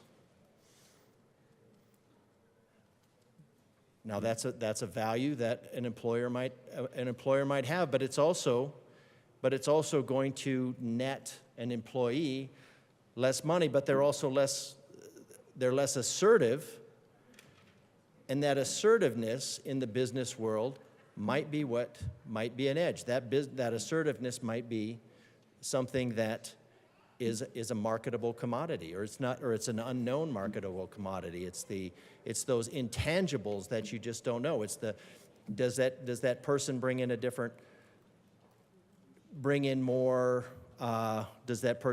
more business? Does that person? So how do we start quantifying all these? Because now we not only have to have an employer who is nominally, especially I'm thinking primarily in terms of an employer that is like a small business employer, and they're looking to hire somebody, Well, one, I'm afraid that there's going to be a chilling effect, because if you look at somebody and say, this is the demographic that is likely to come after me with a 6-year lawsuit, that person is less likely to be hired. That's just a fact. And that would be a purely unintended consequence. I get it, but it would be a consequence. Because right now what you're doing is you're saying, hey, 6 years of back pay, there's not an employee in the country that you cannot have that. You cannot have that hammer. You cannot have that. You cannot have that hanging over your head on every single employee. And every single employee is going to be at a different point in the occupation. And like my colleague said, and when my colleague from Grand Junction talks, I get busy taking notes. If a 6-year employee, and that's something I hadn't thought about, because a 6-year employee, true, loyal, but when I've had people working for me, my goal was that they would be moved on and that I would help them move on. And some people will work for less money. They will work for less money to have that help. Interns do it all the time. Now, we're not allowed to have unpaid interns, I think. I'm not sure about at the federal level. They used to have unpaid interns. But there's all of these intangibles that go into this, and now you have to start looking at quantifying it, and not only quantifying, but record keeping, and we're looking at every single employer. We're telling every business that every employee that you have is not just a liability now, but they're a liability for 6 years in the past and 2 years in the future should they choose to leave. Because any case that is brought to bear, now the business owner is in the position of having to prove a negative. That as a business owner, I did not discriminate against you. Well, how would you know? Well, the only way that you have to know is if you have records. That's why you have records on every single person, for every single thing, for every single intangible that goes against every single metric. And if you get hauled into court 2 years after somebody leaves, I mean, the nature of business is that when you leave, I mean, yeah, everybody will act like they're sad for one day. They'll have a party for you, and they'll talk about missing you, and then you call 2 weeks later, and they'll go, who? So you've got to maintain. We're going to have these massive troves. What?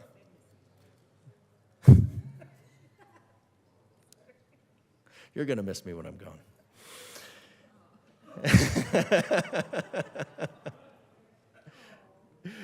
6 years of back pay is always on the back burner, and it's always a looming battle. That makes every employee an adversary. That makes every employee even more than a liability. It's an anchor. It's a weight. And if somebody leaves, you've got to worry about the ghost of employee past until you get past that 2-year point.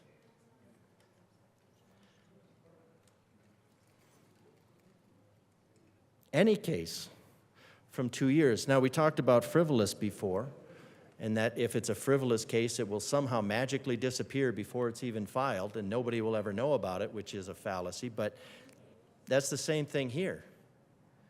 The employee, the employer, is not just going to have the records on that employee. That employer is going to have these records on every single other employee. So who's going to keep those records? Who's going to keep the records with a granularity that's going to fit with the lawsuit in terms of making tangible the intangible and quantifying the unquantifiable? Who's going to be in charge of that?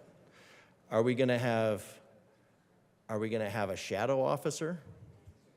Are we going to have a shadow person? Do they have to hire a massive HR department that keeps track of their pay? That somebody's got to keep track of their pay. The boss has to come in and say, these are the intangibles they're getting. The HR has to be just madly getting all the, the I's dotted, the T's crossed, the jots, the tittles about everything, because everything about everybody is now liability. Benefits, some with a family, probably, likely, maybe not, and that's unfortunate. They might, but a family is going to get a higher value from an insurance plan. And how do we quantify that? How do we quantify that against the person that is single and moving quickly and might be getting extra pay for a job to compensate for being in a lower job as a matter of learning? There's just so many things, and I'm not sure that's allowed, because A and B could be doing the same job.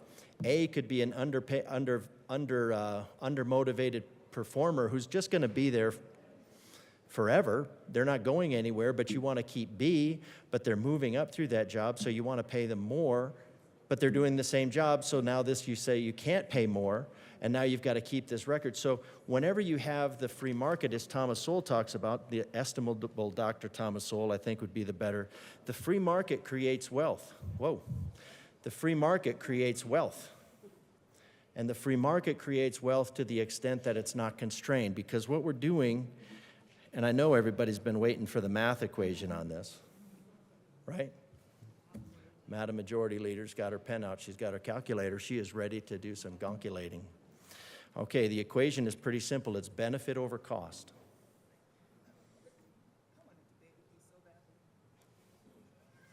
It's benefit over cost.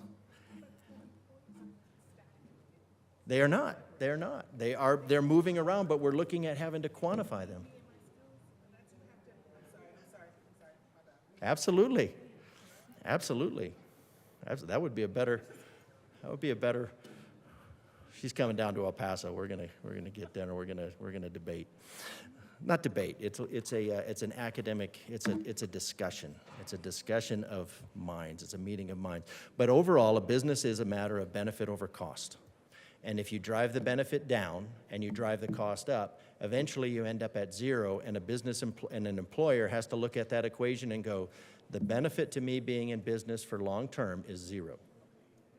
So but the employee is a benefit and the employee is a cost. The business cannot do business without the employee, but if the benefit goes down because the work goes up according to the value that the employee puts in, then the benefit goes down. Right, but the better way to do this is to free the economy. The better way to do this is to free the economy and to help teach people to be assertive, teach people the skills that they need. We need when we have schools that are graduating substandard employees in this case, they don't have the leverage, they don't have the assertiveness, they don't have the skills in order to go someplace else. And if they don't have the skills to move on and go someplace else, now if they've been there for 6 years, maybe they've only done the same job for 6 years, where somebody else is moving up. So my concern with, I want people to make the same amount of money, but the way to do that is to free up the economy. What we need to do is we need to free up the economy so that we have jobs. And if you have an economy with a plethora of jobs, then the employee has the ability to vote with their feet. If an employee can't vote with their feet, then they're stuck. And they're limited in their opportunities and choices. They're stuck. But you can't fix that with this. I get it. You're not trying to fix that. That's good, because you won't. Representative DeGraff, I don't mean to interrupt. I just wanted to let you know there are just under 5 minutes left. Thank you, Madam Chair. Sure, unless you want some. I might not. I didn't realize we were that. I didn't realize we were there. So you don't even need to. So I'm concerned with this. I'll just wrap this up. I wasn't trying to be up here just speaking. I'm just sharing my concerns that this sets a chilling effect on the economy. Once again, employers that are inside, outside have to look at the cost of doing business in Colorado. If the benefits of doing business in Colorado are low and the costs are high, the return is zero or approaches zero. And you can't just say, well, we'll spread that around and make it equally painful for everybody, when what we could do is we could pass HB 1163, free the economy, and free the economy with HB 1163, and then everybody would be making more money. Assistant Majority Leader Bacon. I'm sure everybody cares, but I have so many things to say about what you just said, and God bless America.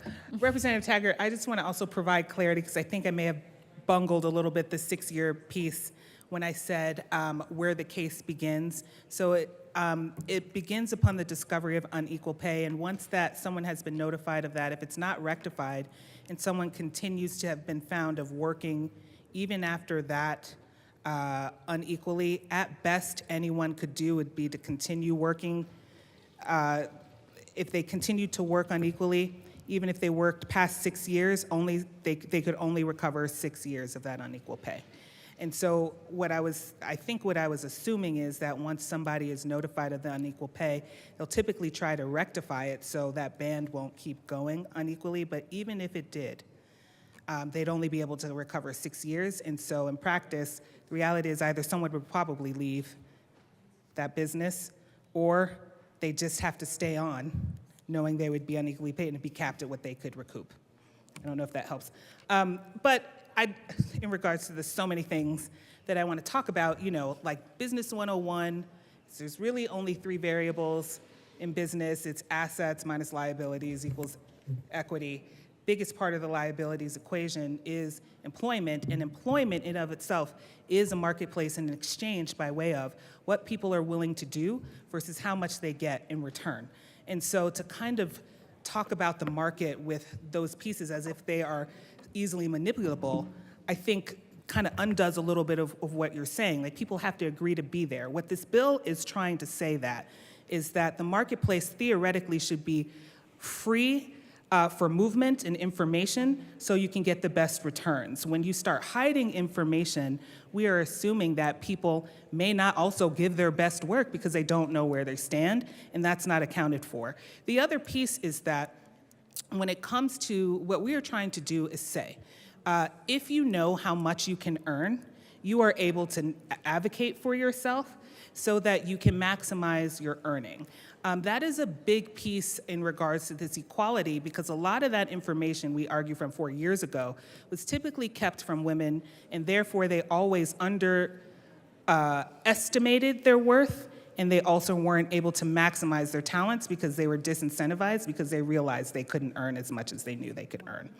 And when it comes to employee output, we all kind of know what that. Anybody studied? Okay, I'm talking to 3 people. 1 minute remains. Okay, so after that, we can talk at coffee. That being said, members, thank you very much. We hope you support Senate Bill 105. I will turn it over to my colleague. Representative Gonzalez Gutierrez.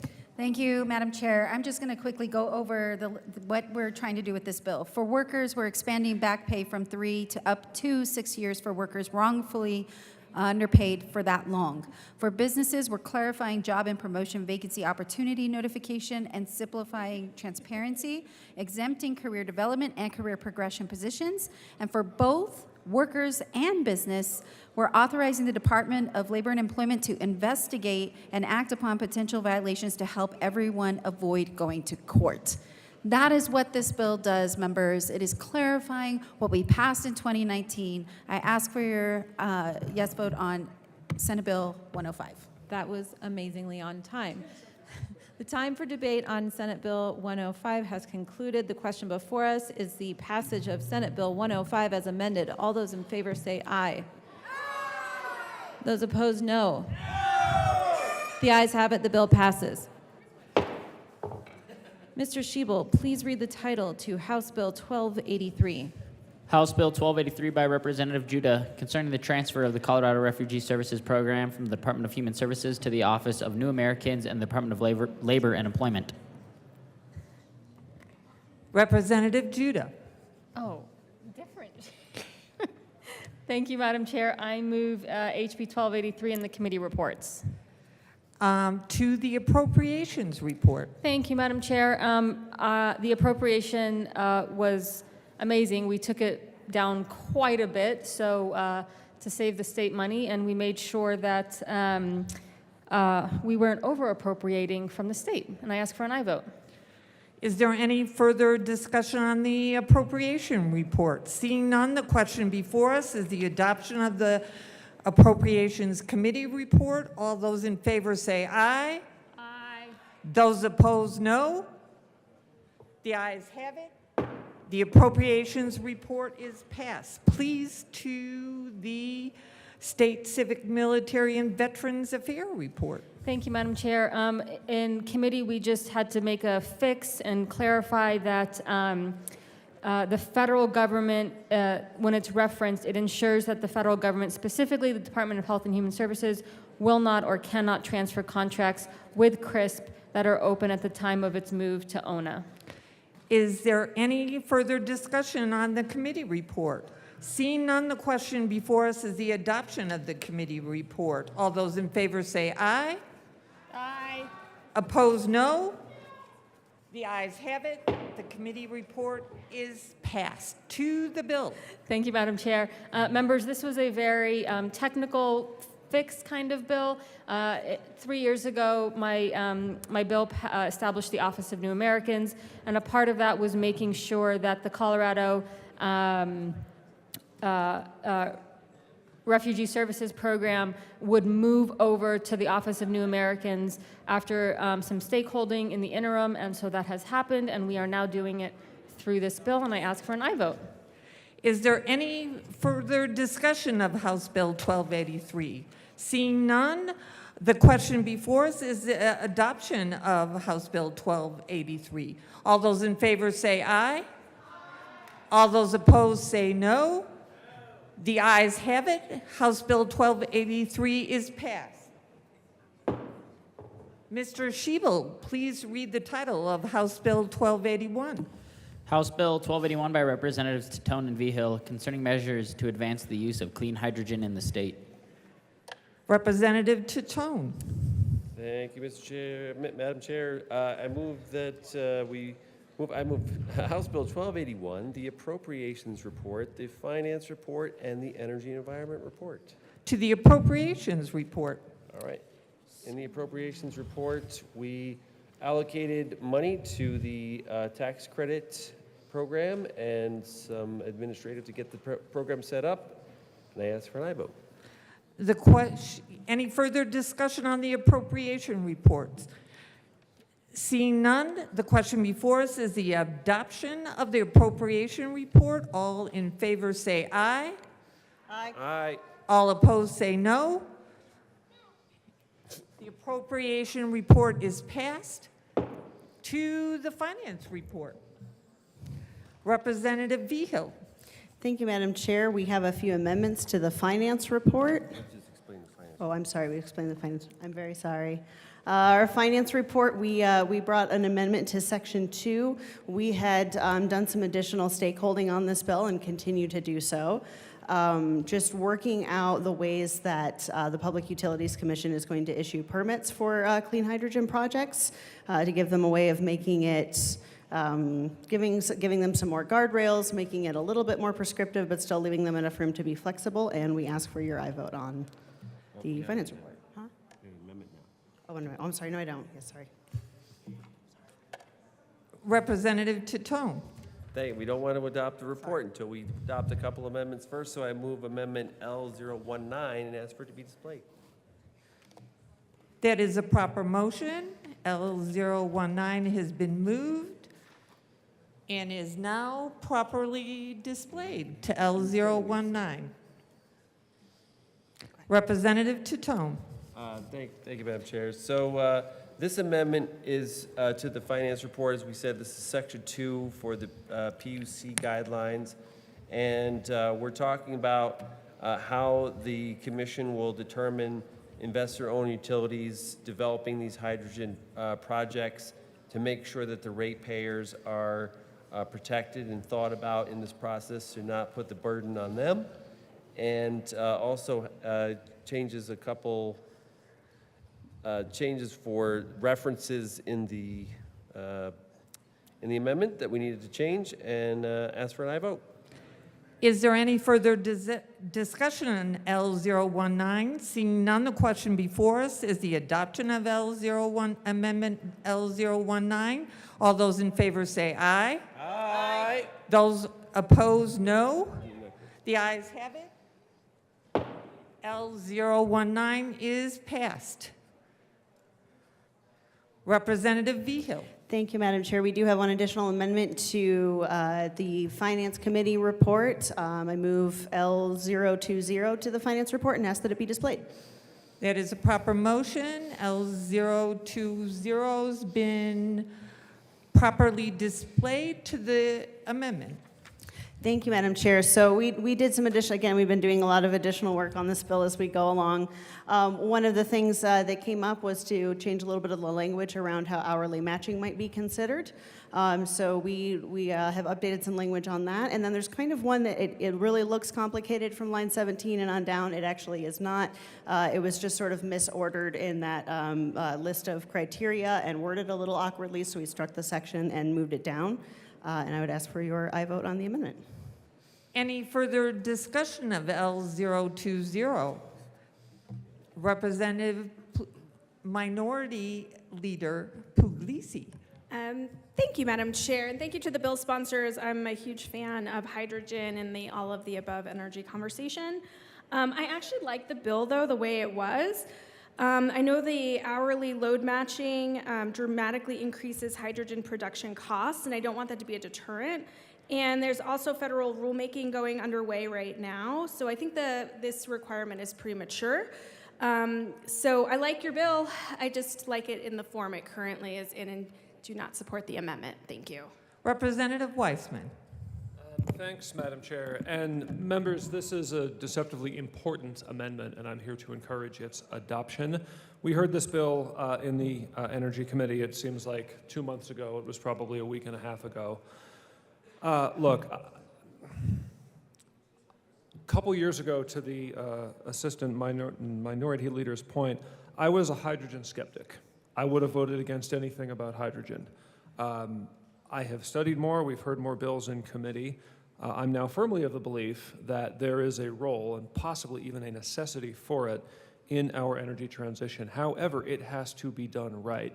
In the context that we're talking about, which is how to have the lifestyle we want and the industrial processes and the transportation and everything while dealing with our carbon reduction goals, and that does have to mean net carbon reduction goals. We can do hydrogen very well, or we can do hydrogen very badly, and everything in the middle.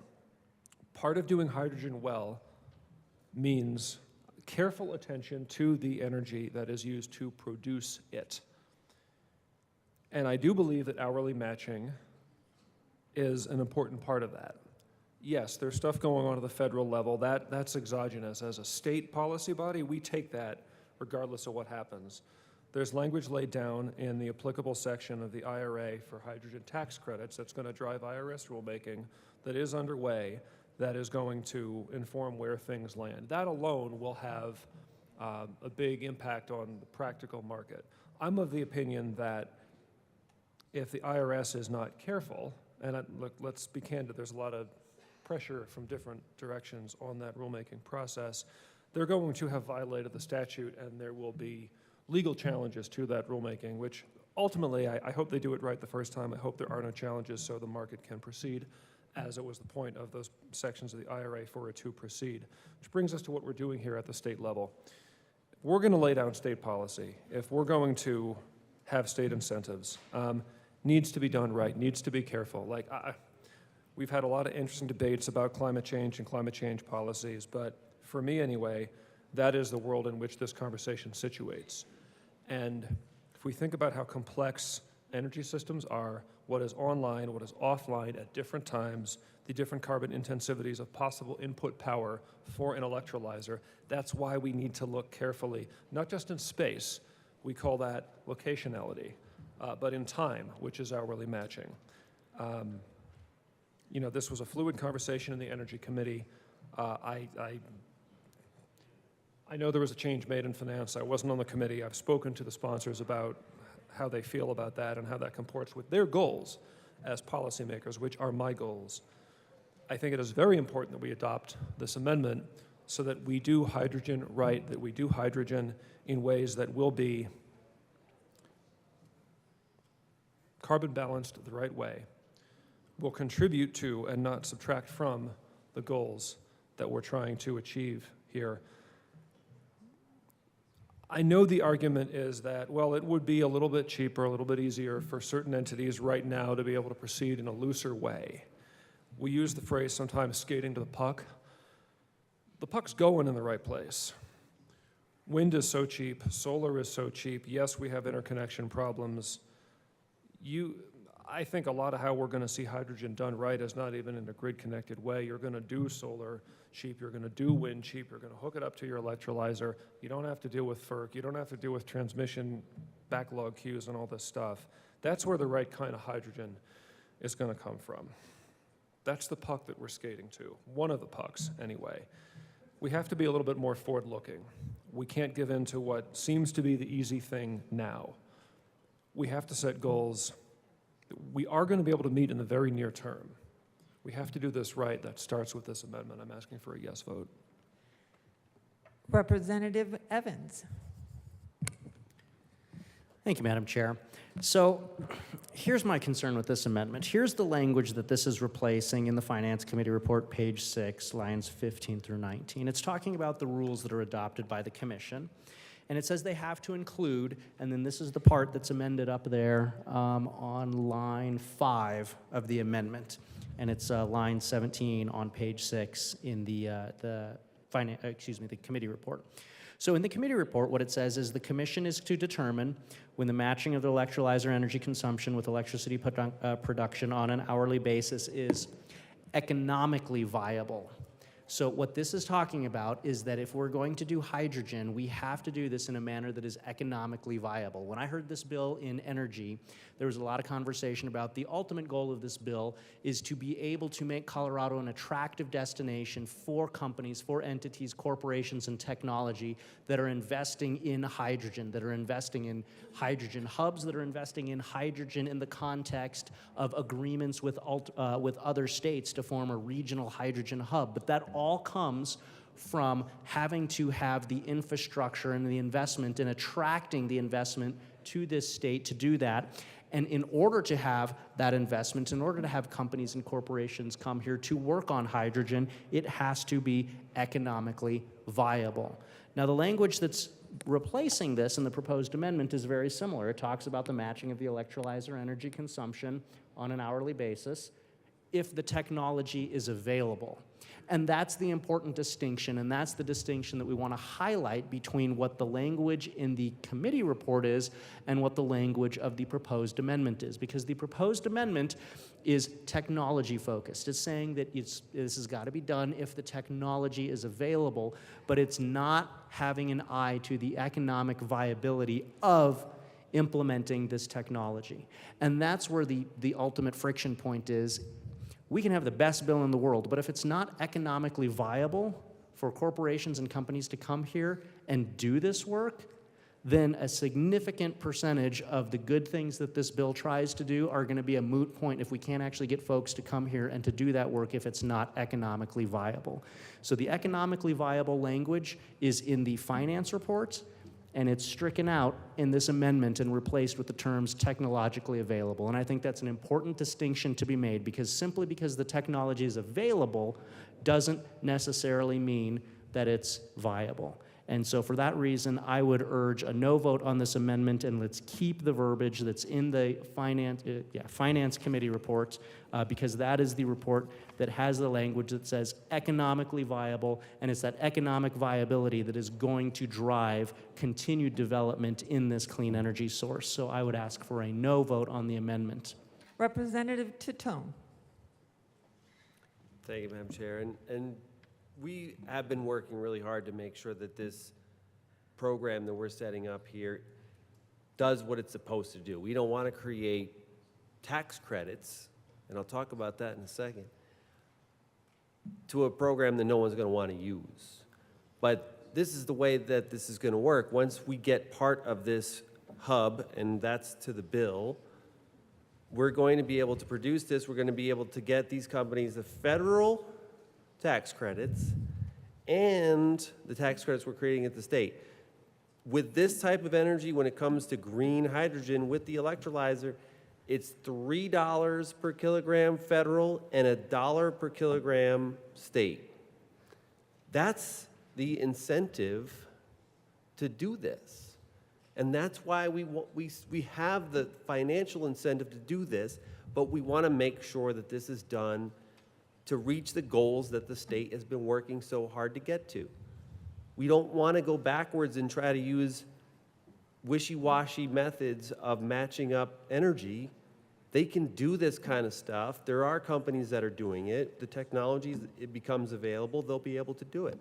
But we want to make sure we are doing that and that the PUC is considering this. These are all rules to consider to do it in the best way possible. But the financial incentives are through the tax credits, through the federal and state tax credits, the biggest ones that are available. So ask for a yes vote on this amendment.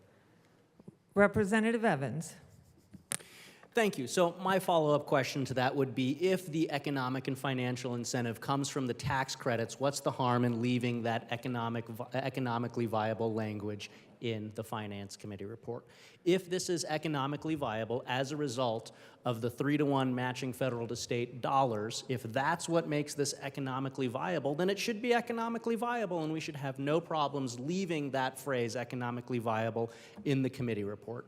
That's my concern with this language on the amendment. Everything else I don't have an issue with. So if we changed line 7 up there, if we changed line 7 up there to say technologically available and economically viable, then you would hear no more from me on this topic. But the ultimate question is, if the tax credit's what makes this economically viable, what's the harm in leaving it in there? Representative Vigil. Thank you, Madam Chair, and thank you to my colleague for debating this so passionately. I appreciate it. So I want to clarify one thing. We're not actually leaving something in that made its way in on the Finance report.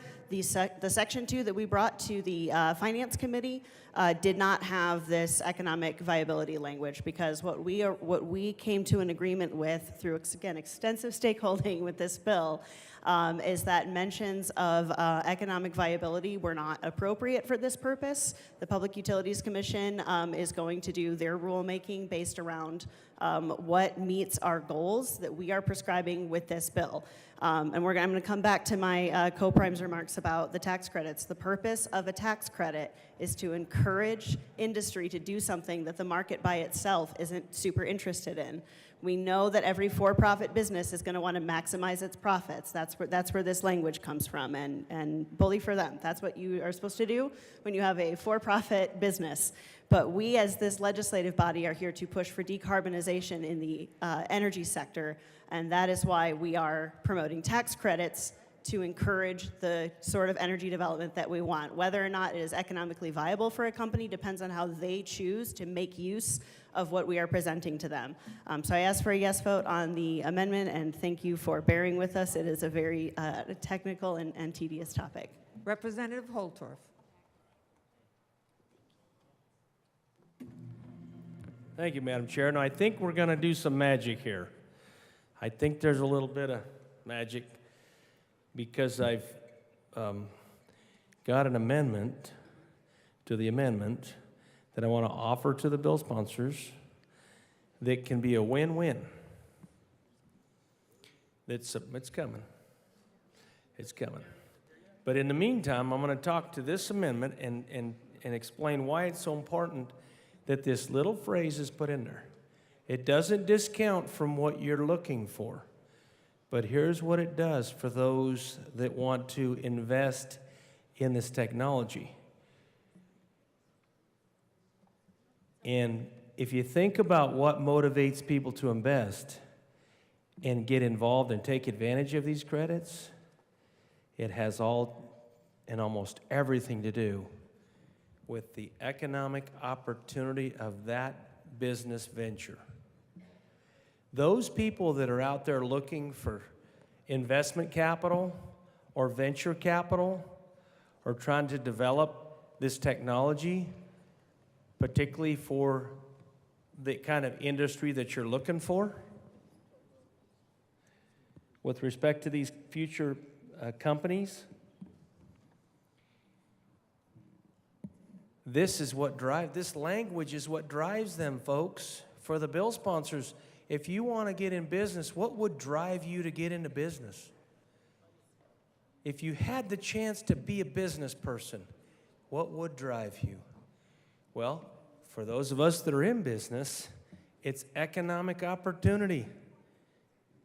It's the opportunity. So offer it. Just say it in the amendment. And I think we could get beyond this bill right now, which I think would be very beneficial to everybody in the chamber, with one addition. So, remember how the dream works. The dream works when the team works. And the team is going to do something magical at this moment if... Representative Holtorf, I see an amendment to the amendment in your hand. Thank you. I have to confer with the bill sponsors, and I'm going to take that opportunity right now. Are we amending the amendment? Representative Holtorf.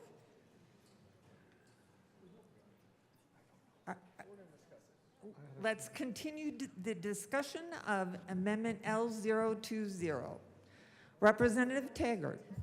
Thank you, Madam Chair. I too believe economic viability needs to be in this first paragraph for one particular reason.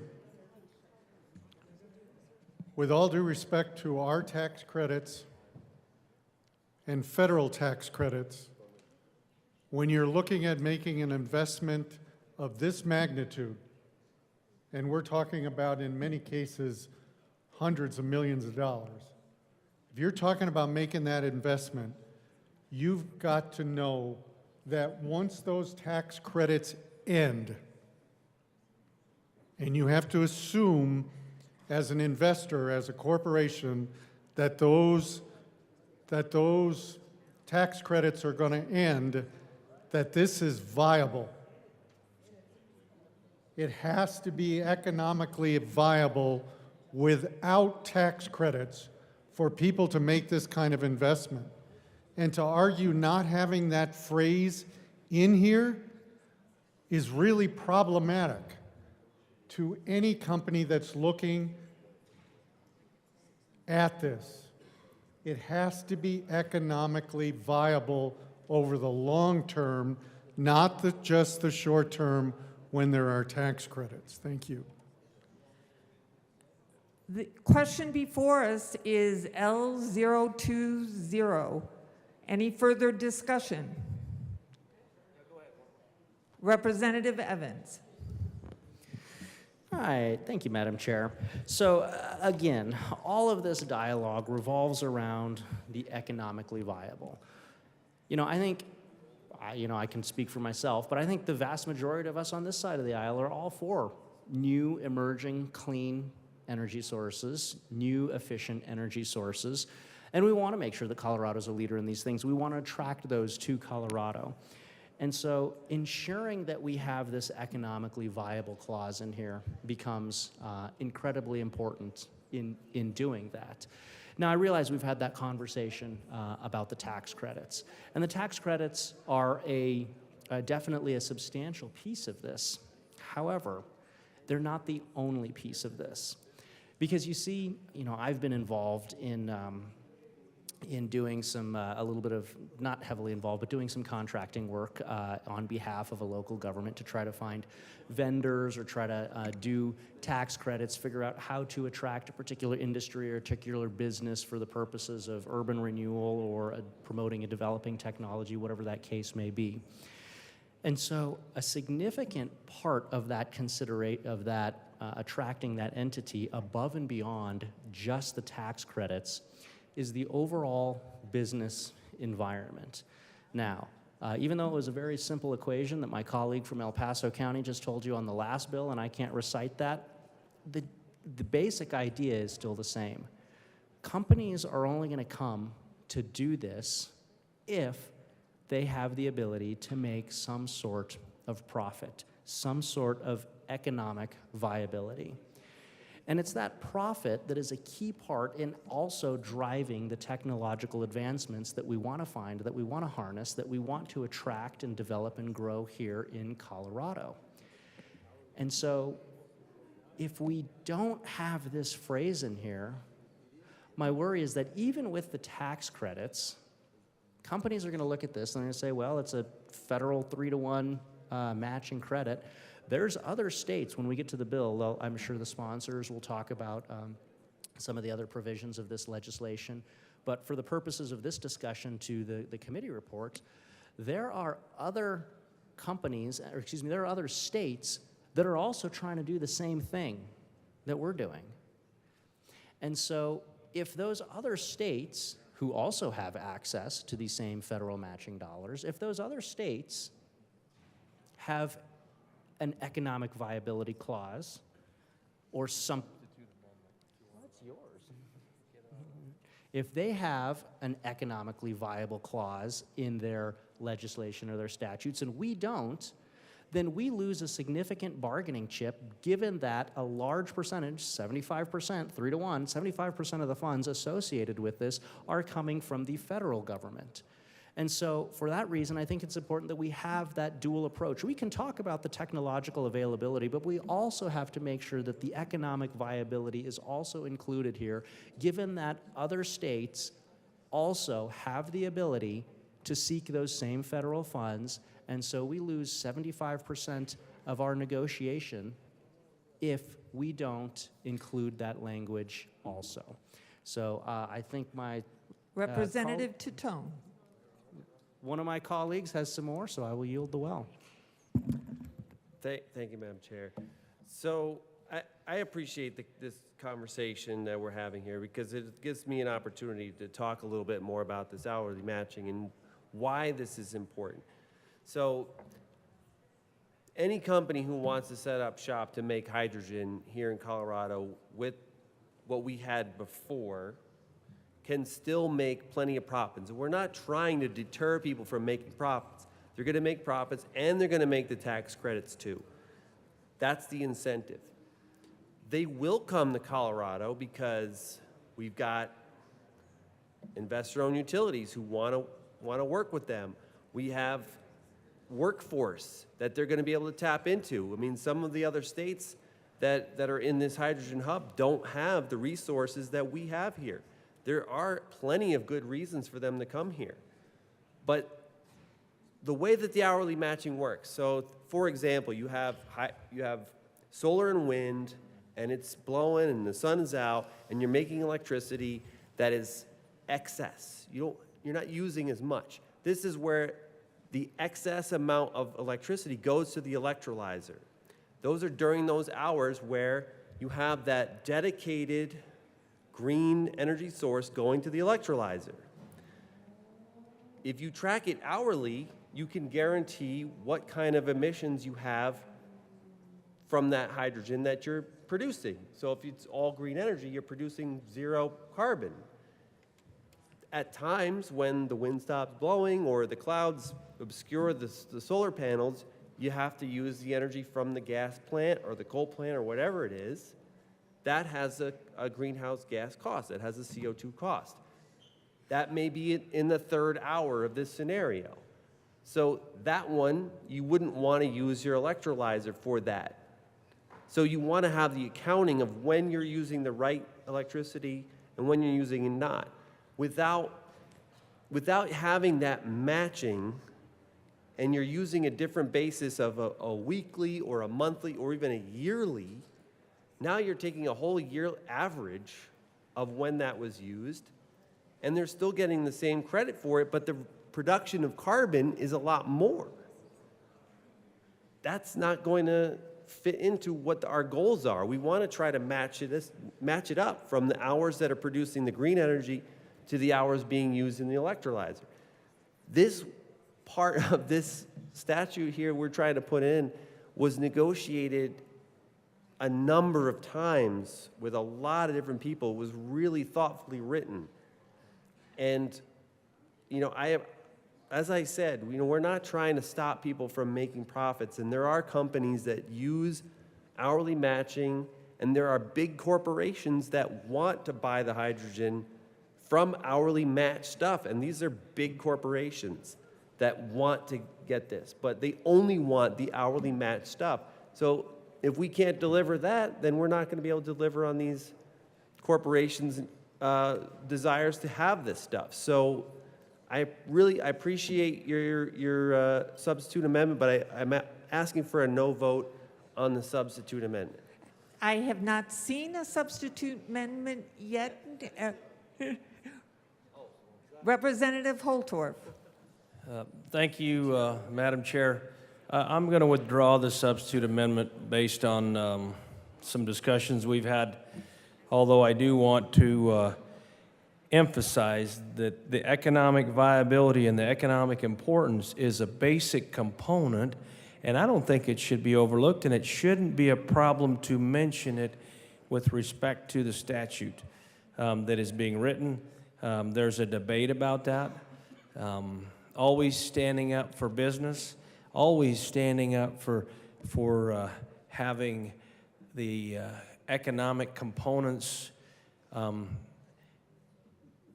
put into rulemaking and or statutes, so we support these energy companies and we don't begrudge anybody for the ability to make money in this country, which has become the greatest country in the world because of its economic engine of capitalism and our ability to harness and leverage the technology that comes from what this country is. So I'm going to withdraw it, even though I'm doing my withdrawal begrudgingly and with reservation. Thank you. Representative Titone. I ask for a yes vote on this amendment. Is there any further discussion on L020? Seeing none, the question before us is the adoption of Amendment L020. All those in favor say aye. Aye. All those opposed say no. The ayes have it. The amendment is adopted.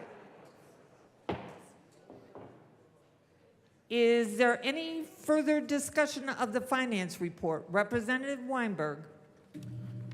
Thank you, Madam Chair. I move L016 and ask that it be displayed, please. It is a proper motion. We're waiting for it to be displayed.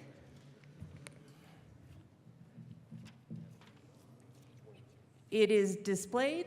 Representative Weinberg. Thank you, Madam Chair. Again, fellow colleagues, I want to first and foremost say thank you to the bill sponsors. I was in the Energy Committee, when this bill was presented. One thing I had deep concern with, as you know, for our party as well, we have a problem with over-abuse of the safety clause, and with discussion and with the bill sponsors, they've agreed for this amendment. I'll ask them to speak further, but I urge an aye vote. Is there any further? Representative Titone. Thank you. This is a friendly amendment. Vote yes. Is there any further discussion of L016? Seeing none, the question before us is the adoption of L016. All those in favor say aye. Aye. All those opposed say no. The ayes have it. L016 is passed. To any further discussion of the finance report? Seeing none, the question before us is the passage of the finance report. All those in favor say aye. Aye. All those opposed say no. The ayes have it. The finance report is adopted.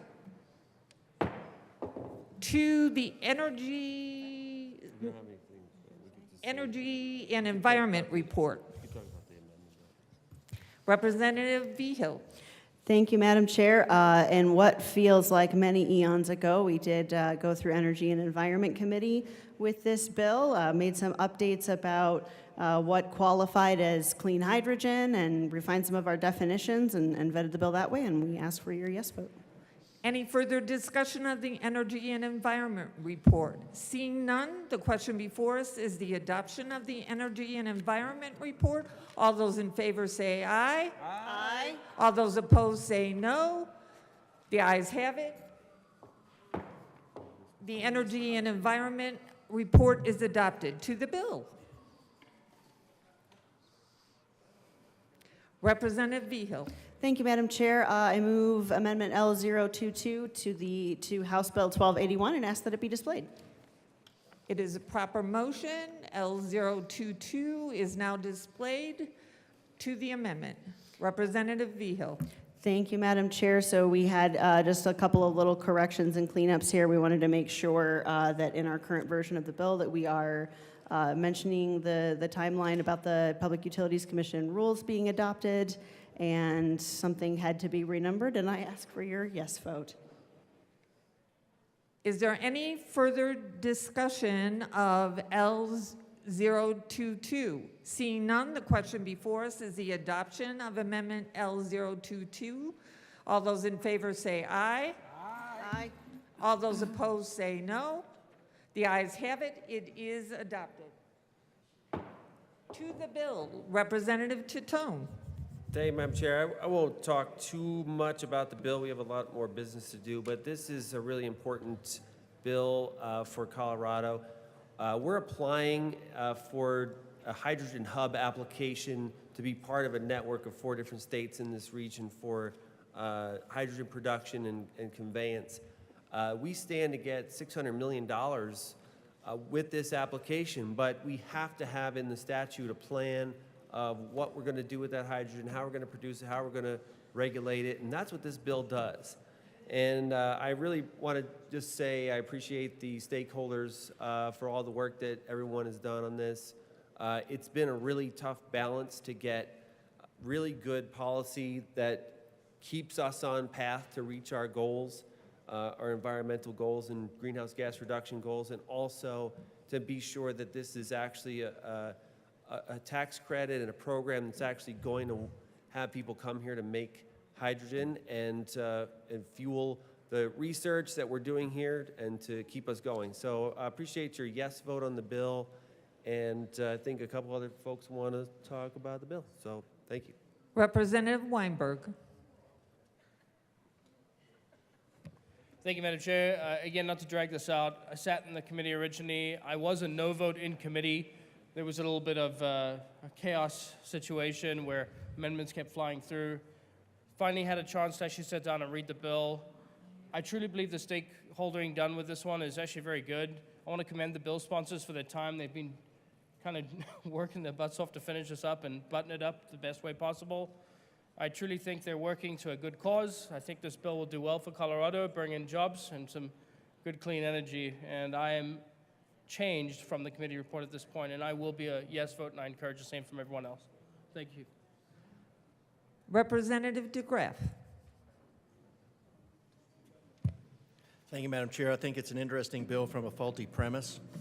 If it was a, I'd say if it was a good idea, it wouldn't take.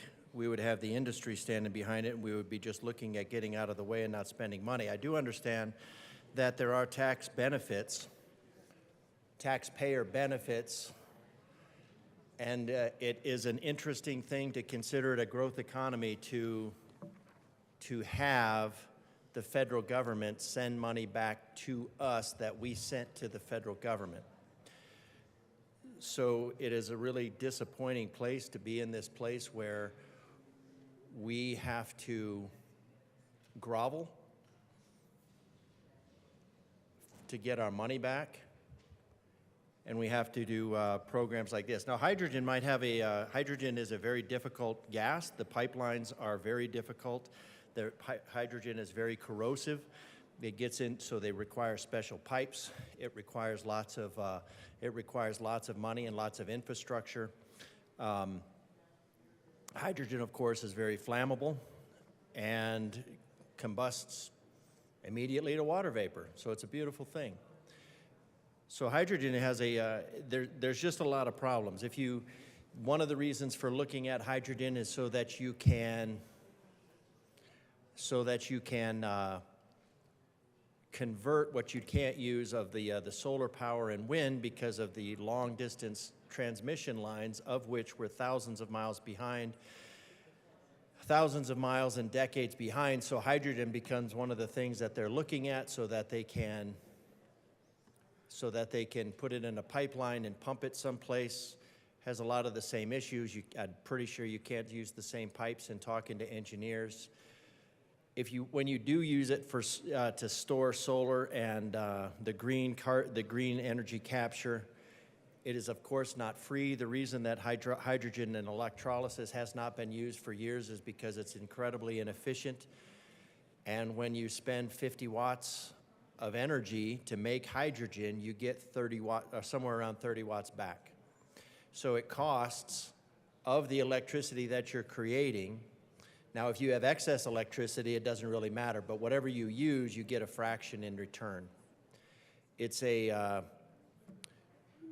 This is just, again, we're chasing after these things because we are in dire fear of a trace gas.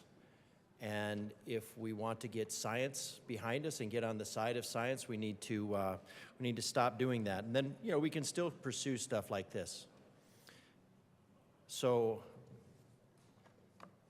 it's an interesting technology. There's a lot of interesting things to it. As far as being something viable in the future, in the near-term future, I'd say probably not so much, and the engineers say not so much. But apparently we have to spend $10 million of our own every year to get $640 million of our own returned. We could use those things for things like the economy, but we're going to chase this green agenda. And again, the only thing green in the green agenda is the money that's going to China and politicians. Is there any further discussion on House Bill 1281? Representative Wilford. Thank you very much, Madam Chair. I just want to quickly start out by saying that I really, truly appreciate the work that our sponsors have done on this bill. It has been a Herculean task to move through all of the stakeholder feedback and comments and long meetings to get to the place that they are today. And I just want to express a lot of gratitude because I think a lot of what you've included in the bill is a really solid start. However, I do continue to have concerns about two areas that I want to raise. First is I have a couple of concerns around blended gas, blended hydrogen, and using that in power plants. So currently wind turbine technology can handle 5 and 20% hydrogen blended with gas. With newer technologies that are closer to commercialization, that'll reach upwards of 30%. And at these lower blending rates, emissions of carbon are only minimally reduced by the use of hydrogen, given hydrogen's lower energy density. Burning a gas hydrogen blend would likely increase NOx emissions, which is something that I consistently speak up against. Blending gas with hydrogen, even green hydrogen, should not be used to mask existing gas plants as clean, nor justify investment in new gas plants. And in order to achieve the governor's vision for 100% renewable energy in the Colorado's climate roadmap, no gas plants or no gas hydrogen blending plants should operate past 2040. Blended plants need to get to 100% clean hydrogen by 2040. So just some additional context there. And then on the environmental justice front, blending hydrogen with gas still results in a lot of gas pollution in communities. Not to mention there are safety concerns related to transporting and burning the combination of these combustible fuels. Blending gas with hydrogen also requires upgrades to existing gas plants to allow them to burn that blended fuel. We know for a fact that these gas plants that exist in Colorado are in disproportionately impacted low-income communities of color, and that ultimately means that we would be testing hydrogen gas blends in disproportionately impacted communities, which I deeply believe is not okay. Blended hydrogen should not be allowed in disproportionately impacted communities, especially because the cost of upgrades to gas plants could result in the gas plant burning fossil fuels for a much longer time than they had originally planned. And this would mean that surrounding communities would force to bear the burden of pollution from electricity generation from longer than they already had. So I just wanted to share those thoughts just as an area that I hope that our sponsors will keep working on as they continue to move this bill through the process. And again, just want to extend a big thank you for everything that you have done so far. Thank you. Is there any further discussion on how, Representative Vigil? Thank you, Madam Chair, and I want to thank my colleague from Adams County sincerely for giving such helpful and constructive feedback. We are working very hard on this bill to get it to the best possible place, and I really appreciate the teamwork that's gone into it. All of that said, I will turn over to my co-prime sponsor for a moment if you'd like. Otherwise, I ask for your yes vote on House Bill 1281. Is there any further discussion on House Bill 1281 as amended? Seeing none, the question before us is the adoption of House Bill 1281 as amended. All in favor say aye. Aye. All opposed say no. No. The ayes have it. The bill is passed. Mr. Schiebel, please read the title to Senate Bill 29. Senate Bill 29 by Senator Moreno, also Representative Lindsay, concerning addressing disproportionate discipline in public schools and in connection therewith making an appropriation. Thank you. Representative Lindsay. Thank you, Madam Chair. I move SB 029 and the Appropriations Committee report. To the Appropriations Committee report. In appropriations, they appropriated some funds. And I ask for an aye vote. We will appropriate votes. I'm just kidding. All those in favor of adopting the Appropriations Committee report, please say aye. Aye. All right. All those opposed, please say no. Okay, the Appropriation Committee report is adopted. To the bill. Representative Lindsay. Thank you, Madam Chair. SB 29 is a bill to study and make recommendations regarding state and local school discipline policies. This is a COYAC bill. As you may remember, COYAC is the Colorado Youth Advisory Council, which is a group of really fantastic young people who provide a critical and necessary voice to our work here. These young folks are intelligent and passionate and see issues in their communities that need addressing. 3 policies that reflect their voices and their top priorities came out of the COYAC Interim Committee, and this is one of them. SB 29 creates the 18-member School Discipline Task Force under the Department of Education that will meet several times a year to study and make recommendations and report these things back to the following year's COYAC committee in the summertime. In addition to this task force, the bill also requires that certain factors be considered before expelling or suspending a student, and that a school district must document alternative disciplinary measures used prior to that expulsion or suspension. This task force is needed because students who are suspended and expelled are more likely to be without supervision during the suspension or expulsion period, causing students to fall behind in coursework.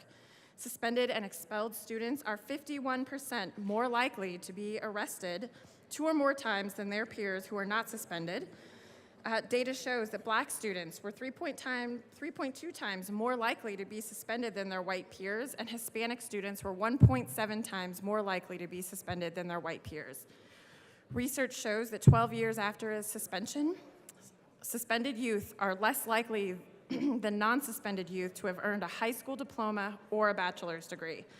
Suspended youth are more likely to have been arrested and on probation, which suggests that suspension rather than selection bias explains negative outcomes. It is critical to understand disproportionate discipline policies, and it takes steps to address and prevent the progression from school to the criminal justice system from occurring, and I urge an aye vote. Thank you. Thank you. Representative Young. Thank you, Madam Chair. I was very excited to hear this bill, and since I've worked deeply in this area, and I'm always happy to hear COIAC bills, it sort of concerned me that students are looking at discipline, but excited that they want to reduce it. And there was no mention in the bill about evidence-based prevention work that we have done in the state of Colorado. So I move L007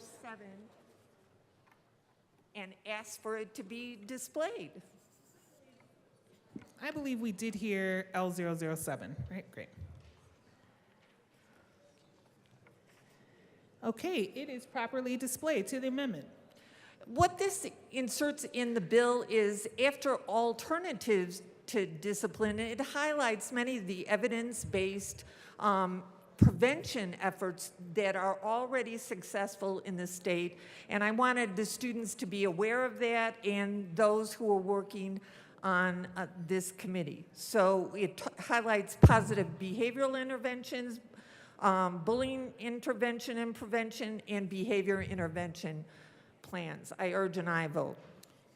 Representative Lindsay. Thank you, Madam Chair. Thank you, Rep. Young. I greatly value Rep. Young's expertise in this field, and so I'm so thankful for her input. This is a wonderful amendment. Please vote yes. Thank you. Is there any further discussion on Amendment L007? Seeing none, the question before us is the passage of Amendment L7. All those in favor, please say aye. Aye. All those opposed, please say no. For the kids, the amendment passes. To the bill. Representative Luck. Thank you, Madam Chair. So I unfortunately don't serve on the Education Committee, so I didn't hear this bill, and I was just wondering, in the legislative declaration, the citation that you had read when you were giving explanation about this bill, this statement of statistics that in 2018-2019 school year in Colorado, black students were 3.2 times more likely to be suspended than white students, and Hispanic students were 1.7 times more likely to be suspended than white students, caught my eye. And so I'm just wondering if you know, is this something that is determined within a school district system or a particular school these comparisons are being made, or we're looking across? Because so for instance, even in the school district I taught in, the school that I taught in was very much about expectations and virtue and discipline, but we had other school districts that weren't as sort of strict. And so then there's going to be disparity internally between school districts or schools within the same district. That seems somewhat reasonable to me because of leadership and all of that. Not that I'm saying it's acceptable, but it seems reasonable. It's less reasonable if you're in one particular school and you're seeing the disparity of treatment, right? That's a whole different, because the climate, the culture of that place is not being equally applied. And so I was just wondering if, sorry, you keep, I think, wanting to respond and I keep rambling on, but if you happen to know any additional data related to where those numbers come from, that'd be helpful. Thank you. Representative Lindsay. Thank you, Madam Chair. So as I mentioned, this is a COIAC bill, and these students worked tirelessly before this even ever comes to our committee last summer. They have dug into this data. I don't have all of it here, but they presented it and convinced our committee well enough to approve this bill. So it was convincing at the time. It is absolutely not all in the ledge deck, and I'm happy to follow up on it. But I know that they looked at statewide data, and they pulled data very specific to our state, and also found some gaps in that data, which is why that they are interested in this study. Representative Luck. Thank you, Madam Chair, and thank you for that response. I would very much like whatever they might be able to forward, or if there's a website that they have that has that on that, that would be wonderful. Thank you. The other question that I had was as relates to membership on the task force. It says that 3 former students who attended Colorado Public Schools and who have lived experience with the school discipline system. Now, there are a variety of experiences with the school discipline system, right? And so I'm just wondering if it's your intention or the COIAC's intention that those either current or former students with that experience have been suspended or expelled, or if it's fine that they had sort of in-school detention or in-school suspension, or what is contemplated there, because it's a very broad category. And so I was just wondering if you're going beyond the scope of just suspensions and expulsions. Representative Lindsay. So it is my understanding that it does address the things in here, the expulsions. Sorry, Madam Chair, I didn't say thank you. And the suspensions, but I think they are looking at all of that data across the state, especially as it is done differently in different places. That's why they need this study, is because they were not able to find everything that they needed and have this all in a way that they could make some great recommendations based on it. So, but I do know they have really dug into the Department of Education and all the data that is available there. But they didn't specifically say that it's not for in-school suspension, but I think because based on how they crafted the bill, it would be focusing on suspension and expulsion. Representative Lux. Thank you, Madam Chair. So I'm actually speaking, and that's helpful, but I'm speaking to the members on the task force. If those students you contemplate will have been suspended and expelled, not just the data that's being asked for. And we have a chair that walked away, just so you know. Oh. Representative Lindsay. Thank you. The task force, that is the intention, that it's people who have had experience with these pieces of discipline in school so that they can bring their lived experience from different parts of the state under different situations. So yes, it would be helpful if they had had that kind of experience in the discipline system beyond just hearing about it at school or something, that they are actually impacted by this directly. Representative Bradfield.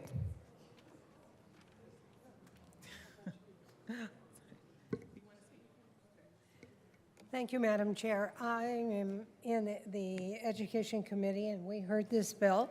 I do think it's fair to let you all know that the bill has changed a great deal from what it was originally, and it was pretty heavily amended in the Senate. In fact, it was changed from something to a task force in the Senate. So that kind of makes me wonder how well this bill was thought out. I find that this task force is incredibly large. I don't know anymore how many people it involves, but it's like 19 or something people on the task force. And much of this bill seems to deal with severe suspensions and expulsions because of course it's talking discipline. And yet they are, one of the main people on the task force is somebody from the Department of Early Childhood. Okay. I just really wonder if this, the review of the task force doesn't need to be made.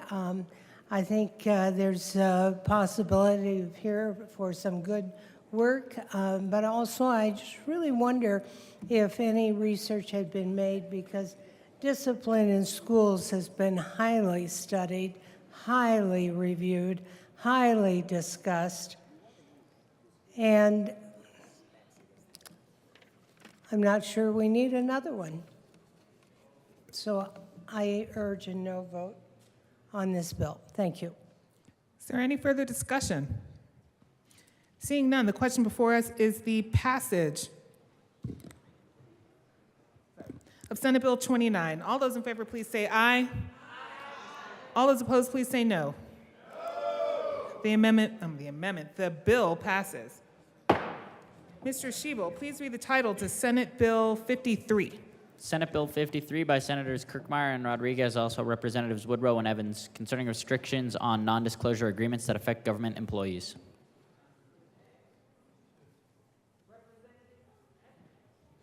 Thank you, Madam Chair. I move Senate Bill 53 and the State Civic, Military, and Veterans Affairs Committee report. To the report. Representative Woodrow. Thank you, Madam Chair. In State Affairs, we ran an amendment clarifying some language in the bill. As you'll hear in a moment, folks, this is a bill about non-disclosure agreements with respect to public employees. It's very important that, you know, we don't limit the ability of public employees to speak freely about what happens on the job. That's what these NDAs are designed to do, and quite frankly, they're not enforceable, but they're put in to have a chilling effect. We had clarifying language in committee. We asked for an aye vote. Is there any further discussion of the State Military and Veterans Affairs report? Seeing none, the question before us is the passage of the State Civic, Military, and Veterans Affairs report. All those in favor say aye. Aye. All those opposed say no. No. The ayes have it. To the bill. Representative Evans. Thank you, Madam Chair. So I'll just give you a brief overview of the bill, and then we've got a couple of amendments to the bill that we're going to bring. But basically what this bill does is it puts restrictions around non-disclosures when it comes to public employees. As my good co-prime talked about, we want to make sure that our taxpayer dollars in that public sphere and that public sector are being used for good purposes and not to fund non-disclosure agreements to basically hush up employees who have concerns rising potentially up to like whistleblower style levels about things that are going on in the public sector and the government. So that's where this bill came from. It's really about transparency. It's about good government, and it's ensuring that citizens, employees, and employers in that public sector all have accessibility to information, and that governments can't use taxpayer dollars to effectively fund non-disclosure agreements to keep information out of the public's knowledge. So we have a couple of amendments to clarify just a couple of key issues in this bill, but at the end of the day, it's a good bill, and I'll turn it over to my co-prime. Representative Woodrow. Thank you, Madam Chair. I want to echo my colleague's comments. It's been wonderful working with him on this bill. Folks, this bill has been the result of tremendous stakeholding throughout its time in the Senate since it's come over on the House side. We've had continued conversations with stakeholders, including cities, counties, local governments, different parts of the administration. Everyone seems to be in agreement that we want to limit the use of these non-disclosure agreements, but we do want to make sure that we get the language right. And because of that, we do have some amendments to offer. Can I go first? I'll go first. All right, great. And I'll begin by offering L008. So I move L008 and ask that it be displayed. It's a proper motion. L008 has been moved. Thank you. And it is properly displayed.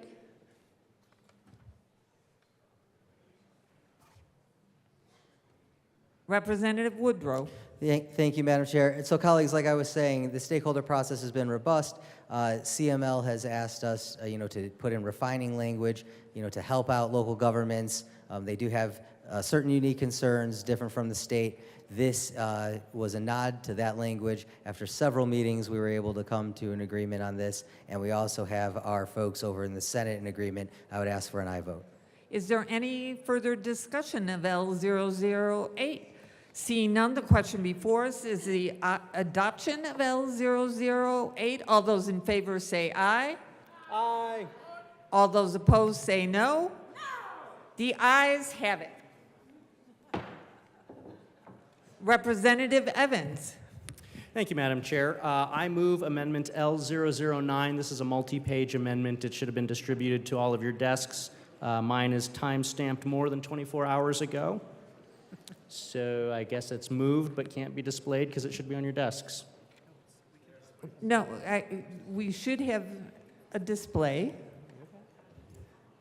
Cool. and it's displayed. It is displayed. To the amendment, Representative Evans. Thank you, Madam Chair. So again, this amendment is just the result of some additional stakeholdering and some conversations to make sure that we have the appropriate language around these non-disclosures. So if you look at the amendment, it's a multi-page amendment. Really, you could fit it on one page. It's just the way this amendment is drafted. It touches Title 22, 24, and 29. And so the language in this amendment has to be repeated 3 times so that it can go in Title 22, 24, and 29 with like a 1 or 2 word change each time it appears in that separate title. So it's a multi-page amendment, but the concept is pretty simple and fits on one page, and it's just, again, clarifying a couple of these areas in the non-disclosure agreement, things that we want to ensure are protected. So that would be things like investigations into security arrangements, physical security, cyber security, IT security, things like that. Ensuring that Colorado Open Records Act is not touched, that remains intact. So that is what Amendment L009 does, and we would ask for your aye vote. Is there any further discussion of L009? Seeing none, the question before us is the adoption of L009. All those in favor say aye. Aye. All those opposed say no. The ayes have it. L009 is adopted. To the bill. Representative Evans. Thank you, Madam Chair. Again, colleagues, as we've talked about, this is a good bill. This had nearly unanimous support in the Senate. It's bipartisan here in the House. Really, everybody seems to be in agreement that ensuring that we have transparency in government, that those folks that choose to take on a career in the public service are not unduly silenced through non-disclosure agreements. That seems to have unanimous support. That's what this bill is doing. It's protecting that free speech. It's protecting taxpayer dollars from being used to silence government employees, and we would ask for your aye vote. Representative Woodrow. Thank you, Madam Chair. I just want to ditto what my colleague just said. With few exceptions, colleagues, NDAs are designed to get folks to hush up, and it's usually about matters of public concern, especially when it comes to public employees and the functions of government. Transparency, as we all know, is key. We ask for an aye vote. Is there any further discussion of Senate Bill 53? Seeing none, the question before us is the adoption of Senate Bill 53. All those as amended. All those in favor say aye. All those opposed say no. The ayes have it. Senate Bill 53 as amended is adopted. I'm fine. Yeah, that was Mr. Shebo, please read the title of House Bill 1291. House Bill 1291 by Representatives Joseph and Gonzalez Gutierrez, also Senators Winter, F. and Fields, concerning procedures for expulsion hearing officers. Representative Gonzalez Gutierrez. Thank you, Madam Chair. I move House Bill 1291 and the appropriations and the Education Committee reports. To the appropriation report. Representative. Thank you, Madam Chair. In appropriations, there were funds appropriated based on the addition of the training requirements with the Department of Education. I ask for an aye vote.